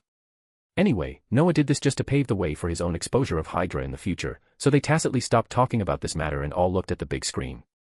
What a nostalgic style. Charles smiled at the room shape on the screen. Nostalgic. As a wealthy family, of course you will think it's not bad, but I am a Jew. Eric sighed as he looked at the room. Who is the person lying in it? Why do I feel a little familiar? It's true that he looks familiar. Tony also popped his head and looked at the guy in the picture, old-fashioned casual shirt and military pants, but this guy still looks so young. By the way, Noah, what are we doing here? Didn't I tell you, to see a frozen man, who is said to have been sleeping for 70 years? Only then did Noah explain. Noah and others who were enjoying dinner received a call from Fury, and Noah knew what happened. So Noah did not refuse but chose to come over the next day to take a look, and Tony, Constantine and others happened to have nothing to do, so they just came to take a look. Is this guy the frozen man? Constantine touched his chin. What a pity, he was thawed. It's a pity indeed. Tony nodded. A person who has been frozen for nearly 70 years and is still alive, was thawed by you. Are you stupid asses, Fury? Fury's face turned black. He subconsciously wanted to turn back and interact with Tony, but soon they noticed that the frozen man in the picture actually moved. This discovery made them stop making noise immediately. They also wanted to see what this guy was going to do. Fury understood very well. He quickly connected the sound in this room. When this frozen man stood up, a woman in old-fashioned military uniform appeared in this room. The first sentence this woman said stunned Tony, Charles, and Eric. Is this guy Captain America? Tony shouted in disbelief, the only participant in the super soldier program who survived. Yes, you opened our information. Fury asked Tony in a deep voice. Do I need to look through your files? Tony rolled his eyes. Come on, Howard is involved in this matter, okay. And I heard that this guy has a good relationship with Howard. Not very good. Fury glanced at Tony. Very good. The shield in your house was made for him by Howard. Tony did have a semi-finished shield in his laboratory. Tony recalled it a little and remembered it. This made Tony a little silent.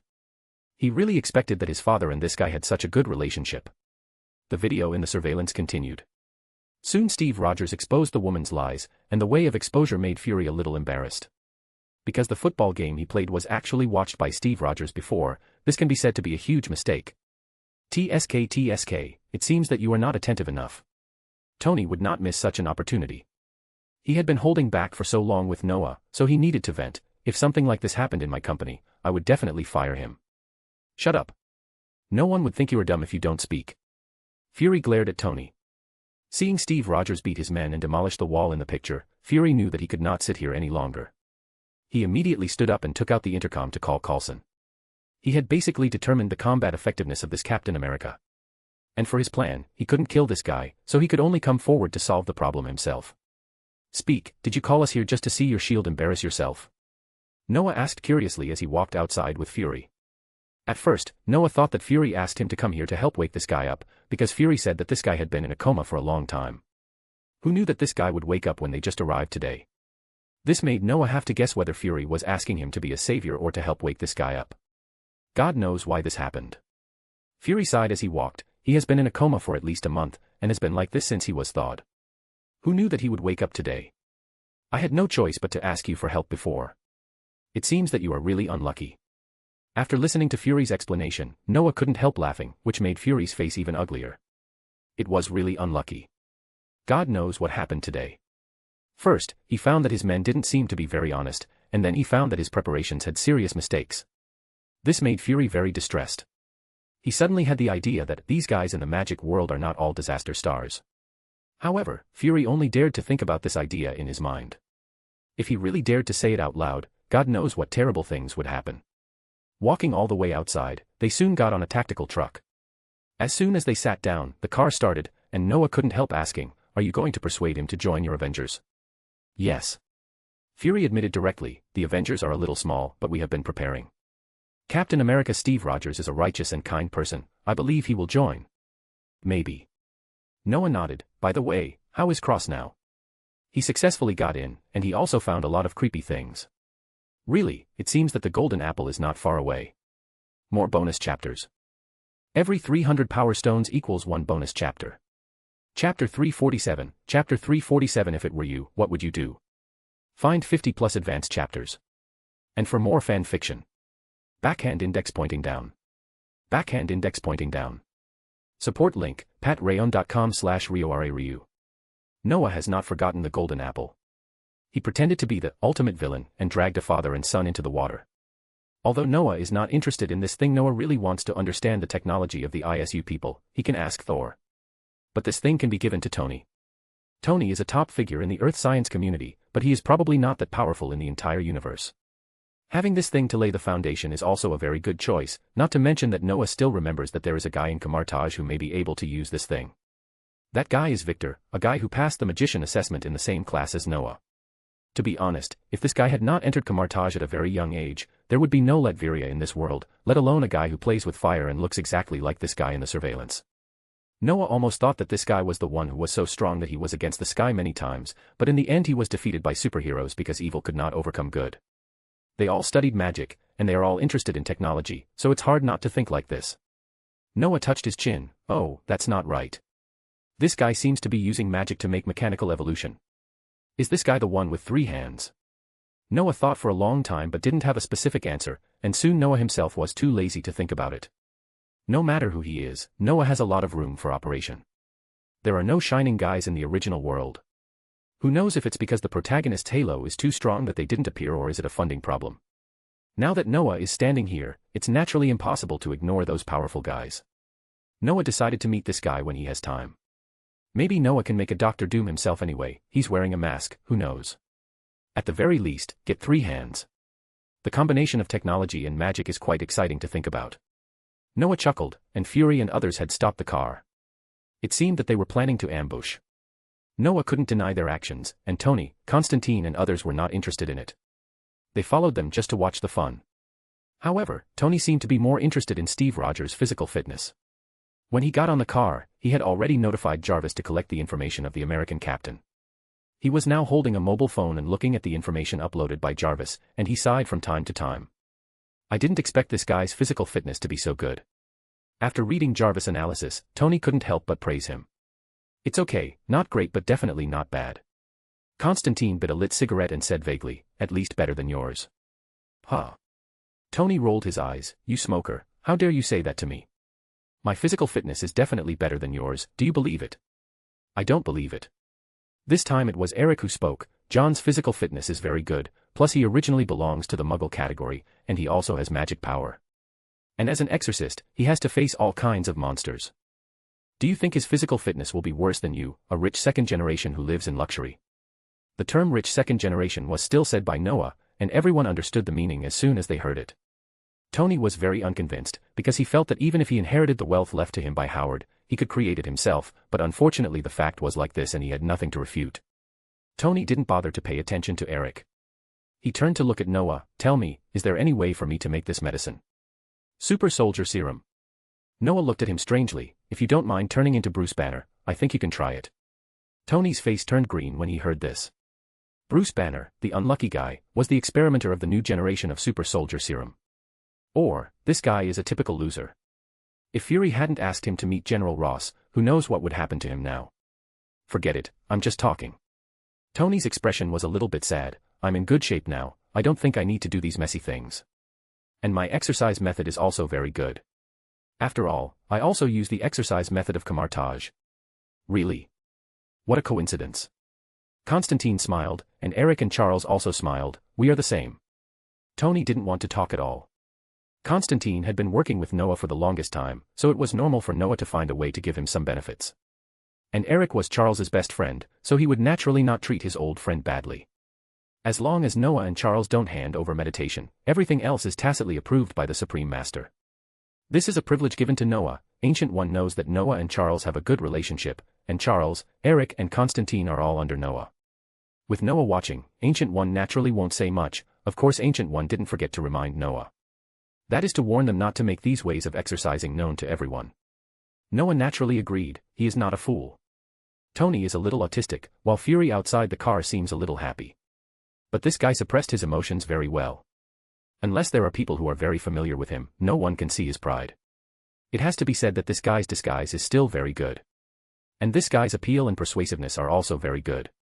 Steve Rogers was soon stunned by what he said. Of course, what this guy said were all facts. Rogers was not used to this new world, so he understood Fury's approach a little. Seeing Fury deal with Steve Rogers, Noah and others had no intention of staying here any longer. Noah came here just to see Captain America, while Tony and the other four had a more unique idea, to see a human who had been frozen for 70 years and not died. Constantine and Tony felt a little disappointed, but Charles and Eric felt a little more comfortable.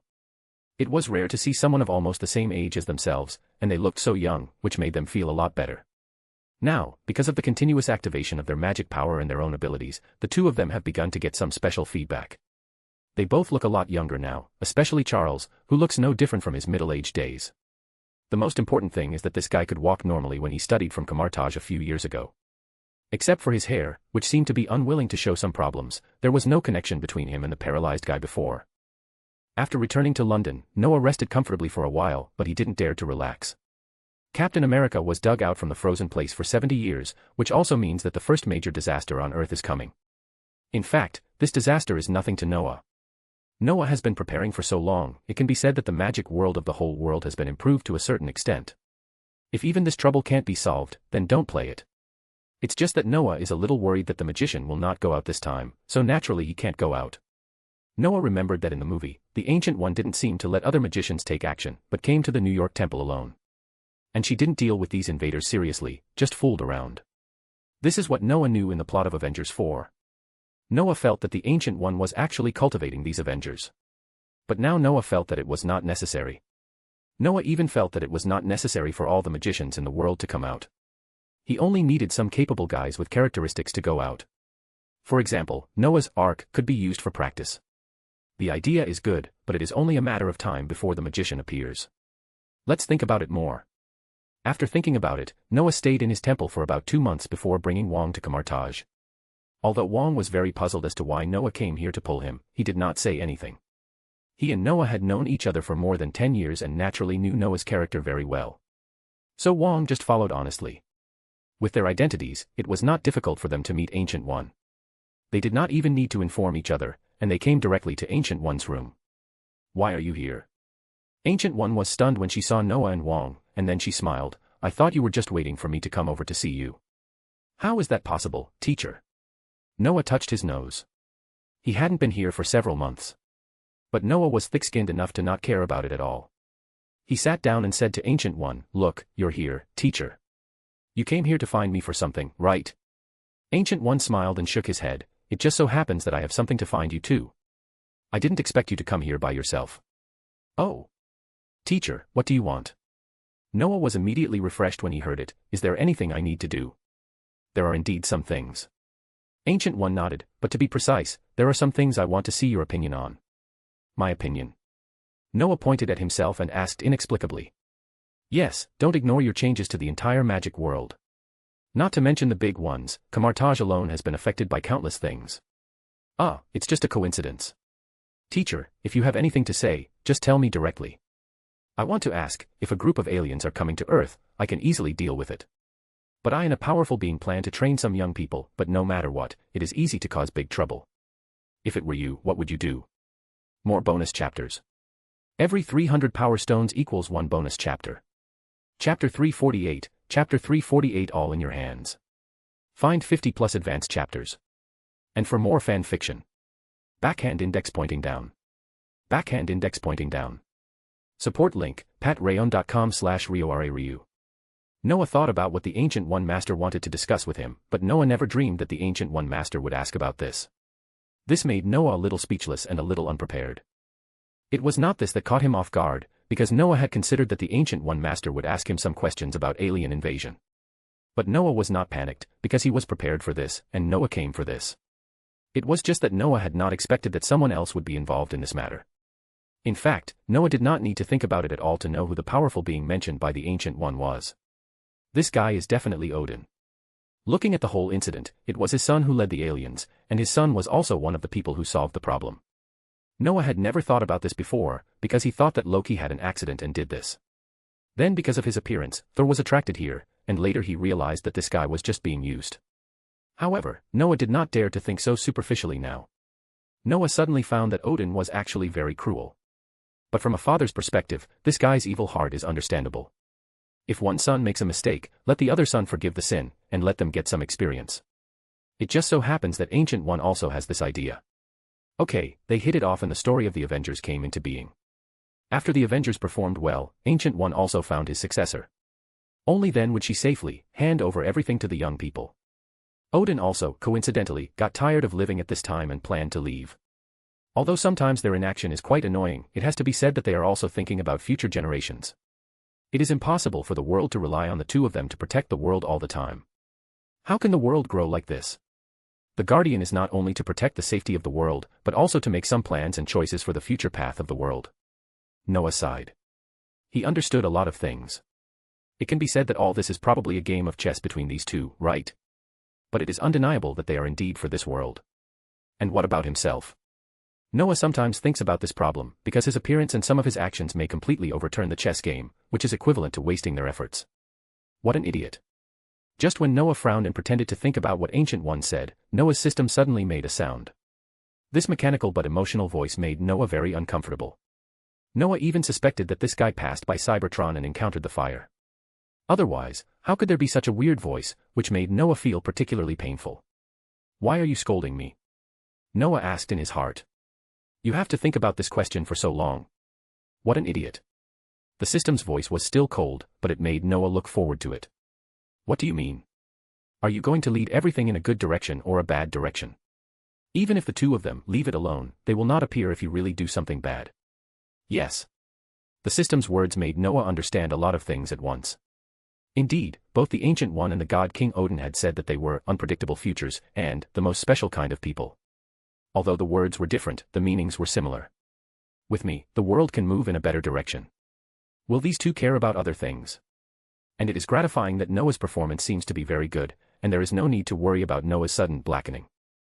If I didn't know that my meeting with the Ancient One was purely a coincidence and accident, I would have doubted whether our master-disciple relationship was fake.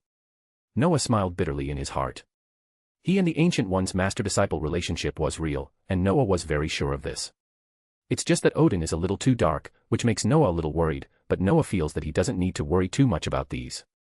What Odin did was actually for his son, and he took the initiative to let himself and Thor contact, and even developed a good friendship. Although Noah and Thor have not reached that level of relationship, it is obvious that it is just a matter of time. After thinking about this, Noah smiled. I think I have figured it out, teacher. Oh. Ancient One tilted his head. Tell me what you think. That powerful existence is actually Lord Odin. Noah spread his hands. The young people you want to train should be newcomers who can protect this world. In fact, I think this matter can indeed be done by our young people. Oh. Ancient One smiled even more brilliantly. Tell me what you think. In fact, in my opinion, that is, the magicians don't go out. Then how can we train you, the young men? Noah completely disagreed with this. The existence of magicians is to protect this world. Even if the magic world is used to hiding, if they face the things you say, they need to do something, or they need some people to take the lead in doing something. Are you talking about yourself? Ancient One nodded thoughtfully. Yes, if there are aliens, I will definitely go out. As for the training of new people you mentioned, it should be Thor and the Avengers, right? Yes. I didn't expect you to know so much. In fact, you shouldn't use the prophecy magic of Hogwarts. The accuracy of that magic is not high. It is indeed not very accurate, so I didn't learn it at all. Noah complained in his mind, but he still pretended to accept the teachings. Fortunately, Ancient One didn't say much about this. Ancient One fell into silence now. She was thinking about some other problems. After a long time, Ancient One raised his head and sighed. You know, Noah, the future I can see now is completely blurred. Noah scratched his cheek. He had heard this before. But I have to say that such a vague future is an unprecedented and vibrant future. Ancient One suddenly laughed. You have your ideas, and I believe you can do all this, right, Noah? I can only say that I will try my best, teacher. Noah swallowed his saliva. A future full of vitality. Maybe, Noah felt that if his plan succeeded, then the future would naturally be full of vitality. But plans are just plans, and God knows if there will be any inexplicable changes. But one thing is certain, that is, Noah will definitely find a way to do this. Not to mention that there are already many friends of Noah in this world. Noah has always been a nostalgic person, and he has always been a person who knows how to repay kindness. If I have the ability but do nothing, Noah himself will not let me go. I study and practice magic all the way forward, not to achieve something supreme and forgetful. I am just a mortal. What I have to do is to protect the people I need to protect as much as possible. Noah thought secretly in his heart. But the next second Noah felt something was wrong. Hey! If I was born in Konoha, wouldn't it be better if I had such an idea? And the premise of protecting them is that I can't die yet. What's the point of protecting them if I die? As a magician, it's not a good thing to have too much divergent thinking. And Noah also found a more embarrassing thing, that is, whether he was influenced by the theory of being single for 30 years will naturally become a magician, otherwise how could he really become a great magician? Very good, Noah. Ancient One nodded with satisfaction. With your guarantee, I can rest assured. Reassured. Wong, who had been sitting next to Noah without speaking, was stunned. Teacher, what are you saying? In fact, when a supernatural person reaches a certain level of strength, he will face a test. Ancient One thought about it and explained a little. After passing such a test, the magician can also move towards a brand new field. Brand new field. Wong looked at Noah, who remained silent, and then looked at Ancient One. He was really confused. Yes, a brand new area. Ancient One nodded seriously. She noticed that Noah looked a little strange and asked, Noah, do you know something? I know something. Noah nodded. After I turned into a dragon, I seem to be able to feel something special. I understand, dragons are really a terrible race of life, real dragons. Ancient One sighed. Once I pass this test, I may not take action, and then the earth will rely on you young people. What? Wong was shocked, and even Noah raised his head. Unlike Wong's surprise of knowing nothing, Noah was surprised that Ancient One was going to try it now. Don't joke, if you leave, maybe Odin will leave too. Will we, a bunch of scumbags, be relied on to resist Thanos and his fleet? Don't worry, both of you. Ancient One looked at Noah and Wong's expressions and smiled slightly. Not now, but now I can put down some things so that I can be better prepared to face this test. Is that so? Noah breathed a sigh of relief. Fortunately, if you can't think about it now, the Earth will really die. But it will probably take 5 or 6 years. Ancient One thought about it and said again, maybe in 5 or 6 years, I will start trying, so you guys should work hard. Especially you. Speaking of this, Ancient One paused, and her eyes looked at Noah. Noah, especially you. Teacher, I will work hard. Noah nodded, indicating that he understood. No, just trying hard is not enough. Ancient One shook his head, and then looked at Noah with a very serious look. You have to fight hard, do you know? Fight hard. Yes, fight hard. Okay teacher, I will fight hard. Of course, Noah. Everything in the future, I leave it to you, Noah. More bonus chapters. Every 300 power stones equals 1 bonus chapter. Chapter 349, Chapter 349 Crazy Assumption. Find 50 plus advanced chapters. And for more fan fiction. Backhand index pointing down. Backhand index pointing down. Support link, patreon.com/RioRaRyu. After leaving Ancient One's residence, Noah and Wong seemed to have not completely recovered. What Ancient One said today was indeed a bit incredible, and it could even be said that it was a bit unbelievable. According to the magician classification, Ancient One is now a 10th level magician, and Wong himself does not know what kind of magician is above. So Ancient One has to face such a test with a completely unknown result, and Wong has an inexplicable feeling. The unknown is the most frightening thing. Wong feels that if Ancient One fails this test, his end may not be very good. However, it is understandable that Ancient One still intends to try this test. Wong can only send his blessings and hope that his teacher is safe and sound. What Wong did not expect was that Noah seemed to know these things, which made Wong curious. When they walked to the teleportation array of Kamartaj, Wong finally couldn't help asking, Noah, do you know what the test the teacher is going to face is? I know. Noah nodded directly, greeted the magician guarding the teleportation array, and then looked at Wong. I thought you would endure it until when? Don't joke at this time, Noah. Wong sighed. Is this test dangerous? Of course it is dangerous. Noah thought for a while and said, after I transformed into a dragon, my strength has reached a very scary level, and at this stage I seem to be able to sense some special things. For example, if I move forward, I am afraid I will face a choice, which can also be said to be a test. Choice. Test. Yes, this stage is called Divine Transformation. This is a stage that allows an ordinary life to completely move towards a higher level of life.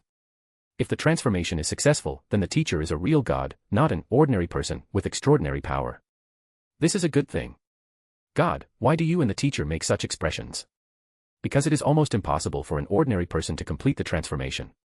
The body of an ordinary human being cannot reach that level at all, so the teacher may have to give up his body and live forever in the form of a soul. Noah sighed. Noah really couldn't give up his body. I'm afraid that Ancient One is also thinking about this. Once he gave up his body to complete the transformation, Noah guessed that it might take some time to buffer and stabilize his strength. As Noah's own strength continued to improve, he needed some time to stabilize himself every time he completed a breakthrough, so a terrible existence like Ancient One might take longer.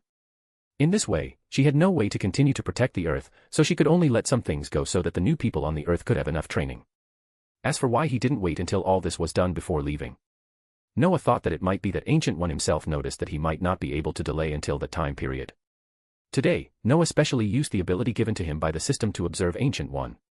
As a result, Noah found that the color of Ancient One's question mark turned red again, and it was almost the same as Odin. Moreover, Odin also had the active skill of Odin's sleep to help him, but Ancient One didn't have this ability. After Noah told Wong what he knew and his guesses, Wong was a little dumbfounded, and could only smile bitterly later. However, Wong was quite optimistic. He was just happy for Ancient One's achievements. This is a good thing, Noah. Maybe. What's wrong? Although the teacher gave up his body because of this, isn't this an honor for us who pursue magic? Well, probably. Looking at the cheerful Wong, Noah didn't say anything. He had no idea what the Earth would become once the Ancient One and Odin left. Sometimes Noah wanted to complain, why didn't they just go and kill Thanos?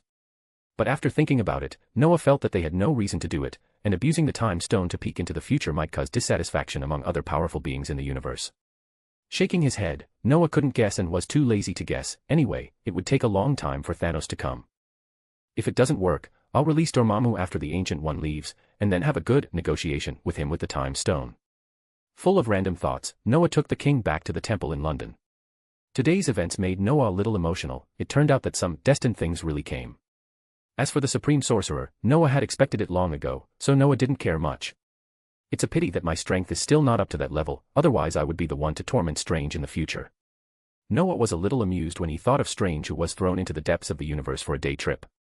But after laughing, Noah also began to think about what the so-called divine transformation is. The simplest understanding is actually to make one's soul, body, and strength all reach a higher level. But when the body does not have this potential, can we only find a way to give up the body and turn to improve the soul and strength? Although this approach has indeed reached the level of God to a certain extent, Noah always feels uncomfortable. System, are you there? When he is undecided, he will look for the system.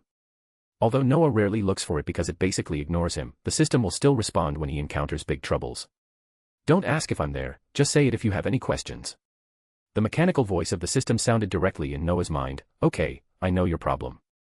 Noah almost couldn't help rolling his eyes, but he still waited quietly. Your question is actually not difficult to understand. I can tell you directly that giving up the body to reach the ultimate of soul and power can also allow you to reach the last step in the future. Is that so? Then the essence of the transformation of divinity is like this. It is just an all-round improvement. Yes, a leap into a more advanced realm, which is what you humans often call transcendental. This stage can better integrate and understand the essence of the universe. Only by understanding the essence and rules of the universe more and more can we achieve self-eternity. It's really far away. Noah chuckled while lying on the bed. Self-eternity. This statement is really similar to the theory of Daluo Jingxian. As for the essence and rules of the universe, Noah thought about it. He is not the protagonist of other worlds. What kind of inner world is there in his body? Inner world. Noah was stunned. He suddenly felt that he seemed to have overlooked something. This made Noah frown. Noah didn't need to consider the inner world. He didn't have the conditions or the level, and this was not the world of Oriental immortals. But Noah seemed to remember that in the magician novels he had read, it seemed that high-level magicians had a special ability. Although this ability is far inferior to the inner world, it makes Noah feel that this thing is not simple. After thinking for a long time, Noah asked uncertainly, System, do you know the thing called domain? Domain. The cold and mechanical voice of the system was a little stuck, and it asked for a long time, what is domain? Noah rubbed his eyebrows. Can't you know what I think? Of course I know what you think, but I have never heard of the thing called domain. What should I do? I will tell you orally. No, you just need to agree with me that you can remember this aspect. Do you still need to agree yourself? Noah looked a little puzzled. He suddenly felt that the so-called Lord of the Void who made this system was not bad. At least this point was quite humane. Noah touched his chin and chose to agree directly. Soon Noah felt that his brain was a little swollen. Noah hadn't felt this feeling for a long time. It seemed that he had basically not felt this feeling since he had acquired Carol's blood and evolved his body. This allowed Noah to experience the pleasure of mental overdraft again, although it was not very comfortable. After about 10 minutes, this feeling slowly disappeared from Noah's mind. Noah shook his head. He was a little confused about this system. How could he look at a piece of information for so long? But just as Noah was complaining, the mechanical voice of the system finally sounded, "The information has been integrated and is being analyzed. Remove useless and overlapping information, and the basic analysis is complete. Do you want to check the analysis results?" Of course. When Noah finished this sentence, he suddenly found that he seemed to have entered the system space, and there seemed to be something special flowing around him. Noah felt it carefully, and he immediately found that these things were magic elements. The most important thing is that Noah also found that these magic powers seemed to be running according to a special flow law. This made Noah a little stunned. Didn't the system let him see the analysis results? What's going on here? System. What is this? Noah frowned. This is the analysis result. The system's voice echoed in the space. This is the domain analyzed according to the data you gave. Is this the domain? Noah closed his eyes and felt it carefully, and then his expression was a little bitter, because he didn't feel anything. Yes, this is the domain, but this is the most basic, just synthesized domain. More bonus chapters. Every 300 power stones equals 1 bonus chapter. Chapter 350, Chapter 350 Loki arrives. Find 50 plus advanced chapters. And for more fan fiction. Backhand index pointing down. Backhand index pointing down. Support link, patreon.com/RioRaRyu. A newly synthesized domain. Noah really didn't expect the system to have such a capability. He closed his eyes and felt this domain carefully. Noah found that this domain didn't seem to be stable at all. This domain seemed to be forced into a lot of elements, causing it to move according to some special laws, but it was a little jerky. How many elements did you integrate into it? Noah thought about it and asked directly. All you have learned. The system quickly replied, you know the magic of 4 elements, and you also know space magic, and you have mastered the dark magic element. Dark magic element. Noah was stunned for a moment, and interrupted directly, are you saying that the power I mastered in the dragon posture is also included? Of course, that power is very powerful. The system did not care about being interrupted by Noah, the power that can be exerted is also good. If you don't rarely use the dragon's body, this power is the power you should master the most. Noah nodded silently. Galway's dark power is no joke. Noah certainly knows how powerful this thing is. But Noah felt weird again. This field is quite different from the field in Noah's memory. The magician field in Noah's memory can be regarded as the most powerful weapon of a magician. The power of this magician in this field is absolutely unimaginable. Whether it is the increase in magic or the efficiency of the magician, it can be described as exaggerated. The most important thing is that the defense of this field is also terrifying. But in the field simulated by this system, this thing doesn't seem to meet such requirements. Noah feels that if he collides with it with all his strength, he might be able to break it. And Noah still remembers that this kind of magic field is simply a small world in the future. In other words, this thing can be cultivated into a kingdom of God belonging to the magician himself. Noah still remembers that some predecessors have done this, and the effect seems to be very good. But in this field, Noah feels that it is basically impossible to have any sustainable development in the future with such stability. After thinking silently for a long time, Noah didn't figure out how to make this thing, but Noah was sure that the magicians in this world probably didn't have the term field. Hey, you said you want to see if you can make a field, and then try to use it to fit the world, and then use it to complete the 10th order conversion, but with this stability, you can't do anything. Noah complained helplessly and planned to ignore this field because it was completely beyond his expectations. Looking at this strange domain, Noah sighed, but just as he was about to leave, Noah suddenly remembered something. System. Can you temporarily keep only 4 natural elements in this domain and remove all others? Only keep 4 natural magic elements. You can try. In just a moment, Noah felt that many things disappeared in this space. For example, Noah could no longer feel the power of space magic, nor could he sense the power of dark magic, but at this moment, Noah felt that this field seemed to be alive. What is going on? Noah once again quietly felt that as this field continued to allow continuous fusion, Noah seemed to feel an unimaginable force brewing. At the same time, the dim system space seemed to begin to light up, and the terrifying power began to spread rapidly. In an instant, this power seemed to have reached its peak, and in Noah's expectant eyes, this power exploded instantly. And Noah had no time to react at all. The next moment he felt his brain go black, and then the whole person fainted inexplicably. In an underground secret laboratory of S.H.I.E.L.D., Fury and Maria Hill were walking towards the bottom. Because they suddenly found that the cosmic magic began to be out of control, Fury, who discovered this, naturally did not dare to neglect it, because he knew that this thing did not belong to him at all. This thing was deposited by Noah in this place. Even though Fury has mastered the cosmic cube for nearly 20 years, he really didn't dare to forget it. This time, there was a problem with the cosmic magic, and he immediately guessed whether the magician was coming. To be honest, with the research on cosmic magic, they have also achieved some good results. But the deeper the research, the deeper the uneasiness in Fury's heart. He is not the arrogant and self-inflated guy in the original book. He already knows the horror of this world and knows that this world actually has guardians. Although he still tried his best to plan and form the Avengers, his heart may have been influenced by Noah, and he has long been afraid to take things that do not belong to him. But as the director of S.H.I.E.L.D., he can't help but show up. God knows if someone will hold on to this thing at that time. After arriving in the basement, after some observation and testing, Fury basically determined that someone should come to take this thing. Fury and his team were not bad at science and technology, and they had long noticed that this cosmic magic contained terrible spatial power. This basically confirmed Fury's idea that cosmic magic belongs to Noah, because in his mind, Noah was a guy who was very good at spatial magic. When the cosmic magic rioted again, Fury sighed, and he felt that this time he had to say goodbye to this thing. Is it coming? Looking at the beams of light released by the cosmic magic and the opened azure door, Fury sighed, although this thing was different from Noah's magic. But when everything was over, Fury began to be a little dumbfounded. Because what Fury never expected was that the person who was teleported this time was not Noah at all, but holding a spear in his hand. Well, let's call it a spear. The long-haired man wearing this strange long-sleeved shirt, this guy doesn't look like Noah at all. What's going on? Fury's eyes widened. He had never seen Loki, so he didn't know this guy at all. After hesitating for a long time, Fury gritted his teeth and said, "Sir, put down your spear." Loki was stunned for a moment, looked down at his scepter. "You call this a spear?" After saying that, Loki didn't have any presumption, and he waved his scepter and a blue beam of light appeared and flew towards Fury. Fury didn't react at once, but Hawkeye Barton reacted very quickly. He just hugged Fury and rolled over to avoid it. And the place where they originally stayed revealed a deep pit, and the blown-up equipment was constantly emitting thick smoke. This was basically a declaration of war. The agents of S.H.I.E.L.D. were not just eating dry food. They immediately took out their weapons and shot at Loki. It's just a pity that both the gap in technology and the gap in supernatural power are very huge. The bullets of the S.H.I.E.L.D. agents could not cause even the slightest damage to Loki, but Loki could easily injure the S.H.I.E.L.D. agents, or even kill them on the spot. Loki was a man who had participated in the war, he was good at magic and assassination, and he was very fast. In just a moment, those ordinary agents were completely dealt with by him.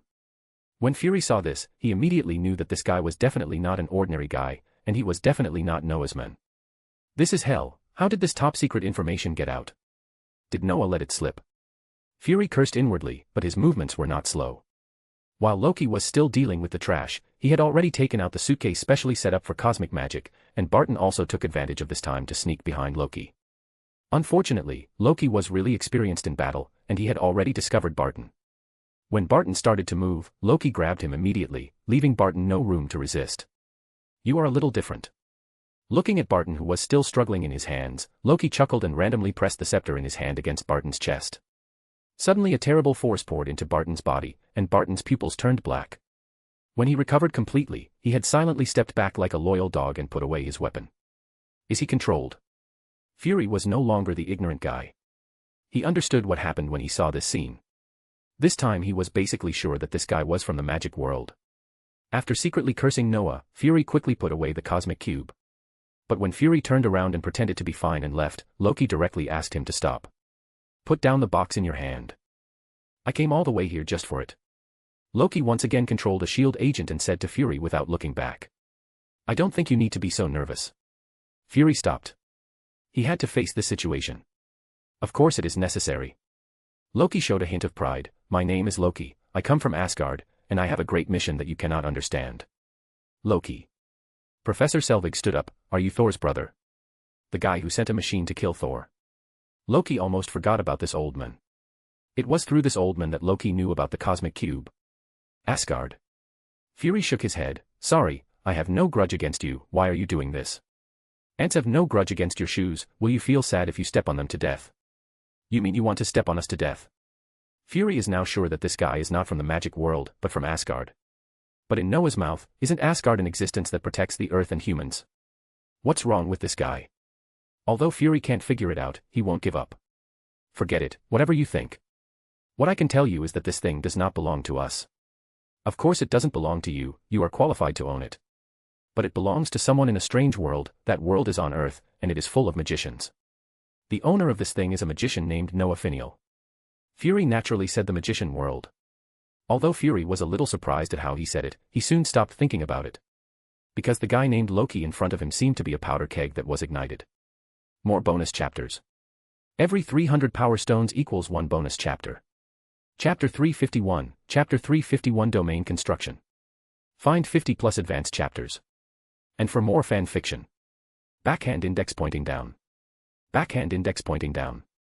Support link, patreon.com/RioRaRyu. It was unknown how long it took. Noah woke up from his coma. At this time, Noah felt that his mental state and physical health seemed to be quite good, but his head seemed to be smothered by something with a wooden stick, which was particularly painful. Noah touched the back of his head, and he was slightly relieved after confirming that there was no bleeding. It looks like he's still in his room. It seems to be 9 o'clock in the morning. Noah looked around and thought secretly, oh, by the way, how did I fall asleep? Noah suddenly felt that his brain was short-circuited, because he couldn't remember what happened at once. This made Noah feel a little annoyed and a little depressed. What Noah wanted to find out most now was who hit him with a club. System, are you there? After recalling for a long time, Noah could only recall that he seemed to have faced an explosion. Helpless Noah could only call his system. Yes. The mechanical voice of the system seemed a little weak at this time. This was the first time Noah had seen this situation. I say, what happened? Why do you look so lifeless? Noah was a little alert. To be honest, although Noah didn't know how powerful the so-called Lord of the Void was, just looking at the capabilities that this system could provide, Noah felt that this guy was an existence that was too strong to imagine. As time went by, Noah gradually realized the power of the system. Don't be so nervous. You are the reason why I am like this. The system still answered half-dead, which made Noah a little confused. Amnesia. No, it's just self-protection. The system probably felt Noah's situation, so it analyzed it a little. Aren't you very curious about what happened? Yes. Noah nodded. What happened? See for yourself. As the system's voice fell, a picture with the system as the main perspective suddenly appeared in Noah's mind. As the picture progressed until a violent explosion flashed at the end, Noah finally understood what happened. This made Noah laugh and cry, and with the end of the explosion, Noah's own memory was basically back. It felt that this explosion directly blew Noah's magic power to automatically protect him, and also caused a short-term amnesia phenomenon. But Noah couldn't understand why this so-called field had changed like this after he eliminated the space and dark elements. Let alone anything else, the power of this explosion could blow Noah, who was in the soul state, into this state in the system space, and also blow up the system. How terrible is this? Could it be that the so-called Panlong system that builds the foundation of the world is still true? Maybe it's true, how do I know? The system is still half dead, and its answer makes Noah feel distressed. Shaking his head helplessly, Noah is a little worried that the system thing is really dead, so what should he do in the future? Noah, who has long been accustomed to the help of the system, may be a little bad once he leaves this system. Don't worry, although I have suffered some damage, I can recover. The system can know what Noah is thinking, and answered directly before Noah speaks. Really? Noah nodded. What do you need? You don't need to do anything special. The system replied calmly, your magic power is the best to replenish my energy, and your physical fitness can support the magic power I extract, so you don't need to do anything at all, I can recover naturally. Really? You extracting my energy won't make me have any bad situation, right? Noah suddenly asked with some vigilance. No, maybe my extraction speed is not as fast as your recovery speed, and I won't let you, an idiot, be demoted. The system honestly exposed Noah's little thoughts. Noah nodded, and he was relieved with the system's guarantee. Otherwise, if the thing that happened to the guy he had planned to kill really happened to him, then Noah might even want to die, especially at this stage. By the way, what do you think of that field? Since the system was fine, Noah was naturally relieved. And this time Noah also began to think about the problem of the field. It must be said that the field did give Noah a great idea. The domain that had all of Noah's abilities added to it could not meet Noah's requirements, but the domain constructed by the 4 elements gave Noah hope. Even though this thing exploded, the stability and explosive power it generated when it was just constructed made Noah feel that it was possible. Noah can be regarded as a madman to some extent, otherwise this guy would not have come up with any dragonborn magic. Although it failed, it is just as you thought, a magic that is difficult to describe but has infinite possibilities. The system answered very pertinently. Then can you continue to simulate? Noah thought about it and asked carefully. Yes. The system answered quickly, although a little weak but without delay. I will try to reduce the mass and strength of the elements to find a balance point.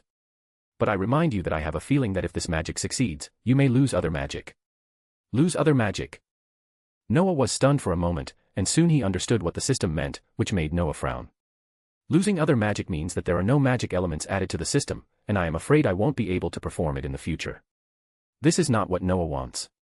Each of his magic and the corresponding elements are of great use to Noah. Needless to say, space magic is Noah's strongest trump card in the current human state, and the high-dimensional dark power is the main power of Noah's dragon incarnation. Noah has no idea how much of this power he has poured into the dragon incarnation to make his dragon incarnation more powerful. If Noah loses this ability, then wouldn't what he has done be in vain? What's more, the dragon is a 9th level strength, and Noah can never give up this magic. Is there no other way? Noah frowned and asked, "You know, both space magic and dragon incarnation are my strongest trump cards. If I lose these two magics, it will be an immeasurable loss for me." "I don't know either." The system responded mechanically, "But I think you can try it." "Try? Try what?" "From the weakened balance achieved by combining all your elements and the instability formed by the 4 elements, I found that a certain arrangement is required. If you can find elements that are interdependent or mutually restraining, maybe you can try to combine them together." "You mean, elements that are mutually dependent or mutually opposed? For example, dark magic is opposed to light magic, and space magic seems to have no restraint. Then what about the interdependent magic of time magic?" "Probably so, I'm not sure." The system answered very cautiously, but it must be said that this did give Noah a revelation. The 4-element domain constructed by the system before, the elements in it are also mutually restrained and interdependent. Although time, space, darkness, and light, these 4 elements cannot reach such a relationship as the 4 natural elements. But no matter how you look at it, it is better than the 6 forced fusion domains at the beginning. Even if it doesn't work, at least Noah can try it. What's more, Noah has a feeling that the advice given by the system is an absolutely correct direction. It is hard to say whether the domain constructed by the 4 elements will become an independent world in the future if it develops normally. Of course, I can also try to set the goal like this. A prototype world needs the alternation of light and darkness, and the dependence of time and space. Noah clenched his fists. Although he copied a super powerful controller to some extent, Noah would not do it completely. In Noah's view, the controller has already done the ultimate in the composition of a world, even if he was passive. Noah has no idea of building a world. At least now Noah's idea is still just a domain that can interact with the universe. Then try to see if you can achieve an alternative, divine transformation, through the connection between the domain and the universe. But the problem Noah is facing now is the stability of the domain. Noah has learned too much, so messy that there is no one that Noah is willing to give up. So Noah must try this kind of fusion and improvement, and in Noah's view, the only trouble for him may be the power of light. Noah can use the time stone to complete the time magic. Noah even decided to propose to Master Ancient One to study the time stone after the New York War. Noah may not lack time magic, but as for light magic. System, do you know light magic?" "No, and I don't have any information. I can only help you simulate some angels as opponents." "Is that so?" "Well, study the power of these angels as much as possible, and use them as opponents." "Is that okay?" "As you wish. The system is still reliable." Noah found that this system is really suitable for him. Although Noah can't rely on spending money to become stronger, Noah can completely win by hard work, and Noah also benefits a lot in the process of hard work. "Then, you continue to help me simulate this field." "No problem." The system's answer was still neat and tidy, which made Noah not know what to say all of a sudden. After rubbing his head, Noah ignored the system. Anyway, the system did more than it said. Unless it was explaining something to him, it would not waste any words. "I hope everything goes well." Noah stretched his body, and at this moment, Noah's cell phone rang. More bonus chapters. Every 300 power stones equals 1 bonus chapter. Chapter 352, Chapter 352 Lies don't hurt people, the truth is the sharpest knife. Find 50 plus advanced chapters. And for more fan fiction. Backhand index pointing down. Backhand index pointing down. Support link, patreon.com/RioRaRyu. In other words, the things I asked you to keep for me were robbed. Noah, who was sitting in his temple, kept knocking on the table with one hand on his head and the other hand, and opposite him was Fury with a dark face. Fury looked very good now, and his red eyes looked like he hadn't slept for a long time. "Tell me, what's the situation?" Although Noah knew what was going on, he still pretended not to know. "An alien, I thought it was your magician at first." Fury didn't know what Noah was thinking, he could only hold back his anger and say, "He claims to be the god of Asgard, his name is Loki." "Loki. Noah nodded. It turned out to be him, Thor's brother. Speaking, do you know him? Fury suddenly frowned. And you have some bad communication with him, right? Ah. Noah looked at Fury in confusion. Isn't it normal for me to know Loki? Let alone anything else, when this kid threw the destroyer to the earth, didn't I knock it over? And Noah Yuen remembered that he threatened Loki at that time. Suddenly, Noah noticed Fury's injuries. This seems to be different from what he remembered, right? Noah remembered that Fury was indeed taught a lesson by Loki, but he didn't seem to be beaten like this, right? Now Fury has a plaster cast on his hand and his face is a little swollen. This is not the damage caused by the explosion of the base, it is more like being grabbed by someone and punched in the face. This made Noah wonder, did Fury threaten Loki and then be beaten? You threatened him? Noah asked directly. Damn it. I wanted to threaten him. Fury couldn't help himself when he said this, but I only had time to say, this cosmic cube belongs to Noah Fennell, the magician, and this guy was like a match thrown into a gunpowder barrel, and it exploded directly. What's going on? Noah himself was confused. Didn't he just threaten him a few words and then destroy his destroyer armor? So bad temper. Or did Thor say something to Loki after returning? Noah touched his chin, he felt that he really didn't understand the situation. Noah looked helplessly at Fury who was beaten up, and could only shake his head. This guy is too unlucky, isn't he? However, being beaten up is better than dying inexplicably. What are you going to do now? Noah didn't want to mention this anymore, because the first plot of the Avengers has officially begun. Of course, find this guy. Fury said seriously, but his swollen face looked a little funny. Don't you plan to get your things back? Of course, to be honest, if you didn't mess with that cosmic magic, this guy wouldn't be able to avoid our perception and enter the Earth. Noah shook his head. Tell me about your plan. I plan to invite you to go out.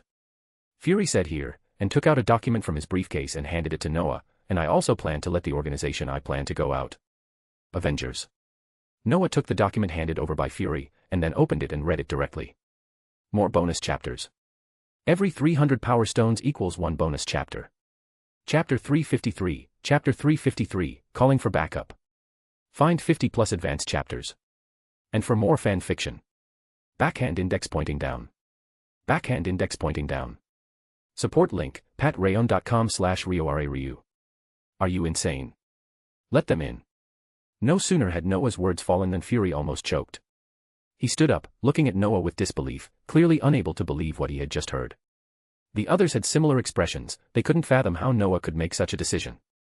Even Loki seemed confused, taking a while to somewhat uncertainly guess Noah's intention. You wouldn't be thinking of luring them in and then wiping them all out at once, would you? Exactly, that's what I am thinking. Noah nodded, admitting his idea without hesitation. Yes, Noah was thinking exactly that, and he intended to do it. This was an excellent opportunity to expose Earth's magical world. It wasn't that Noah was tired of constantly hiding, but he felt it was no longer necessary. Protecting Earth was absolutely correct, both Asgard and Kamartaj were doing just that. But Noah felt it wasn't nearly enough. When he thought of Thanos' fleet, their arrogant posture, and the exaggerated number of their followers, Noah felt that Earth's mages should do something. Noah had indeed prepared a series of plans to face Thanos and his fleet, but he always believed that plans were just plans. No matter how perfect a plan, it couldn't keep up with unexpected changes.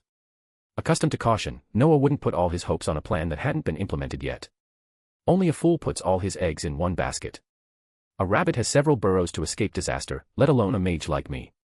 Noah decided it was time for the mages to get a little active, otherwise these guys would truly rust. Apart from anything else, Noah had made so many preparations in the British magical world, and it was time to show them off. If Noah's plan failed, and Ebony Maw or even Thanos himself entered the fray, at least Noah and his allies wouldn't have to rely on a group of isolated tribes to face this disaster. Well, even if this tribe's technology was actually more advanced than most countries on Earth. But Noah still believed in the power of mages. After all, not everyone was Tony. Back then, even Black Panther and his forces were badly beaten by Thanos' army. Truly mad. Fury sighed. Noah's idea actually aligned with his tastes. But having experienced so much, Fury was now even more cautious than Noah. He thought more deeply. He knew that Earth's mages had a strong reputation in the universe, but these aliens seemed to completely disregard them, which was worth pondering. Did they truly disregard them, or did they simply not know? If it was the second, that would be fine. Earth's mages were powerful enough to perhaps wipe them out. But if it was the first, then Fury thought it better not to provoke them, because if there was a more terrifying entity behind them, then things would get truly difficult. So, the cautious Fury preferred to retrieve the Tesseract and disrupt Loki's plan, ending the matter there. Are you sure, Noah? Tony couldn't help but ask. Charles and the others also looked at Noah with some concern. Don't worry, I know what I am doing. Noah smiled dismissively. I know what you worried about, Fury, but you should know that as long as Earth's Guardians are alive, there won't be major chaos. So, what's your plan? Fury knew that Earth's Guardian was Noah's teacher, so he simply asked Noah what he intended to do. It's simple.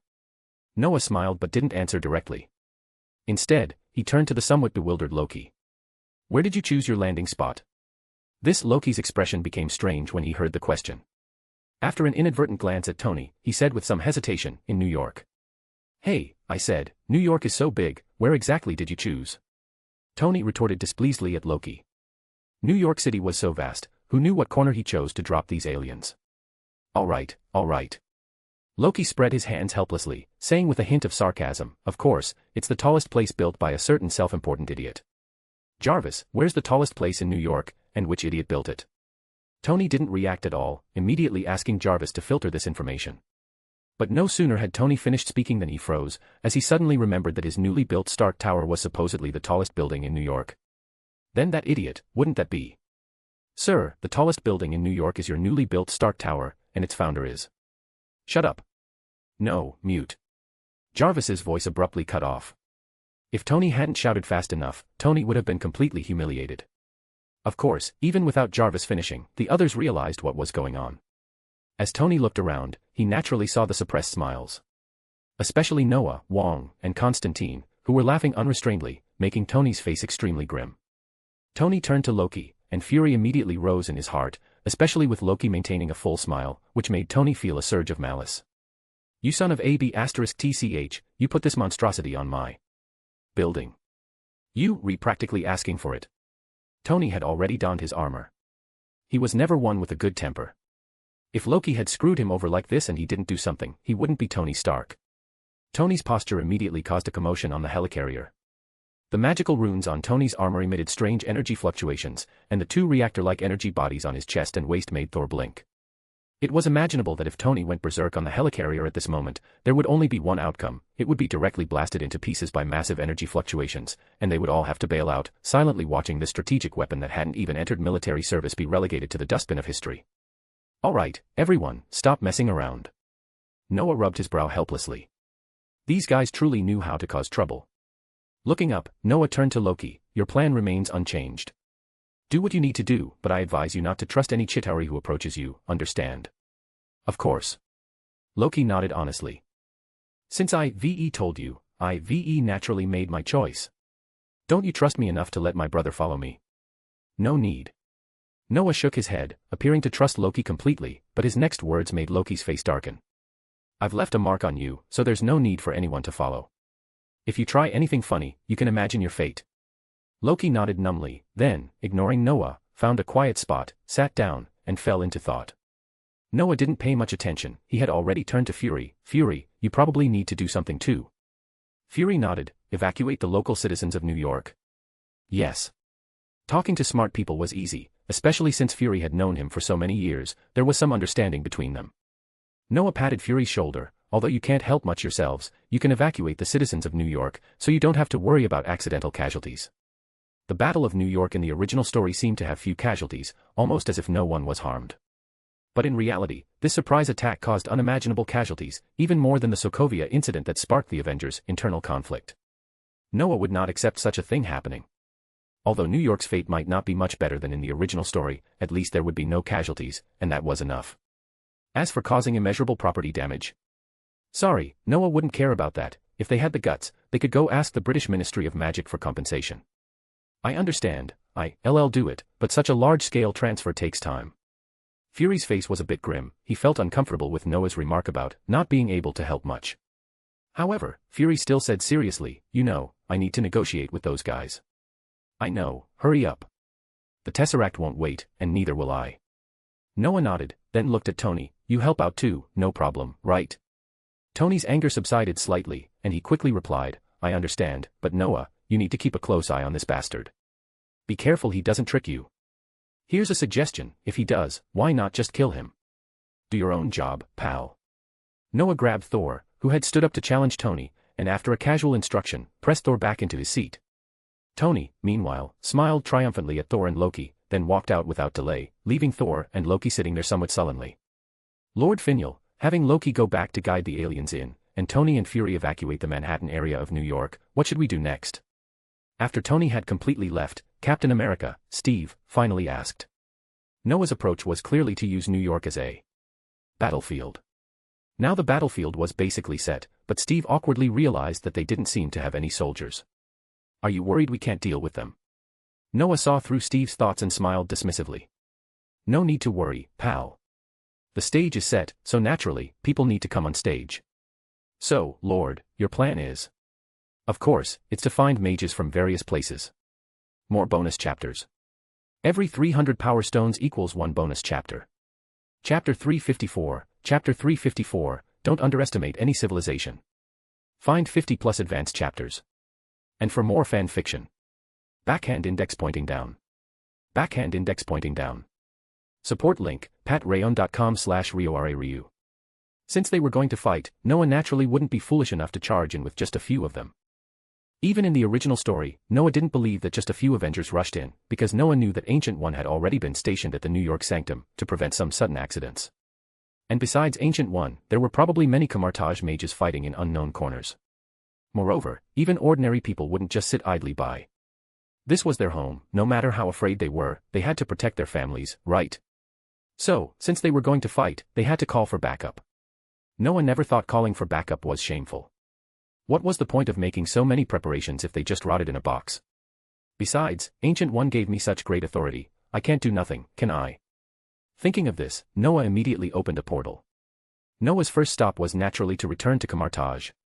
In terms of combat power, probably no place in Earth's magical world could compare to Camartage. At the same level, Camartage was the most terrifying and mysterious existence. After greeting the guardian of the Camartage portal, Noah walked directly towards Ancient One's room. Camartage was still the same as before, peaceful and serene, with students coming and going, discussing magic or improving their physical fitness. This atmosphere made Noah feel very good, and it even made Noah unconsciously recall his time studying there. Time flowed like water, a dozen years had passed in a blink of an eye. Although Noah seemed unchanged, this experience remained etched in his memory. You're here, Noah. Just as Noah reached Ancient One's room, a voice made Noah stop.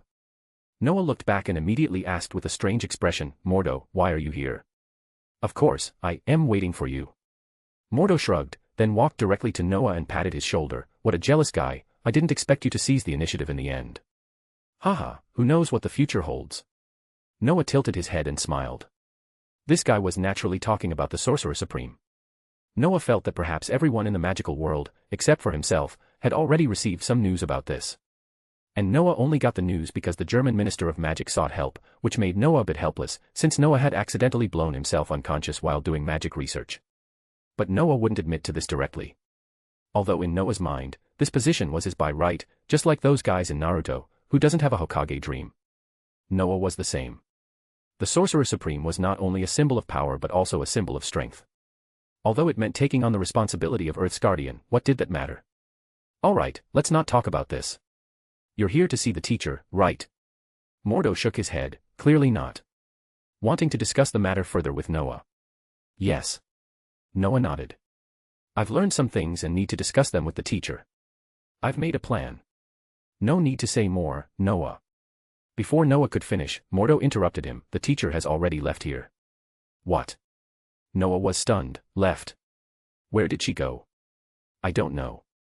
Mordo spread his hands, then his expression suddenly became somewhat inexplicable. You know, I am very jealous of you, truly. Because the teacher asked me to relay a message to you before she left. Relay a message to him? Noah frowned. What kind of operation was this? Looking at Mordo, Noah quickly remembered Mordo saying he was very jealous of him. Combined with Ancient One's departure, Noah immediately thought, could Ancient One have already gone to New York to stake out? After careful consideration, Noah felt that this possibility was very high. In the original story, Ancient One was there casually dealing with some minor enemies, while also keeping an eye on Stephen Strange's situation and the Avengers' situation. In a certain parallel universe, she even encountered a big green brute who came looking for Strange, and then this brute, suffering from a brain hemorrhage, tried to snatch Ancient One's Eye of Agamotto, only to be slapped so hard his soul almost ascended to heaven. Alright, what did the teacher ask you to relay to me? Noah asked directly, recalling some things in his mind, though he already had some guesses. Mordo took a deep breath, then looked seriously at Noah. The teacher asked me to tell you, do whatever you want to do, Kamartaj is your strong backing. Moreover, the teacher has also summoned about 10 wizards, ready to support you at any time. 10 wizards? Ready to support him at any time. Noah gasped when he heard this. Even though Noah had guessed some things, he hadn't expected Ancient One's move to be so grand. There were only a few hundred mages above the 7th rank in the entire world, and wizards who had passed the assessment were even rarer. It could be said that these 10 wizards constituted most of Kamartaj's foundation. Earth was not like Asgard, there really weren't many beings who had reached this level of power. Kamartaj had so many high-level mages, plus these wizards, basically making it the top magical power on Earth. And Kamartaj also had top-tier existences like Ancient One, which was why Kamartaj was so strong. Is that so? I understand. Noah fiercely suppressed his excited feelings. Having so many powerful wizards supporting him was simply beyond Noah's imagination. And at this moment, Noah was even more excited about the future. So many powerful mages, so many abundant resources, Noah didn't intend to miss out on such a good hand. Nodding to Mordo, Noah directly opened a portal. Then I'll leave first. You all get ready, I'll summon you when the time comes. Go, I understand. Mordo didn't ask Noah what he wanted to summon them for. In his view, whatever Noah intended to do was something Ancient One approved and agreed with, so all they had to do was cooperate well with Noah. Noah waved his hand and entered the portal directly. Since Kamartaj was so easily settled, Noah naturally had to visit a second place. But going to each place individually was too troublesome, so Noah decided to return to the British Ministry of Magic first, then contact the ministers of various national magic ministries via WeChat and gather them all for a meeting. Noah was busy, and Fury and Tony weren't idle either, while Loki, who had caused a great deal of trouble, seemed a bit bored. He was still under house arrest on the helicarrier. Although Noah had decided to let him go back, Noah and the others hadn't prepared yet, so his departure would only add to the difficulty. Fortunately, Loki didn't cause trouble and stayed put honestly. He had now broken free from the influence of the Mind Stone and was much more rational, though still full of mischievous ideas, but no longer as extreme. Say, Thor, dear brother, do you know a lot about these mages? Probably bored, Loki simply leaned towards Thor, intending to chat about something. Of course, his topic also had a strong purpose, these mages on Earth. As a member of the Asgardian gods, Loki used to look down on these mages, but now, after being instantly defeated by Noah and then threatened and advised, he no longer dared to underestimate them. Loki even developed some interest in these mages. He wanted to figure out where they came from and why they all seemed so powerful. Not to mention Noah, even the few individuals on this helicarrier made Loki feel uneasy. Whether it was the bald one, or the middle-aged man in the trench coat, or the guy smoking a cigarette. Father once mentioned something about this, but you weren't interested. Thor thought for a moment and decided to remind Loki, to prevent him from causing more trouble, there are many mages on Earth. Although not many are truly powerful, they have their own unique magical civilization. Oh. Loki showed a strange smile, they have their own unique magical civilization. How interesting. Don't forget the ISU people of old. Thor glared at Loki, then delivered a shocking piece of news, the supreme leader of Earth's mages, whom they call the Sorcerer. Supreme, is at the same level of existence as our father. What? Loki was no longer calm. Are you serious? Or are you deliberately trying to scare me? I don't have time to scare you, father said it himself. Damn it, an Earthling, how is that possible? Nothing is impossible. Father said that although Earthlings cannot compare to us in terms of lifespan or technology, their potential is immeasurable. Haven't you noticed my friend, Noah? He's quite young. Indeed, very young. Loki could fully feel that Noah probably hadn't even lived for 50 years. One could say this guy was practically like a baby. But this guy's strength made Loki silent. He had lived for over 1,000 years, but he found that in front of Noah, he was like a baby, completely helpless. This made Loki subconsciously agree with what Thor said, Earthlings truly have limitless potential. He's truly a terrifying guy, Loki muttered. Indeed, he's terrifying. Thor nodded. A few years ago, when I met him, I already felt I wasn't his match. Although I was very unconvinced, I have to thank him for helping me a great deal. A few years ago, you felt you weren't his match. Oh, the last time father threw you down to earth. Yes, never mind that. Oh, by the way, Noah is also the disciple of the Sorcerer Supreme. What? The Sorcerer Supreme's disciple? The mage you said is at the same level of existence as father, his disciple. Yes, you're right. But I need to correct one thing, it's her. More bonus chapters. Every 300 power stones equals one bonus chapter. Chapter 355, Chapter 355, Big Fish Eats Little Fish. Find 50 plus advanced chapters. And for more fan fiction. Backhand index pointing down. Backhand index pointing down. Support link, patreon.com/RioRaRyu. Guardian, is this why you wanted to meet us this time? In Dumbledore's office, Noah and Dumbledore sat side by side, looking at the clear avatars displayed on the huge projection screen. These were the ministers of magic from various countries. After Noah, actually Tony, created the social software, the magical world across the globe was inevitably connected. This was a very happy and proud event for wizards in the magical world. And as time passed, this software had already become an essential life product for all wizards, almost equivalent to wands, mobile phones, and computers. The ministers of magic from various countries were naturally users of this software. Whether for showmanship or genuinely good interaction with other wizards, they wouldn't miss such a great tool to expand their influence. This time, Noah directly used this software and easily gathered all the ministers of magic. Noah wasn't Ancient One, he naturally couldn't cast a single spell to cover the entire magical world. So, Noah could only use such unconventional methods. However, the effect was quite good. Although some ministers of magic were initially puzzled and even complained about time differences, once Noah explained the reason for summoning them, they stopped complaining and listened obediently. Yes, that's roughly it. Noah nodded, looking at the giant screen. I apologize for disturbing your work, entertainment, or even rest time, but this matter truly requires your support. The Earth's magical world should also show its proper attitude. Here, Minister Dumbledore has agreed to send Aurors and a group of excellent wizards to fight, and Camartage will dispatch at least 10 Sorcerer Supremes. Noah's voice was calm, but there was an undeniable tone. Although Noah knew this wasn't a major trouble, it was only natural for wizards to take action when Earth faced trouble. Regardless, an attitude had to be shown, right? Dumbledore, of course, fully supported Noah. And he was now even proud to have a student like Noah who enrolled during his tenure as Hogwarts headmaster. Noah, this child Dumbledore had practically watched grow up, was now on the verge of reaching a level surpassing all Earth wizards. Although Noah's strength was not yet sufficient, the information released by Ancient One was clearly understandable to anyone who wasn't too rigid-minded. Noah was still very young, incredibly young, so Dumbledore believed Noah would definitely reach the level of a wizard comparable to Ancient One. Therefore, for whatever reason, Dumbledore fully supported Noah's actions. When Noah came to his office and stated his purpose, Dumbledore had already expressed his stance full support for Noah. Of course, Guardian. After a brief exchange, the ministers of magic from various countries all made their decisions. People who reached this position naturally weren't fools. They could basically predict Noah's future. Although the current Sorcerer Supreme was still alive and well, it didn't mean that she didn't want to step down. Ministers of magic had days when they were tired of their positions, not to mention the Sorcerer Supreme, whose power and responsibilities were far heavier than those of a minister of magic.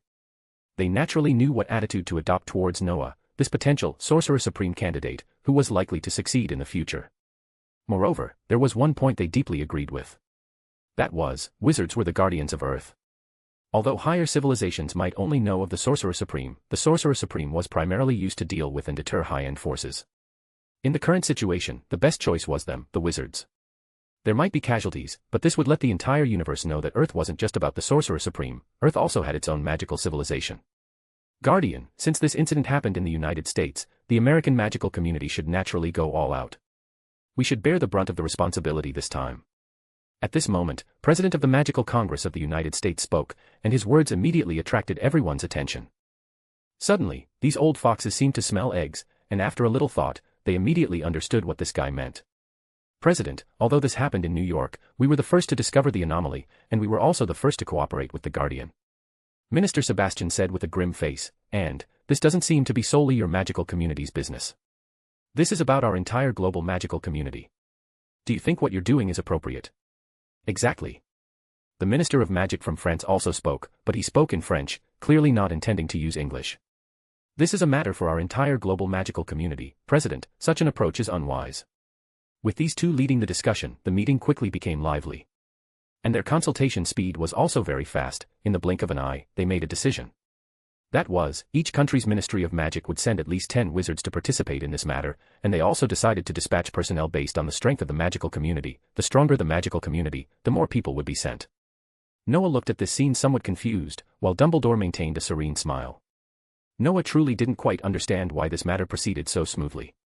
Noah knew that these old foxes agreeing to his approach involved a suspicion of gaining goodwill for their respective ministries of magic. What confused Noah, however, was that the German Ministry of Magic, French Ministry of Magic, and American Ministry of Magic, which had seemed somewhat contentious earlier, seemed to have already started cooperating and implicitly led this discussion. Does it feel strange? When all discussions were over, the ministers of magic from various countries were about to prepare themselves, and at this moment, Dumbledore suddenly smiled and looked at Noah. Yes. Noah nodded honestly. It feels a bit subtle. Whether it's Minister Sebastian, President, or that French Minister of Magic, they all made me feel a bit inexplicable. Dumbledore smiled and shook his head. They are all old foxes, and they do what they do for their own purposes and ideas. Noah nodded. He wouldn't doubt that. It was just that these people changed too quickly. From the beginning, President intended to monopolize. No, Noah suddenly realized, this guy wouldn't monopolize the benefits, but rather rally allies. It was clear that Sebastian, the old German man, and the French Minister of Magic reacted quickly and directly cooperated with President to complete this allocation. From the results of this, it could be seen that the powerful magical communities accounted for the vast majority of the dispatched wizards, while the small and medium-sized magical communities were severely suppressed. Although such a dispatch would result in wizard casualties, don't forget Noah's current, absolute upper hand, position. If enough goodwill was left with him, it wouldn't just be helping themselves, but also helping their own magical community. The British magical community was Noah's hometown, and given its inherent strength, the ministers of other magical communities would naturally think of other ways. If they couldn't restrict him, they would win him over. Not only would they win him over, but they would also win over other powerful magical communities together, so those who would be exploited would naturally be the magical communities of small and medium-sized countries. What a bunch of old foxes. Noah picked up the allocation list they had drafted earlier and glanced at it. Sure enough, it was as he had thought. There were only 4 or 5 powerful magical communities, but they accounted for over 80% of the dispatched personnel. Only a mere less than 20% was distributed to the magical communities of small and medium-sized countries. And these magical communities combined were almost 100, so one could imagine how frustrated these magical communities must have been. However, Noah wouldn't meddle in these matters. Noah felt that even if Ancient One came, she wouldn't interfere, because Camartage never interfered in the internal affairs of the magical world. Have you figured it out? Dumbledore looked at Noah picking up the allocation list and knew that Noah had probably already realized these things. I've figured it out. Noah nodded, then casually put the list down. I never thought you guys would be so interesting. Standing in our position, everyone actually becomes the same. Dumbledore sighed, we no longer represent ourselves personally, but rather we represent the magical community we belong to. To protect the interests of our own magical community, we must make certain choices. Big fish eats little fish, I understand. Noah shook his head, don't worry, I understood this principle long ago. Big fish eating little fish happens everywhere, and this matter itself isn't particularly novel. To secure one's position and protect one's interests, one not only needs strong power but also needs to be good at utilizing various means. Wizards are relatively pure. The struggles in the ordinary world are far more brutal than those in the wizarding world. Just look at Fury, hasn't this guy literally transformed from a joker into a deadpan now? Strength is the foundation of standing tall. If you are strong yourself, others probably won't easily provoke you. This time, the American Ministry of Magic, the German Ministry of Magic, and the French Ministry of Magic took the lead in allocating the dispatch list, but didn't the British Ministry of Magic and the Magical Ministry from the East receive the same treatment? Smiling slightly, Noah felt there was no need for him to think about these things. Anyway, Noah wouldn't go to work at the Ministry of Magic. Moreover, Noah had already gotten what he wanted this time, so Noah decided to go back. By the way, Noah, how will we get there then? Just as Noah was about to leave, Dumbledore suddenly asked. Gather first. Noah paused, then smiled faintly. When the time comes, I'll open the door for you. More bonus chapters. Every 300 power stones equals 1 bonus chapter. Chapter 356, Chapter 356, A Brain Dead Move. Find 50 plus advanced chapters. And for more fan fiction. Backhand index pointing down. Backhand index pointing down. Support link, patreon.com/RioRaRyu. Crossing through the portal, Noah returned to the helicarrier. The helicarrier was relatively quiet at this time, probably because they knew the people their director invited were quite special, so they specifically gave these individuals a special conference room. In this conference room, Wong, Constantine, Charles, and Eric sat together. Clearly, they were more familiar with each other, and compared to the others, they could be considered similar. On the other side, Thor and Loki sat quietly together, though Loki's expression was a bit strange, especially when he saw Noah enter, which made Noah himself a bit confused. As for Dr. Banner and Captain America Steve, they were mixed together. It could be said that in this conference room, the most ordinary were probably only these two. The others were either wizards, exorcists, or mutant wizards, or simply gods from Asgard. Although this so-called god seemed a bit weak, that was only relative. At least Steve didn't think he could easily deal with Loki. And Banner. If he didn't transform into the Hulk to face Loki, he'd probably be taken down by Loki in the blink of an eye. Right. If he transformed, Loki would probably be smashed like a cudgel. It seems that after my messing around, the famous scene of Loki being smashed around is gone. Not just Loki, but probably even Thor being smashed around by the Hulk is gone. But those are future events, thinking about them now is meaningless. Of course, if the scene still appears, Noah will immediately take out his phone and record it, to commemorate his youth. You're back. Constantine had already noticed Noah, so he asked unceremoniously, how are things? Those guys must have been scrambling to agree, right? Pretty much. Noah wasn't surprised that Constantine guessed this. To be fair, Constantine had dealt with far more things than Noah. Sitting down, ignoring the gazes around him, Noah said directly, all the ministers of magic have agreed, but the most powerful magical communities truly account for the largest share. All in all, we don't need to worry about not having enough help. As soon as Noah finished speaking, Steve and Banner looked at Noah with some astonishment. They really hadn't expected Noah to find helpers so quickly, and listening to his tone, it seemed these helpers were scrambling to help. From the looks of it, the number of people would definitely not be small. Actually, they didn't know what Noah was thinking, because Noah felt that with the 10 Sorcerer Supremes from Kamartaj plus his own art team, it was already completely sufficient. Noah didn't really take the Chitauri seriously. If so many high-level wizards couldn't deal with them, perhaps these high-level wizards should just collectively commit suicide. But Noah wouldn't say such things.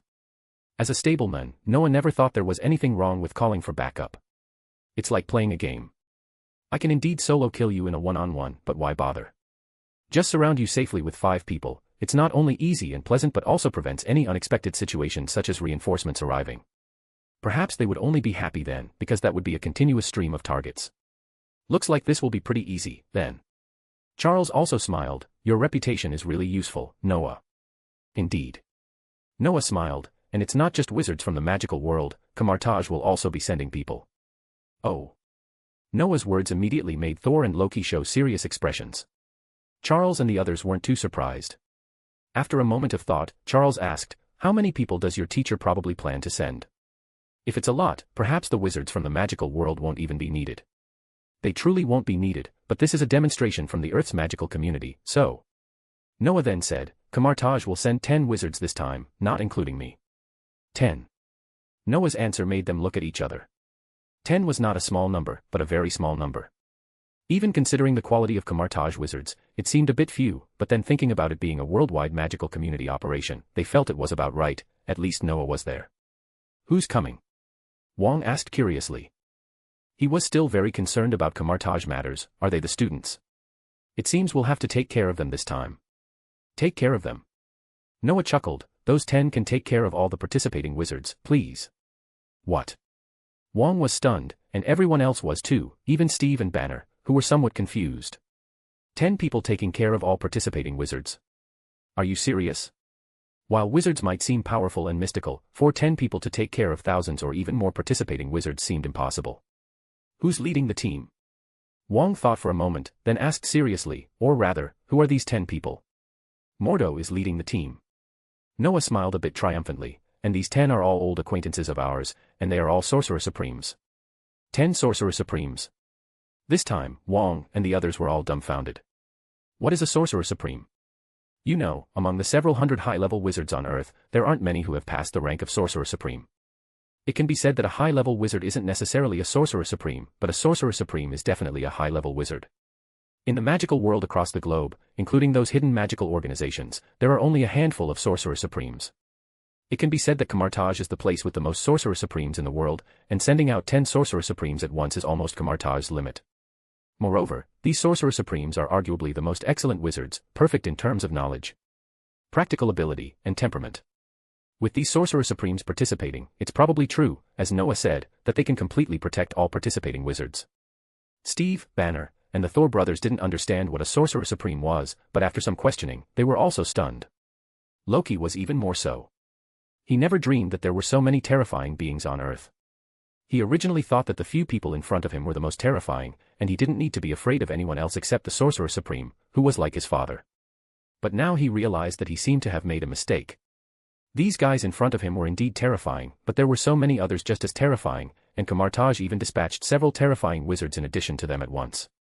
This made Loki suddenly feel a sense of collapse. Is this Earth?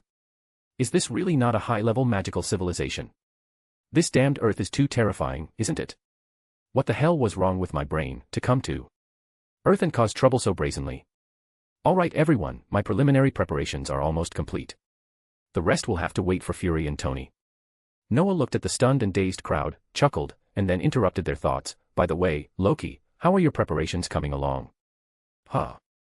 Loki didn't come back to his senses immediately. His mind was full of his previous idiotic actions, but he couldn't figure out how he could have become like that. When Thor shook him hard, he finally came back to his senses and looked at Noah with a bewildered expression. What's wrong? Noah rubbed his brow helplessly, and finally had to ask his question again. This time Loki heard it clearly, which made him roll his eyes. Don't worry, since I'm willing to tell you the whereabouts of cosmic magic, then of course I'll cooperate fully.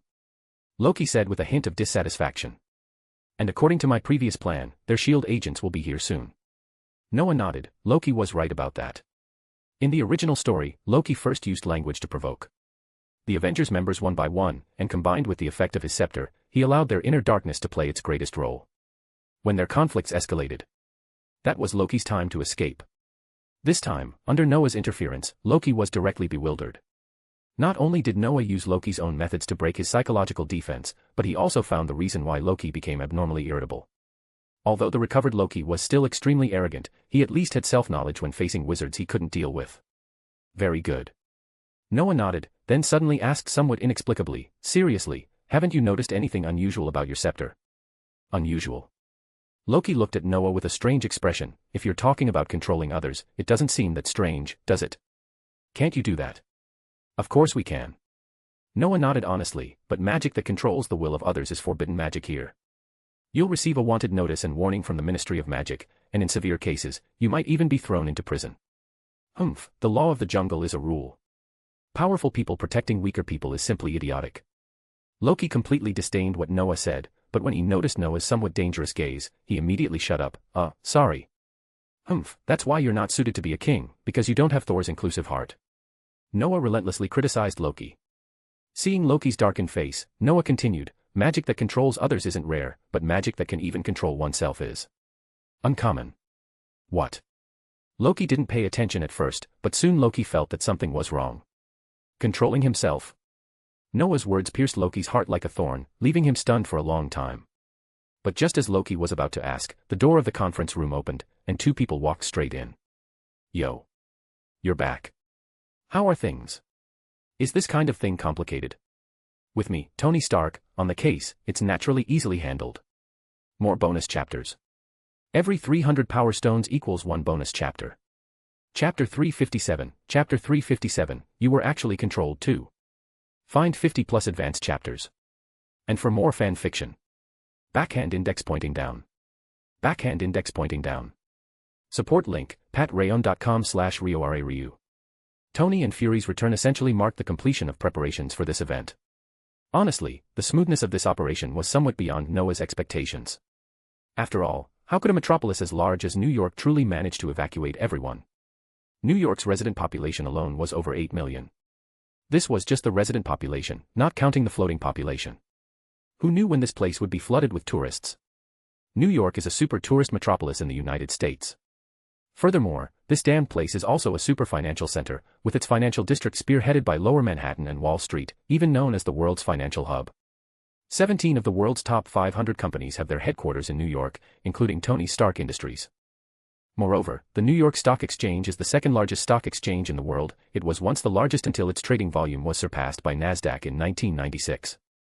Times Square in New York, located at the heart of the Broadway Theater District, is known as the crossroads of the world, and is one of the world's entertainment industry centers. At the same time, New York also boasts various prestigious universities, such as Columbia University, New York University, Rockefeller University, and others. Charles even studied here once. It could be said that emptying such a place all at once was simply an impossible task, especially when faced with talk of aliens. In reality, Tony and his team indeed encountered enormous trouble.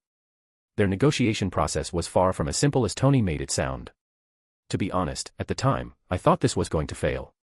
Fury recounted the entire process, but then, for some unknown reason, the official who was receiving us suddenly got a call from someone with higher authority, and then this official agreed to our evacuation operation. A call from someone with higher authority made it happen. Noah stroked his chin. This matter was surprisingly strange. Yes. Fury nodded, then looked at Noah with an even stranger gaze, and that very powerful person said a few words to me. Huh? What did he say? Noah looked at Fury curiously, clearly implying, spit it out already. He said, my respects to you, Lord Finial. Noah looked at Fury with a puzzled expression for a long time before confirming that this guy wasn't joking, which left Noah somewhat annoyed. His respects to me? Respect my foot. Noah knew that among ordinary people, the most powerful person he knew was Fury. And this guy's power organization would probably declare bankruptcy in a short time. In other words, Noah actually didn't know any particularly powerful figures in the ordinary world. Of course, Noah not knowing didn't mean others didn't know. Since he could say that to Fury, Noah could basically deduce that this guy probably came from the magical world, or perhaps he knew people from the magical world. Although the magical world and the ordinary world were separated, this didn't mean they were completely cut off. Especially with Noah's series of actions over the years, more and more mages born into ordinary families had appeared and received adequate education. Ordinary people naturally came into contact with some aspects of mages, plus Noah never believed that the high-level officials of the local magical world had no contact with ordinary power institutions. So, Noah judged that this powerful person Fury mentioned was probably called to help by some mage. At the very least, he was controlled.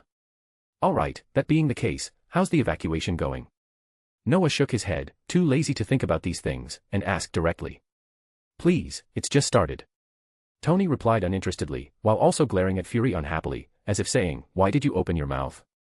Finally, he turned his head to Noah, you should know, New York is so big, the evacuation will take at least a month or more. A month? Noah frowned. Not only him, but even Loki, who had unknowingly walked up to Noah, also frowned. A month was too long. If they waited that long, those Chitauri would probably realize something was wrong. Not to mention Thanos, who assembled these Chitauri, this guy was no pushover. Once he discovered Loki hadn't responded for so long, he would probably choose to retreat immediately to avoid being tracked by Ancient One and Odin. Wouldn't Noah's plan then fall through? A month is too long. Loki thought the same as Noah. He looked directly at Tony with disdain, others aren't idiots. If you take a month to prepare, anyone would know there's probably something wrong. Ultimately, your technology is too weak. Why is your technology so much worse than your magic? Shut up, idiot. Tony wasn't one to hold back. He immediately stood up and retorted, you give us humans such long lifespans, do you think an idiot like you could jump around in front of us? Also, I am a mage too, and besides, wouldn't these aliens come if it weren't for you, you idiot? These two, for some reason, just disliked each other.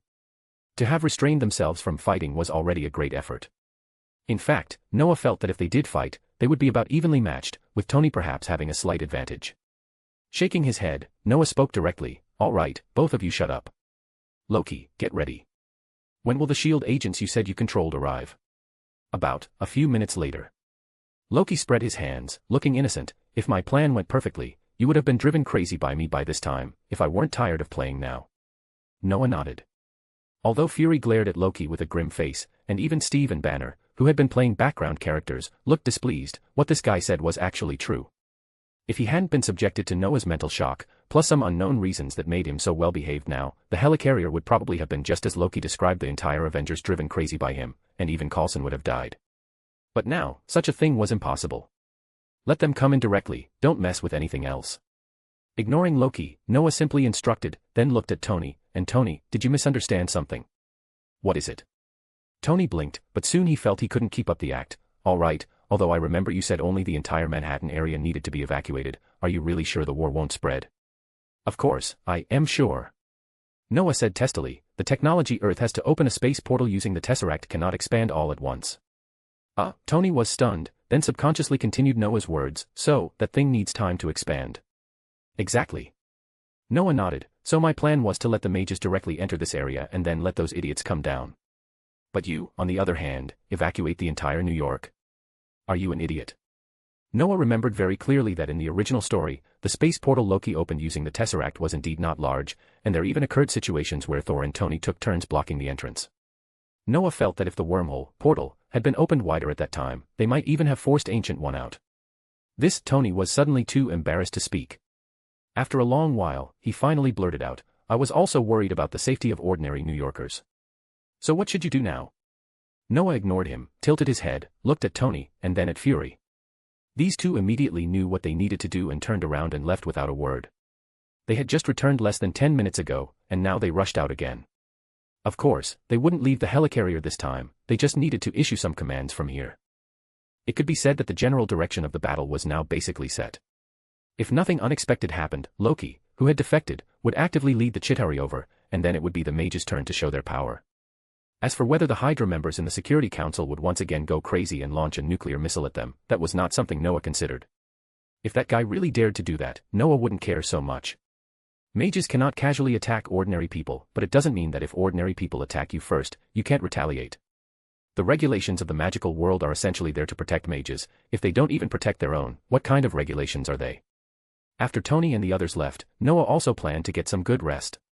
Just think, Noah first traveled from London to New York, then from New York to Stuttgart, easily catching Loki, and then Noah made another trip to Camartage and London. If Noah didn't have teleportation magic, he would probably be exhausted already. In fact, not everyone with teleportation magic could run around like Noah. Although Noah felt fine now, constantly teleporting back and forth, feeling day turn into night in a blink of an eye, was indeed not that comfortable, so he planned to get some good rest to prepare for the upcoming battle. However, Noah didn't expect Loki to stop him, which left Noah somewhat puzzled. Looking up at Loki, Noah asked curiously, "What's wrong? Do you have a question?" "Yes." Loki nodded, but he didn't dare to appear too arrogant in front of Noah. "I'd like to ask, you said earlier that I was controlled by my own magic, what was that about?" "Oh, you re-asking about that?" Noah nodded. Since Loki wanted to know, Noah didn't mind telling him, "Your scepter isn't truly yours, is it?" "Yes," Loki didn't hide it. "This scepter is very strange, it contains some special power. Although it's sealed, it can easily control others. However, the sealed power of this scepter is something you cannot resist. This means that the power emanating from this scepter has unknowingly controlled you." "What? How could that be? Is it that strange? If I hadn't dispelled that power from your mind, do you think you'd be so clear-headed?" So that's how it is. More bonus chapters. Every 300 power stones equals 1 bonus chapter. Chapter 358, Chapter 358, Be Careful, Loki. Find 50 plus advanced chapters. And for more fan fiction. Backhand index pointing down. Backhand index pointing down. Support link, patreon.com/RioRaRyu. Noah went off to rest, and he didn't need to worry about the remaining matters at all. Loki was a very clever fellow. Although he liked to use his intelligence for petty tricks, especially when he encountered his brother, he would become irrational.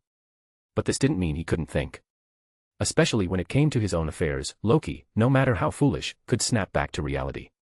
After some thought, Loki basically understood one thing. Thanos had no intention of helping him. He came to Earth purely for the Tesseract. Although the Chitauri would help, after their invasion, there would be nothing left on Earth. Loki wanted to be king to prove himself, but the prerequisite for achieving all this was to ensure there were enough resources, right? Starting in Hell mode wasn't impossible, but what idiot would like to do that? Besides, Earth wasn't truly defenseless. Having met Noah and understood a series of things, Loki knew that ruling Earth was impossible. Are these Chitauri being used to set me up? I'm an Asgardian prince, and Earth has a powerful mage being on par with father. Bringing a bunch of Chitauri to cause trouble, isn't that just provoking a conflict between the two? The more Loki thought, the darker his thoughts became. Unlike Noah, he didn't know the plot, so he could only speculate based on his own knowledge. And the conclusion he reached made his hands and feet turn cold, even in the heat, the kind of fear that intensified with every thought. If his actions truly sparked an irreversible conflict, perhaps his father might make some compromises for peace upon hearing of his death, but his brother would definitely do something, and then the outcome would be impossible to predict.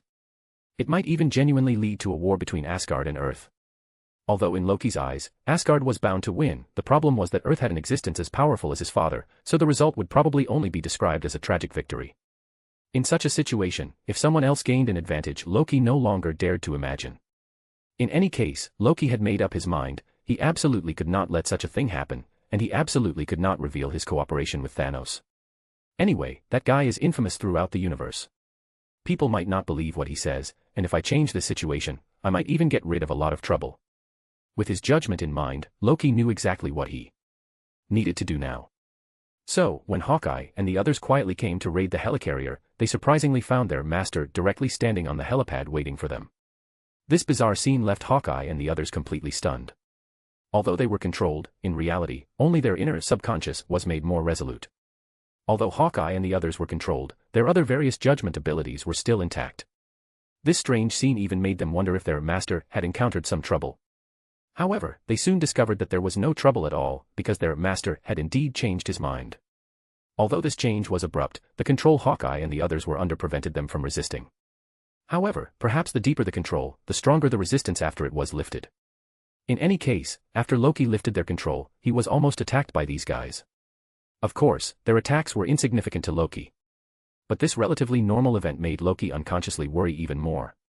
He felt he might be a little sensitive, but thinking about how he himself was accidentally made to feel unlike himself, how terrifying that was. After Hawkeye and the others were freed from Loki's control, they were properly settled. After hearing some explanations from Fury, they understood the current situation, so they didn't go looking for trouble with Loki. In reality, it would have been useless anyway, as they were no match for him. Instead of wasting time, they might as well prepare properly.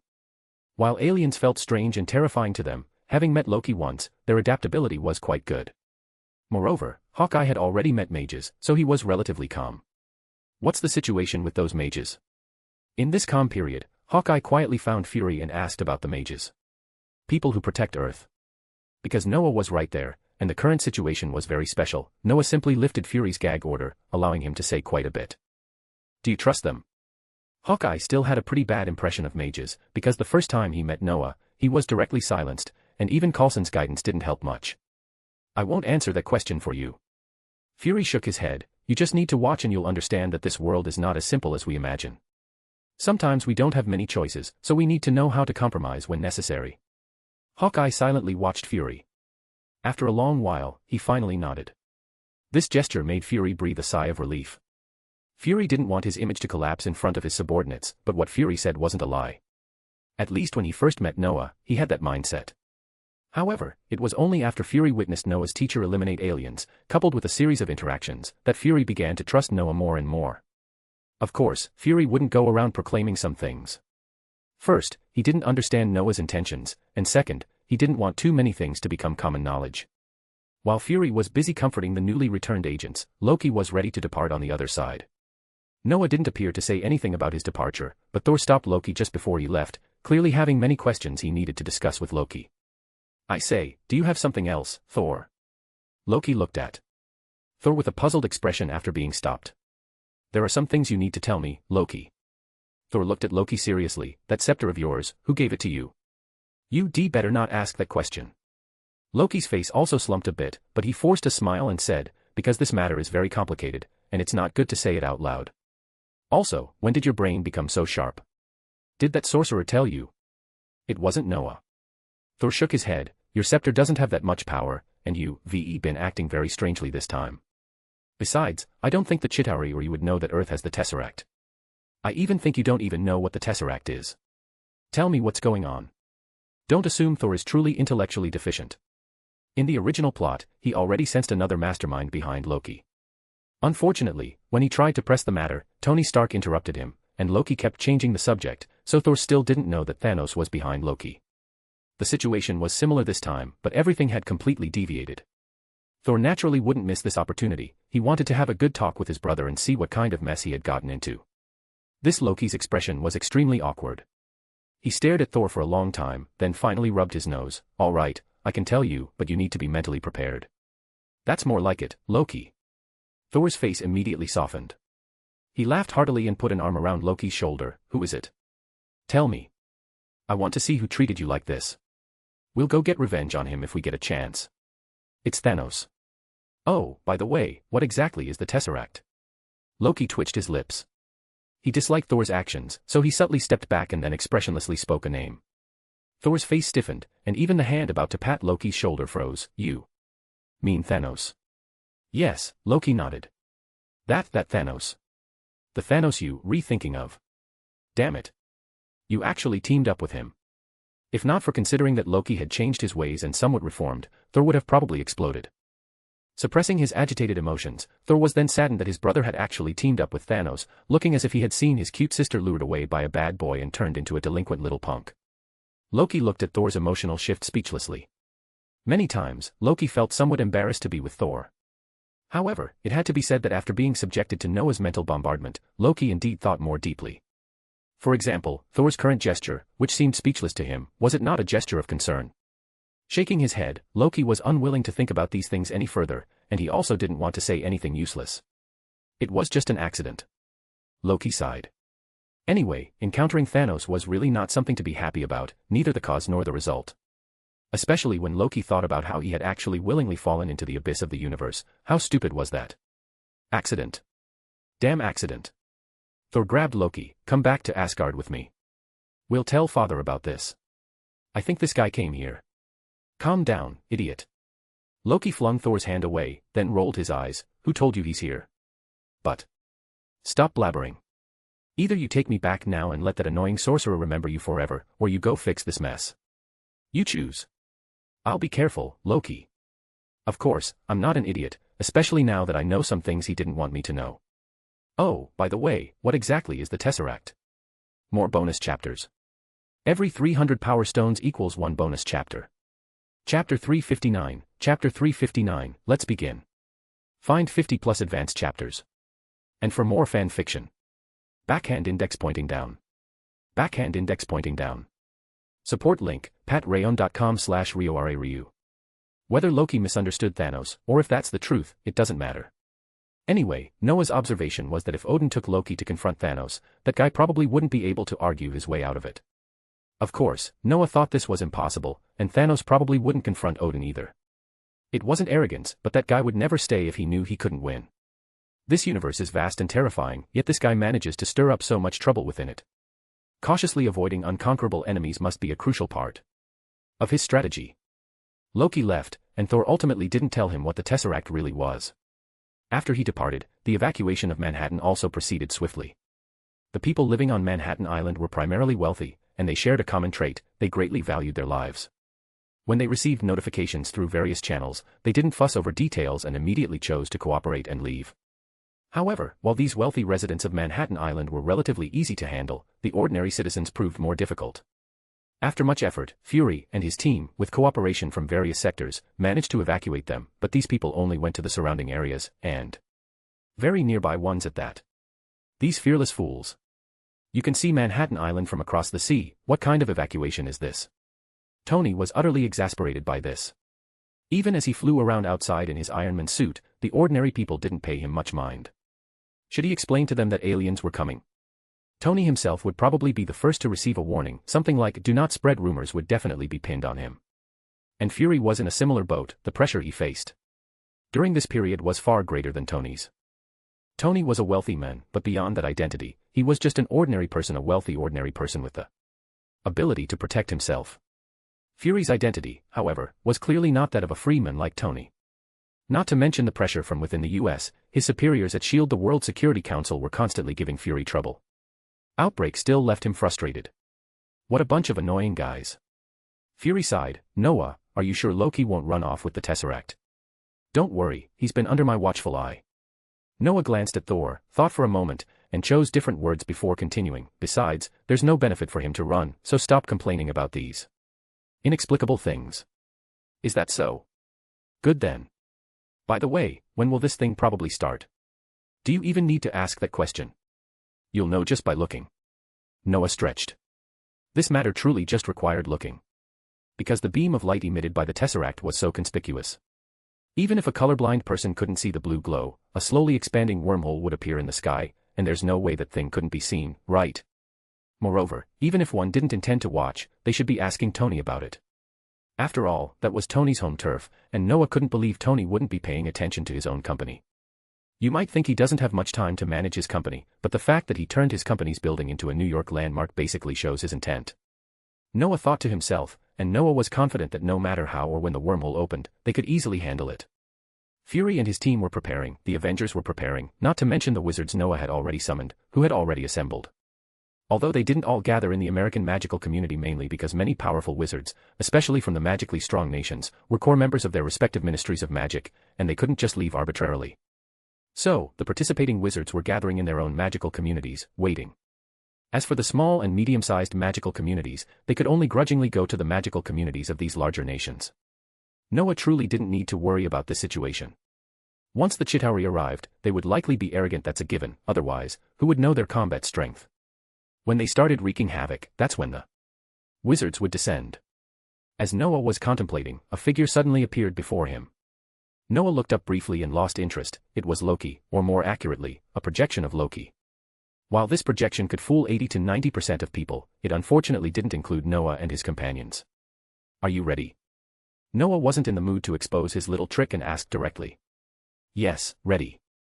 Loki nodded. How about you all? How are your preparations? Don't be caught off guard when the enemy arrives. Don't worry. Noah stood up, then turned to Fury and the others. Folks, everything's about to begin. The first wave of defense is up to you. As long as you're okay, I think everyone else will be fine. Fury nodded, then turned to look at Tony, Steve, and Banner. As for Hawkeye and Black Widow, they simply turned and left. They needed to prepare their weapons. Don't worry, we've got this. Steve said directly, his expression very serious. After he finished speaking, he also turned and left. Although I don't know why you want me to go with them, rest assured. Tony also dropped some of his usual playful demeanor, but as he and Banner left, he deliberately scared Banner. This action made Fury and Coulson's eyelids twitch repeatedly, but Tony asked nonchalantly, Hey buddy, are you sure you can get the big guy out later? Banner smiled helplessly and awkwardly, I think it should be fine. Watching them leave, Noah finally turned his gaze to Loki's projection. Go, open the portal. All right. Loki nodded, then, I'll begin. More bonus chapters. Every 300 power stones equals 1 bonus chapter. Chapter 360, War breaks out. Find 50 plus advanced chapters. And for more fan fiction. Backhand index pointing down. Backhand index pointing down. Support link, patreon.com/RioRaRyu. The scene today will likely be remembered forever, whether by the New York citizens who clearly watched everything from hundreds or thousands of meters away, or by those across the world who happened to turn on their TVs and computers. No one will likely forget what happened today. This is the convenience brought by the information age, especially since some media outlets and countries even moved their satellites to ensure everyone witnessed this terrifying sight. New York was in chaos. Even if the aliens' impact was only above Manhattan Island, their appearance had already completely exceeded all speculation. Damn it. How is this possible? The people gathered at the port suddenly went mad. Now they seemed to somewhat understand why they were told to evacuate quickly. But thinking back to how they had initially disregarded it, even considering it an unreasonable fuss that kept them all stranded here, they felt an inexpressible regret. Now, each of them desperately wanted to escape this dreadful place, but in this situation, whoever panicked first would surely die. With so many people huddled together, a stampede would have unimaginable consequences. Of course, if it truly came to a certain point, no amount of composure would matter. The crowd gathered at this port had reached its limit, and no one could say what would happen if things continued like this. The people maintaining order began to get nervous. Those who had initially complained about not being able to get to the innermost areas secretly felt lucky, and many of them had already left. Look up. It's Iron Man. Just as the crowd was on the verge of commotion, someone suddenly shouted, instantly shifting everyone's attention. Sure enough, at this most chilling moment, a red figure emerged from the distance and, without hesitation, attacked the suddenly appearing aliens. Clearly, this was Tony. His appearance immediately sparked cheers from everyone, and his firepower was intense enough. Though he was alone, his improved armor, working with magic and new elements, managed to temporarily block many Chitauri at the wormhole's entrance. However, the enemy's numbers were simply too vast, and their firepower was also extremely strong. Inevitably, many Chitauri still rushed into the city and immediately began widespread destruction. Watching the explosions and the continuously collapsing buildings, the cheering crowd could no longer cheer. Even as new aircraft, whose names even Justin Hammer couldn't identify, swarmed in one after another, they felt no sense of security. It was too terrifying. These aliens were truly horrifying, especially when giant mechanical worms, roughly 40 to 50 meters long, emerged from the wormhole. Everyone on Earth watching the live broadcast fell silent. A thought of the world is ending spread through their minds, especially since this year was the legendary 2012, the supposed year of Earth's destruction. At this point, no one could remain calm. They were all silently praying, hoping that everything was just a nightmare, but clearly, it wasn't a nightmare, it was all real. How truly spectacular. Noah stood on Stark Tower, silently watching the scene, and couldn't help but sigh with emotion. He had been deeply shaken when he watched the movie before. Although the film didn't explicitly state the casualties of this invasion, it seemed these Chitauri were foolishly contained by a few Avengers throughout. In reality, it was likely that every capable person in New York participated. Noah remembered that during the most dangerous moments, firefighters even came out to rescue people. Moreover, later in the plot, it was clear that this Battle of New York caused unimaginable casualties and impact. But this time, Noah had already evacuated people in advance, so casualties could be reduced by at least 80% or more. As for property damage, what does that have to do with me? If you're so capable, come find me for trouble. I haven't even charged you for the wizard's intervention fees, so you're lucky. Seeing that Tony and the others had fully engaged with the aliens, Noah decided to act. He slightly raised his head, gazing at the wormhole radiating spatial energy. He seemed to want to look through the wormhole to see the world beyond. However, Noah quickly backed down. Beyond the wormhole, besides the countless Chitauri army, there was also a super powerful boss standing there. Noah wasn't timid, but he wasn't reckless either. At the very least, he wouldn't foolishly attempt an impossible challenge, though a cross-level challenge might be worth a try. Thor, go support them. Noah casually opened a portal, but then he remembered Thor, who was still on standby. I guess you've been itching for a fight, haven't you? Of course. Thor chuckled, I love battle, especially against these repulsive invaders. Go. Noah smiled, but didn't forget to remind him, keep the Tesseract with you, and keep an eye on Loki. Don't let him wander alone again. With those words, Noah directly stepped through the portal, leaving Thor with a helpless expression. Thor naturally understood Noah's meaning. Clearly, Noah wasn't entirely at ease with Loki. In fact, Thor himself felt somewhat similar, although his heart still unconditionally trusted his brother. Alright, first I'll deal with these annoying guys, and then I'll meet up with Loki. Thor quickly made a decision. With a flick of his hand, a hammer flew directly from the ground into his grasp. The next moment, Thor's entire body glowed with silver lightning arcs, and with a terrifying thunderclap, Thor instantly vanished from his spot. When he reappeared, he was hovering in midair above Manhattan Island. At this moment, Thor had completely surpassed his original self. After being disciplined by Noah a few years ago and receiving Noah's guidance, he had understood the true source of his powers. Coupled with the impact of Loki's suicide at the time, Thor truly believed Loki was dead. This grief was transformed into motivation. After seeking proper guidance from his father, Thor's progress was incredibly fast. A few years ago, he was only at rank 6, level 9, but now he had elevated a whole tier, becoming a rank 7, level 9 entity. Arrogantly surveying the Chitauri, Thor looked up at Noah, who was floating not far away, a slight smile on his lips. Perfect. The last time you gave me a lesson, this time I'll show you my progress, my friend. Thinking of this, even more violent lightning resounded in the sky. These violent lightning bolts, under Thor's command, slowly transformed into silver energy, then continuously revolved around Thor's body. Finally, as the silver light faded, Thor was clad in a red and black armor. Just then, an oblivious giant worm carrier with a full squad of Chitauri noticed Thor's anomaly and immediately flew towards him. They continuously fired at Thor, unleashing blue energy projectiles that could directly collapse buildings. But Thor didn't care about these terrifying energies. He could feel that these energy rays couldn't penetrate his defense. Sure enough, when the blue beams touched Thor, they were like water hitting water, not even causing a ripple. This sight immediately caused panic among the Chitauri, and what happened next completely shattered their morale.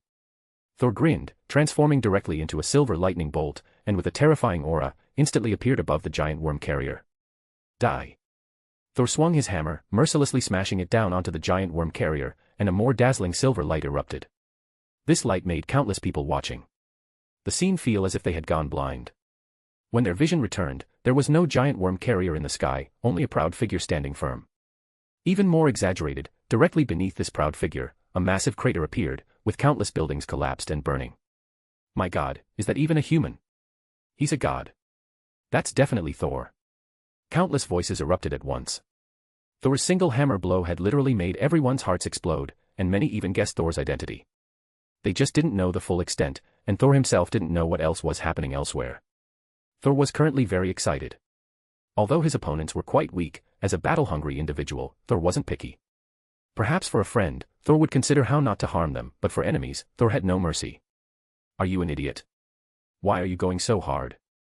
If you finish them all off, what's the point of me summoning the wizards? Swinging his hammer, Thor intended to continue seeking targets, but the next moment, a roar echoed in his mind, a sound that almost made Thor lose his footing and fall from the sky. Helplessly looking up at the source of the voice, Thor smiled bitterly and shook his head. This was Earth, and Noah's home turf. Thor, who considered Noah a complete friend, couldn't disrupt his plans. Slightly suppressing his desire to fight, Thor scanned the battlefield and quickly located Loki's position. Alright, buddy, I get it. I'll go protect Loki then, and you'll handle the rest. As Thor flew towards Loki's location, he shouted up at the sky. Don't worry, Thor. Noah, standing in midair, didn't have a habit of shouting.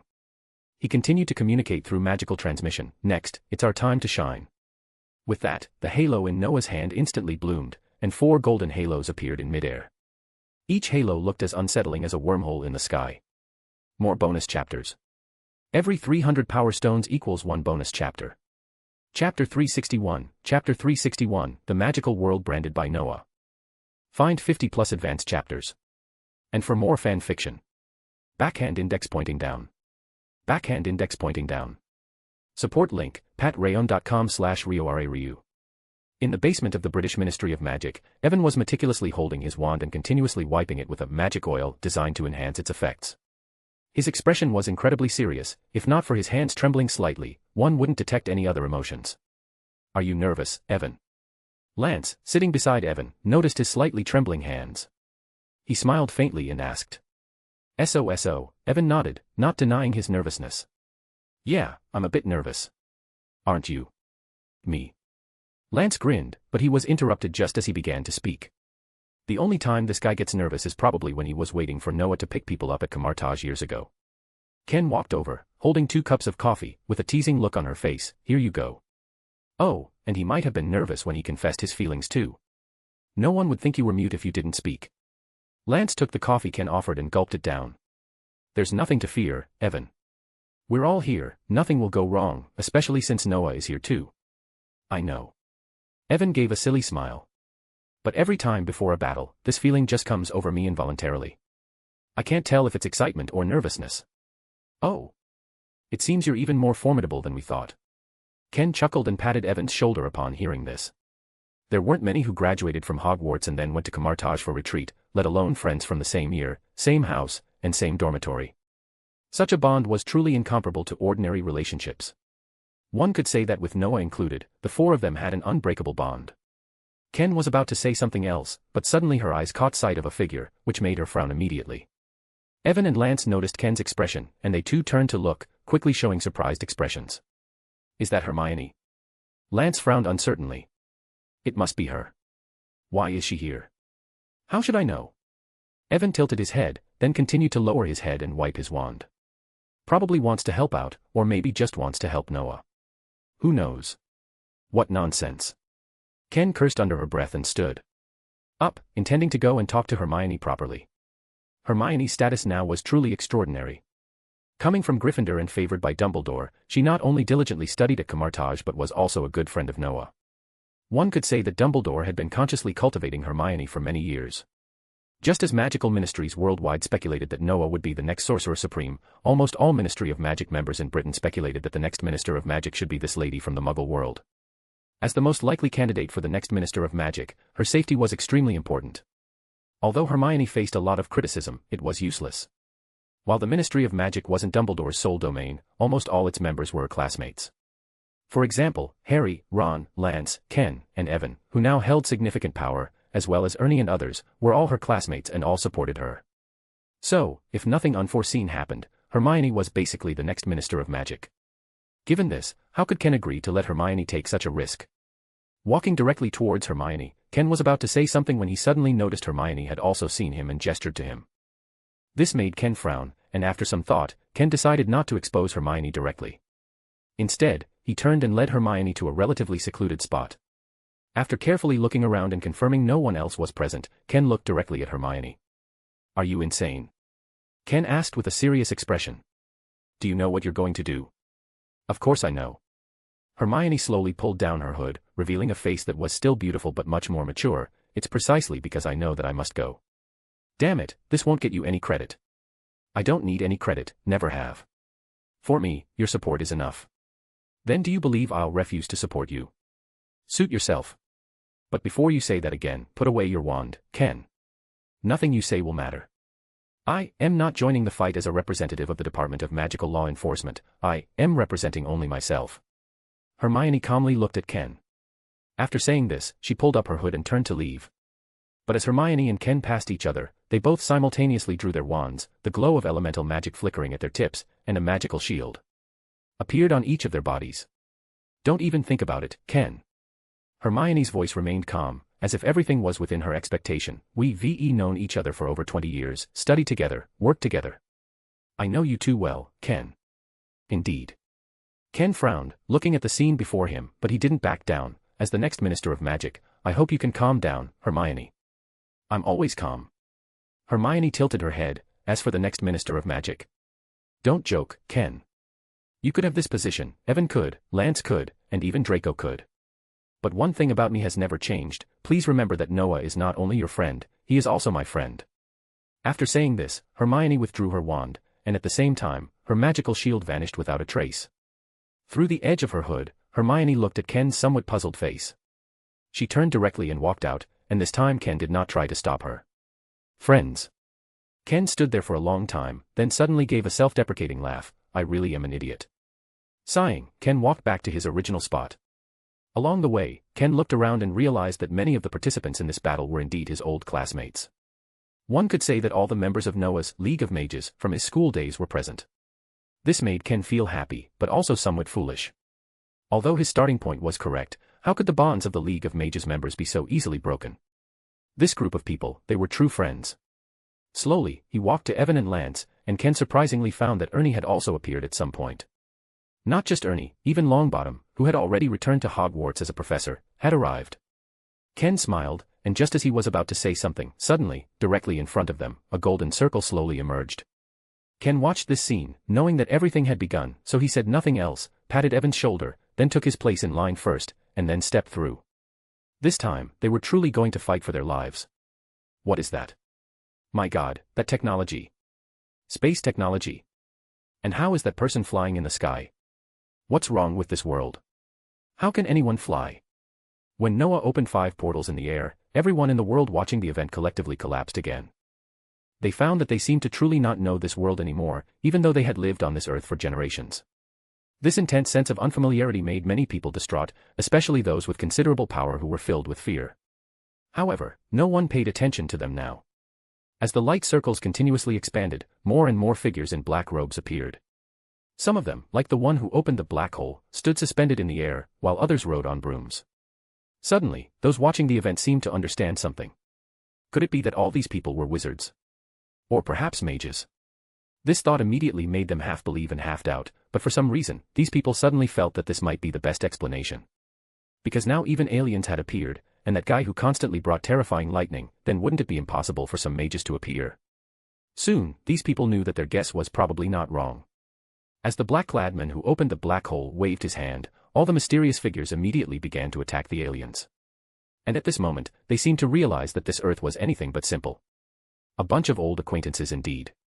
Noah stood silently in the air, looking at this group of mages attacking the aliens, and he couldn't help but exclaim. They were indeed all old acquaintances.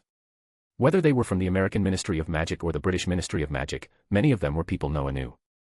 Even many mages from other ministries of magic had been seen by Noah, because they were either powerful members of their country's magical community or had simply studied at Camartage. One could say that these guys were all elites, and more importantly, they all bore the brand of Camartage. Or rather, they all bear my brand. Noah looked at the mages who were pushing back the Chitauri, and he sighed with emotion. This world was truly becoming more and more deeply connected with Noah. However, just as Noah was sighing, he suddenly noticed something strange about the space wormhole. The opening suddenly expanded. And the speed at which the Chitauri poured in instantly became much faster. Most crucially, Noah seemed to detect a familiar magical force emanating from this wormhole. What's going on? Noah thought to himself. Suddenly, he turned his head to look in a certain direction. More bonus chapters. Every 300 power stones equals 1 bonus chapter. Chapter 362, Chapter 362, what the heck is this situation? Find 50 plus advanced chapters. And for more fan fiction. Backhand index pointing down. Backhand index pointing down. Support link, patreon.com/RioRaRyu. What's going on? Not only Noah felt the strangeness of the situation, but the other mages fighting the Chitauri also noticed something different. Looking at the constantly expanding portal and the continuous influx of aliens, the mages all felt a headache coming on. Ken and the others also looked at the continuously expanding portal with some frustration. None of them had expected these aliens to be so unafraid of death and so numerous.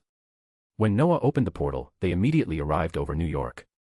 Because Ken and a few others had already reached the 6th rank, they could be said to be comparable to Dumbledore, so they had basically all mastered a very interesting spell, the Flying Charm.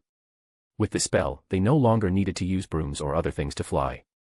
When they first arrived, Ken and his companions were a bit worried, as they had only heard about so-called aliens on the internet. So, they weren't sure how strong these aliens were, and coupled with Noah calling upon so many mages this time, it was impossible for them not to be nervous. Therefore, when they passed through the portal, they were all quite tense. Evan and the others were much the same. Evan even almost fell because he was staring at the wormhole in the sky and wasn't paying attention to his footing, but he quickly steadied himself and silently clutched the sling ring and wand in his hands. Nervous now? Ken asked with a smile, his wand already emitting a faint golden glow. What do you think? Lance smiled, looking at the aliens already heading towards them, and immediately cast a faint golden magical shield around himself. Let's have a competition. See who defeats more enemies. Oh. Evan tilted his head, just like when we used to compete to see who defeated more opponents in the room of requirement. Let's start right away. I guarantee you can't beat me, you rarely won against me before. Ken grinned, and suddenly, a faint golden glow shimmered around him. The next moment, a phoenix burning with fiery flames appeared on his wand. As Ken waved his wand, this phoenix instantly swooped towards the first batch of aliens emerging from the wormhole. Soon, a series of explosions occurred in the sky, along with some nauseating smells. But this time, none of the mages felt any discomfort. Instead, they seemed to feel even more excited. With Ken's preemptive strike, all the mages began to act. Each of them brought out their most skilled spells, continuously unleashing them upon these aliens. Immediately, these aliens began to retreat steadily. Under Noah's conscious reminder, none of the mages had the idea of blocking the spawn point anymore. Faced with these invaders, they naturally aimed to eliminate as many as came. If they blocked the spawn point and prevented them from coming, that would be troublesome. At this moment, the whole world was stunned. Not only the people watching from the port on the opposite shore were dumbfounded, but also people around the world watching on computers or TVs. If not for the large word live on the TV channel or computer video page, they would probably think they were watching some blockbuster movie. Crazy, the whole world was crazy at this moment. Although the alien invasion was terrifying, after years of baptism by movies, TV shows, and even novels and books, honestly, these ordinary people didn't react that much. Moreover, almost all ordinary people would think that it was quite normal for aliens to exist, because the universe is so vast, and Earth is definitely not the only one. So, it is only normal for other star systems to have life. But mages? Aren't these just products imagined by some novelists? Why do such things actually exist? And these mages seem different from those in novels. They seem to prefer using terrifyingly powerful magic to solve problems, rather than engaging in close combat. Perhaps these are true mages. Many ordinary people following the event thought secretly. They stared intently at the TVs or screens, or simply at the groups of figures across the coast, their hearts filled with excitement. At this moment, they felt that Earth might be saved. In fact, it was almost the same, but no one could predict what would happen. Just as the mages were dealing with these aliens in an almost crushing manner, suddenly the wormhole in the sky rapidly expanded. And at that moment, everyone noticed how many more aliens there truly were beyond the wormhole. My God! How is this possible? Is Earth really doomed this time? Mages, keep fighting. Damn it. I am going from Los Angeles to New York immediately. I don't want Earth to be invaded and destroyed like this. Faced with the sudden scene, ordinary people fell into despair, some could only pray, and some short-tempered individuals simply decided to join the fight. And all the mages participating in this battle were also startled by the sudden situation. They too looked at the wormhole in the sky with some confusion. Although these aliens seemed to them to be just that, so far, apart from a few unlucky ones who were beaten down from the sky and crashed to their deaths, no mage had died. From this, one could see how strong these mages were, and how pathetic those aliens were when facing mages. However, everyone understood the principle that ants can kill an elephant if there are enough of them, and a mage's magic power is not infinite. With so many aliens swarming in, these thousands of mages might indeed be unable to withstand them. At this moment, these mages involuntarily looked towards the figure standing in the sky, who had not yet made a move. Noah, what do we do now? Evan was the first to react. He directly controlled his magic to float to Noah's side. At this rate, we probably can't deal with them. Don't worry, it's fine. Noah frowned, deep in thought. But he quickly made a decision. You deal with them first, don't worry, I have more preparations. Noah indeed had more preparations.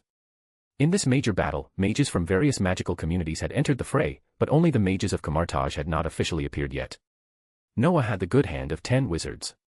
If there weren't any major problems, Noah truly didn't intend to let them act, because there was no need. But in the current situation, Noah felt it was time to let them move. With 10 wizards of the 7th rank or higher, these Chitauri wouldn't be able to cause any major waves at all. Given enough time, perhaps one of these wizards could even dispatch these Chitauri. Unfortunately, there's no time for them to waste now. While opening a portal, Noah casually eliminated a few Chitauri who were trying to sneak attack him, his mouth twitching slightly as he looked at Manhattan Island below. At this point, Manhattan Island had basically become a ruin. All buildings, including Tony's newly built Stark Tower, had been completely reduced to rubble by the mages and Chitauri. It could be said that the damage caused by this battle would definitely far exceed that of the original story. However, Noah was completely unconcerned about this, because it didn't concern him at all, and most importantly, there were no civilian casualties this time. At least not yet, which was why Noah didn't care so much. It was just that the current state of Manhattan Island made Noah a bit depressed. Noah even wondered if the island would sink. "I thought you weren't going to call us." Just as Noah was lost in thought, Mordo flew out of the portal, but when he saw the tragic scene, he couldn't help but click his tongue. Such a brutal fight. "Is this damned place going to be sunk by you all?" "Not yet, as for later, I don't know." Noah spread his hands. "It's up to you now." "I need to verify something." "No problem." Mordo and the others nodded. We've been watching the live broadcast online. If we hadn't promised you, we probably would have come over already. Don't be too rough, make sure they don't escape. I'll be back soon. Noah said, and suddenly another portal appeared in front of him. When I get back, we'll deal with all of them. Mordo nodded, watching Noah's disappearing figure. He turned to look at the Chitauri swarming out of the wormhole, and a cruel smile suddenly appeared on his lips. The next moment, he and the other 9 wizards suddenly erupted with terrifying power, and the whole world once again became terrified. Mordo and his group went all out, while Noah appeared at 117A Bleecker Street in Manhattan. This was the location of the New York Sanctum, and Noah was very familiar with it, as he usually traveled to New York through the portal here. Today, the New York Sanctum was very quiet.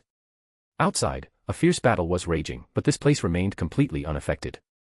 Unfortunately, ordinary people couldn't see the situation here. In their eyes, the entire Manhattan had already become a ruin. Noah slowly walked towards the top floor of the sanctum. The magic he had sensed from the wormhole earlier was actually his teacher, Ancient One. This left Noah somewhat bewildered. Could it be that the wormhole was originally in full open mode, but it was just suppressed by Ancient One's magic?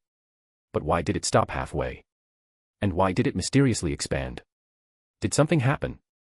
Noah thought to himself, so he decided to come and check the situation. Perhaps his teacher had some idea. Why is it all oily? It's too slippery. Noah slowly walked upwards. But when Noah reached the rooftop, his eyes were immediately blown wide open. Holy cow. What the heck is this situation? More bonus chapters.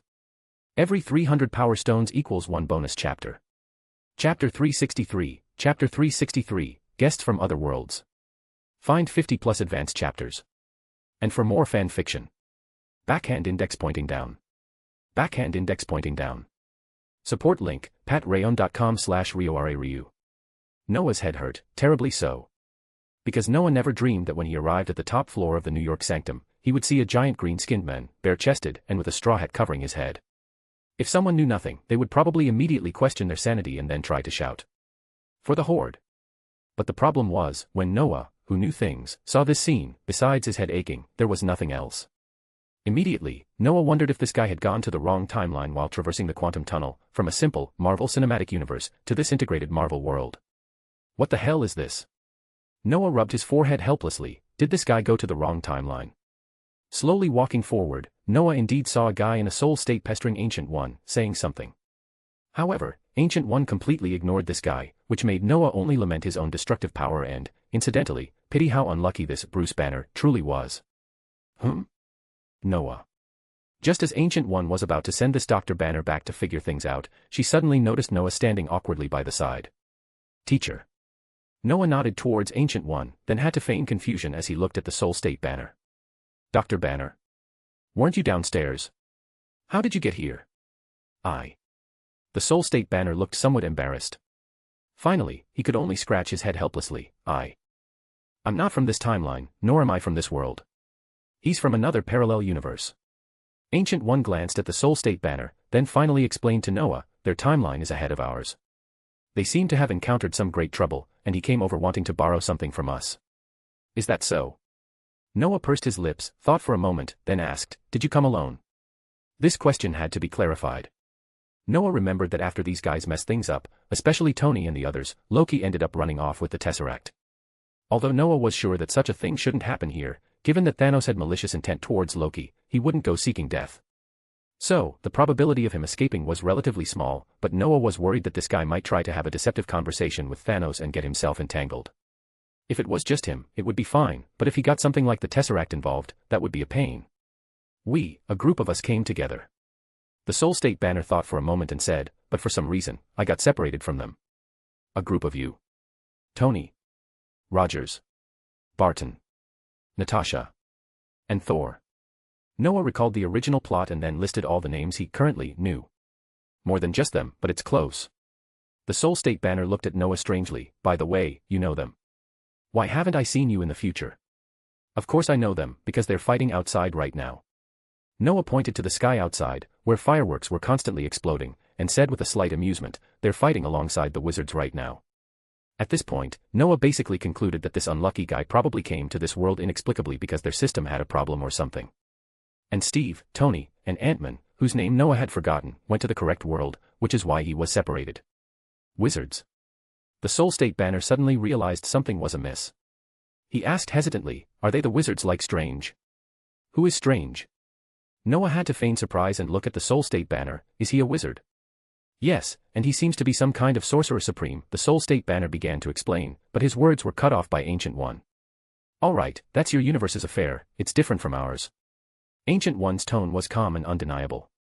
Her single sentence made the Soul State Banner immediately dare not speak further. Noah, if there's no accident, the Strange he mentioned should be their sorcerer supreme. After seeing the Soul State Banner fall silent, Ancient One turned back to explain to Noah, however, our universes are different. Even if some things are very similar or the same, our essence is different. Noah nodded as if in deep thought, though in reality.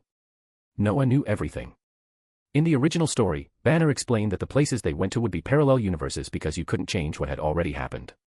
If you did, that world would become another branch, developing into a different universe. Perhaps the only one who did that without any consequences was Captain America, but he paid a heavy price. For 70 years, he had to live in anonymity, suppressing his inner impulses no matter what happened. Even the death of his good friend Howard Stark and the continuous brainwashing of his close friend Bucky, he couldn't do anything. For him, it was a torment. Of course, his gains were also good, at least he finally got a good rest for so many years and enjoyed a love he had always dreamed of. Noah wasn't sure if the effort and reward were proportional, this question primarily depended on individual feelings. Oh. Damn it. How did this place become like this? Just as Noah was lost in thought, the Soul State Banner suddenly shrieked, pulling Noah back to reality. Because what Noah had just said made him feel that this place seemed different from the New York battle he remembered, which led him to observe the current situation closely. It was better not to observe and just focus on finding the New York sanctum. Now, upon careful observation, he realized that the situation truly seemed to be very wrong. Looking at the Chitauri flying everywhere, and the wizards unleashing terrifying magic, the Soul State Banner felt a sense of inner collapse. What the hell is going on? Why didn't he have so many helpers when he participated in this battle back then? Also, is this Manhattan Island? It's practically sinking. What exactly is happening? Where are Tony and the others? What in the world is going on here? The Soul State Banner immediately asked loudly, what happened to Manhattan? Where are the residents who lived here?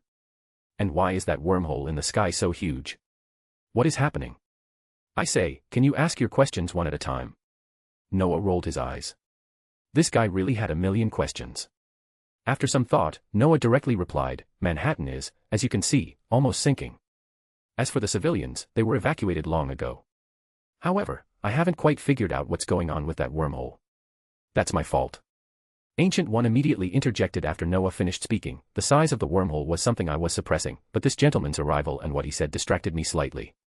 However, I don't think this should be a problem for you, Noah. Indeed, it's not a problem. Noah nodded. With 10 Sorcerer Supremes helping, it's no problem at all. Alright, confirmed. Apparently, this wormhole was indeed suppressed by Ancient One to prevent it from expanding directly. This made Noah sigh. It seemed he really couldn't keep thinking about these problems in a movie-like way anymore. Noah even felt that in the movies, Ancient One was suppressing this wormhole all along. Training the future Guardian of Earth was indeed important, but they couldn't just let them accidentally die during this training, right? So, Ancient One coming to New York wasn't just about watching Thanos. Odin might even be secretly observing. Evacuated beforehand. Although the Soul State Banner couldn't quite understand what the two unfamiliar wizards in front of him were saying, he couldn't help but ask, isn't all of this Loki's conspiracy? How did you prepare beforehand? It's simple, Loki defected. Noah shrugged indifferently. After I caught him, I discovered his situation. He was unknowingly controlled, so I found a way to solve his problem, and he defected. The Soul State banner was stunned. Although Noah's explanation was simple, it was too convenient, wasn't it?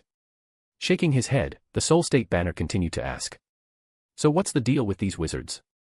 They are wizards from various magical communities. Noah suppressed a smile and said, as if it were the most natural thing in the world, is that strange? Every country has its own magical community and its own ministry of magic, so naturally there are a lot of wizards. Is it strange for me to ask them to participate in the battle? The Soul State banner fell silent this time. Strange? How could it not be strange? If Banner's own composure wasn't good enough, he would have started cursing. What was this?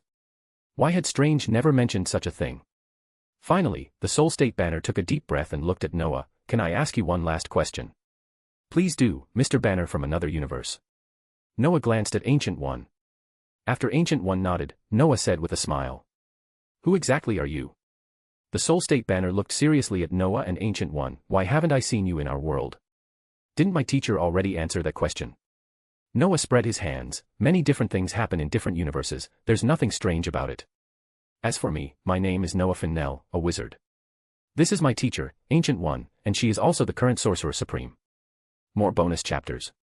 Every 300 power stones equals 1 bonus chapter.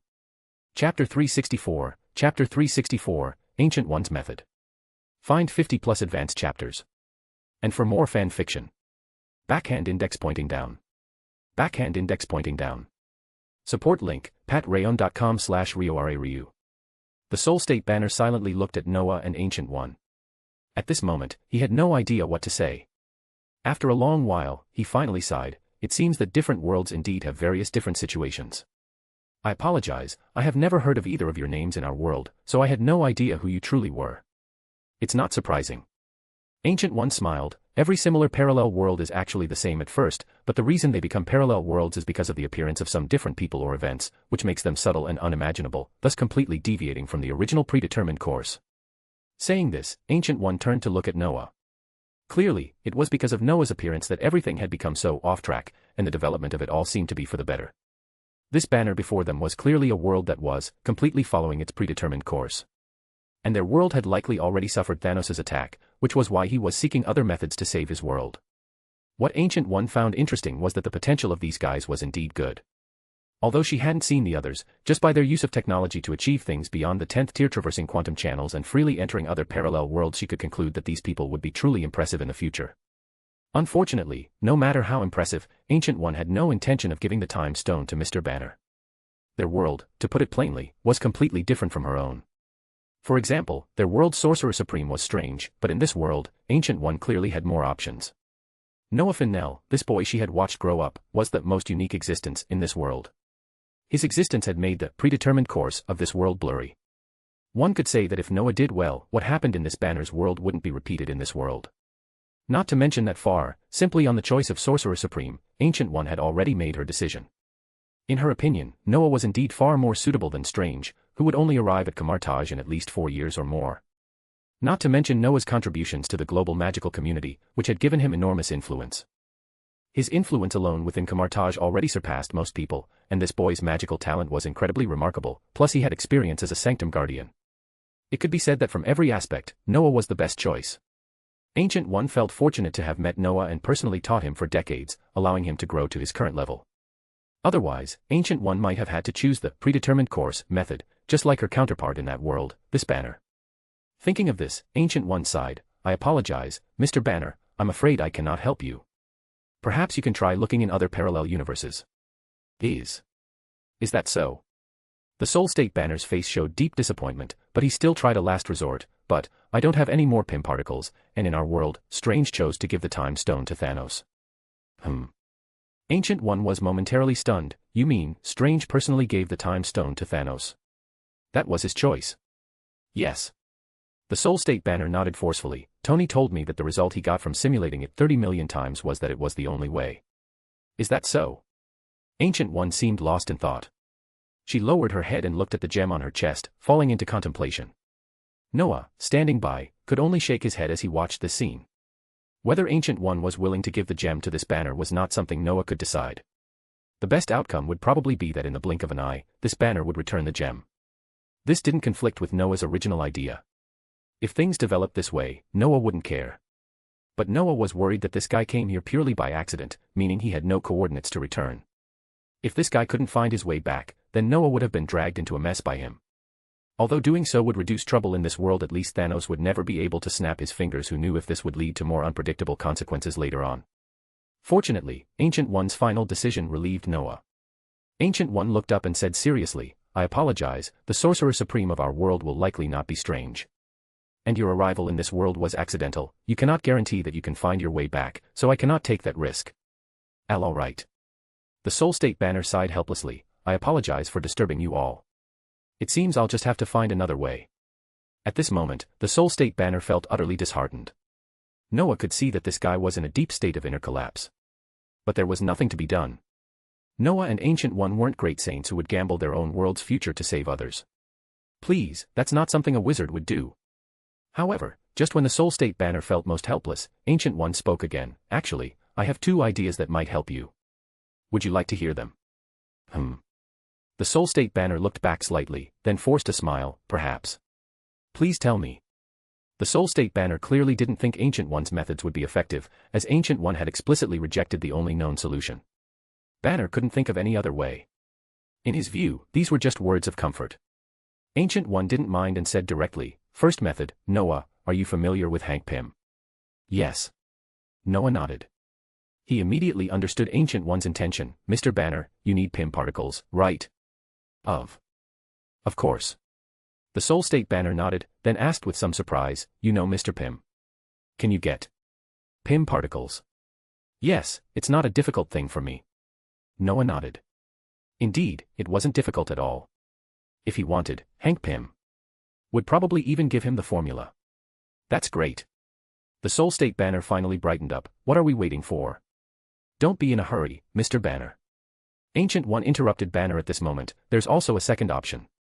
Aren't you going to listen?" "I apologize, Ancient One, please forgive my abruptness." The Soul State banner also noticed his impetuousness. He took a deep breath and then slowly said, "Please, Master Sorcerer." "Very good." Ancient One nodded, then after looking at Noah, she said with extreme seriousness, "The second method is for you to go back directly. I will record your passage. When my disciple reaches a certain level, I will send him personally with the time stone to your world. To help you solve this trouble." "What?"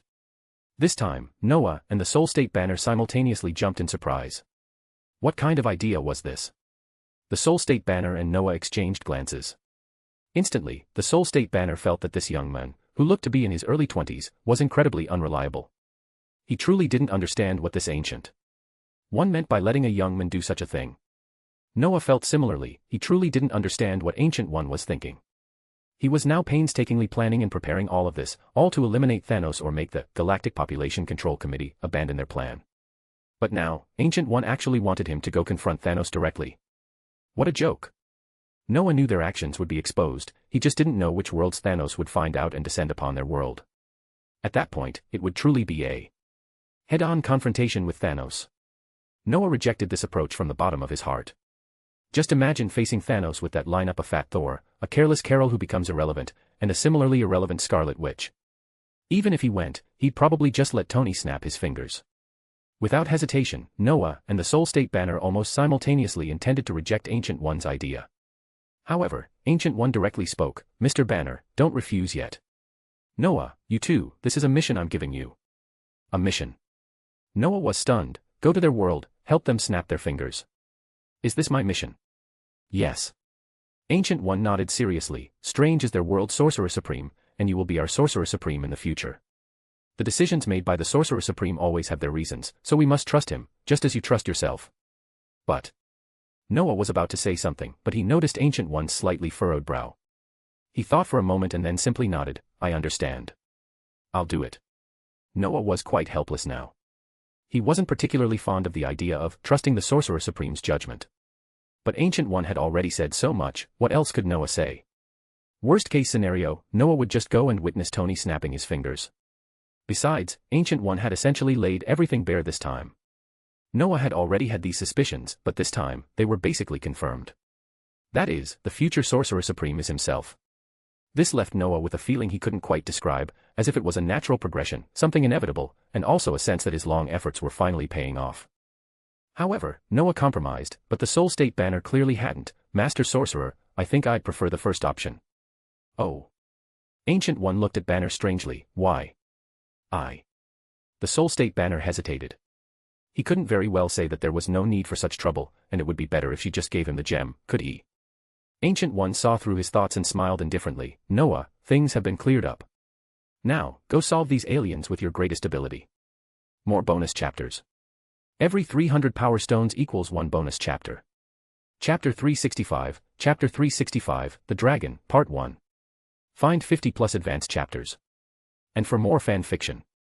Backhand index pointing down. Backhand index pointing down. Support link, patreon.com/RioRaRyu. Solve these aliens with my greatest ability. Noah was speechless for a moment. This was clearly telling Noah that he absolutely had to go to this banner's world.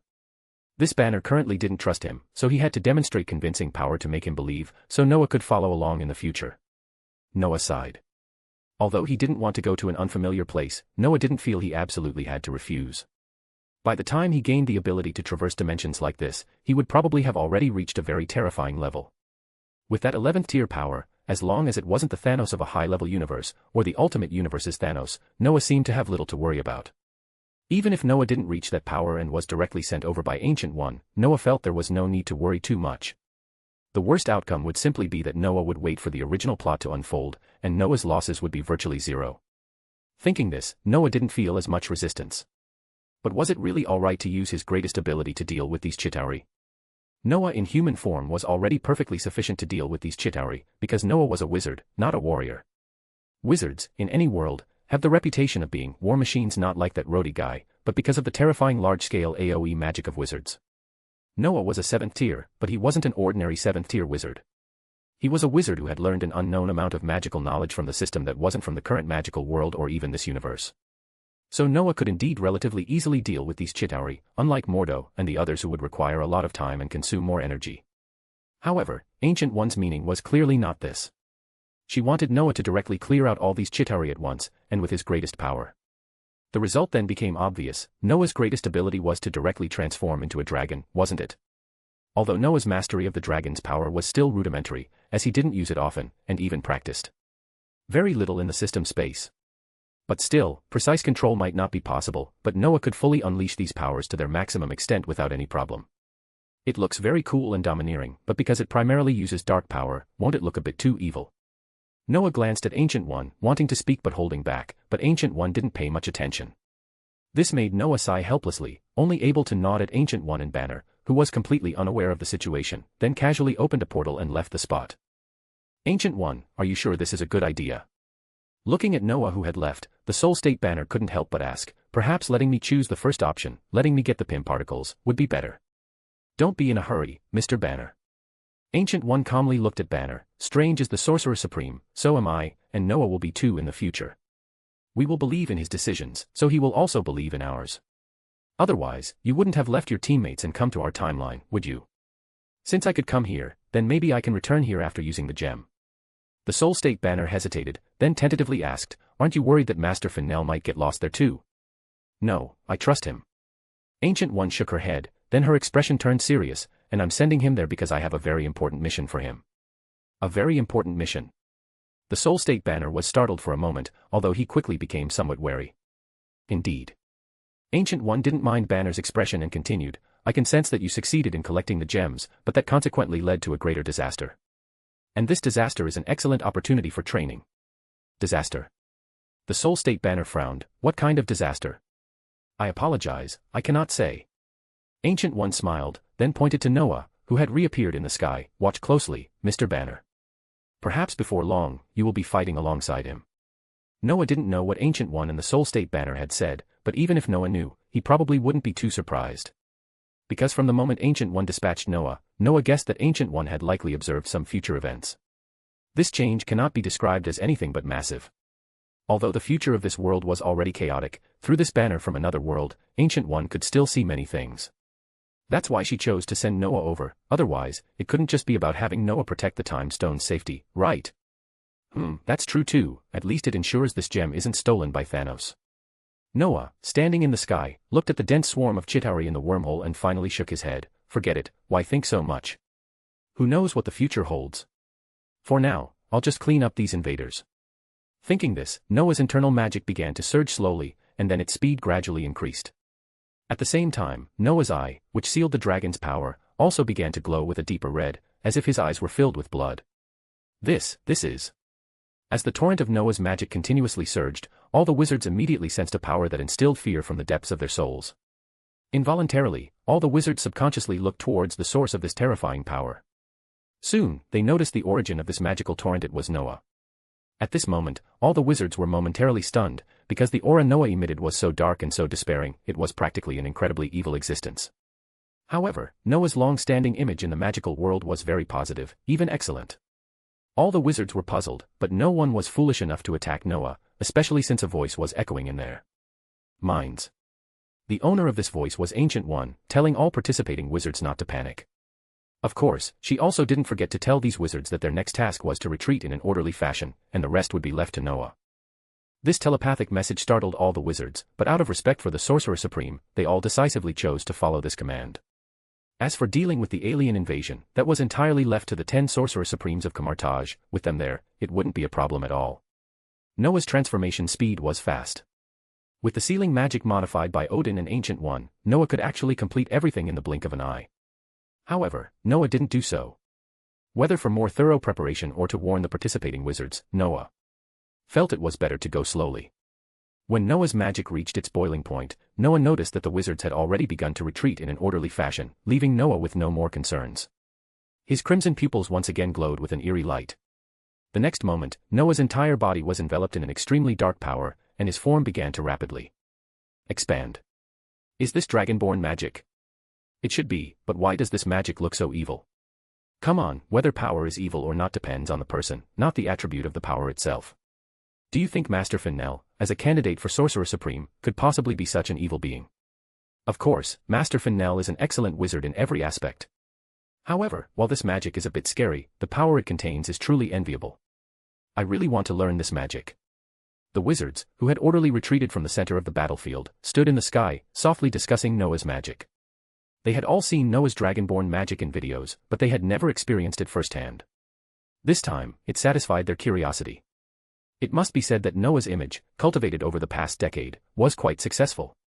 Coupled with the establishment of Kamartaj University, which spread the definition of power, these wizards, though somewhat afraid of Noah's magic, were more excited. Which wizard wouldn't want to master more powerful magic? Although it seemed somewhat evil, most of those present had undergone Kamartaj's education. They naturally wouldn't dwell on such minor issues. As for Mordo and the others, they paid no mind to the wizards' hushed discussions. At Kamartaj, several years ago, they had already begun using a power from the dark dimension. The most crucial thing was that this power was purely power, it contained no elements that would entice the user to fall into darkness. These powers became the best nourishment for Kamartaj wizards. Almost all Kamartaj wizards who passed the Sorcerer Supreme examination chose to use this power to improve themselves. Mordo and the others were naturally no exception. Even though Mordo initially didn't intend to use it, when he saw other users improve to varying degrees, he also started trying it. The true fragrance theorem exists everywhere, and Mordo was just one example. Now, Mordo was more curious. He was very curious about what kind of changes Noah would bring about by pouring this terrifyingly high-quality dark element into the body of a dragon. Soon, he knew, because as the black mist around Noah gradually receded, Noah's dragon form was completely revealed to everyone. At this moment, the entire world fell silent. More bonus chapters. Every 300 power stones equals 1 bonus chapter. Chapter 366, Chapter 366, Dragon, Part 2. Find 50 plus advanced chapters. And for more fan fiction. Backhand index pointing down. Backhand index pointing down. Support link, patrayon.com/RioRaRyu. Damn it, what's wrong with this world? As Noah completed his transformation, ordinary people all over the world, who were watching the event, once again fell into a strong sense of self-doubt. How could a dragon truly exist in this world? Even dinosaurs, if their fossilized bones hadn't been found, many people probably wouldn't have believed in them either. But now it was different, a giant dragon, a living, breathing giant dragon, was suspended in the sky. Its crimson eyes and scales like burning flames, its sharp teeth and terrifying size even from a distance or through a screen, its terror seemed palpable. This was a black dragon that involuntarily instilled despair and fear in people's hearts. If countless people hadn't witnessed a person transform into a dragon, and that person was allied with the mages who protected Earth, they would probably be even more desperate. Noah silently felt the changes in his body. One could say that this transformation was probably the most comfortable Noah had experienced so far. Although Noah had prepared for a period, bringing his magic power to a boiling point, the time consumed was relatively long. But this was the effect Noah sought. After all, this wasn't an impromptu battle that required rapid spellcasting. Of course, even if the speed of this transformation was slow, it was still much faster than staring blankly and waiting for the transformation to complete as he used to. Roar. Comfortably, Noah slightly raised his head, and immediately a dragon-like growl emanated from his throat. With his growl, his wings immediately spread out. Although they didn't achieve the effect of covering the sky, they were still sufficiently terrifying and horrifying. Especially as he spread his wings, the scales on his body, resembling burning flames, appeared even more dazzling. Noah felt his strength rapidly increasing at this moment. Not only that, but his perception, physical strength, and other aspects had reached an unprecedented level. Under such perception, Noah seemed to instantly sense the movements of the entire Earth. Even more exaggerated, Noah felt 3 pairs of eyes filled with terrifying power looking at him at that instant. Noah himself was stunned by such perceptive ability. The last time I transformed, it didn't feel that powerful. Noah thought, puzzled. He specifically glanced at his attribute panel, still Tier 9, Level 0. Why is the difference so great?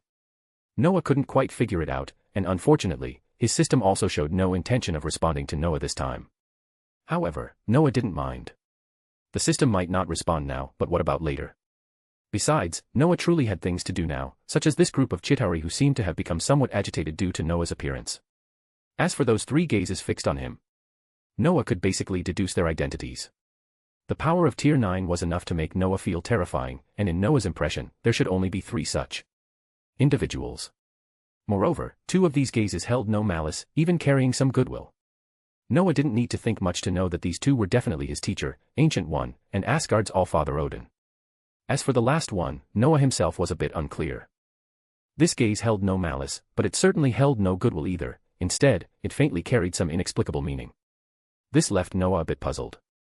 If it weren't for this gaze coming through the wormhole, making Noah almost 100% certain of his identity, Noah would have almost thought this guy was some powerful hidden boss.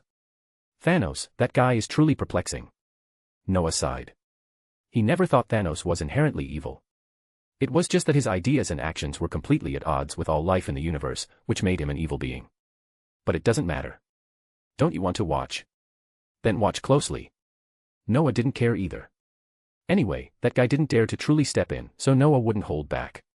Moreover, having gained unimaginable power instantly, Noah himself felt a bit inflated. Although this inflation was very slight, it couldn't stop Noah from showing off once. Or rather, he was hot-headed and suffering from Chinibu. Noah flapped his wings, and immediately he flew to the top of the Stark Tower, and the places he passed instantly turned into raging flames. Countless newly assembled Chitauri soldiers had no chance to resist and were almost instantly melted cleanly by Noah. Roar. Another low dragon roar, Noah's dragon form pulsed with even more terrifying magic, and the entire Manhattan Island seemed to have turned into a sea of fire. At this moment, Noah stood proudly in the midst of the sea of fire. His pitch-black scales and blood-red eyes looked so evil. Noah slightly raised his head. Under the control of magic, Noah's deliberately lowered voice covered the entire area, even penetrating beyond the wormhole. The world trembles at my torment.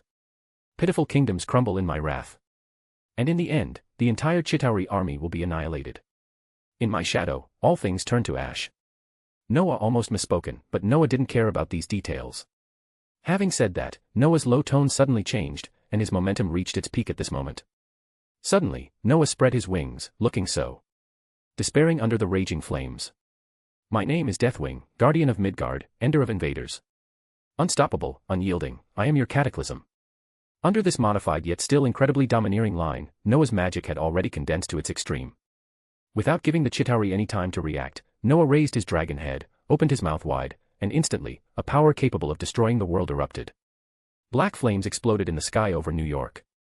The next moment, these flames, containing high-dimensional dark power, rushed into the continuously expanding wormhole. These hellish flames made everyone watching the event feel as if they were witnessing the end of the world. Deathwing. This name didn't sound like a benevolent being. However, the fact that this guy claimed to be the guardian of Midgard made him somewhat perplexing. Especially for people in Europe and America, even if their beliefs differed, they knew some mythological stories, and in some of them, Earth was also known as Midgard. The guardian of Earth. And he was a guy named after death, who kept yelling, "Cataclysm." All the ordinary people were silent, and the mages watching were also stunned. They were truly shocked by Noah's self-proclaimed title. Even Mordo looked at Noah in a daze. As for Tony, Steve, Banner, Barton, and Natasha, they were completely at a loss for words. Tony was all right, after all, he had known Noah for so many years. The others were either unfamiliar with Noah or had just met him, and they never dreamed that this young mage who seemed to have a lot of authority was actually a giant dragon. Is this guy a giant dragon? Banner, already transformed into the Hulk, asked with a deep voice. He's not human either. It looks like it. Steve glanced at the green giant beside him and hesitated. He does seem to not be human, but if you think about it, mages are truly hard to equate with humans. Tony floated in midair and rolled his eyes when he heard the two guys' conversation. He really wanted to explain to them, but the thought just drifted through his mind and then he discarded it. Explain what? What's the point of explaining, anyway? They're not the same kind of people. Meanwhile, Fury and the other S.H.I.E.L.D. personnel on the helicarrier stared blankly at the world-destroying flames and the Chitauri who instantly turned to ash upon contact. They all fell silent. They never dreamed that the seemingly amiable young man on the helicarrier was actually a legendary dragon. This bizarre contrast left them speechless until Fury was startled awake by his phone call, and then they gradually remembered to gather some intelligence. This guy is actually that terrifying. And on the Stark Tower, Thor and Loki, hiding beneath Noah, were no longer so calm. God knew if Noah was doing it on purpose, standing directly above them. But neither of them dared to complain now, because Noah was simply too terrifying. Especially Loki, he suddenly felt that it was truly good that he was still alive. What kind of dragon's den was this damned place, Earth? Not only did it have its own magical civilization, but also this large group of terrifying mages. Oh, that's not all. There was actually a terrifying, hair-raising giant dragon here. Most importantly, Loki had even provoked this giant dragon. I'm also finding out for the first time, Thor replied somewhat stammeringly. He wasn't feeling so good either at the moment. He thought Noah was a good friend, and in fact, he was. Because Noah spared his brother, and even helped his brother, and also helped him a lot a few years ago. However, a few years ago, Thor was disciplined by Noah, and he had always wanted to challenge Noah again to see if he could win. But now, Thor felt it was better to put such thoughts aside. This feeling was terrible, but there was nothing he could do. Noah had no idea how much commotion his showing off had caused. He only knew that what he did was purely to pass the buck and eliminate those Chitauri. Now Noah felt it was enough, because Noah could sense that the Chitauri army behind the wormhole had quickly retreated. Noah had no intention of pursuing them, nor did he have the courage to directly confront Thanos at this moment. Therefore, Noah began to slow down his magic output. Soon, as Noah's magic gradually subsided, the world-destroying black flames began to slowly dissipate, and the sky above New York was no longer dark and seemingly on the verge of collapse. Done. Noah thought to himself. Unleashing full power with the dragon's body was truly exhilarating. Noah experienced it for the first time in the real world. However, before Noah could rejoice for long, he suddenly felt a terrifying power erupt from the gaze that had been fixed on him from outside the wormhole. This change made Noah's face change drastically, but before Noah could himself, he found that this outpouring of power was actually just a piece of information. More bonus chapters. Every 300 power stones equals 1 bonus chapter. Chapter 367, Chapter 367, that's Thanos. Find 50 plus advanced chapters. And for more fan fiction. Backhand index pointing down. Backhand index pointing down. Support link, patreon.com/RioRaRyu. You are very interesting, dragon. Your ancestors were driven away or even killed by the guardians of Earth, but you, a remnant dragon, have become a guardian of Earth. Interesting, truly interesting. Can you tell me your name, dragon? Feeling the information brought by this power, Noah suddenly felt a mix of amusement and exasperation. This information was actually this. Was his dragonborn magic too powerful, or was Thanos too blind to confuse an ordinary human and a dragon? However, Noah didn't care too much. It was even better if Thanos thought he was a dragon. You see, Noah had deliberately thrown a big black pot onto himself when he delivered that arrogant and Chinibu introduction. Noah didn't even plan to use his real name. After a moment's thought, Noah surged his magic and imbued a message into the power Thanos transmitted. I am Deathwing, Earthwarder, the aspect of Earth, Neltharion. Noah also considered creating something like the 5 dragon aspects, but after much thought, he felt that if he really created something like that, he would truly be embarrassed. So, Noah bothered no more with these flashy things. After transmitting the message, Noah immediately found Thor and Loki, who were still beneath him. I say, you two, what are you still waiting for? Noah intended for the charade to be complete. Although Thanos' power had left after incorporating Noah's message, Noah couldn't guarantee he wasn't still watching, so he simply used telepathic communication to speak to the two of them. Noah. Thor and Loki exchanged glances, and finally Thor tentatively asked, what do we do now? What do we do? Noah's crimson eyes swept over them, then he looked up again, gazing at the still expanding wormhole. Of course, we close this damned wormhole. Damn it. Loki, do you believe I'll tell your father about this? Cough, cough, cough. Loki forcefully interrupted Noah's telepathic message. I'll do it right away. I'll also leave the Tesseract here for you to pick up. Very good. Noah nodded, no longer deliberately making things difficult for Loki. Loki acted quickly. Already knowing how to close the wormhole, he managed everything with little effort. Loki also understood the situation well. After obtaining the Tesseract, he stood honestly in place, while Noah, after observing the wormhole completely close, reverted to his original form. Casually taking the Tesseract Loki handed over, Noah's face instantly broke into a slight smile. How many years had it been? Since Noah handed this thing over in 1995, 18 whole years had passed. 18 years, and only now did Noah retrieve this item into his hands again. Most crucially, as Noah held the Tesseract, he immediately felt an incredibly familiar power emanating from his hand. This was cosmic magic, or rather, the power of the Space Stone.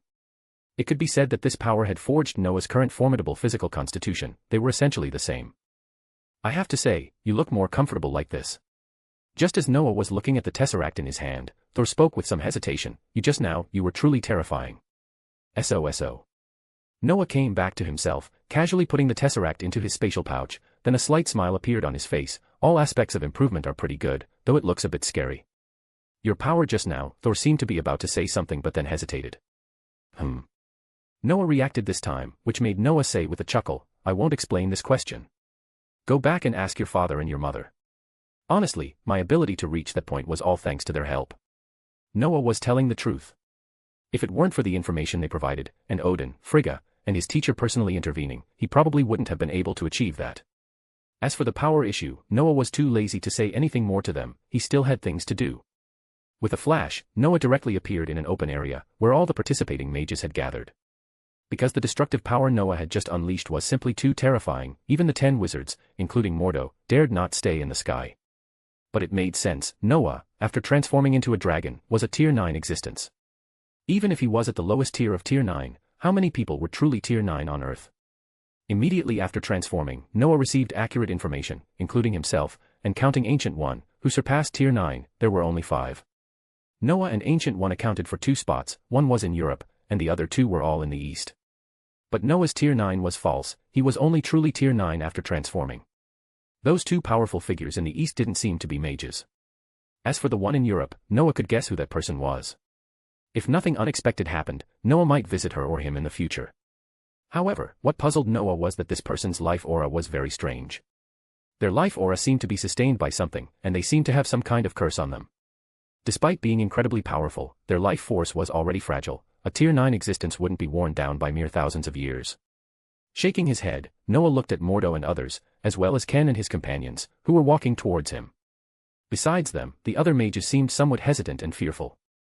Even though their eyes were filled with fanaticism and reverence, Noah's display of power had completely made them understand the gap between them. You're truly amazing, Noah. Mordo walked over and patted Noah's shoulder. I never expected you to reach this stage. That world-destroying scene just now was truly terrifying. SOSO.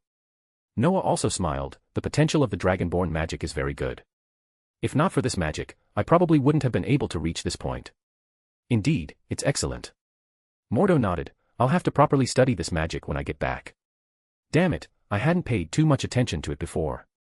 Don't worry, there will be greater progress soon. Noah smiled.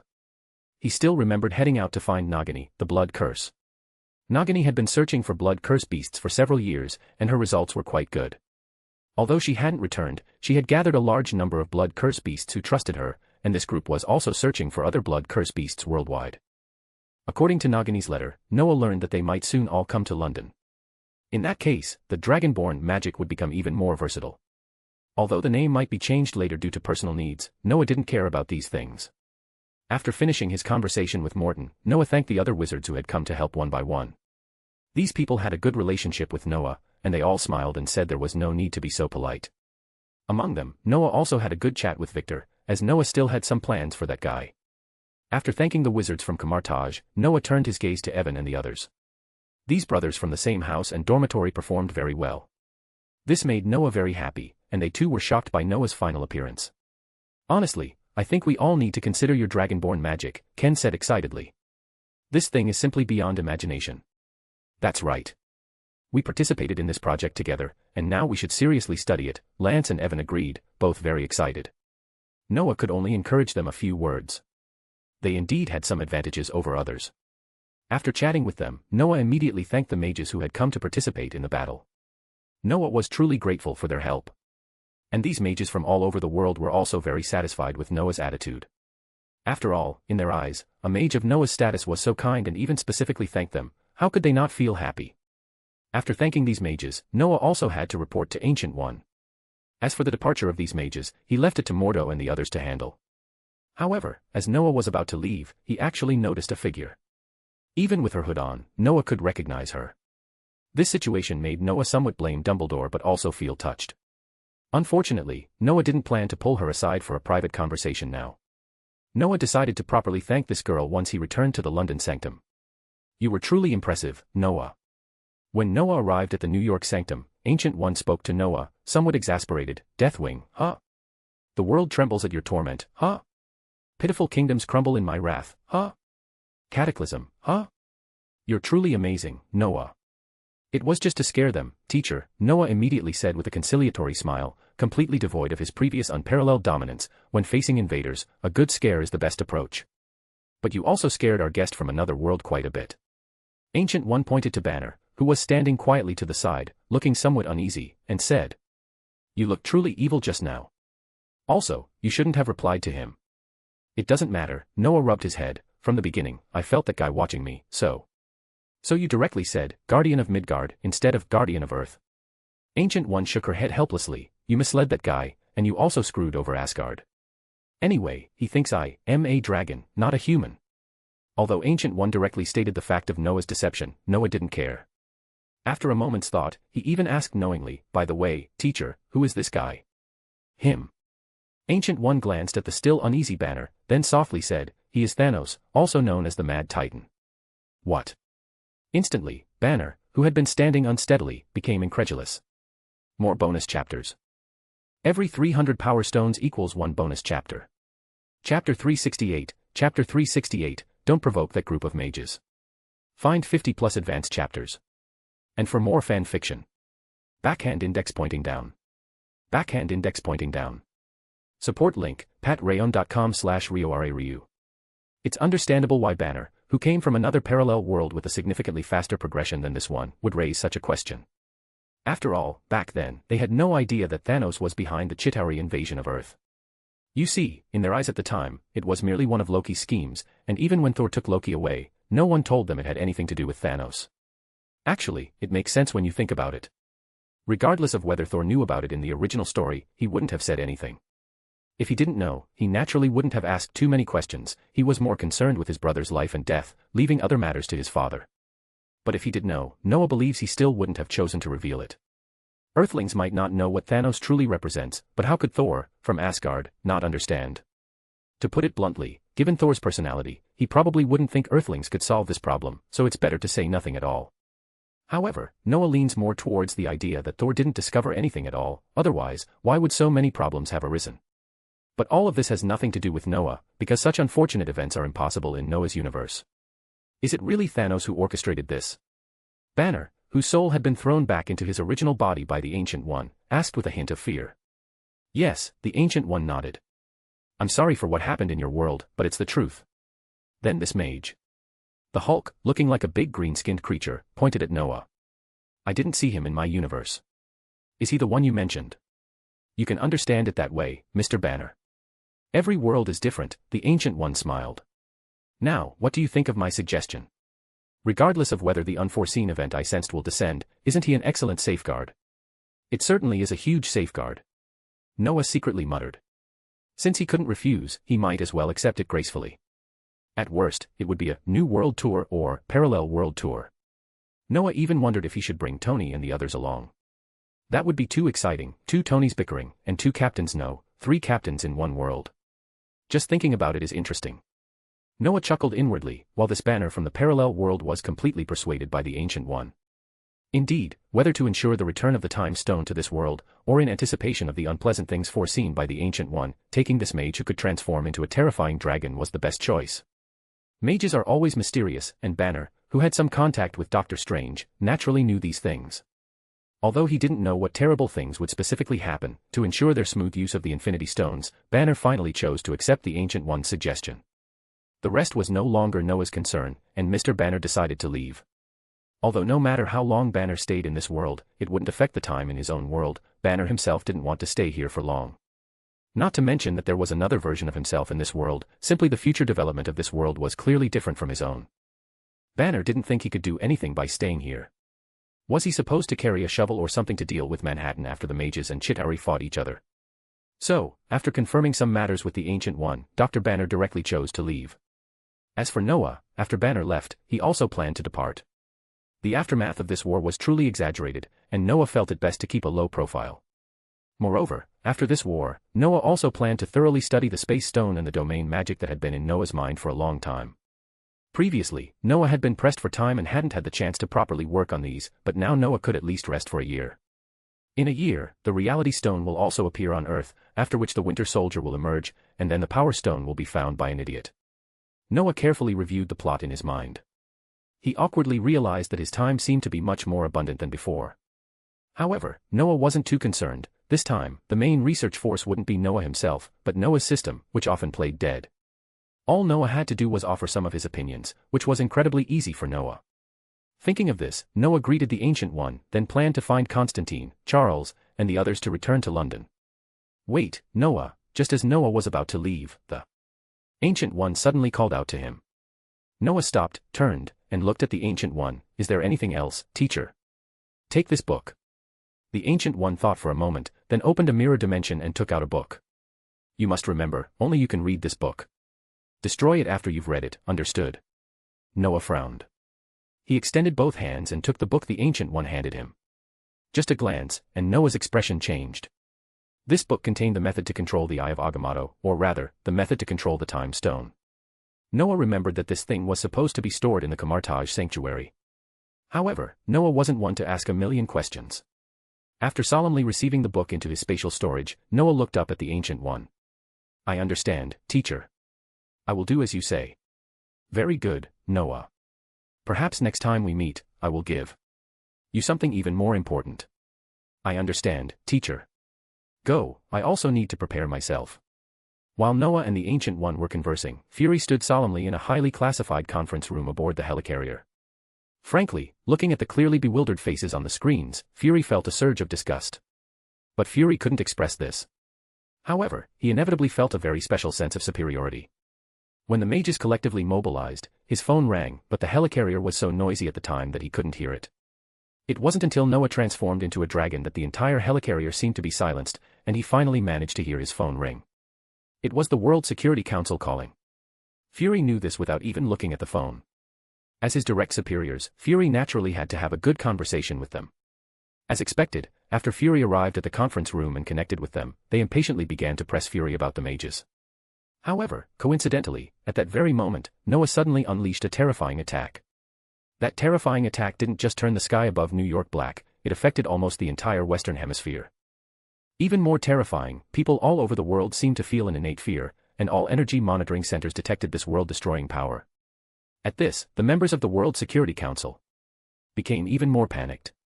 Initially, when they saw the figure floating in the sky, they were merely solemn. But when that figure opened a portal and summoned a large group of mages, their hearts began to tremble. They had even made a decision before Fury arrived, to eliminate this large group of uncertain and unsettling factors in one fell swoop. However, they decided it would be better to ask Fury first, because, according to their understanding, that person was with Fury. But by the time Fury arrived, they no longer had such thoughts. Not to mention that they couldn't be sure if their weapons could defeat this dragon-transformed individual and the group of people who looked like mages with him. Even if they couldn't be sure how many more individuals like this dragon existed, or how many more mages there were. If there were many, then they would certainly face the most thorough and terrifying retaliation. Imagine, if one person could destroy the entire world, what if there were several more? They originally didn't believe in alien civilizations like Asgard, even after Fury reported it to them, they weren't convinced. But now, they had to consider this possibility. Any questions, gentlemen and ladies? Fury maintained a certain respect for these people, even though he disliked them immensely. Who exactly is that person with you? After a long pause, a member of the Security Council finally inquired.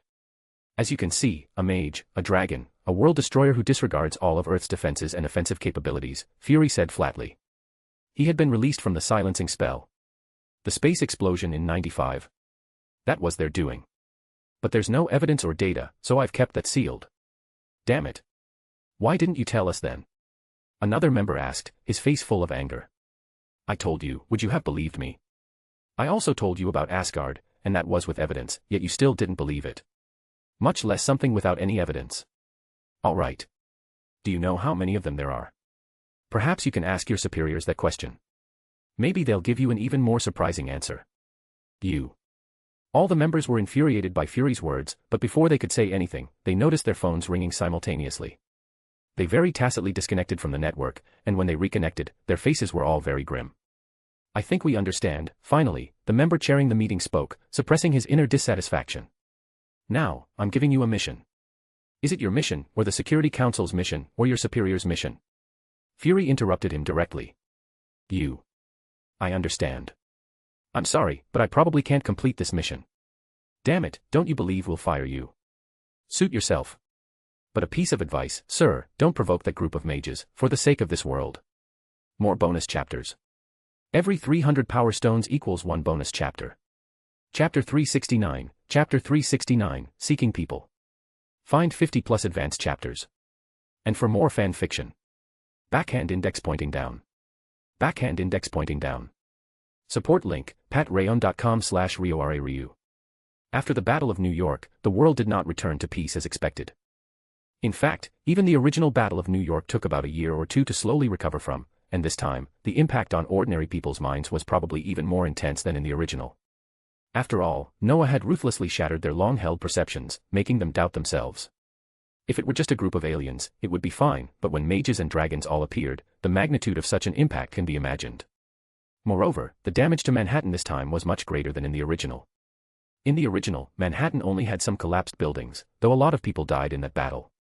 This time, thanks to Noah's preparations, there were no civilian casualties, but the crucial problem was that under the combined rampage of mages and aliens, the entire island of Manhattan was almost sinking. The high-ranking American officials, upon learning of this situation, were truly furious. If they couldn't find them, and even if they did, they couldn't beat them, they would have really wanted to settle scores with those mages. Noah didn't care about this situation at all. After all, Noah's home base wasn't in New York, Manhattan, and besides, it wasn't completely destroyed. The New York sanctum was still intact, wasn't it? It's just that ordinary people couldn't see this, and with the impressive black technology in this world, Noah didn't think it was truly destroyed. Reconstruction is time-consuming, laborious, and expensive, but does that have anything to do with me? Standing in front of the mirror, looking at himself, Noah suddenly uttered this sentence. Then, he suddenly smiled at the mirror, then turned and walked out. Tonight, Noah had a party to attend. This party was hosted by Noah himself, and he had invited almost all the ministers of magic from various countries, as well as the mages who participated in this battle. Plus Fury and others who knew Noah, and the Thor brothers who had not yet left Earth. It could be said that the number of attendees at this party was quite large, and the people involved were quite special. So Noah had to go to Camartage to ask for instructions from the Ancient One. However, as soon as he arrived at Camartage, he learned that the Ancient One seemed to have gone into seclusion. The word, seclusion, made Noah's head ache a little. What made Noah even more helpless was that the Ancient One seemed to be returning to her old ways. This made Noah feel that he needed to speed up his pace. Noah felt that he needed his system to speed up. The domain magic, that thing, had to have a necessary conclusion before it could continue. With everything being just Noah's guess, the Ancient One probably wouldn't just wait, would she? As for the invitation to this banquet, although Noah didn't see the Ancient One, he did see Mordo. This guy's face was grim, looking like he had just argued with someone, which made Noah feel very strange, because Mordo's interpersonal relationships in Camartage were quite good. What's wrong, Mordo? Noah, not understanding the situation, naturally walked up and asked. Incidentally, this guy was also one of Noah's invited guests. Don't even mention it, that Caecilius guy is getting worse and worse. Mordo shook his head. That guy got into an argument with the librarian because he wanted to read some forbidden books and was refused. So that's how it is. Noah nodded. It seemed that Caecilius was indeed becoming more and more restless. Noah felt it was necessary to find someone to keep an eye on Caecilius. Otherwise, with his strength far exceeding the original story, reaching the 7th tier, his actions might truly be unpredictable. By the way, why are you here? Looking for the teacher. Mordo vented his anger, then looked at Noah strangely. No need, the teacher has gone into seclusion. She said that if there's anything at Camartage, she'll leave it to me. If I find it difficult to handle, I should come to you. Is that so? Noah nodded. Then, in 7 hours, take the other 9 people who participated in the Battle of New York with you to the London Sanctum. I need to host a banquet. That's it. Mordo tilted his head. Why didn't you just call me? First, phone calls are expensive, especially international ones. Second, inviting you in person shows more sincerity, doesn't it? Lastly, how would I know the teacher made such arrangements? To put it bluntly, you're a Scrooge-type person, I understand. After settling things with Mordo and the others, Noah returned directly to the London Sanctum to prepare. Actually, such preparations were incredibly simple for Noah. It was merely about compressing the space within the sanctum using spatial technology to create a larger space. As for the food and drinks needed for the party, Noah had already contacted Fury and the others. Although S.H.I.E.L.D. faced disintegration after Hydra was exposed, and their budget was terribly low back then, that wasn't the case now. S.H.I.E.L.D. was very rich now, otherwise, where would they have gotten the money to build 3 helicarriers? Furthermore, Fury wouldn't refuse an invitation from a mage. In fact, Noah thought that if Fury reported this, he would get even more funding. Of course, by then, my entire sanctum will probably be filled with surveillance cameras. Let them watch. I've already shown it once, so I'm not afraid to show it a second time. After taking care of everything that needed to be handled, Noah changed into a long, trenchcoat-like robe, then looked at himself in the mirror with a touch of swagger, and then walked out. It was already around 8 in the evening, and almost all the mages had arrived at the sanctum. As the host, Noah naturally couldn't neglect them. As Noah appeared, the somewhat noisy sanctum immediately quieted down. Noah's performance in the Battle of New York a week ago had completely won over all the mages present, and they had probably already decided that Noah was the next Sorcerer Supreme. It's a pleasure to have you all here. Seeing how cooperative all the mages were, Noah smiled slightly, happy at the same time. I won't waste any more time here. Today's theme is to celebrate our victory over the invading aliens a week ago, and also to commemorate our fallen comrades. The number of mages who died in the Battle of New York was very small, only a handful. But commemorating and remembering such things was absolutely never wrong. As expected, when Noah said this, a cheer immediately erupted. This guy has no talent for speeches at all.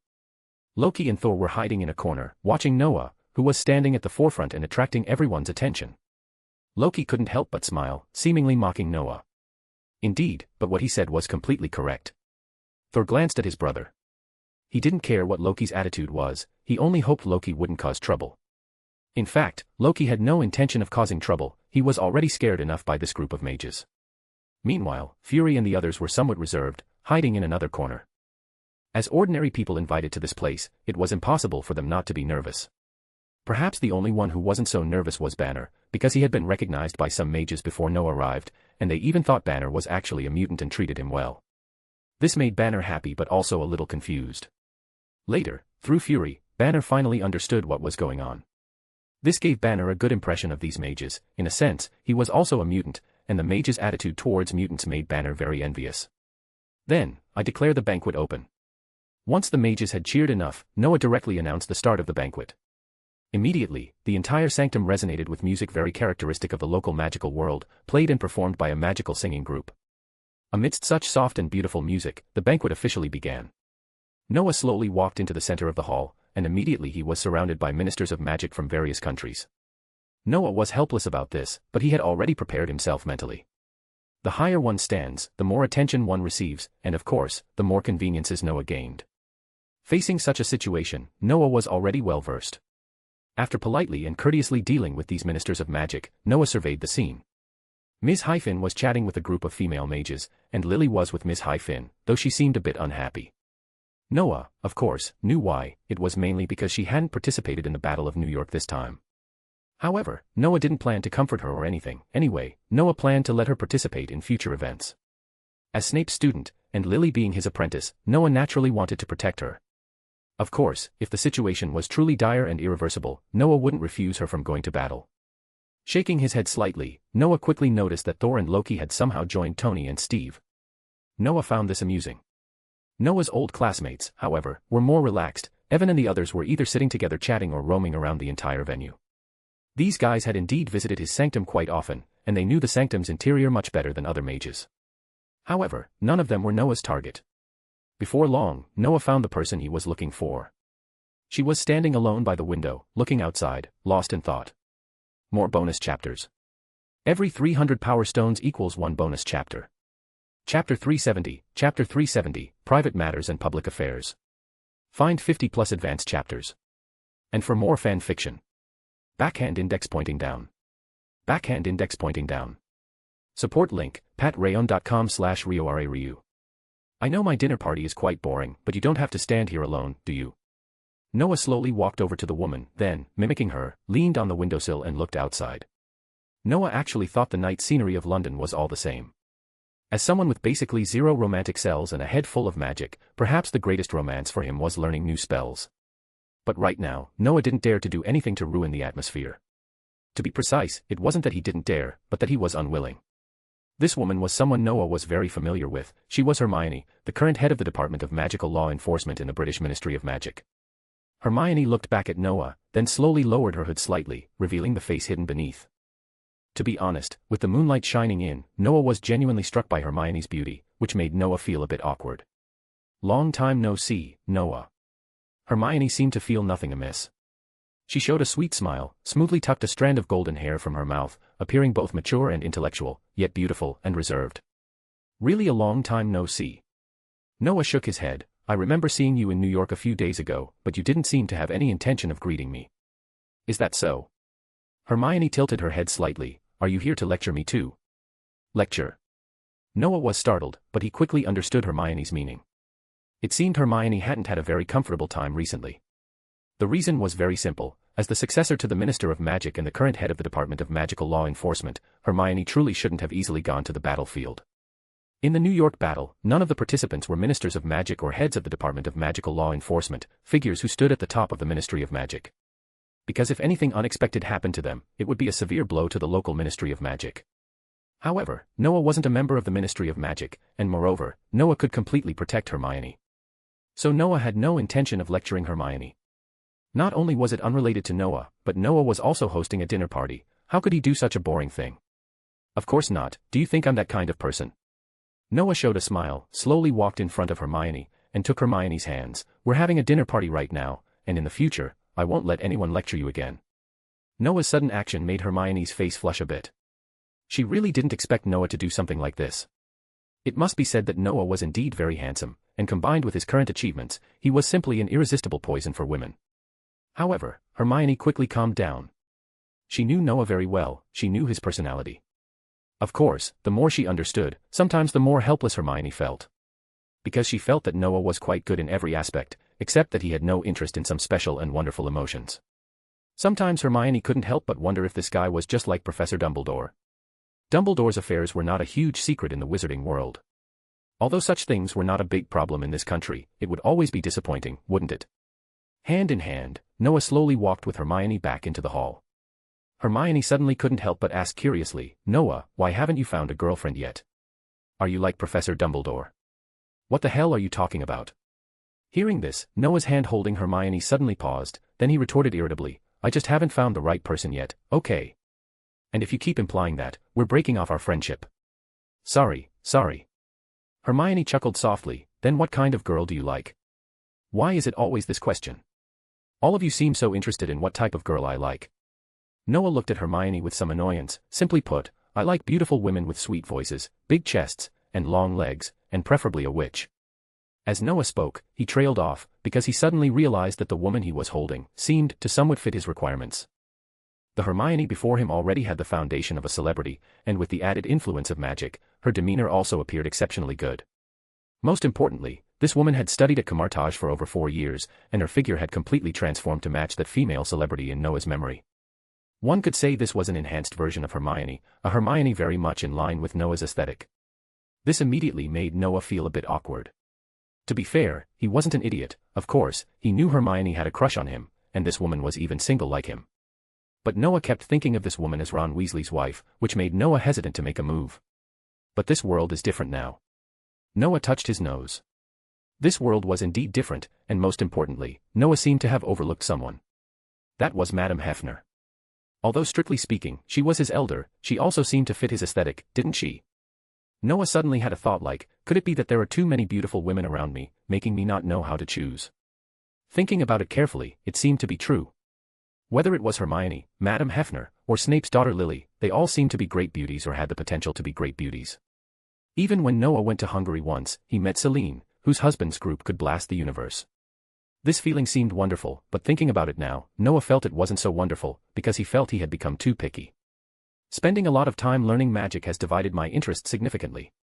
Plus, all the women around me are unique beauties, which has made me lose interest in anything else. What am I going to do? Noah sighed helplessly. Honestly, he envied those pioneers who could just open a harem whenever they wanted, at least they didn't have to worry about this. But in this world, Noah was very worried about getting axed in his sleep and then following in Makoto Ita's footsteps out of this world. Or becoming like the nearly headless Nick at Hogwarts. Well, Nick might be better off, because Noah would likely be completely gone. At the thought of this possibility, Noah shivered. He decided that if he ever had such tendencies in the future, he would always keep a magic shield on while sleeping. What's wrong? Hermione looked at Noah curiously. Why the sudden sighing?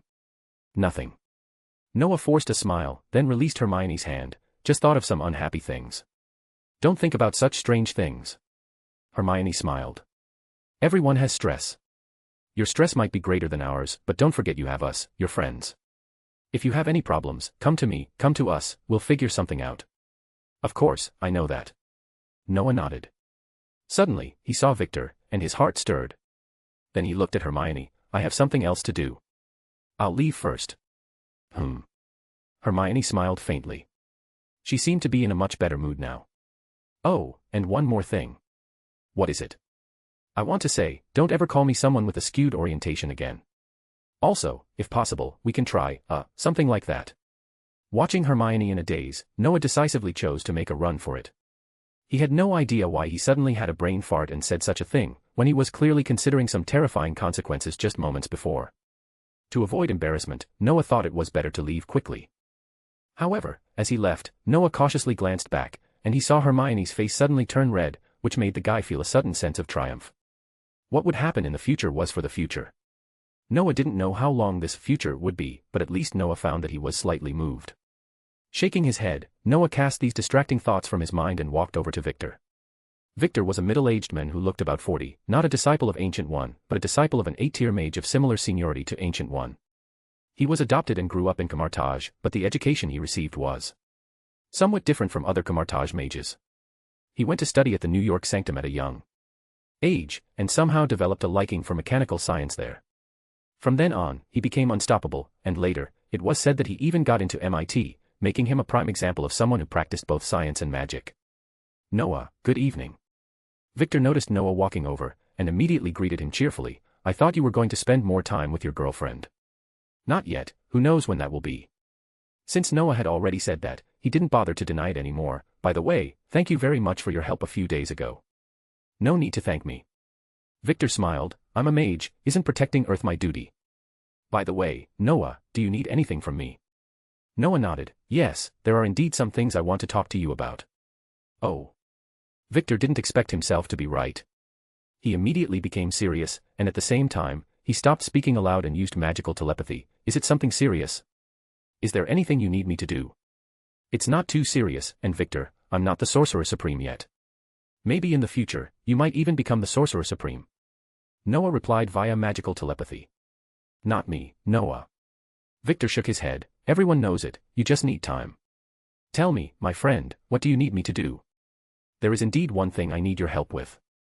Noah no longer stood on ceremony and said directly, you know about Caecilius, I'm a bit worried. You want me to pay more attention to him? Precisely, he's too extreme. No problem, Mordo is indeed too obvious, which is why you didn't want to ask him, right? I'll keep a close eye on him, and I hope he doesn't do anything foolish. Thank you, my friend. As for the other matter, would you like to learn more advanced mechanical science? More bonus chapters. Every 300 power stones equals 1 bonus chapter.